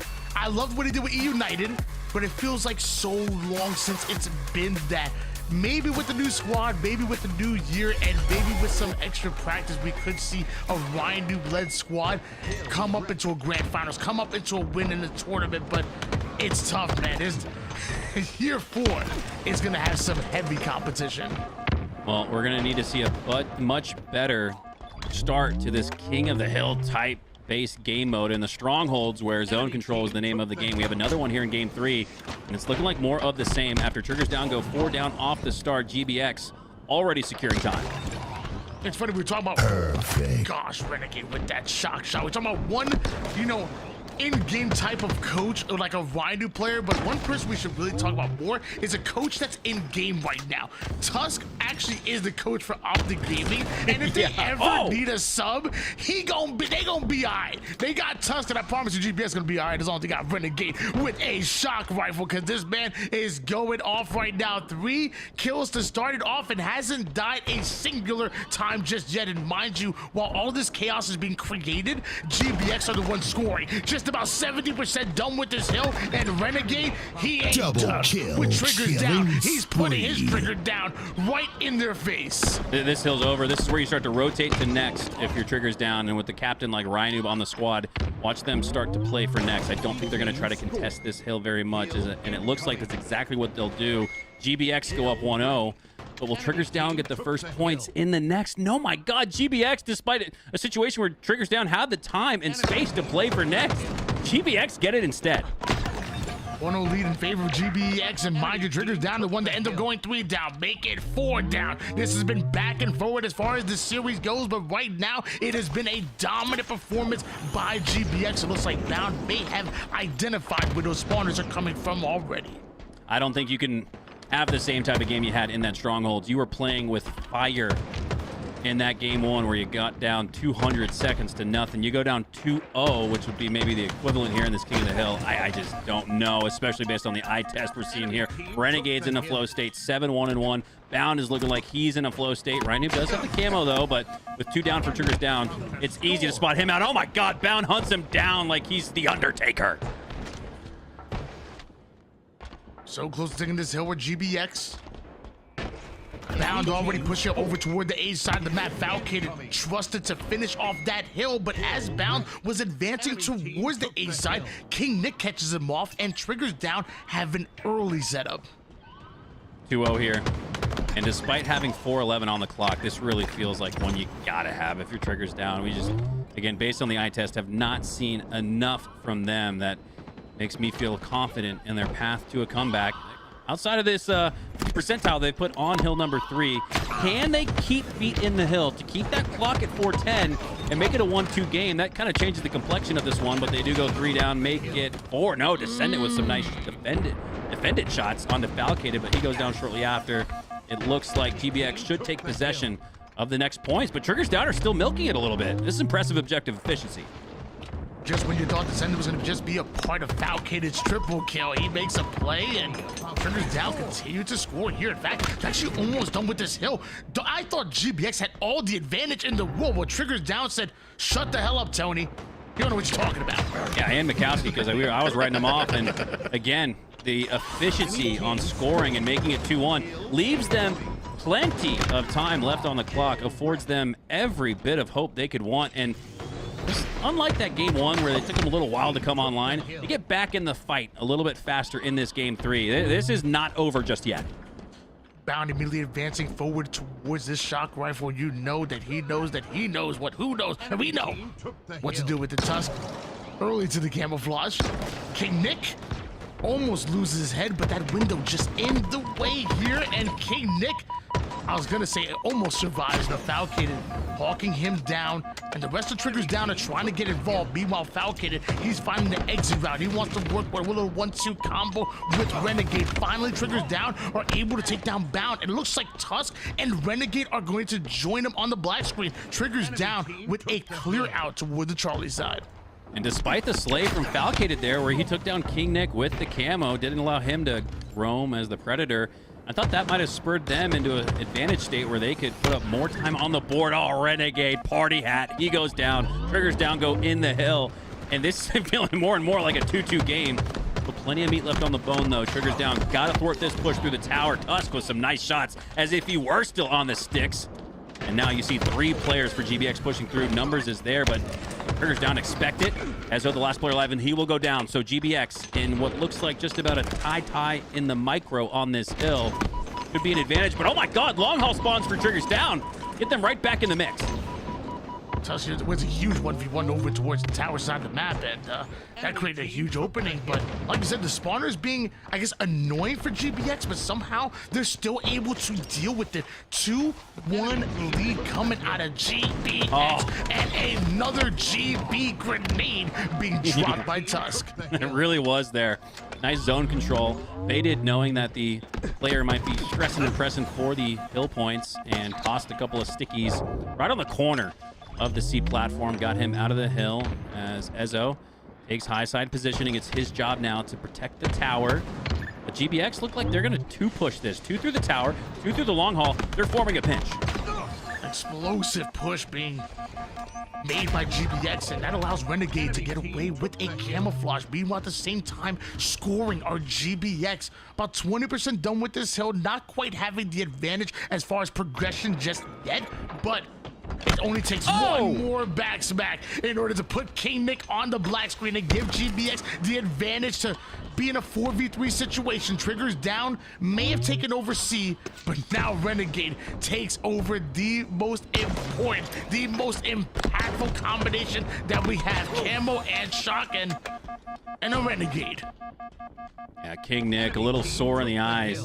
Wasn't able to spot Renegade with the shock rifle. Didn't even spot him off of spawn. He almost ran into his reticle. I thought Renegade more often than not takes King Nick down in that scenario. Second lease on life does not turn into much as King Nick will go down. Back and forth we go. The more back and forth we go, Tony, the more that clock dwindles down. And this is, again, looking like a must-win scenario here for Triggers down. GBX aren't going to leave enough time on the clock if things are pacing at the rate they are. For Triggers down to come back, they got to have it right now. And you can sense that urgency. Triggers down, level the playing field just a bit, but ends up being a 3v3, I guess 3 down for each side. So now a 1v1 between Descendant and Falcated. Falcated, he wants all the sauce, but Descendant, he wants it too. Soy sauce, teriyaki sauce, steak sauce, whatever sauce you want. This match is getting saucier and saucier by the second, but again, with every second passing, it's an advantage for GBX. And it's King Nick, wow, who doesn't overextend into the hill. That's some calm, cool, and collected gameplay there, breathing at a 40 RPMs with the heart rate, not chasing out a hill that they need to get. 53 seconds left, GBX up 1, and with 3 going down for Triggers down. Does Falcated play for points here? Or play to dwindle the regulation clock down? It looks like they're going to play for the 3-1 win. I mean, I think you go for the 3-1, and then at that point, you put the enemy between a rock and a hard place. At that point, you have a 2-cap advantage, maybe about 40 to 38 seconds on the clock, and Triggers down will really be in a tough position. Triggers down, they're the ones with their backs against the wall. They're also the ones that just got wiped. King Nick spawning all the way on the opposite side of the map, and you know what? GBX might be playing Slayer earlier because there ain't nobody in that hill. Fadeaway shots from Renegade there with the jumper, like he's Reggie Miller in the 90s now. The 90-degree angle headshot onto King Nick, making a double there on the Ryan Noob. Absolute madness from Renegade, but we've come to expect that. 13 seconds left in regulation. This kill would seal it, and Falcated gets it. I don't see a way. Triggers down, get in the hill with just 6 seconds left. Come on, Mikowski, the chat is young. They don't know about Reggie Miller. They don't know about Steph Curry. Come on now. They don't know about Miller. Come on now. You got to know this. I do know one thing. GBX. They dangerous. One step closer to the grand finals as well. 2 teams standing in their way. ITB in the elimination finals is what awaits them. But what do you think, Mikowski? Really resilient gameplay from them after that game 2. I thought they were going to make the comeback happen in game 2, but it really feels like at any point in time they could take a game, and GBX looked really good. Just got a roster for GBX that is never going to falter, never going to get nervous. This is just an online tournament for them. Practice.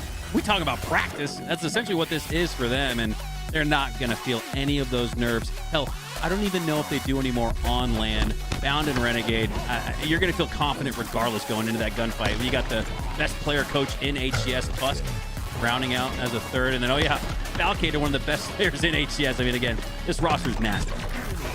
Hey, Tony, how's your geography? Terrible.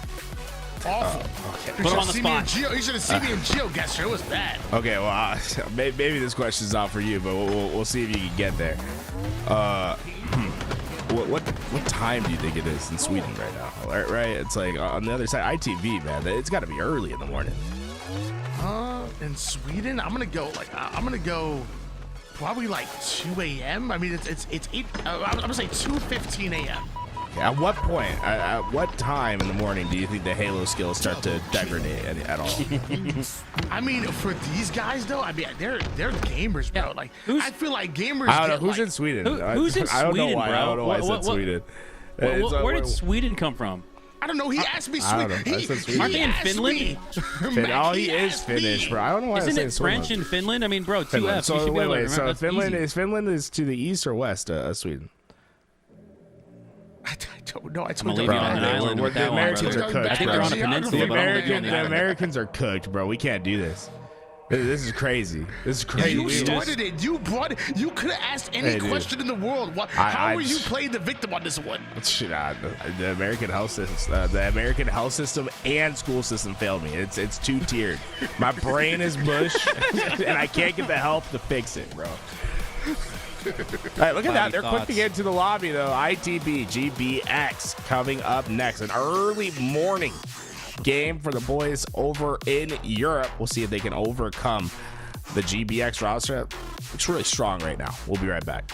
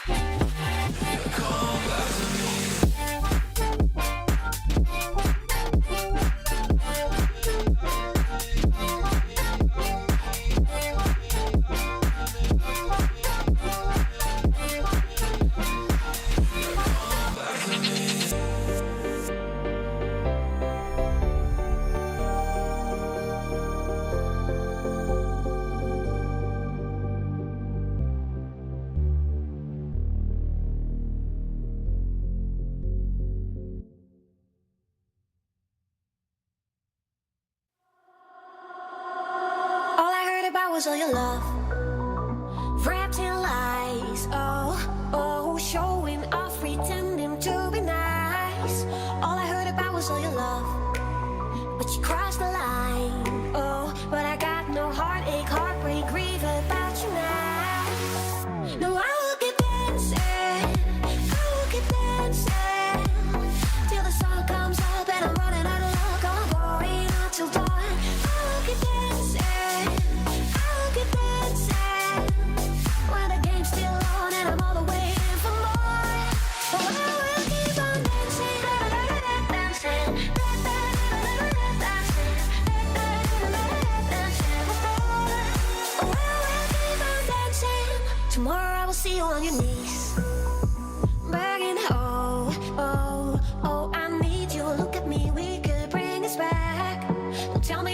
face your regrets.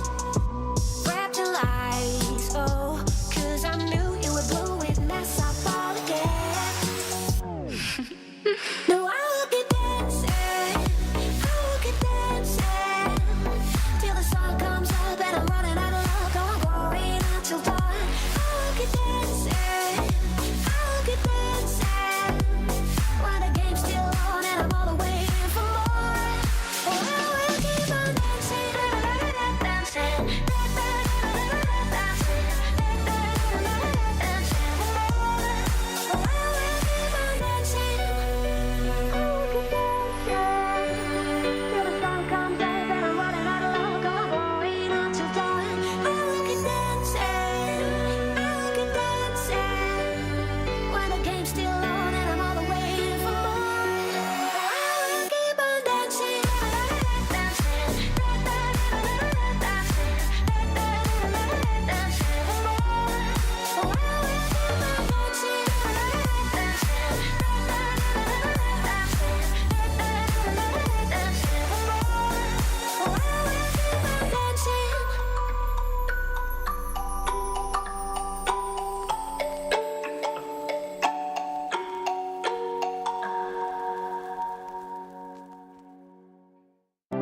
It's funny how the world keeps turning. Stars like ladders in the sky keep burning, burning. It's crazy how the storms keep raging.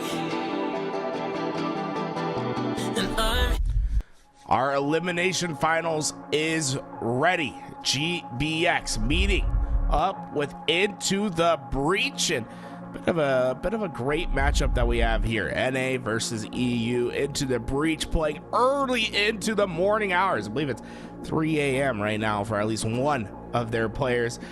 The question is, does time catch up with them, or can they continue on their strong tournament performance and earn their way back into the winners and grand finals? Joined with me is Mr. Mikowski, and why not be reckless? Tony, what do you like about ITB? What do you think about their chances? I think they have fantastic chances. I don't know what happened to them last week. Didn't they have to? I think they had to forfeit to play in like another tournament or something. So I don't know if we saw them make a deep run. I barely saw them at all last week. But this is a squad that can make a grand final. This is a squad that definitely can contend with some of the best players in the world, and that includes a Bound and a Renegade. Like, Wutum is something freaking special. Like, what he does on the map just doesn't even seem possible at times. And you combine him with a free-for-all savant like Glories, and he's been able to translate that gameplay into 4v4. His movement has been cracked out. Snipe Drone, who can win any pivot against anybody in the league, and then SLG, who has a great mind for the game itself and is a power weapon expert. This ITB roster is the real deal, and a lot of people are probably counting them out against a team like GBX, but they shouldn't. ITB will test them. On the other side, GBX is a very good team. It goes without saying, right? When you have multiple world champions between everyone on that roster, basically. But I mean, here today, we've seen some rough patches. What do you think needs to happen for GBX to get past those rough patches and get themselves into that grand finals, Mikowski? Well, if revisionist history is strong in this series, this gonna be tough for Into the Breach. Renegade has had the boys across the pond number. I remember a Forbidden CTF just last week where Renegade was absolutely frying in the enemy team's base. We got a Fortress CTF instead here to start, but they can't have the same results. You can't let Renegade look like two players like he did in that previous encounter between these two teams. So got to shut down Renegade. Well, that sounds kind of obvious. It's probably every team's game plan, but especially when you got Bound, you got Falcon on the squad as well. It's going to be a tough one for ITB. They've done a tremendous job to get this far in the bracket. Can they go further? Fortress CTF will be the battleground. Our elimination finals starts now. You talking about shut down Renegade? I mean, come on now. if Tobey Maguire got bit by a spider, man, Renegade might have been bit by a goat. You know what I'm saying? Like he wanted the when he's playing at his peak, when he's playing peak Renegade, he damn might be the best player in the freaking game. So if you're looking to shut that man down, good luck. Well, ITB and these HCS off-season global tournaments have had to fight a lag deficit. Now it's the time deficit that's not on their side. 3:15 a.m. local time. They've been up since 7 a.m. their time, I believe it was. Wonderboy said in the chat. So some weary boys across the pond, and they chug a Red Bull or a Monster. Get back in this one as we kick things off, and they look pretty good off the start. Nice headshot onto Renegade. Shutting down the snipe off the rip is SLG. Ooh.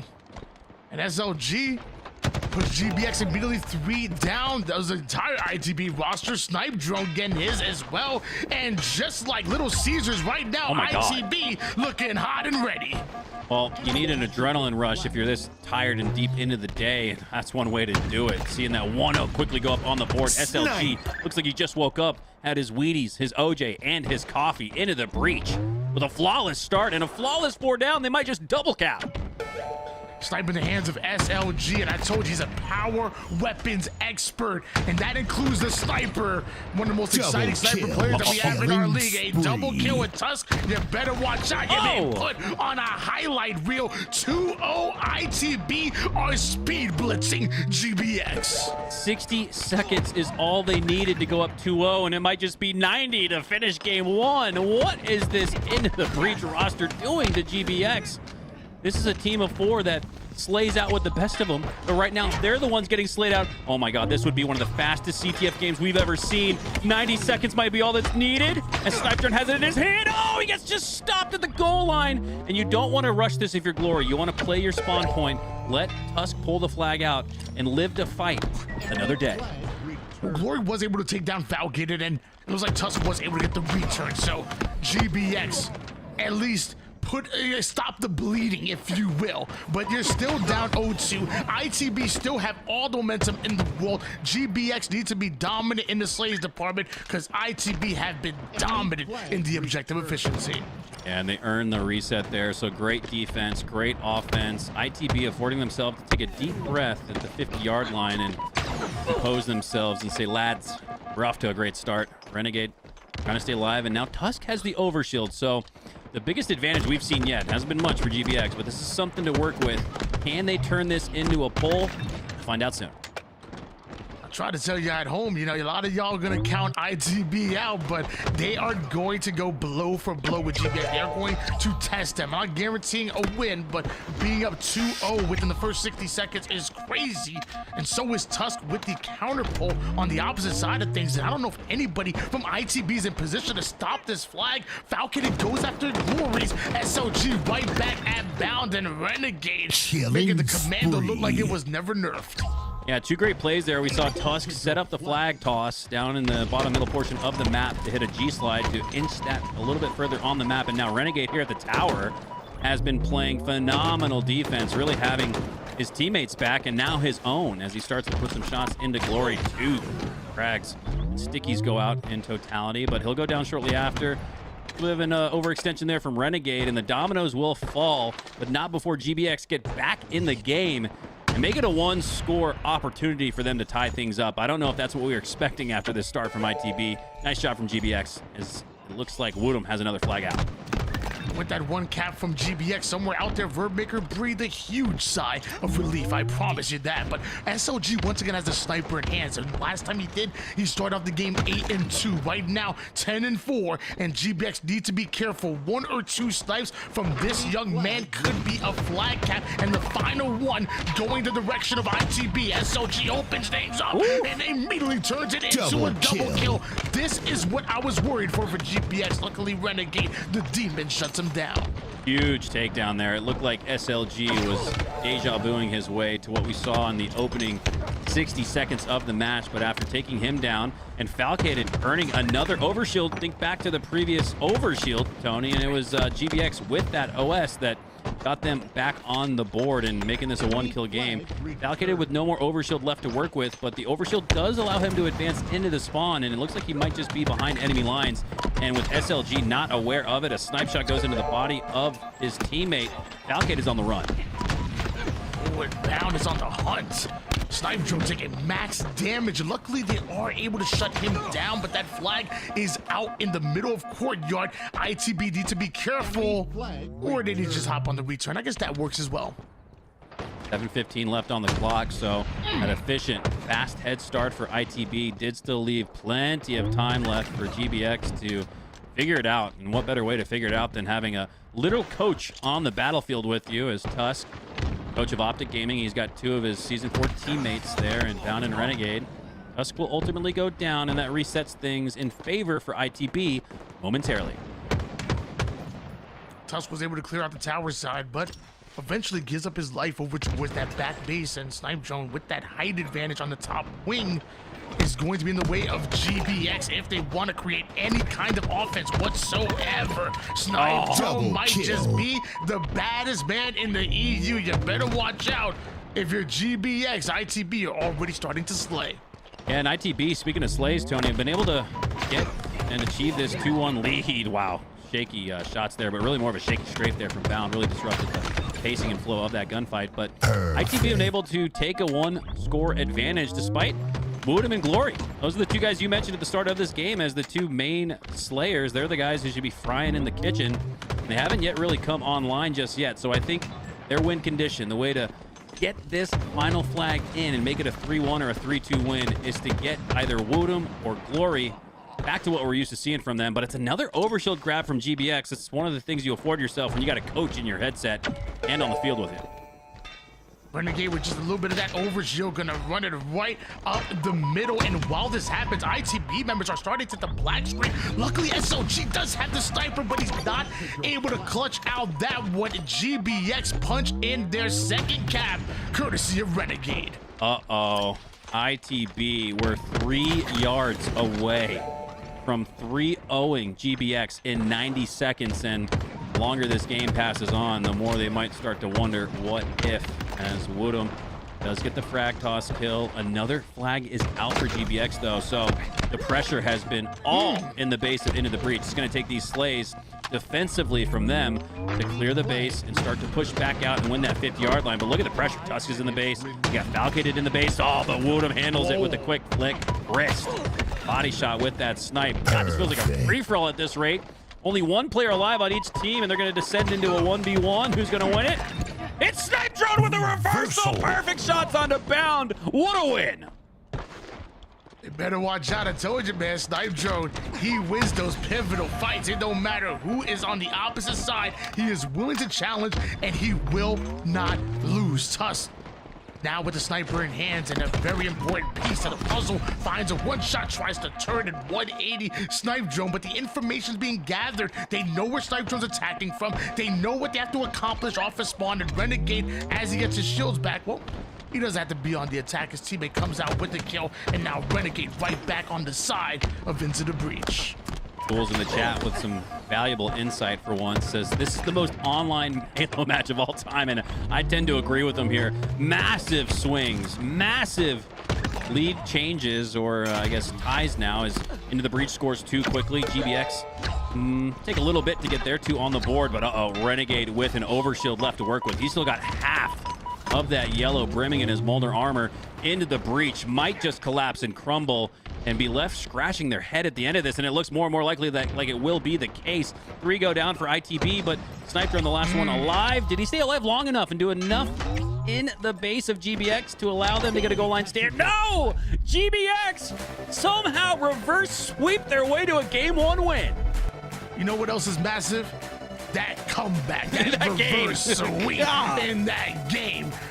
Literally, ITB, what did you... This is how you know Mikowski's a true professional when he commentates. He brings a tape measure no matter where he goes, and he measured it out. 3 yards is what he called down. I don't know if that was exactly right, but who am I to test them, to try to correct them? They were 3 yards away from putting on the fastest Fortress game that we have ever seen in the HCS off-season, and of course, GBX Apparently, like Bound said in the chat, hit him with the Euro step. Come back at him. Huge comeback. And GBX steal momentum away from Into the Breach. Bound really does have the mindset of an athlete, like an NFL or NBA player, right? Like after absolute war for 60 minutes, we only had about 10 there. He's the kind of guy that'll be like, hey, nice job, you absolutely shit on me. And that's just something you see at the end of like an NFL game where they'll practically destroy each other, kill each other, and then afterwards they're dapping each other up and swapping jerseys. That's kind of what Bound reminds me of. I don't know if a football player. I'll say like Soccer? say a basketball player. I'll say Joel Embiid. You know what I'm saying? Because just when you think he's playing, he gonna pull something on you. Just when you think he playing with you, he gonna pull something. Will Bound. Here's that Euro step. This entire GBX roster, man. No. Yeah, run that back, Louis. Wait. Bound had 2 or 3 shot advantage in this gunfight. What you doing? That's nasty. Oh my God! And Bound dies doing the MJ logo. I mean, that's couldn't write a script better than that. Well, he said what you says need to avoid it. Dang, that is crazy. Yo, so Bound showing a little bit of respect. Showing a little bit of respect. And Snydro said, hey, I don't want your respect. He said, I want the smoke, baby. I ain't mad at that. Snydro, just like he stood on the body of Bound after that outgun, he's standing on business too. hey, what's your what's your sensitivity so I don't slip on that banana peel like you did there, brother? That's crazy. That's a mean clap back from Snipe Drone. The only thing else that would have been a cherry on top, or maybe even the cake or the icing on the cake, would have been a win there in game 1. Bound gets the better of him ultimately. Snipe Drone wins the gunfight, but Bound wins the war. As we are live with game 2 Slayer on Aqua. Yeah, I will say, like, I feel like if they won the game, he wouldn't have said that. I feel like maybe a little bit salty, but also, you know what? Maybe wants to get into that. Maybe he knows that Bound is a mental warfare expert tactician, one of the best to do it. And you know what? Maybe this is an opportunity to get in his head a little bit. Say, hey, look, next time we get into a gunfight, remember what happened. Think back to Bound in his interviews with Blaze on the HCS main stage after going up against his now teammate but former rival on FaZe, Renegade. They'd have an insane match. Renegade would look like the MVP of the entire season, and what would Bound say? Blaze would be like, hey, Bound, what are your thoughts on Renegade right there? He played pretty well, huh? Nah, he's shit. He sucks. So the trash talk is at an all-time high, and I love that because I think the mental component of Halo should be celebrated and recognized. And recognized game as we are on to game number 2. A 2-kill lead for GBX. After a momentary, looks like frag toss there, and trade occurs in the feed. Can ITB lick their wounds after getting reverse swept in a game 1 where they should have won in 90 seconds, Tony? Somehow you gave a bad impression of both Guy Blaze and Bound at the same time. Congratulations, man. You were absolutely on one. I don't know about licking their wounds, but I do know that Sniper can hand out a licking or two, and he's been putting in work on Fortress. I'm sure they put work in this game, and so far it's Glory, the leading Slayer on ITB. 5 kills to his name, and half of his team's 10 kills. 14-10 here. As Glory gets the better of Renegade in the trash talk. Did Snipe Drone now in the cleanup. Does Glory. And he's about to clean up on 2. Instead of it's his teammate, SLG, with the backsmack. SLG has been playing really well here for ITB. They're going to need him to continue at that rate. Overshield grab is hapless for Renegade. And now into the breach have some life. Most importantly, no S.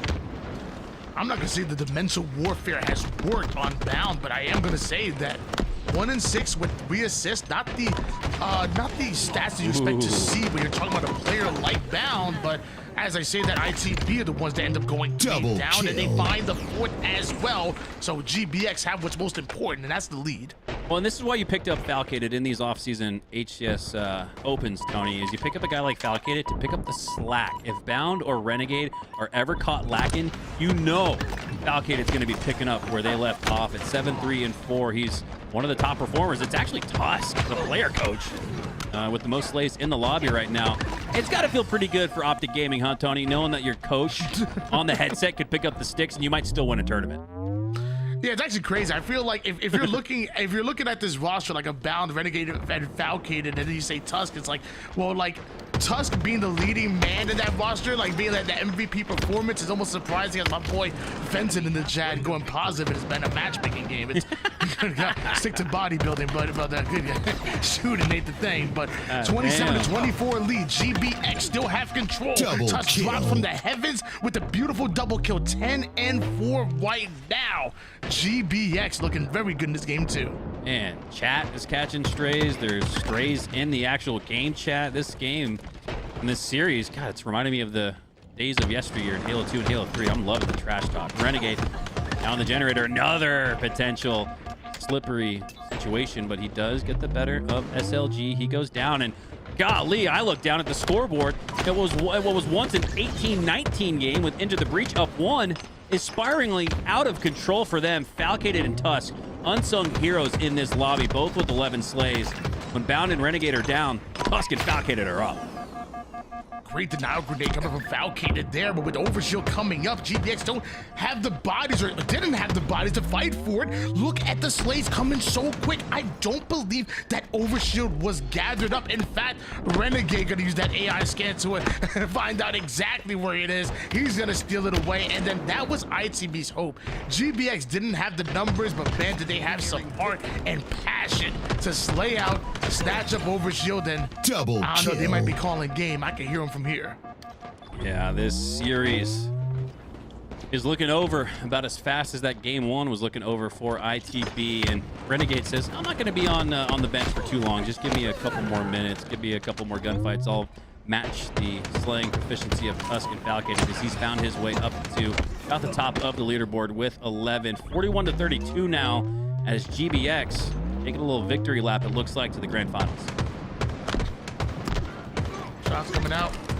Little 1-2 combo coming out of SLG, and I think it was Glory's working little 1-2 together, but eventually Renegade just comes in, shuts them both down, and then oh my goodness, what was that? Was that some respect crouching coming in from Renegade? Oh, yeah, you could call it that. These the boys on GBX, no stranger to the teabag, but they got to be careful here. Yeah, not so much. That's an overextension by me. 46-38 here. I'm trying to build a case for a path to a comeback, but ITB, I just don't see it. They just might be a little tired and weary across the pond. Glory, though, not going down without a fight, not going down without a triple kill, making sure he gets a highlight reel out of this at the very least. And Overkill is going to present himself. Renegade's not going to say, I'm going to hide so the clip doesn't go up on Twitter. He takes the fight. I mean, that just goes to show, again, the confidence in Renegade and the skill of GBX as they take the series 2-0. And here we go. GBX back to the grand finals once again.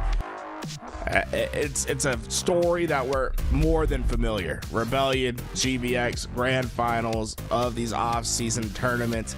I thought Into the Breach had it though. In that game 1, Mikowski, it was rapid fire the way that they're capturing flags. And I remember even thinking like, this is one you either finish it and end it and make it a 3-0 in 90 seconds, or GBX might just make you pay. You give them an inch, they take a mile type of narrative there. And GBX, you give them a centimeter, they'll take the series. They clearly showed it on the for GBX. What do you see, Tony, that you think could make them potentially successful in their attempt to reset the bracket? I mean, just the clutch factor on every single one of these players. Can I remind everybody at home that we almost saw the fastest Fortress capture the flag, and not only in tournament play, but maybe in period. ITB were speed running all the way up to a 2-0 and literally had that flag what felt like centimeters away from going in, but a clutch kill turned into a clutch recov, turned into back-to-back captures coming out of GBX, and an absolute steal that game number 1. Obviously game number 2 was competitive, and you don't want to count a team out, but once I saw that many reverse sweep within that game, it was over. GBX won it. GBX, well, they are back and ready for the grand finals. We get to see it. Maybe a bracket resets in order. Shopify Rebellion, though, they've looked tough, and I don't know if anyone's had the answer to them during this off season. In other news, guys, I was looking over at some analytics, and I wanted to give a shout out to everyone that's watching here on Twitch. I mean, we got a fantastic viewer base, but also to our YouTube people. I think we had like 700 something people watching on YouTube. I want to give a shout out to them, but I couldn't help but notice when I went into our YouTube that only 50% of people that watch us subscribe to the YouTube channel, man. And I just wanted to take a second here. You know, I use YouTube, you know, just like everyone else. And I don't really like check my subscriptions too often. I just like, oh, YouTube thinks I like this video, I click on the video, right? So I think I don't think it's true that like you guys are like you're not just like not subbing. I think you might just not know. So if you haven't, maybe subscribe to the channel on YouTube. And if you're watching on Twitch, hey, we always like a follow. And if you want to help support what we're doing later on in the year when the roadmap's announced, we'll be at all the HCS events ready to commentate and provide coverage on the floor. Some simple ways for you guys to help support is just by watching the channel and subscribing if you're able to. It really does go a long way. We try to get everyone out there to events to provide that coverage and just basically make sure that if you are an HCS fan, that LVT Halo is the way for you to experience everything in the HCS. So shout out to Greasy Guns. 3 months subscribed with Prime. Thank you so much, man. Well, you don't care about its buff? Oh, did I miss it? He just dropped a Prime sub. Yeah, I missed it. Dude, Buff was too like fast. Buff? He's so fast, bro. That's crazy. So hey, fast. He is fast. 8 months. Thank you. Sorry, Thank you, Buff. But hey, everyone that subs, thank you so much. We're going to get ourselves ready for this grand finals. One last break. Get on your roll clock. If you gotta get up now. But be right back. We have some great action. GBX Shopify Rebellion coming up next.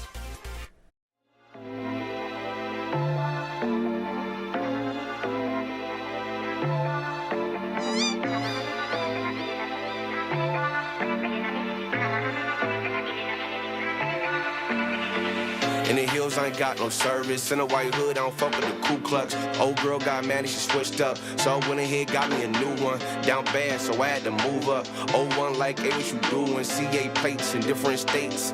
Okay, she like how I'm moving. Step to a bag, better get with the movement. When I move, you move like that. Do more, get more, say less. So follow, don't miss no stairs. Speed up now, catch your breath. Good vibe, good drink, no stress. Out of town, no GPS. In the hills, can't call, can't tag. In the hills, I ain't got no service. Too high up, I don't think I heard you. Head high where the birds be chirping. Going full speed in the freeway, swerving.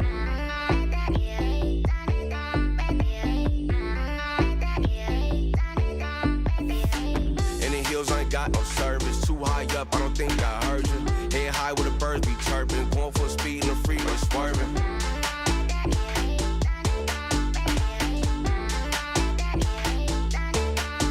Swerving.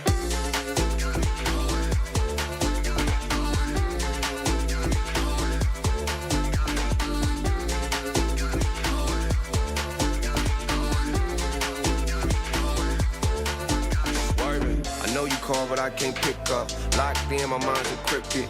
I secure the bag like lockbox. In my zone, I can't hear much. I don't flex, I just finesse. Make more wanna come around last. Out the way where I'm too next. Out of time, can't call, can't text. In the hills, I ain't got no service. Too high up, I don't think I heard you. Head high where the birds be chirping. Going full speed in the freeway, swerving.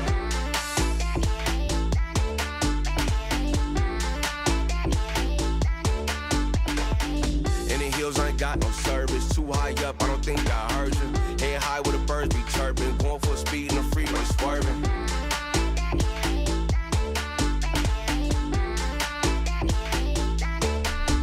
Swerving.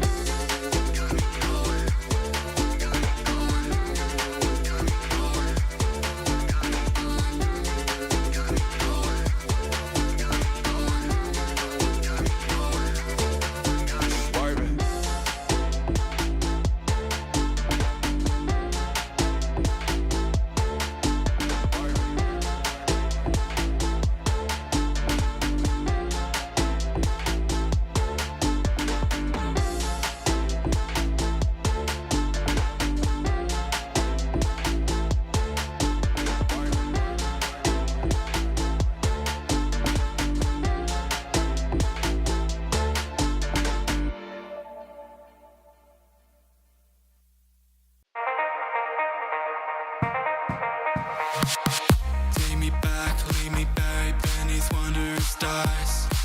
Brilliant night. In disguise, having traveled 1,000 lives.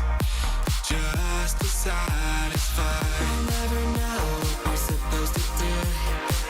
Ain't it true that your heart brings you all the clues? Given the chance, would you be someone new? 'Cause that's a fact, what it's asking of you. So let me fly. Take a chance, give it a try. So let me fly. Chase it like it's do or die.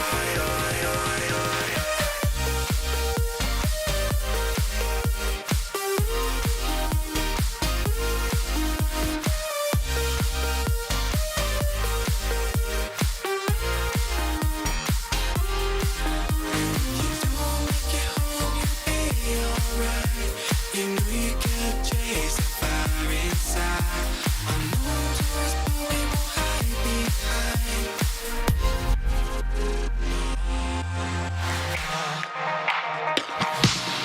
Take me back, leave me buried beneath wandering stars. Brilliant night. In disguise, having traveled 1,000 lives. So let me fly. Take a chance, give it a try. So let me fly. Chase it like it's do or die.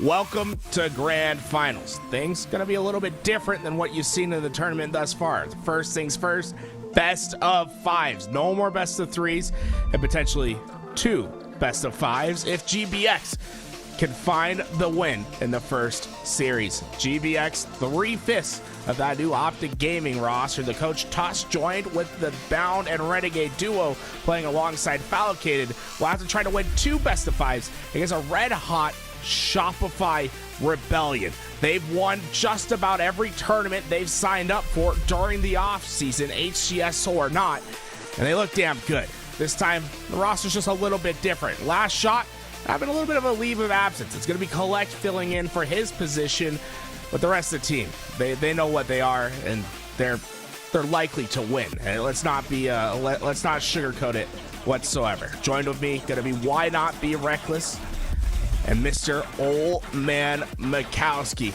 Well, hey, just first initial reaction. Who do you guys think is going to win? Ooh, that's going to be tough. I mean, even though Shopify Rebellion aren't coming in with their full roster, man, they have 3/4 of it. I think they're ready for action. They came into the winner's side. I guess give me Shopify Rebellion. Come on now. I mean, if history says anything, that's likely to be what happens. Mikowski, on your end, do you think GBX has it? I gotta agree with my co-caster here. I think Shopify have shown that they're the team to beat this off-season. Granted, not every team has been playing as their full team of 4, but hey, this is the week to do it, right? Because Shopify doesn't have their full team of 4. However, I will say, Collect, really a good comp for last shot. Really scrappy player, hits a lot of his shots, and plays really fast, aggressive, and in your face. So I think of all the players they could pick up, Collect was a great substitute, but I'm tired of seeing substitute next to Collect's name. I'm ready to see this guy on an official team of 4. He's that good. And there's a lot of free agents out there that we don't know where the home is. In fact, I just saw Mr. Lethal tweet just a little bit ago saying it's official. I'm a free agent as of 1/19. So we got players. I mean, some of the greatest players of all time that need a home. Maybe Collect finds his way back towards Lethal. Maybe a reunion over there. What we do know is happening right here, right now, is a best of 5 that could determine who comes home the champion this week. Shopify Rebellion looks to add their 3rd championship of the offseason in this tournament and would be back-to-back if they can win this best of 5. They're missing last shot, but Collect is plenty capable. GBX looking to play the upset. Take it away, boys. GBX going up against Shopify Rebellion. It is your grand finals, ladies and gentlemen, and it's going to be an absolute exciting one, especially because finally we have ourselves a little bit of best of 5 action. Best of 3s are cool, they're efficient, they're quick, but best of 5s, this is where we find out who's gonna really go the distance. And it's a best of 3 to start off this series. Speaking of starting off, I really like the way Renegade played this opening break. Went to the right, grabbed the red gun out of the red room, and didn't extend up to the B pillars. Instead, he actually worked his way back to C, got the opening break kill on the cycle, and that's opened up the scoring for GBX. Camouflage in the hands of Falcon. It takes a lot of damage. He tries to get away with his life.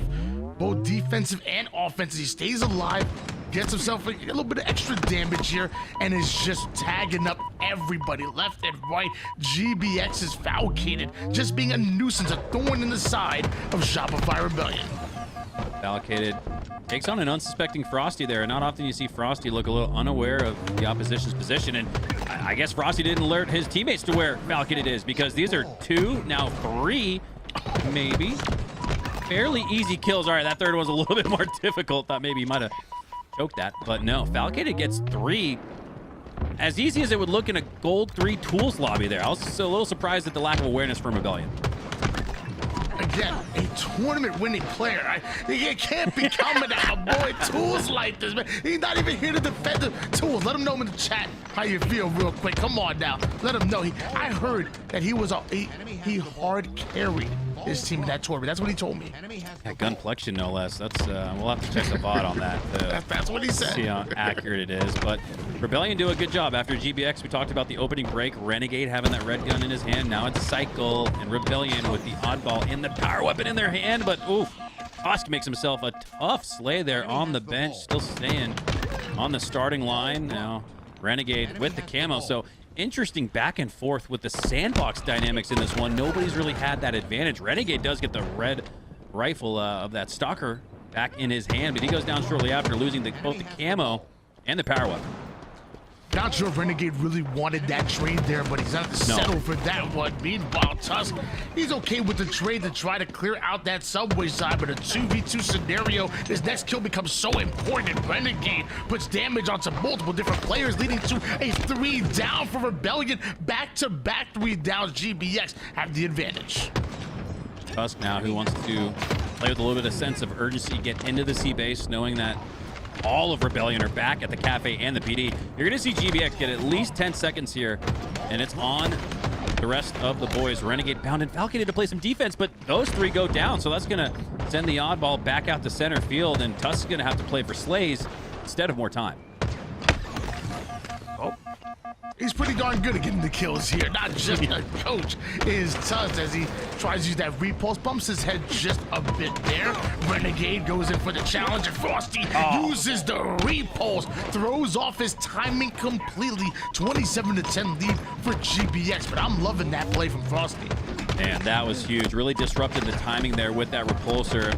Sometimes you get repulsed back and you think you're still within the range to earn that melee lunge, but Frosty played his geometry perfectly well, just had the space and time he needed to earn the slay, disrupt the timing, and time that Rebellion got to worry about here. They're down by a double amount to GBX. GBX have done a good job to gain the lead, but Rebellion seem to have decent control. Now if they take down Bound, he's the tip of the spear, and despite the red gun in the hands of Cycle, Bound steals it from him, and oh my god, if he earned that ninja, I would have lost my mind. I damn near did anyways. When a player's hopping around on the water cooler on Red Room, you better watch out. You know he's trying to get creative, especially a player like Bound. Almost gets the ninja, but Falcon. How did World 2 see that? At the last set. Ball drop. All right. Well, Enemy has the ball. just because you see it don't mean you can take him on. Yeah, and I think World 2 just needed that one extra shot that he seemed to be down in, but World 2 passed the cafe, seemingly unaware of where Falcon was, but might have heard an audio cue or like a silent footstep or something. I don't know. World 2 with great awareness there. Not good enough, though, to take down Falcated. And Falcated's turned this fork in the road into an extended life, an extended time for GBX. And I told y'all before, I call Falcated the silent killer, man. Falcated is sneakily one of the most underrated slayers that we have in our league. I said it all the way since day 1, season 1. Back, I want to say it was at Raleigh, the first event. No matter who's on his team, they're going to command so much attention. And before you know it, Falcated will be leading the stat sheet, and you didn't even recognize the whole game. He sneakily puts up these stats that are incredible. Right now, 12 and 6, 6 assists, and Tusk, along with the entirety of GBX, trying to infiltrate the subway side of the map. Yeah, you talk about Falcated, a guy that might be a little underrated, but he is known for fragging out. It was actually in an oddball match where he set the HCS kill record in Halo Infinite. There was either 53 or 63 slays, my memory. I need a stat check from the Halo Data Hive, but it was Falcated who claims the top frag count in Halo Infinite history on a recharge oddball. So he's got the same game type, different map here, but pacing already for a high amount. Renegade's right there with him with 13, but 3 go down for GBX. This is Rebellion's chance right here. Down 15 to 60, but Tony, there's only 33 seconds left in regulation, so they're going to be playing 3v4 Halo the rest of this one if they want to come back. Frosty does have the camo, though. That time really is going to matter here. GBX, all they got to do is just slay out one time, but with Frosty and this camouflage, that is going to be tough. Tusk just waiting for his teammate to come off his spawn as it just takes one push. Falcated getting involved with that stalker, putting down some good damage, but Frosty right back at him. A 2v2 scenario, but Collect has the ball right now. GBX taking ground, but is it enough? Frosty probably got 5 seconds left on that camo. Dissipate, so cure the shields though of Renegade, but ultimately amounts to a trade. Wow, Rebellion have done a great job. They brought it back to within 10. The math is in their favor, despite how little time is left. 10 seconds, 8 seconds left needed, 20 seconds left in regulation, so they've got twice the amount they need to essentially tie this one up and make this a thrilling finish. 3v3, Cycle has to make a move here. He's the one who's down, so it's on him to push up. Tusk knows that. That's why he's waiting and baiting for him to push.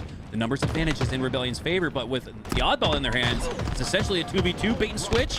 Oddball smash for a potential tie. 3 seconds left. 3 seconds needed for Rebellion. I don't think they're going to get it. And they aren't. GBX take a highly contested 3-second win in round 1. GBX able to simply play keep away with Rebellion for long enough to drain that clock down, and that's round number 1 going to GBX. Shopify Rebellion were so close, they were looking like they were going to steal it away, but GBX have been clutch literally all tournament, and we're going to see what they can do here in round number 2. Bound off a screen, gets the first kill onto Collect. Frosty on full retreat in order to get his shield back.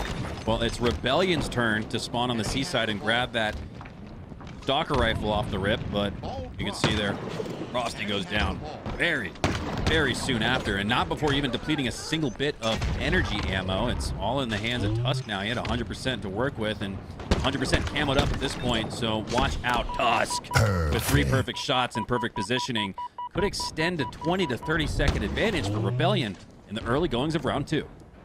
The Stalker and Camouflage combination is a deadly one. All he needs is get that first shot, and immediately shredding the shield to the opposition. He knows that Frosty is pushing away over toward the B railing side, but Collect is involved as well. Frosty down to 1 shot. Tusk can't quite find the head of the snowman. It looks like Rebellion gonna make him pay for that one. That's the opening they were looking for. Well, you've seen that movie with The Rock, the Christmas movie that came out. You could take off the head, you could slice the snowman in half, but then they just regenerate with more frosty temperatures and chilled environment. So looked like Frosty did a little bit of that there as he was able to avoid the headshot from Tusk. Tusk though says, all right, I'll just pick the oddball right back up. So great job from Tusk to get back up off the bench and on the board with more time, but it's still not enough to where you feel like you're in high control or a good control of this one. And after 3 go down from GBX, Rebellion need to keep their numbers, need to grab out on that oddball, and we're going to see a rotation come through here to the back of A. None of those fluky PD spawns for GBX, but Renegade is quickly pushing up on the cafe. That's the point of entry that Rebellion have got to defend. It was a 22-7 advantage for GBX, but because of Rebellion slays, they're able to rotate that ball back toward the A side, put 16 points on the board, and while it's there, I thought they were baiting out that camouflage, but Bound almost gets away with it. Psycho was there, and that's a huge trade for Psycho. Renegade wants to play this aggressive here. He's got the oddball there that he can bait, so he knows that the gravitational force of objective pulls players in towards him, and just Collect. Perfectly played there by Renegade. Saw the situation perfectly, knew with that UI indicator of the oddball being right at his feet, he was going to pull in someone from Rebellion. It was Collect, fortunately for him, and now GBX are building up on this lead. They're up double. Oh, Tusk taking too much damage there, but Rebellion do end up going 3 down, Royal 2 by himself, and that's where he thrives, like the lone wolf that he is. Double kill immediately. Stalker still in hand. Renegade looking to get involved. Cycles have to settle for another trade there. Rebellion on the ball, back toward the A side. Will they get their spawns, the advantageous ones? Stalker rifle, really, no one's been able to find much value out of it. As every time we've switched to a point of view with it in one of the players' hands, they go down pretty quickly after. Looking more like a hot potato. The banished rifle as Falcated pushes up onto Frosty. Big win there from him. Looked like he might have gotten the reversal medal, and an announcement from Jeff Steitzer at that. 3 go down though for GBX. It's on Rebellion to pick that oddball back up. Frosty does.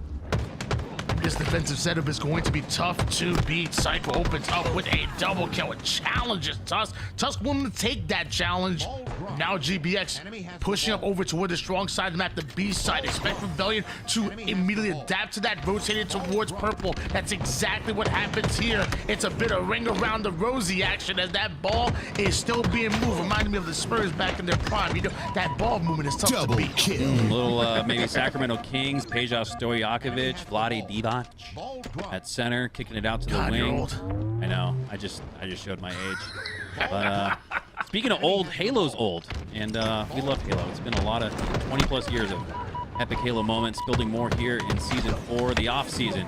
It's already heating up. 45-40 now as GBX have reclaimed control of the lead, and after 3 go down, maybe 4, and the oddball right next to Bound, he's going to pick it right back up.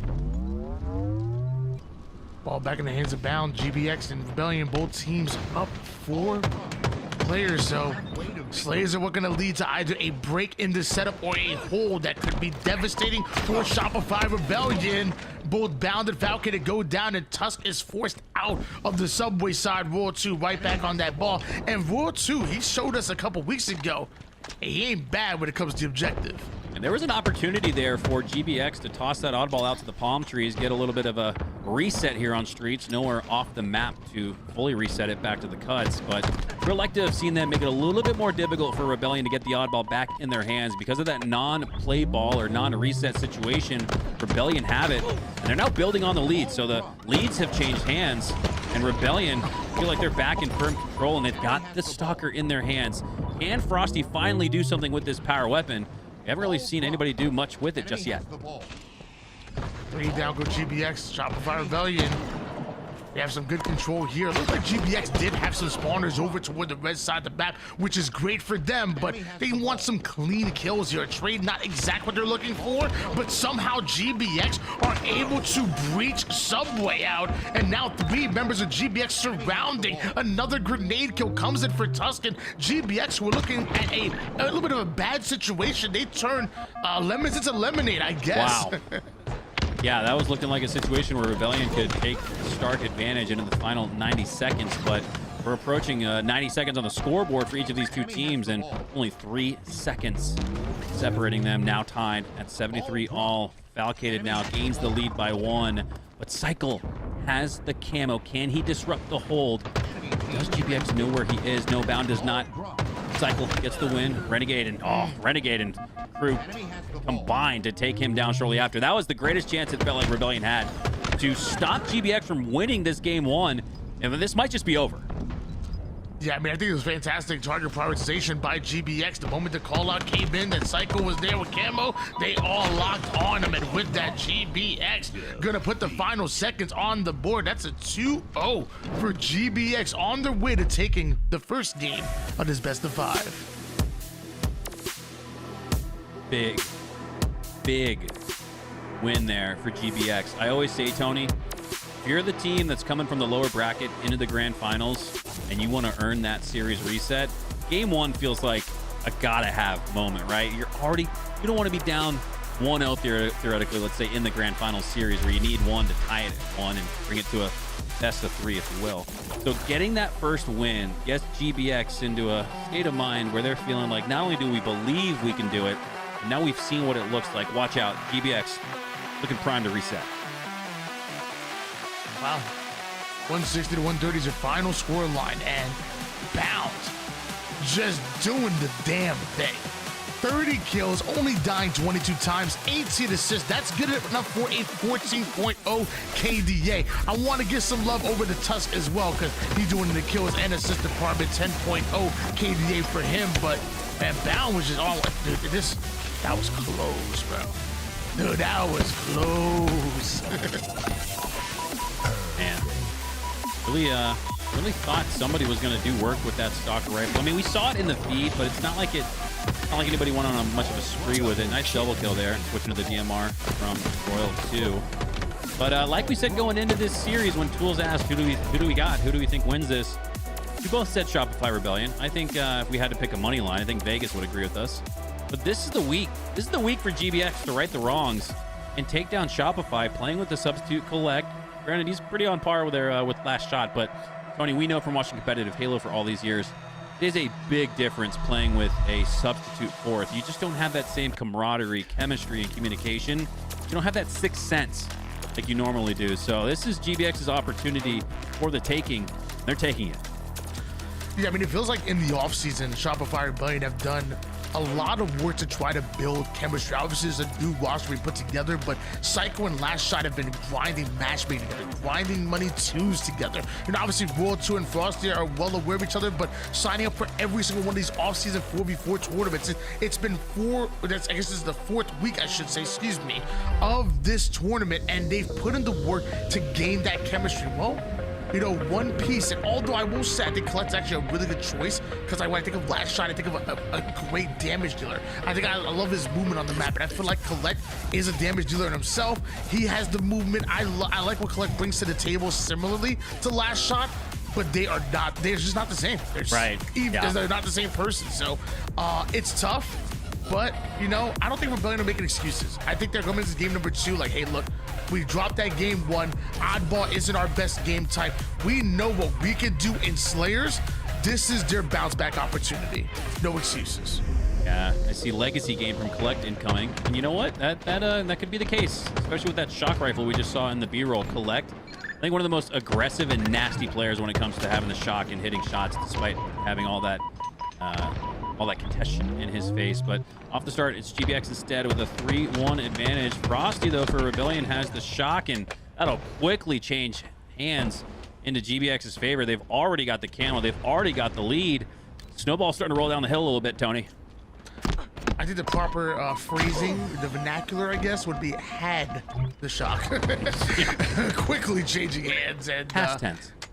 Cycle trapped over towards that back tram side. Bounce still has a camouflage to work with, and look at Shopify Rebellion's position. It is in the cafe. It is known there are nades and reticles being trained on them. Rebellion are going to fight their way out of a very uncomfortable position.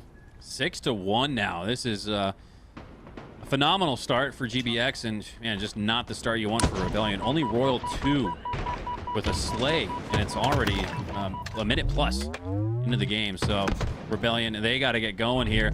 You can't win a Slayer early, Tony, but you can certainly lose it, and Rebellion are already in that territory. Shock still in the hands of Renegade. Gonna immediately retreat, but catches a grenade on his way out. Shopify Rebellion, they ain't letting him get away for free. The nades are still coming, and so is Frosty. But Renegade sends him right back to sender. Beautifully played, as Renegade has only gone down. No, sorry, he hasn't gone down a single time this game, excuse me, courtesy of that repost. That should have been his first death. Renegade might be a newly minted top 25 all-time Halo player when things are all said and done, but it was the use of the old school strategy there, the strong side, to stay alive, get away. Does he do it once again? No, not enough space for them to escape there, as the camo looks like it's on the ground. I believe Frosty is in the process of picking it up. Yes, he is. Picks up the Slay on the bound. And here's where Rebellion can get back in this, taking advantage of the sandbox. You'd love to see an optimal 4+ scenario with Frosty and the camo. Feels like every time we talk about Solid 2 Slayer, we talk about how this game can get out of hands quickly. From one spawn to another, you can trap your opponents, and it feels like that's what GBX has been doing to Shopify Rebellion literally all game. Something has to change here for Rebellion, and it's as simple as winning a pit, sending 3 bodies over towards 1. Something has to change in the kills department off his spawn. Now, speaking of changing in the kills department, Cycle's got to get off the goose egg. He's showing up at the donut shop, but on Sunday, Tony, the donut shops close at noon. It's 8:20 Central Standard Time here in Dallas, Texas. The donut shop is closed, Cycle, as he says, all right, I'll head to Olive Garden and grab a breadstick. Double kill. I mean, I will say, not only was a goose there, but he also died 6 times very early on. I mean, that was tough. Hopefully it just takes 1 kill to kind of snap out of something like that. We're gonna find out as the game goes on, but very uncharacteristic like stats from Cycle, who is a heads-up player, a young player, but plays like a savvy veteran, and one that is usually going positive, not double positive, in Slayers like this. Yeah, it's not surprising to see a 14-25, now 26 advantage for GBX when Frosty and Cycle only combined have 3 slays. God, Frosty gets his wig peeled there. Nice reversal snipe with the shock. And this is surprising. I wouldn't say it's concerning necessarily. It is surprising though. As Cycle, a guy last year, top in the damage category, top in the assist category. Now he does have 4, most on his team, but they're going to need him to get involved like a main Slayer if they want to come back in this one. 17-27, as Rebellion are down 10. Well, luckily for Shopify Rebellion, there's a bit of technical difficulties. So I think if anything, like a nice reset here is exactly what the doctor ordered. It's like, you know what, this could be great for them. And it's funny because, over the last few weeks, like I don't want to curse it, but I feel like we haven't had that many crashes. I had a few today, but so far it's been looking pretty good as far as, everything being stable, and that little crash might have really helped Shopify Rebellion. Yeah, they need a breather, a pep talk from Best Man, and maybe a juice box and a fruit roll-up as well, because man, they need a little sugar boost and some loving from the coach, because it's not working out for them right now. They are not clicking. Granted, they do have Collect, a substitute, great player in his own right, but like we talked about going into this game too, kind of out of sorts, not playing with your traditional fourth. So it looks like they're missing last shot a little bit in this grand final. Hey man, you just became a dad and everything and whatnot. You know, you're on the juice box, the fruit roll-ups. Yeah. But these are grown men, man. I don't think they really messing around with that stuff. You don't like gummy bears, or you don't like juice boxes? I don't carry. I don't know if they carry juice boxes. They're in their home. I don't know. They don't chat. What do y'all think? We got juice in the So y'all fridge. think Frosty just be chilling? Well, you have a child. Do you think Frosty has he's 3 months old. He can't drink. This is for the adults. Do you think he has a Capri Sun just sitting in his fridge right now? No, like a little Honest. I think the Honest. I forget what the brand is, but the little apple juice in the little pouches. Those are great. I think he has a bottle. Cranberry juice, phenomenal. In a bottle. And he probably pours into a glass with ice, like a grown human. Grown. That's what GBX are looking like here. They're looking like the grown adults. They're playing in the kiddie pool, but they should be diving off the deep end, 15 feet at that, doing a little swan dive. Cannonball!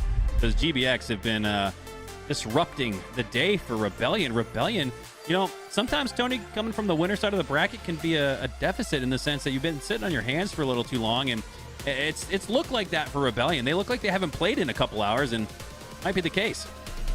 Yo, can we scroll? Oh my God! I swear, I thought I saw Frost in the chat saying, "Bring in the old SSG for tactical resets." Yeah, but GBX is winning though. I would have thought the same thing. That, bro. I'm not even joking. I swear he said that in the chat. I wish I was able to catch it.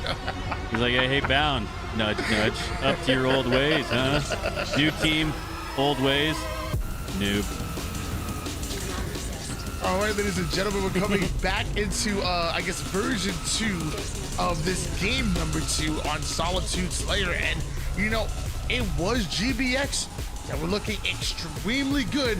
At times, we saw Rebellion try to claw their way back into it, but it still was GBX that had a double-digit lead, right? It had to be at least an 11 or 12 kill lead. Yeah, it was 17 to 27 at about the time we lagged out. 16 to 27 officially as we get the word from Celeste, the admin, and might not be the case. It looks like we're going to have another re.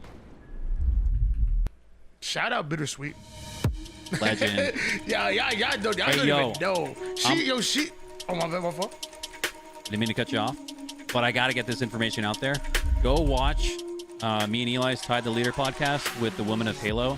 Bro, Celeste has the craziest background story. Like, talk about some true gamer shit. She is on one, and more people should check out their story, because it's pretty incredible what they're doing for the scene.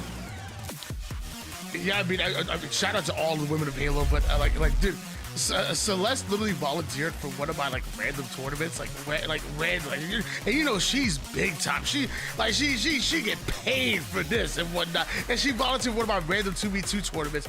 Yo, by the time it came out, she not only had the bracket done, she had this Google document that had all the players that were free agents and paired them up together based on CSR. She had like I said, the documents, the organization, how quick it was. It was I'm over here oh my gosh, I was overwhelmed, and within seconds she had everything running crazy. And then on top of that, she's actually an amazing player. Obviously a mid Onyx player.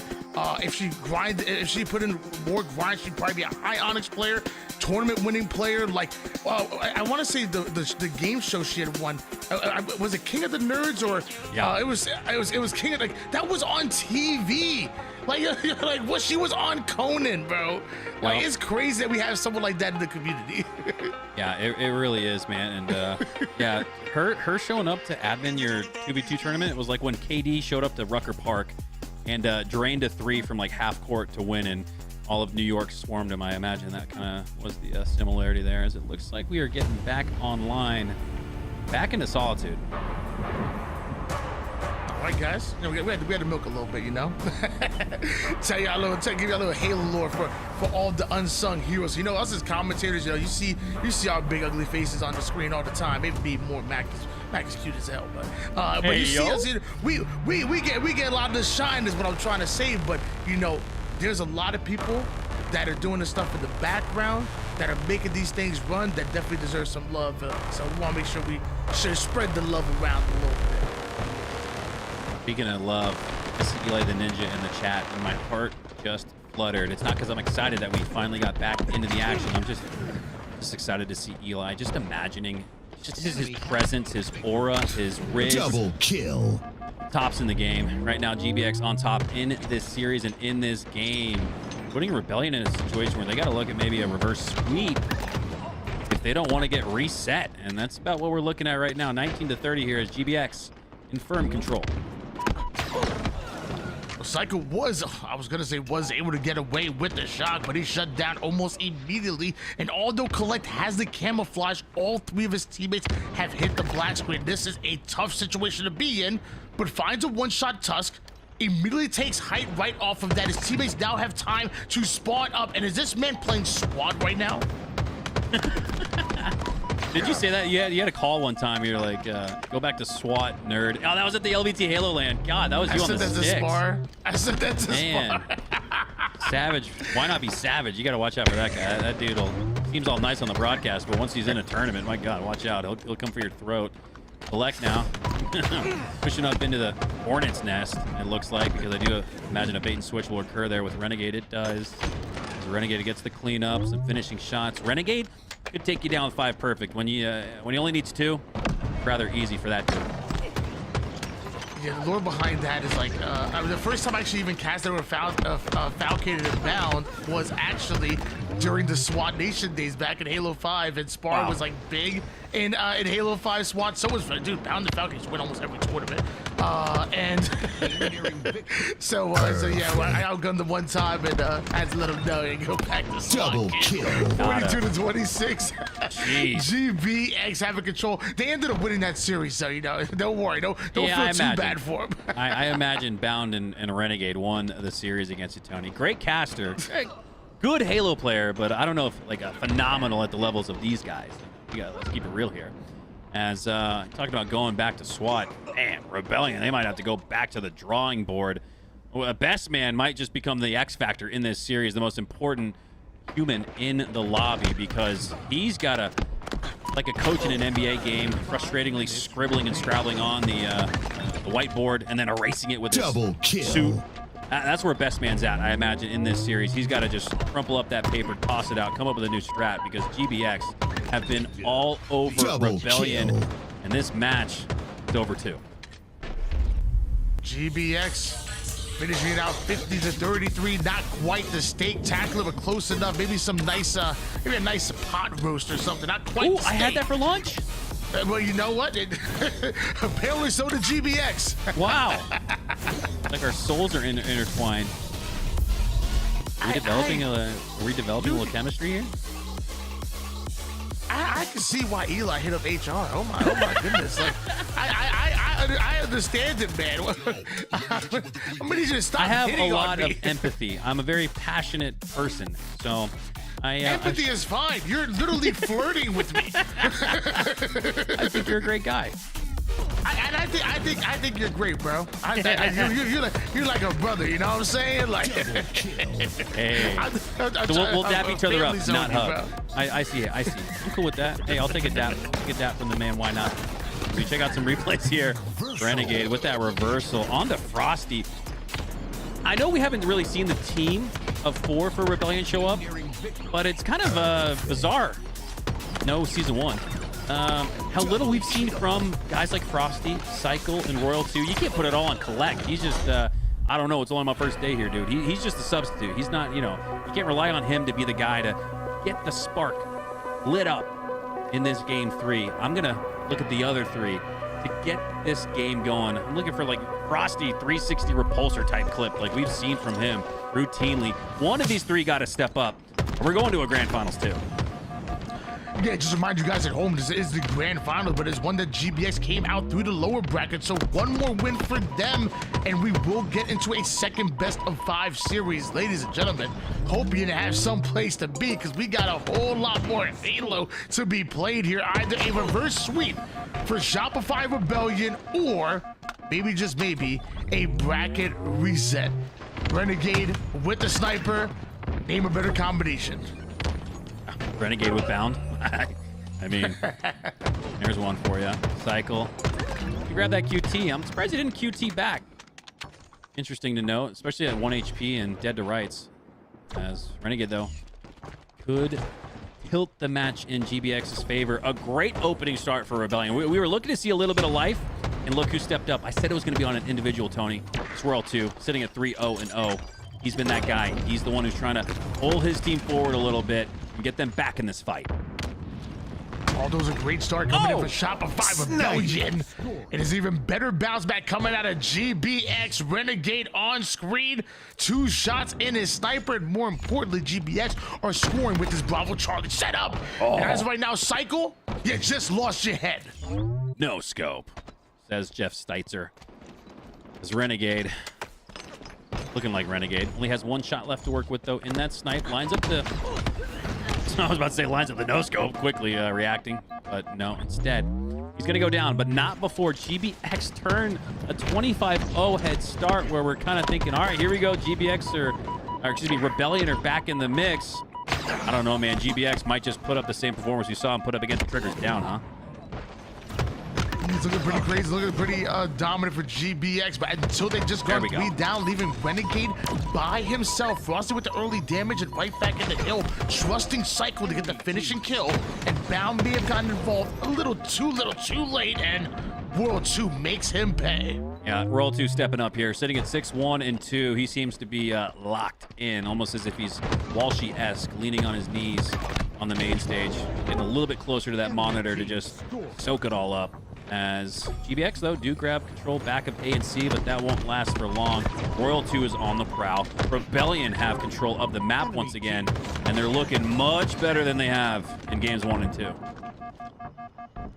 Charlie already belongs to GBX at the moment. Oh, Bound, though, keeping his presence concealed and just putting down the damage that a 1-shot Royal 2 was able to take him down. Falcon does end up coming in, and Frosty gets away with camouflage. This is going to be huge for Shopify Rebellion.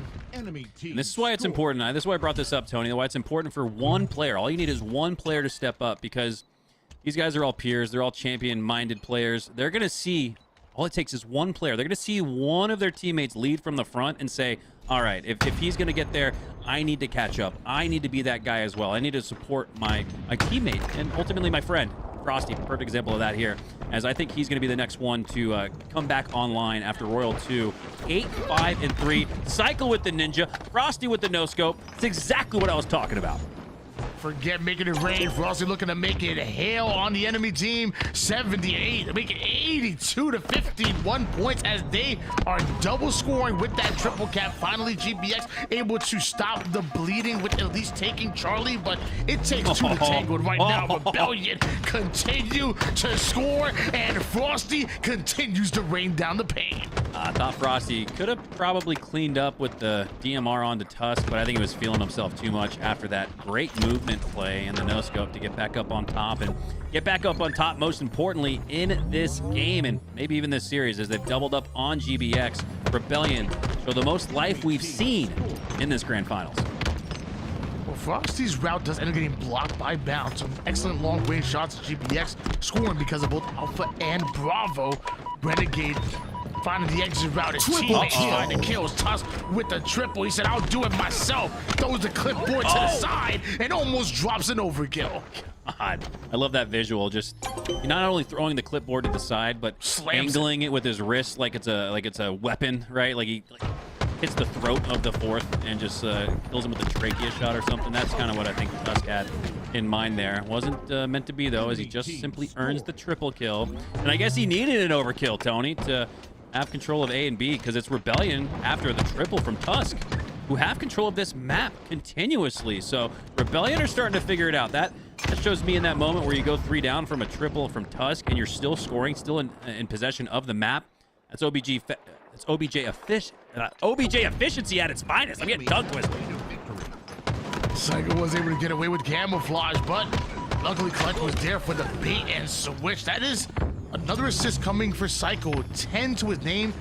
Dying 13 times this early might be a little bit much, but something tells me that Psycho was just starting to feel himself. He just needed like 1 or 2 kills to kind of get back into rhythm. Meanwhile, Bound, he's always in rhythm. Always in flow state. Doesn't have to turn on the faucet for that. He's just that guy. He just starts off the game feeling it. But they're going to need a little bit more from him. 6-5 and 8. Renegade 7-3 and 7. Again, Tony, this has been something we've mentioned a couple times throughout the day together.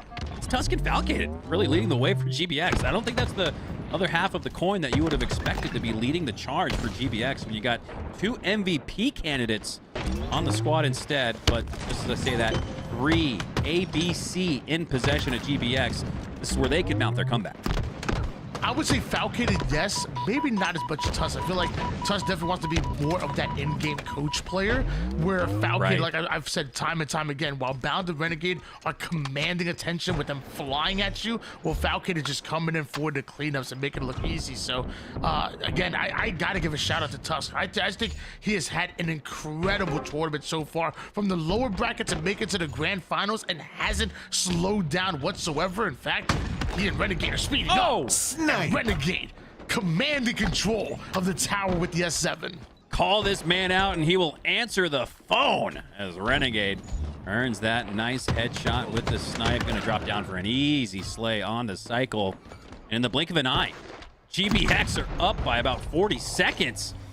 Hot off the snipe from Renegade. Hot off the press might be this grand finals reset, as this is getting a little dangerous now. Uh-oh, that's not good. Renegade gets another snipe. Killing spree. He's back online. He was 7 and 7, now 12 and 7. And if he doesn't die the rest of the game, I could imagine GBX don't concede another cap point. They're looking for another triple cap. There's a point in time when Renegade with the sniper just like takes an extra second to line it up just perfectly, and every time he does it, you know he's hitting his shot.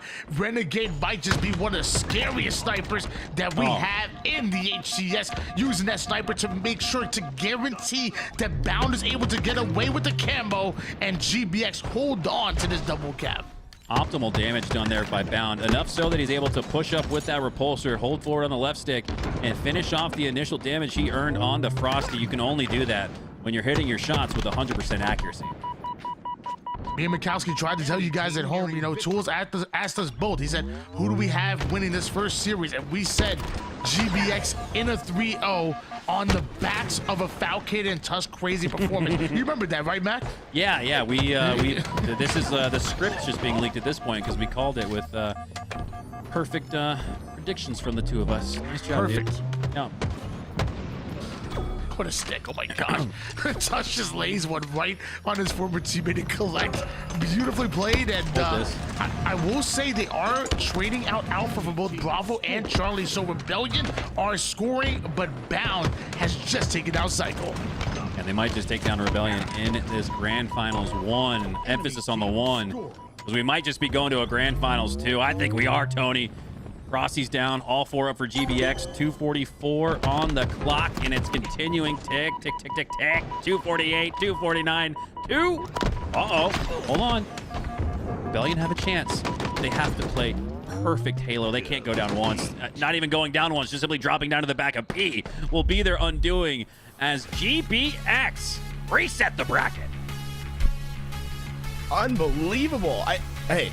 I didn't believe you guys when you said GBX was going to 3-0 them the way that they did. I mean, I'll tell you what, it would have been embarrassing to say it the other way. I mean, Shopify Rebellion, we saw how red hot they were in the previous tournaments, but GBX put them to task. Now, obviously, Shopify Rebellion not playing with their entire roster here today, but it's scary when this GBX roster gets up and running the way that they are.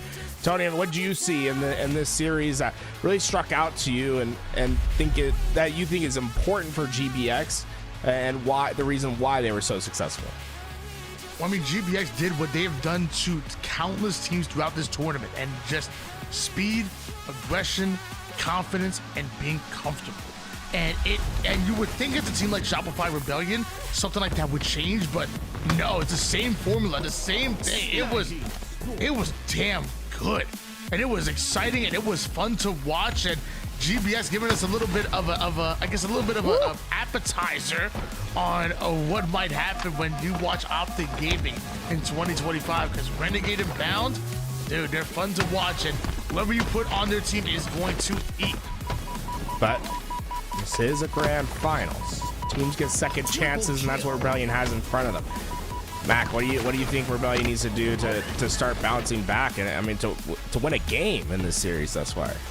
Well, I usually never advise pro Halo players to turn off the stream. I've always been a big component of them creating as much content as possible. But in fact, open up more tabs, please. Yeah. No, because I think here in this case, I think Cycle just made the right call. He just went offline, so he shut down the Twitch stream. Unfortunate. Wish he could continue on because that's a great chance for him to grow his brand and make some money.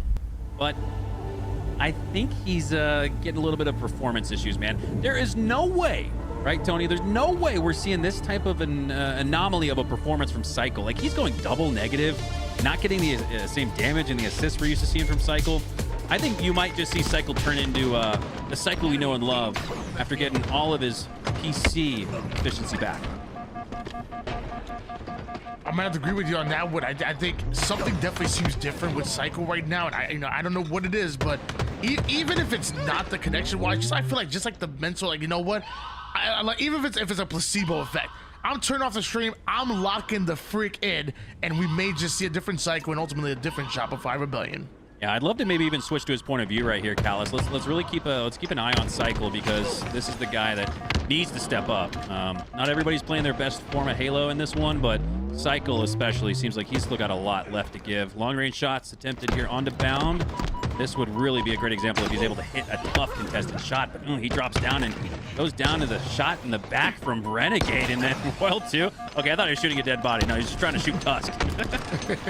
The dead body got in the way, in fact. Yeah.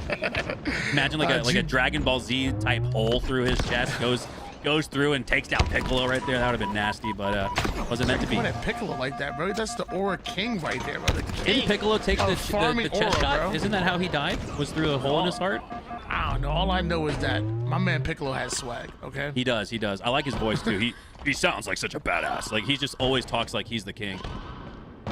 I don't know how much we gotta pay this man. Like, can we stop? Can we make it illegal for him to do impressions? Like, I feel like is there any way? How much do we have to pay? LBC, if you can't cover the bill, me and Chad will. Like, yo, me and Chad, 50 gifteds. 50 gifteds, and I'll never do another impression. Good at God, least for today.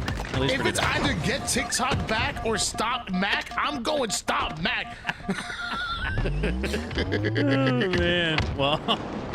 Rebellion are back in the fight. They seem to have a slight edge, but no, after GBX get a couple of points in consecutive fashion, they're the ones who are on the verge of scoring here. Frosty needs to drop into the hill. Roll 2 has it contested. Frosty, did he earn that stick? He did! How did he find the right hip? A hip pointer of Renegade takes him down and might just give Rebellion the lead they need. Seeing is believing, and boy, do they need to see a lead. GBX so close to capturing this hill number 1, but it's Shopify Rebellion that find themselves early in that hill with what a nade out of Collected. I don't know how that nade didn't kill him, no one of them, but Rebellion ended up going 3 down. Collect loses all of his shields, and GBX are right back in the hill, and all Collect can do is just watch. There is nothing to do with no shields. That is crazy. How did those nades not get the kill? Courtside seats. Buy a ticket. The expensive variety there, because Collect, all he could do is watch like a spectator as GBX put one on the board. Oh, big win there potentially. Double Cycle's kill. looking a little bit more online there, and maybe not his overall stats showing it, but that reversal perfect double kill there win. It's a little bit more of what we come to know and love from Cycle, so don't write off this Rebellion roster just yet. I think we're seeing Cycle get back on his steez. Enemy team took the hill. Multiple point down here for GBX. Shopify Rebellion looking a lot leader so far, but still down 0-1. Renegade trying to work the environment, trying to stay alive, but Collect gonna fly at him in Cycle. Gonna try to force Falcon out of position here. Cycle Look at him pinch, Valkated, and the rest of GBX. It is a two-pronged attack. One from the Flower side, one from the Tramp side, and one that Rebellion are going to take control with. Yeah, 3 go down for GBX. So this is a chance for Rebellion to push out their advantage state, and not to predict the future here, but with only 5% on the board for GBX, you could actually see Rebellion here. Maybe pull a Ryan Noob strategy and try to disrupt the rotation to next. It's a little early to call something like that, Tony, but it could be a potential play call in the back pocket for Rebellion, but no, not with them dwindling numbers down to 3. It's just Frosty left. That was an option there momentarily, but now GBX back in the hill. They gotta get this one outright. You can't play with your food.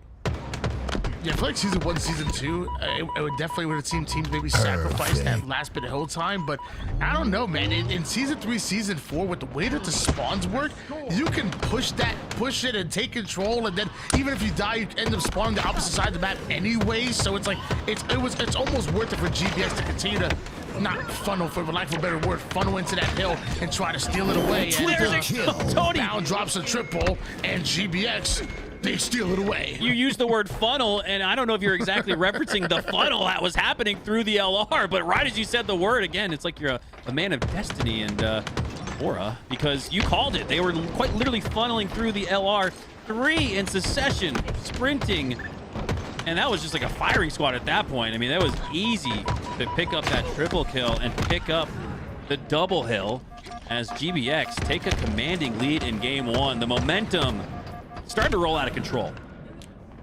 2.5 minutes on the clock with the neutral time. You think if GBX end up winning this hill, it could be lights out for Rebellion. It's crazy, but you know, at that point, you're really putting Rebellion between the scoreboard and the shot clock. So Rebellion needs to treat this as a must-win hill, Mac.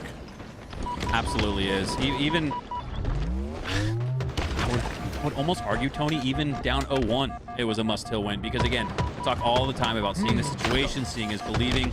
These guys all have the confidence to you know they're him.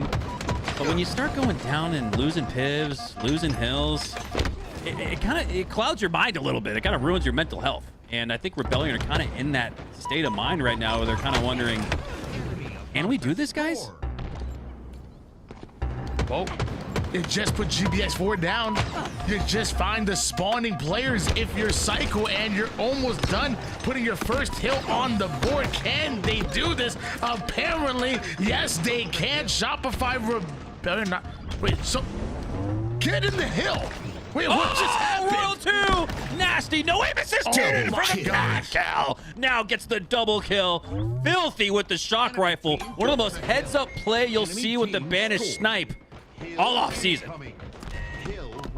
Yeah, if you're not shooting that pad with the shock, I don't know what you're doing. You should have been doing it with the Destructor back in the day, but yeah, even with the shock, you still get that. It was someone with terrible aim like me. I'm definitely aiming for the pad because I ain't hitting no headshots. That's why I had to call out. No aim assist needed. I don't know. Eli might. Well, actually, Mikowski, there is a 5% aim assist as opposed to the 100% on players, but I don't think there's any aim assist there. And with the roller on a plastic joystick to hit that small little pad for that snipe and then turn it into a double kill, that was absolutely filthy. And starting to see these guys come back online a little bit, but 2-1 might just be 3-1, and it's really tough when, again, for Rebellion, they got to just keep asking themselves, what else do we need to do? Stop doing impressions. I never saw the 50 gifted subs. I'm still a game on. Facts. Yeah. 2-1 lead in favor of GBX, and with 1 minute 30 seconds, if they close this one out, they might just be playing Slayer. And Eli in the chat says, Mac, love it when I correct him, don't worry. He likes it. What is he finishing his dinner? What was that? was that on the trail end of that impression? I was trying to do your impression of his impression. I sound like that. Oh, God. 2-1 here. 1-2-5 on the clock as Rebellion showing a lot more mustard and ketchup, maybe even a little bit of mayo. But they got to score more to catch up in this one as Royal 2. He's been stepping up again. He was the guy in that game 3. Seemed to show enough fight to potentially get his crew back in it. He's carrying that into this Grand Finals reset.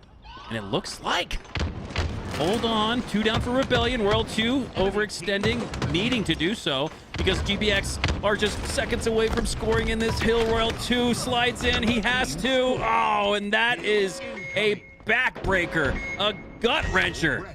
Get this guy some Tums.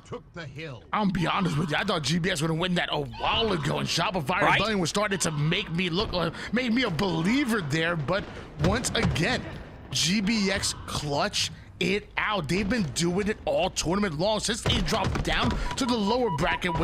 Just when you think you have the advantage, they just sweep the rug right under your feet. Man, I'm like feeling the visceral pain for Rebellion right here because it's not like they're playing bad. They're not playing like we're used to seeing from them. But man, it's just been too little, too late, so close yet so far. And again, this would be another heartbreaker. They're gonna make this a 2-3 game, Tony. But will it be enough? Do they have what it takes to really pull themselves up off the mat, pull up those bootstraps, strap on the Molnar armor, and get back in this game, get back in this series? They're gonna have a chance. Down 1 with 1 minute left. Hill goes down to bottom mid, and this is the bottom mid hill. This is a hill that really favors the slayers, and that's exactly what GBX are looking to do. They can easily slay out for a minute at a time, but it ain't easy when Frosty has the shock, and he's making plays like this. That's a triple kill. Frosty the Snowman shutting down the GBX roster. Oh, that's one way to answer the question from the commentators. Can they come back? Frosty says, hold my shock rifle. And now, hold my camo. He's got what it takes. Oh, Falcon. Great awareness here from GBX. These are all just predictionary grenades to know XYZ. There's only 3 places on the map that Frosty could be, and they guess right. Take down the first domino they needed to take down to potentially secure what's been a much more contested game than I think it's been up to this point. 2-3 though, 40 seconds left.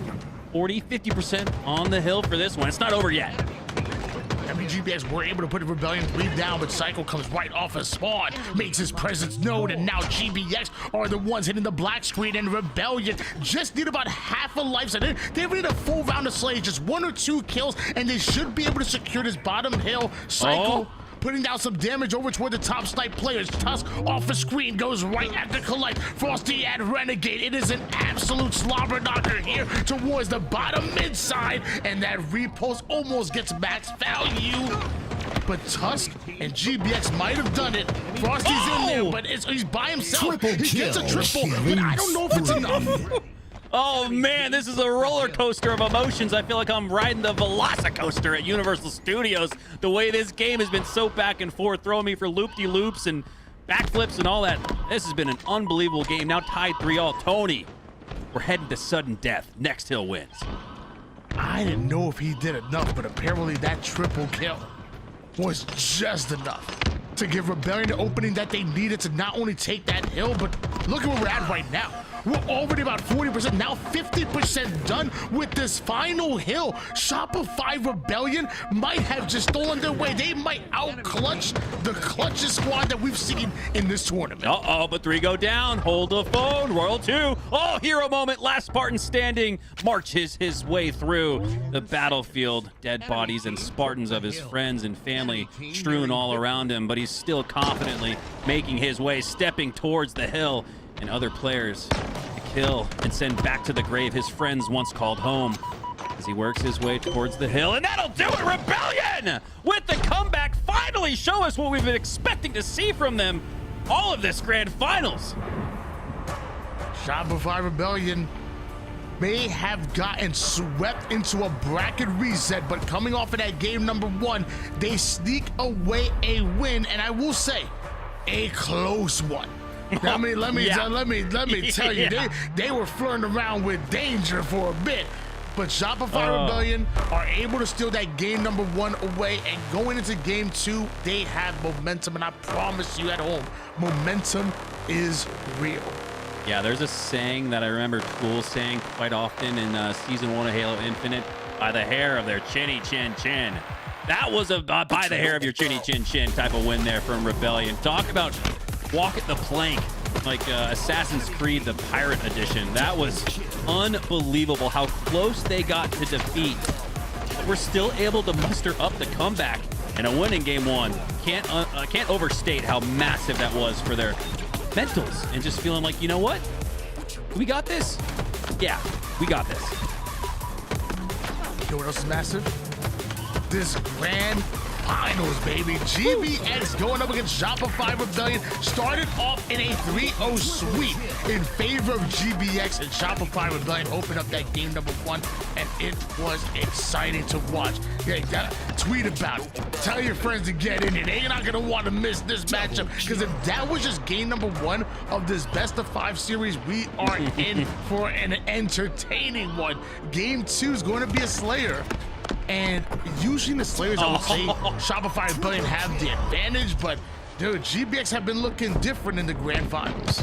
Well, we talked about the disadvantage of coming from the winner bracket into the grand final, not having played in competition for several hours. It was only a matter of time before Rebellion and the likes of Frosty and Royal 2 came back online. Even a guy like Cycle didn't have the standout stats, but just based on the eye test and the shots he was hitting and the pips he was winning, he seems to have turned the page in this grand finals. But it's Renegade, though, with the overshield and the double kill on to collect a big win and a 3-kill lead off the start for GBX. GBX with a nice little answer back in the early game, but it ain't about how you start, it's about how you finish. Well, Tuss finishes that kill when Bound finishes World 2, and Frosty might be on full retreat over towards the 50% portion of the map. Meanwhile, the nades are real, and Collect goes right after his former teammate. Double kill. Double action, like we're in the drive-thru in and out, animal style for me, please. Double there's kill. Double. I don't know. Predicted, I guess. I don't know. Or I'm just really hungry. I could use a burger. Frosty, no nothing burgers on the stat sheet like we had seen from Rebellion. A couple minutes into some of the games in 1 through 3 of the grand finals reset, some goose eggs for far longer than we're used to seeing from guys like this. So despite the lead off the rip for GBX, Rebellion have brought it back within a 2-kill game. But she never had in and out. Really? Never. It's a little overrated. It's not like a world breaker, but it's worth getting. Just make sure you get animal style, because the fries and the burger are a little dry for my liking. I'm an animal. Then you just got to put your own style on it. 16-12 lead GBX. Renegade's also an animal, I promise you that. 5-1 to start off this game, and again, Renegade with the Commando makes it look like it was never nerfed. Like, he is that good with the Commando. Speaking of milestones, here in the grand finals, LVT just reached 80,000 followers on Twitch, man. God bless. I heard someone say, and I love this guy, but I did hear someone say that there's not many streamers or even teams like us, we're still a streamer, I guess, that create content and have a lot of viewers on Twitch. I don't know, man. This kind of seems like we're creating content here. Creating memorable experiences nonetheless are Rebellion and GBX in this grand finals. We've already seen it reset, and will we see a grand finals best of 5 to finish in the reset? I don't know. It kind of feels like it's heading that direction. Ain't no content creators in Halo, according to some. You're a ghost to me, Tony. You don't exist. Damn. 26-17 lead. GBX do have control, and Bound will go down for just the 5th time this game. Meanwhile, Renegade still sporting a crazy KDA. 8-3, 3 assists. Tuss has stayed alive for 5 minutes too long down in P1. Good God. Right, yeah. You took the words out of my mouth. Good God is right. That was special from a special player. As Bound now working his way towards the car side of the map. Numbers advantage in the micro. Collect was momentarily down. Excuse me, Roll 2 was momentarily down. Now it is Collect. As GBX, you want to talk about like a nobody makes me bleed my own blood type of scenario. That's kind of what the vibe I'm getting. They are pissed after dropping a game 1 they should have had. Tuss taking a direct route over toward the fridge side. A little bit of early damage, but as he's trying to retreat, runs into yet another, just surrounded by Rebellion players at Tuss, and again, staying alive for way too long. He had no business doing so, and now his teammates around him are starting to slay. He's going to go after Frosty and say this P-side tower is his and his alone. Oh, wow. Tusk actually got shook off of that remote detonation attempt. I think it threw off his timing a little bit more than anything, and more than just the accuracy. As he goes down a little bit after 9-kill game, But Collect has the overshield and about half of it to work with, now a quarter. But they still have a chance to push out their advantage state. I know it's a 10-kill game, 9-kill now. 3 going down for GBX, though, so if they can collapse on the spawn that's going to occur in the back of yellow, there it is. Gets the trade, and I expect the rest of Rebellion to squeeze in here. There's Royal 2 doing just that. Bound down to 1 HP, but he's got good shots on the Royal 2. Now he calls for Frosty on the bait and switch. Cycle comes. That's a 3-way bait and switch. My God. Hold up. Rebellion down 8, but the eye test is telling me there might be something there, Tony. Shopify Rebellion need to simply start valuing their lives right now, because every single death brings you closer and closer to having the series tied up. GBX, they don't throw away leads easy. You're gonna have to earn every last bit. And with Falcon and Tusk getting back-to-back kills, Cycle was able to take down 1, but they will take that trade through GBX because it's back to a double-digit advantage. Yeah, once it gets into the 40s, Tony, I always say you really need to bring it back to within 2 possessions. You need to get it to about 7 or 8 kills, and being at 10 plus, it's not the recipe for success. It might just be a bad taste in the mouth of Rebellion after an electric Game 1 win, where you'd like to have seen them ride that wave of momentum into Game 2. Just simply didn't see it. Looking for the final 2 kills now with GBX, making 1 at the bound, takes down Frosty from downrange. Cycle somehow alive. That's until the Demon comes in with the flank. Bound with the 17 kills, Renegade with the 15, and that's a duo you're gonna want to watch out for OpTic Gaming going into the 2025 season. I always feel like there's a little message sent there when you get a slay after the reticle is dimmed and you know no more kills or stats count towards the final markings. Renegade, I wasn't done just yet. I'm still gonna play through to the whistle. I'm gonna sprint 20 yards past the finish line of this race that is Game 2, as we got a tied up grand finals reset here between Rebellion and GBX. Going into a swing Game 3. Double Tied up series. Oddball. Okay, I'm down for a little oddball. So the reason I emphasize that, Tony, is because it's not like all right, Strongholds or King of the Hill Game 3. You're gonna feel a strong advantage after winning this Game 3. Like I said, not only a swing Game 3, but we're looking at probably 20 minutes. And I've always been of the belief, I'd rather lose. If I'm gonna lose this game, make it quick. 10, 12 minute 2-0. If you lose this oddball 2-1 in a 20, 25 minute slugfest, you might not have the juice to take it the distance to a Game 5. So watch out, be careful with your energy, and execute here in Game 3. Otherwise, your tournament life might be over. And this is the grand finals reset, ladies and gentlemen, so there ain't no chances for either one of these 2 squads do or die in this swing Game 3, and one where Rebellion will die at least 3 times to start off the game. Falcon it right back on the ball. It looks like he wants to rotate it toward the A side of the map, and mind you, camouflage is just coming up right now, and I think Falcon might prioritize this camouflage over the ball. Oh, there's that QT we were kind of calling for from Cycle earlier, where he just held on to it. Never take the QT to the respawn screen. Oh, and he QT's right back to the screen door. 3-0 off the start, and he's already got 3+ seconds on that oddball as well. Almost single-handedly bringing Rebellion back in this Game 3, round 1. It was collecting Rebellion to claim control. Snipe the camo. Double kill. And that camo and sniper combination is deadly. Collecting skulls, and he can't go for the ball. So somebody make sure you get that ball. He has some more heads to take off. Collect was foaming at the mouth so hard there that I thought he was about to no-scope his teammate coming through the door to pick up the oddball roll too. I mean, that's how locked in Collect looked, but he does go down shortly after that. I don't think he had much, if any at all, sniper ammo left to work with, so he's going to have to get back on a hot streak with the use of his starting weapon, the DMR. But for now, it's a good start for Rebellion in a crucial Game 3 swing game as they've doubled up on GBX.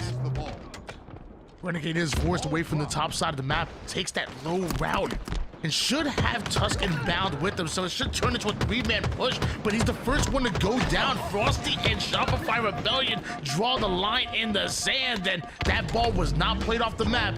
They will be scoring here. Renegade, the only player alive for GBX, as it looks like Frosty's going to be the one accruing more ball time. 28 and rolling here to 10. And Tony, that that stream/PC reset work for Cycle, he seems to have come online as well. Oh yeah, 6 and 2, 3 assists. This is what you want to see out of Cycle. What you don't want to see though is where his teammates end up going down, leaving him by himself. He portals right out and right into the hands of Renegade. Now it's staggered deaths being created by GBX onto the Shopify Rebellion roster. They need to get on the same cycle. They need to get on the same page. No pun intended, right? As Tusk has that oddball. But on the other side, it's Collect.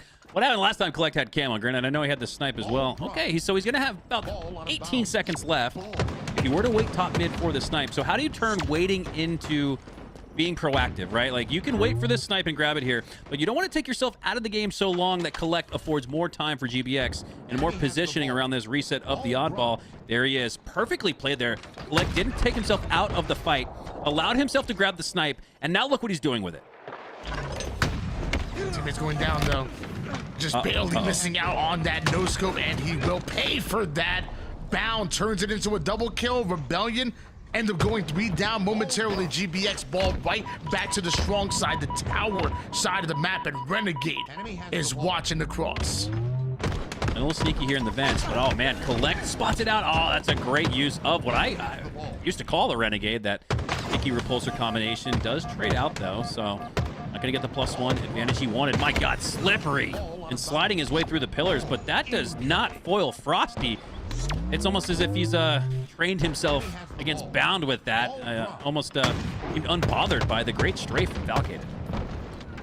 Frosty doing a great job of holding the line here. Love that no scope into the bandit, and he's starting to line it up. And Falcated just got the lineup that he didn't ask for. Good God. Run a fade, no buzz cut. It's Frosty. Absolutely handing out free haircuts with that sniper rifle. My God, that's one way to get the oddball back in your possession. Most importantly at the sniper tower, Tony. So what Rebellion can do here is if they feel the pressure, Rel 2 can grab this oddball and toss it off. I expect him to do that here if he takes down Renegade. A little bit late on the timing though, so he's gonna give full tower control to GBX without resetting it. Once you lost 2 of your teammates, especially the third, would have liked to have seen a play ball there. Easier said than done, of course, but you can see exactly what this reversal in the sequence turns into without that reset. It's gonna be GBX with the lead now. GBX need a lot of time out of this tower side control. Also gonna need Falcated to get back to the old Falcated. Like, see, starting off the game 2 and 10 is something you do not expect to see out of one of the most underrated slayers that we have in our league. So luckily GBX were able to take the lead, but if they're gonna want to actually take the win, they're gonna need a performance out of everybody. That includes Falcated. I don't know though. I don't know. I'll play devil's advocate to you here. I actually always say, like, if one of your top slayers is looking like, I'm not gonna say tools, is looking a little worse for the wear, I think that's a win condition in a weird way. I'm about to get just absolutely roasted in the chat for this, but hey, they're no worse for the wear.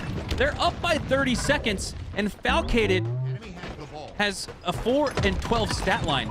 So what happens when he does start to look a little bit more like Falcated, Tony? You could see GBX theoretically run away with this oddball. They're already doing so in this round number 1 as Renegade gets around the corner. And you're right, what happens when Falcated picks up his controller? Well, Shopify Rebellion did have a bit of control there, but man, you gotta think, what if that ball gets played? What if GBX don't get all of that time, which really felt for free? Yes. Because Rebellion did have the lead there. And it was 60-50. Eventually GBX kind of, they took it and ran away with it. Yes, it was 60-50, and again, I always say the objective efficiency in oddball lies in perfectly timed, like needle hair thin resets and rotations of the oddball. If you don't do that, the needle thin margin might just turn into a big 30+ second win like we saw there from GBX. You gotta play that oddball there, and think about that. You got to get a whole nother team wipe after a reset. So you've already got one team wipe on Rebellion, which is hard enough to do. Oh, now the oddball gets reset, and we got to do it again. Instead, GBX and Renegade grabbed that oddball instantaneously and had a lead before Rebellion had all spawned back on the map. Well, so as I'm going down, he's been the leading objective player for the Shopify Rebellion roster. 40 seconds worth of ball time. Not enough to take that round number 1, but love the objective efficiency coming out of World 2 recently going into this year. Also love the fact that These two teams are going blow for blow, man. These slays are real, and it's been fun to watch. Falcon kind of stuck over toward the small window side. I was gonna say there's no way they let him get away. He hits the T-slide. He got around the corner. Okay, all right. I'm gonna calm down. That was still nuts, right? Oh, definitely, for sure, for sure. Man, I love plays like that where no shots need to be fired, but you're still playing Halo at the highest level. I mean, Falcated, you gotta, first of all, the pressure's on and the shots are on you, and you're still able to hit that perfectly timed movement play. Falcated almost slipped away like a magician, like Houdini pulling a rabbit out of his hair. Instead, Frosty on the other side with the double, make it a triple kill. Yes, he ultimately secures it. And Bound, not going to peek for the overkill, it looks like, but they should get the team wipe. Nonetheless, they do. As Rebellion, though, look at this. Objective inefficiency, Tony, I'm witnessing. He just got 4 down, but I counted 7 seconds before they got onto the oddball.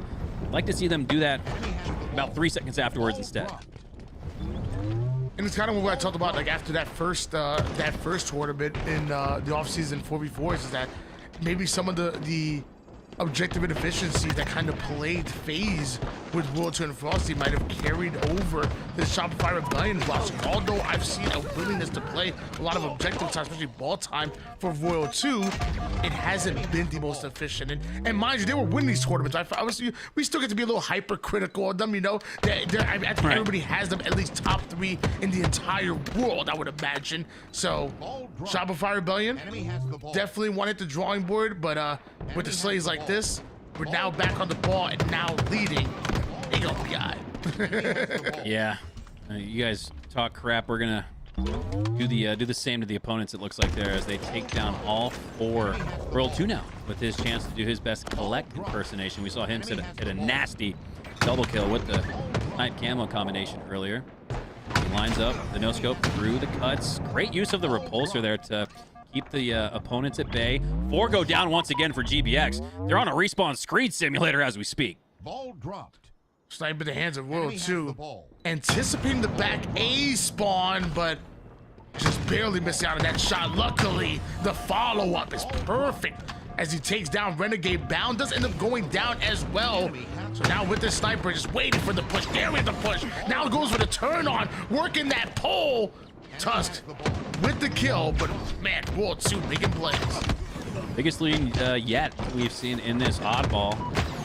Again, Tony, don't want to lose a 1-1 series tie and then go 25-30 minutes in the oddball and lose that too. So this is, man, we are really increasing the stakes here if this is to go to a round 3, which it seems more likely than not to. Still a little bit of time left in this one. 2:15 left in regulation, but a 60-13 lead from Rebellion is the best we've seen from them yet in this game 3. Switch gears over towards Frosty. 60-13 lead in favor of Shopify Rebellion, and ball is at the back Charlie side of the map. Frosty gets himself because of good damage, gonna reposition right away. Doesn't want to be too predictable here as Collect brings his ball towards tower, but they need these kills. 3 down goes Shopify Rebellion. Frosty's down by himself, and mind you, that ball is not played out. If Bound is able to find this one-shot kill, this could be some great time for GBX, but Frosty being as tricky as possible, ventures to black screen. This is what we feared the most. More free time for GBX. Yeah, Bound there, you can see he activates the QT while clambering up to the top side of Snipe. That puts him off of the ledge, so I think he maybe caught even a little off guard when he reactivated the QT, fell from the top position that he wanted to have. As it's Rebellion on top in this round number 2, 77 and rolling to 21 as Royal 2 has the camo. Great camo possessions this round here from Rebellion. Nice little play there from Renegade. I had to hold my breath for a second to see what he could do with it, but like a skeet shooter says pull, he goes down like a clay pigeon. 79-21 lead, Shopify Rebellion still have control, and now this is exactly what they want GBX, where they can really just count on their slays in order to win it. And even if they don't get the ball from here, time is winding down for GBX. This is what Rebellion want. Frosty in the left, about a minute up in this round. This is where for Rebellion you have the opportunity to Play for slays, play for time. You really have the freedom of choice at this point. Do whatever. Seems like the best win condition for your squad. And after 3 go down for GBX, the play is to go for the 100 on the board. Nice time to rotation here. This is what we were talking about. Looked like they were predictably going to take it to the tower, but Royal 2 drops instead. Nasty no-scope from Pound. But hey, if you're playing smart Halo, like we just saw from Royal 2, gets the rotation and the reset. That's what I've been waiting for to see from Rebellion. So despite the montage no-scope from Pound, it might not matter in the end. Shopify Rebellion just needed 6 seconds worth of ball time and only 37 seconds worth of neutral time in order to take this game. So even though GBX have the ball and they have the tower side of the map, it still feels like Rebellion are in control. 1 round of slays and it is it for GBX. They have to play perfect Halo. That's why Royal 2 is a champion. Able to make adjustments in mid-game action. Hard enough to do so, Tony, in the middle of a series, but Royal 2, I think in that previous round 1 where he had the oddball and a lead by 10 seconds, had 3 of his teammates die, should have played that. He probably said to himself, I gotta play that, man. And now with another opportunity to replay that sequence like he's in the Matrix here in round 2, what does he do? He resets the oddball, and look what happens. Had he gone down and given the oddball back to GBX, we could be holding on tight for a finish. Instead, we're gonna get a great finish. Round 3, here we go. Oh. It wasn't a game-winning play, but that was an exciting This was the play of the game. Not the no-scope. No. That right there. Royal 2 dropping it off into the drink. That was the difference. Still a good no-scope, though. Still, yeah. Didn't get him the ball, but still a nice no-scope. Yeah. That was still worth the replay there from Louis, because that was sick nasty, and so too is this game, man. Holy. And again, 25-minute oddball game in a best-of-5 grand finals reset, where you're going to feel like you might have lost 2 games if you lose this one. And with your life on the line, whoever loses this, only 1 loss away from losing and getting second place. The weight of this round 3, game 3, could not be any heavier. It goes down, and so does Bound.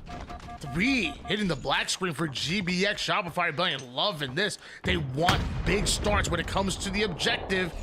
GBX, they want this ball out of their hands. Renegade Sniper and Camo combination will connect onto Collect. Double kill. Royal 2 cleans up the double, or with the double. Yeah, Renegade, interestingly enough there, chose to reload when he still had 1 shot left in the chamber. Royal 2. You guys like no-scopes? Double How about a kill. no-scope into a double kill? Triple if Falcated peeks. Don't peek.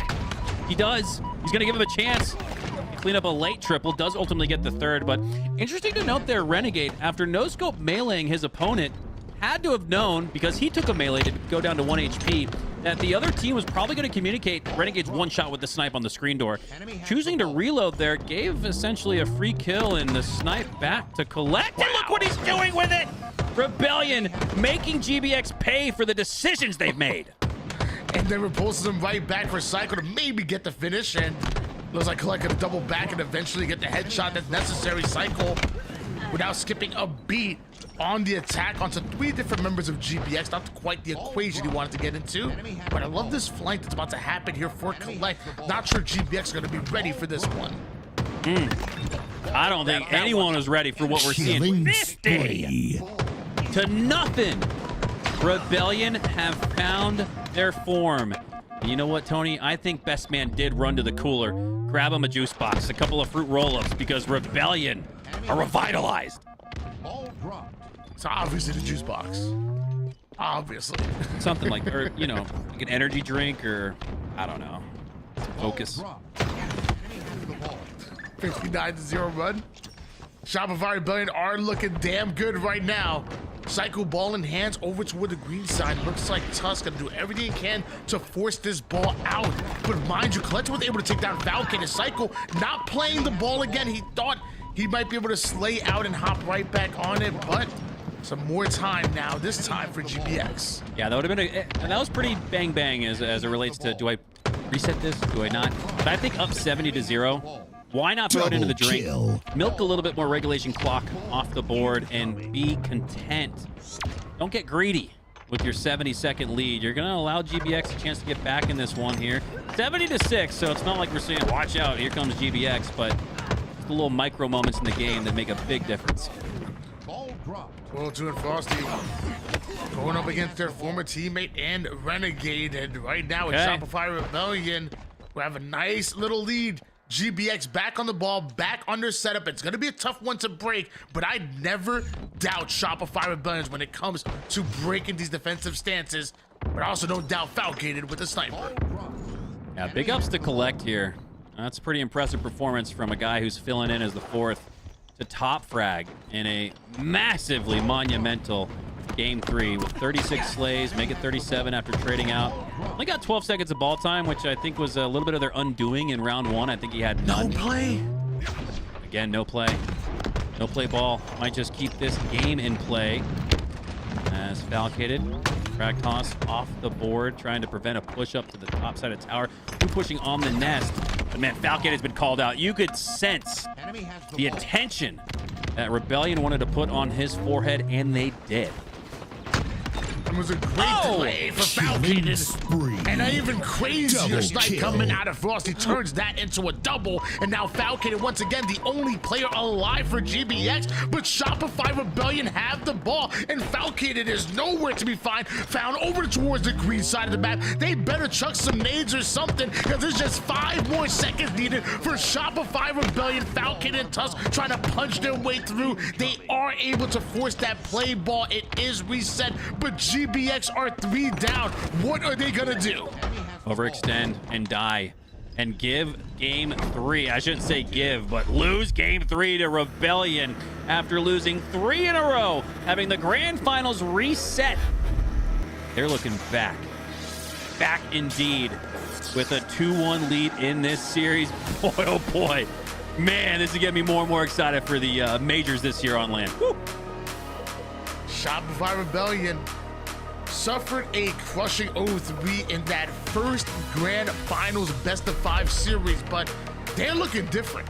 Mikowski's juice boxes are clearly working, man, because this team has come into the series with new energy, revitalized, as you said. Frosty just dropped 41 kills on their head with 20 assists, a 20.7 KDA. Oh my goodness, the former MVP. Was that 11,000 damage? 11-7. Oh, good God. Double kill. But he's... Oh my God, this has just been. God, I feel like we've seen 2 tournaments in these 2 grand finals matches, Tony. I mean, this has just been like quite literally like 2 completely different stories and movies that we've been watching. This must be like Halo CE to Halo CE's Halo 2, because this has been damn good. I will say, if Collective is winning this tournament with Shopify Rebellion, does this stock go up? Like, I mean, we're still in the off-season. There's so many free agents out there. So many teams that haven't been announced yet. I mean, that performance, 11,000. Yeah. So here's what'll happen, Tony. As somebody today played a little bit worse than they had hoped to. And so if you played a little bit worse than you hoped to, unfortunately in Halo, there's always a scapegoat. I don't necessarily think that's fair, but it is what it is. The scapegoat will get dropped. Quote unquote, the scapegoat will get dropped, and Collect is going to get a text in his DMs here later tonight around 11 p.m. You sound like you've been involved in this. Have you been dropped before? Are you okay? Why are you crying? Yes, I've been the scapegoat. That's how I know how it goes. Why are you crying? Oh my gosh. You need a hug?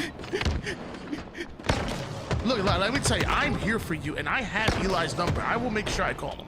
You guys come visit me and make sure I'm okay. Oh, the Rebellion might need a visitation though, because just as it felt like they were riding the momentum and Wings of Pestilence to a grand finals win, and what, 3 off-season tournament wins in a row or so? They won multiple already. It is GBX who come out swinging in this game 4. This grand finals has delivered. Shopify Rebellion though are starting to score, so a good start for GBX, but Shopify Rebellion have the opportunity to maybe take the lead here. Alpha and Charlie do belong to them. A bit of a transitional hold here as GBX immediately take control over the Alpha side of the map. Will Rebellion be able to respond? Yeah, fortunate for Rebellion, these stronghold games can turn on their head pretty quick. So despite going down 30 seconds, it's really more like 10 seconds in an oddball. That's not much of an advantage. And Rebellion, don't get worried about it. And that was nice there from Renegade. Earns the 3 down. Could have seen a sticky metal come up for the triple, but I think he died right before the explosion occurred. So doesn't get credit for the medal, but gets credit for 3 nonetheless, and gives GBX control back of the map. And that triple kill should have been turns into a triple kill, has been, with A, B, and C. Trim cap in effect here for GBX, and they want more. Renegade wants to snatch up every single resource on the map, and that includes a active camouflage. Shopify Rebellion, it looks like they're gonna go in and attack Bravo while Frosty tries to take space. The problem is he runs right past Renegade with that camo, and that's an easy kill for GBX. Yeah, that was a risky play there from Frosty, but I like the thought process. He says to himself, if I'm going to try to work my way through the middle of the map where I have the most likelihood of getting shot, I'm at least going to hit the G-slide off of the box and get into the tower quickly, which is what he did. But hey, sometimes kids hit their shots, and that's exactly what we saw from GBX. Despite the squirrely maneuvers from Frosty, they still took him down, still maintain control of the map, and they're now up by 100 plus. If things continue to go this way, we could be going into a game 5. I mean, what a performance that we're seeing out of GBX here in the early game. 135 to 21 lead. Tusk does find himself 2 different one-shot players, able to take down 1. Frosty hits the black screen, anticipating the push out of Royal 2. Royal 2 takes a different angle, but the same result. Tusk takes down both players. That's not just a coach right there. Yeah. 8-4-2 in the grand finals. Is Tusk reconsidering the clipboard right now, Tony? I mean, is he polishing off that Scuff controller or Razor or Gamester, whatever his weapon of choice is? Because, dude, like, Tusk doesn't look like a coach to me. Trust me, I've seen him play. I watch Eli all the time. What is that supposed to be? Wait. Did you just throw shade at Eli? Eli's a fantastic player. Wow. Ouch. My gosh. I keyed. Tusk has been phenomenal, and I would have to imagine, maybe I don't know if he's reconsidering it, but I know there's some people that's in the DMs right now say, hey, what are you thinking, real quick? Hey, let me just clear it up here, as we got a 188 to a rolling 30 game here. GBX in a big control.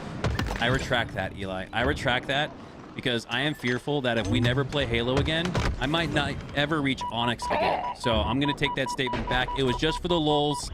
And again, the content here in Halo, which I think is pretty good.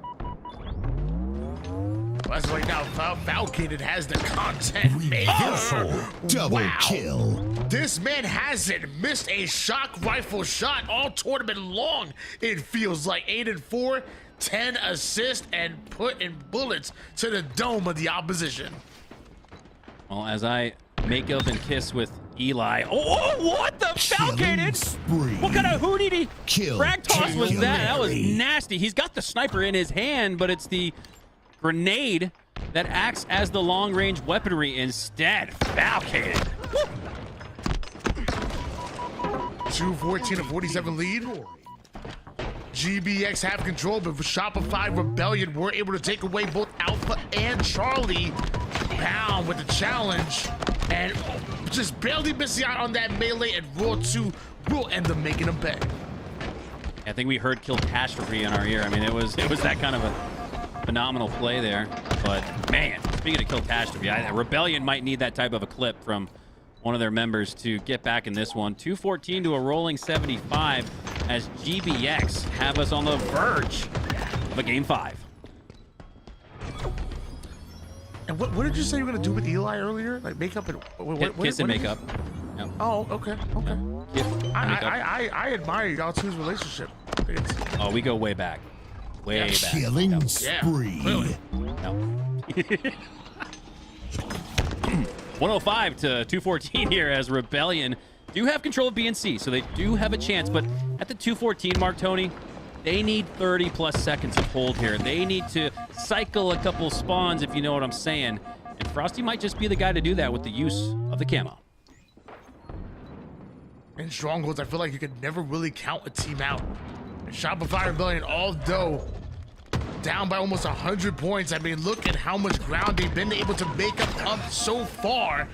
You control Bravo and Charlie. Frosty trying to make his way towards Alpha, but just like that, GBX turned the tides right around. Yeah, it's going to be a quick scoot to B, but GBX anticipate Collect trying to own that space on the map. World 2 does try to clean up what Collect started, but he's going to need a double kill to do so. Did he shoot that grenade off the ground to earn a nade shot? Triple? No, he doesn't get the triple, but I think he had a heads-up play there nonetheless on the pillars. Earns control of B. The focus on B pulled Rebellion away from A, which GBX is now stealing. 221 points here for GBX, but it looks like Shopify Rebellion continue time and time again to claw their way back into it with every passing moment, with every kill that goes their way. Things look more possible that a comeback could be here. Do not count Shopify Rebellion out, Mikowski. I am not counting Shopify Rebellion out. I said it was close to becoming a game 5, but hey, that's just the facts. Only 29 seconds needed for GBX to seal the deal. But if Rebellion continue on this run, and I think at the point I said they need a 30-second run to get back in this one, they've put up 60 plus or so. And if cycled the spawns and kept pressure and presence on the map, that is so important here in Strongholds. Rebellion are playing this to a T. Perfect play by Collect. Has to give up his life, but dropping that shroud to allow Cycle to get away with the active camouflage was a genius play, but Cycle gets spotted. GBX making sure they always eating their carrots. They can spot those camouflages. Oh yeah, they got the gaming glasses on. Mason Cobb, Gunners, something like that, because that was great camo vision there. And it might just give GBX a tight finish here, which didn't look like that was the case. We thought we might see a runaway train in this Strongholds, but try as they might, Rebellion get a little bit of a comeback rolling, but we're rolling to a game 5 instead. Tony, after all has been said and done, after everything we've seen today, the bracket gets reset, and there's no place we'd rather be than a grand 5 to determine it all. This is it. This is the last game. No matter what happens, it all comes down to this. Yeah, I don't know if you guys have been paying attention all the grand finals long, but let me remind you that this literally started off with a 3-0 from GBX in the first grand finals.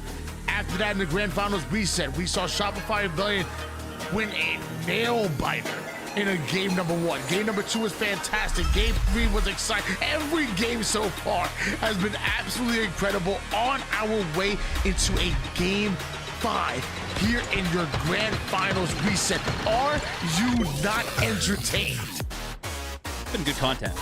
Good content.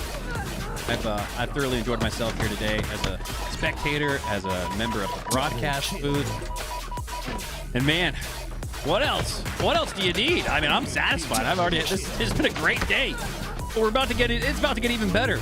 Game 5 of a reverse, not a reverse, but a reset bracket here in the grand finals.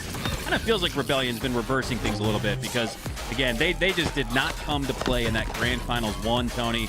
But here in grand finals 2, they've come back online. Collect has sometimes looked like the starter, not the substitute. Cycle's doing his thing. Frosty and Royal 2 are looking like the deadly duo that won a world championship back in season 2. And it all comes down to this. Ladies and gentlemen, your grand finals reset, like Max said, it all comes down to this. And when you're looking for a fight, you gotta take it to the streets. First to 50 kills takes the win. 12 minutes on the clock and a quick 3 down for Shopify Rebellion. Yeah, really big win there for GBX to earn not only the advantage state off the start, but that stalker rifle. Really the only power weapon to speak of after the camo replaced the rocket spot of mid. This is all but it. After that shotgun got GA'd, this is the weapon to hold and own on the map. I'd like to see Renegade stay alive with it. Instead, all 4 go down. You talk about an answer back from Rebellion. Not only do they flip the possession of the stalker rifle, the lead as well. What an answer back. And now they've got the trap spawns here on PD. Most importantly, Royal 2 recognized it. In a situation where you might have seen the team for GBX spawn and tram, Royal 2 goes back to what's closest to him, and he finds players.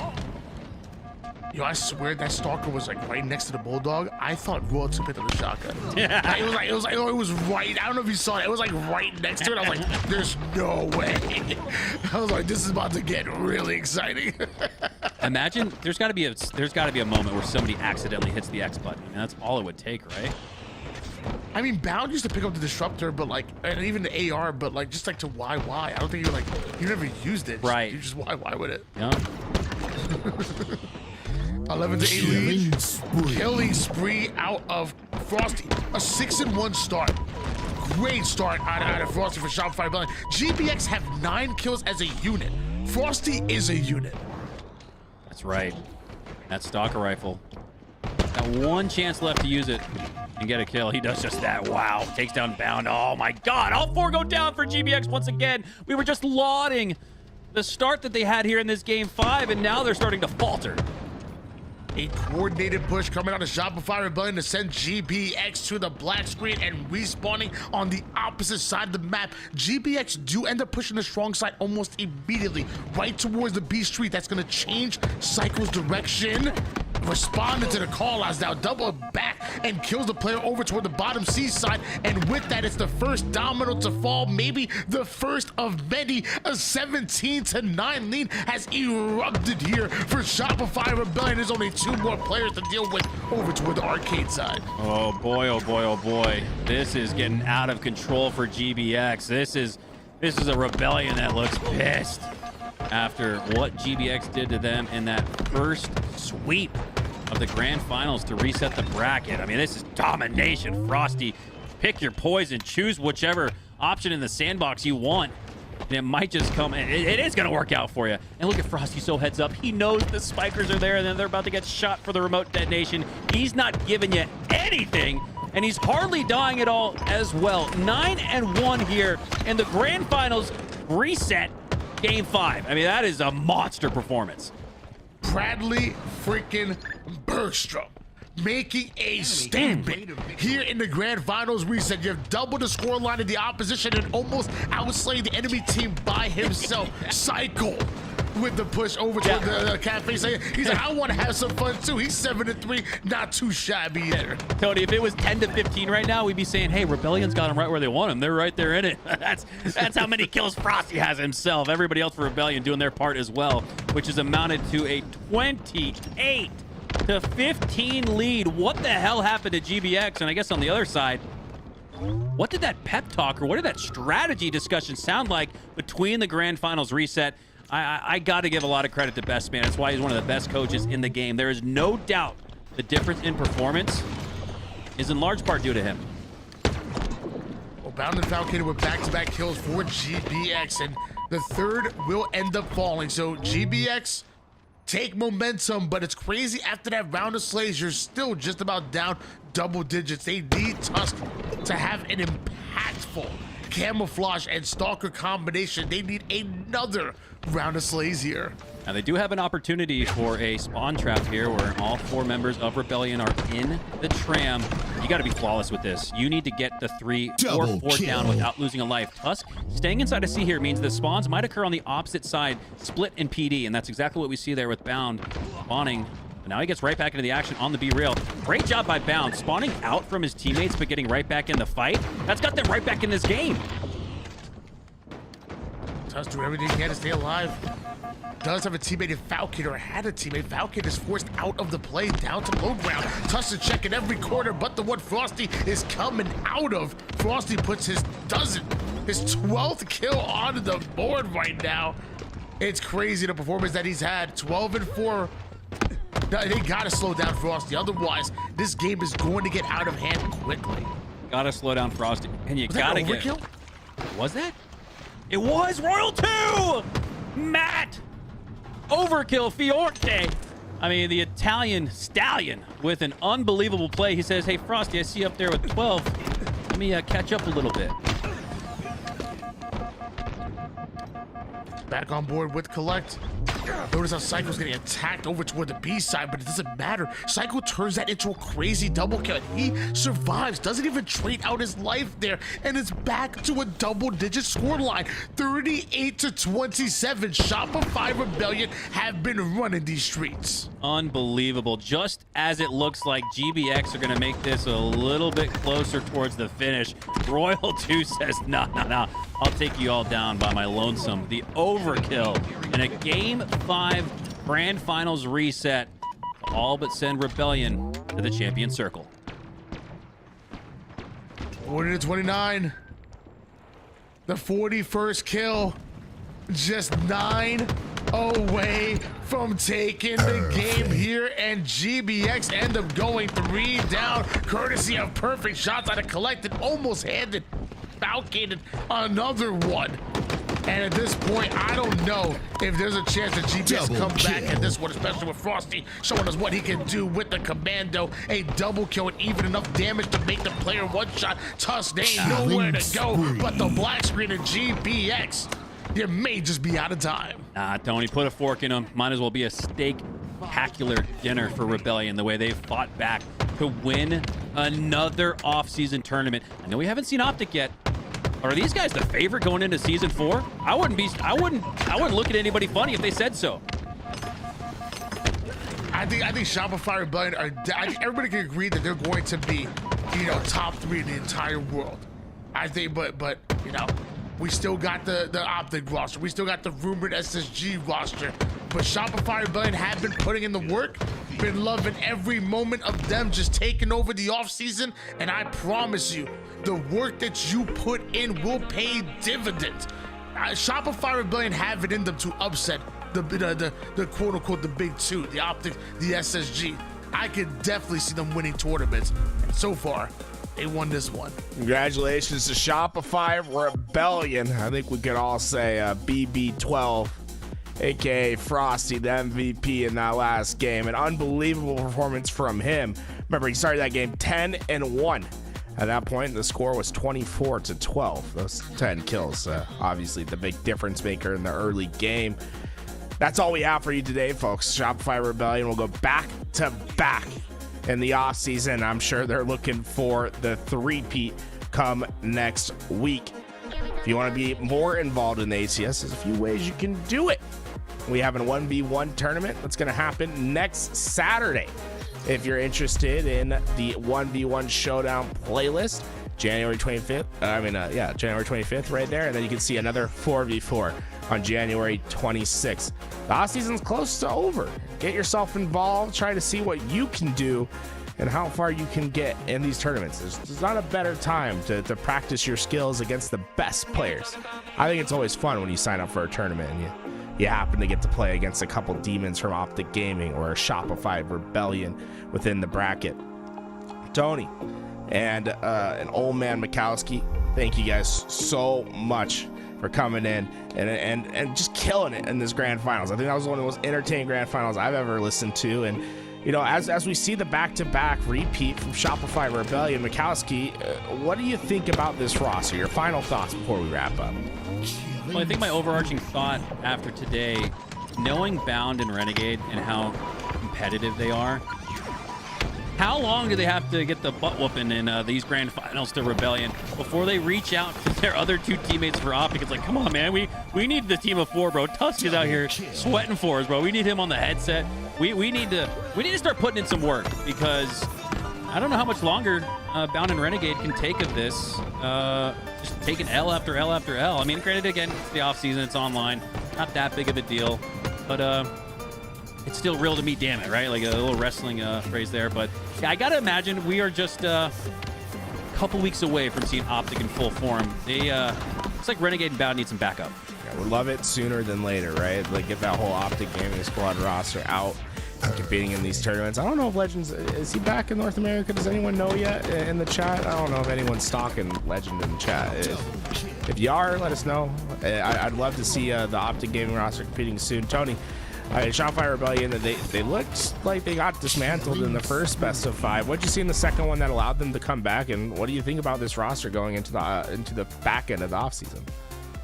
Well, I mean, Mac did say the Psycho turned off his stream, and I will say, I think Psycho did have a slow first best of 5 series, but you can't really put on just one person.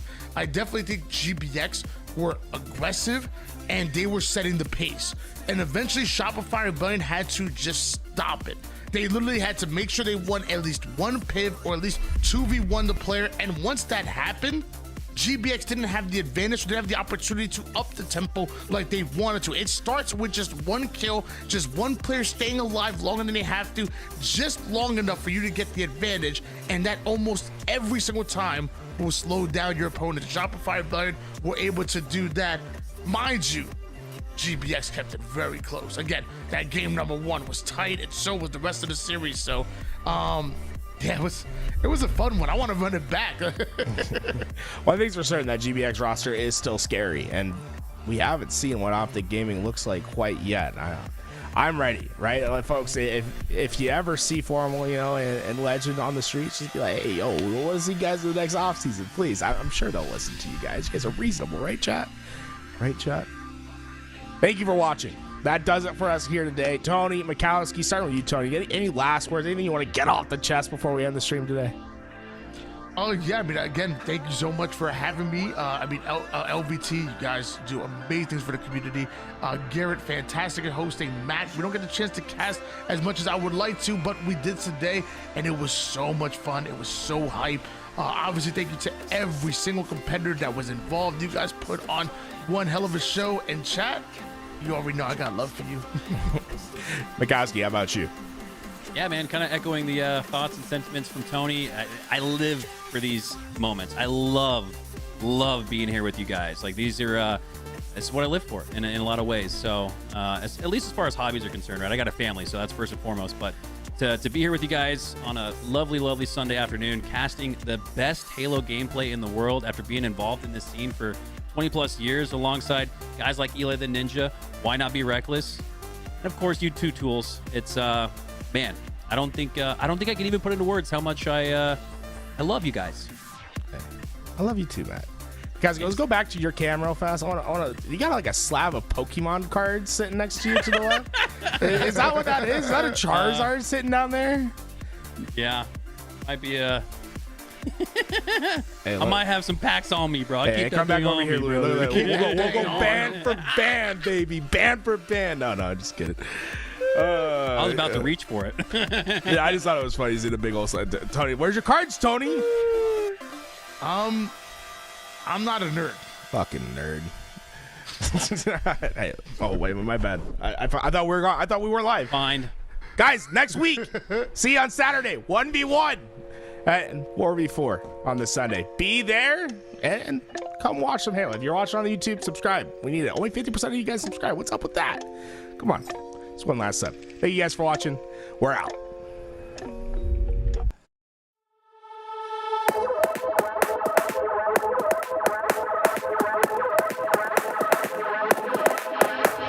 Seen the light in the dark, but it's been a while.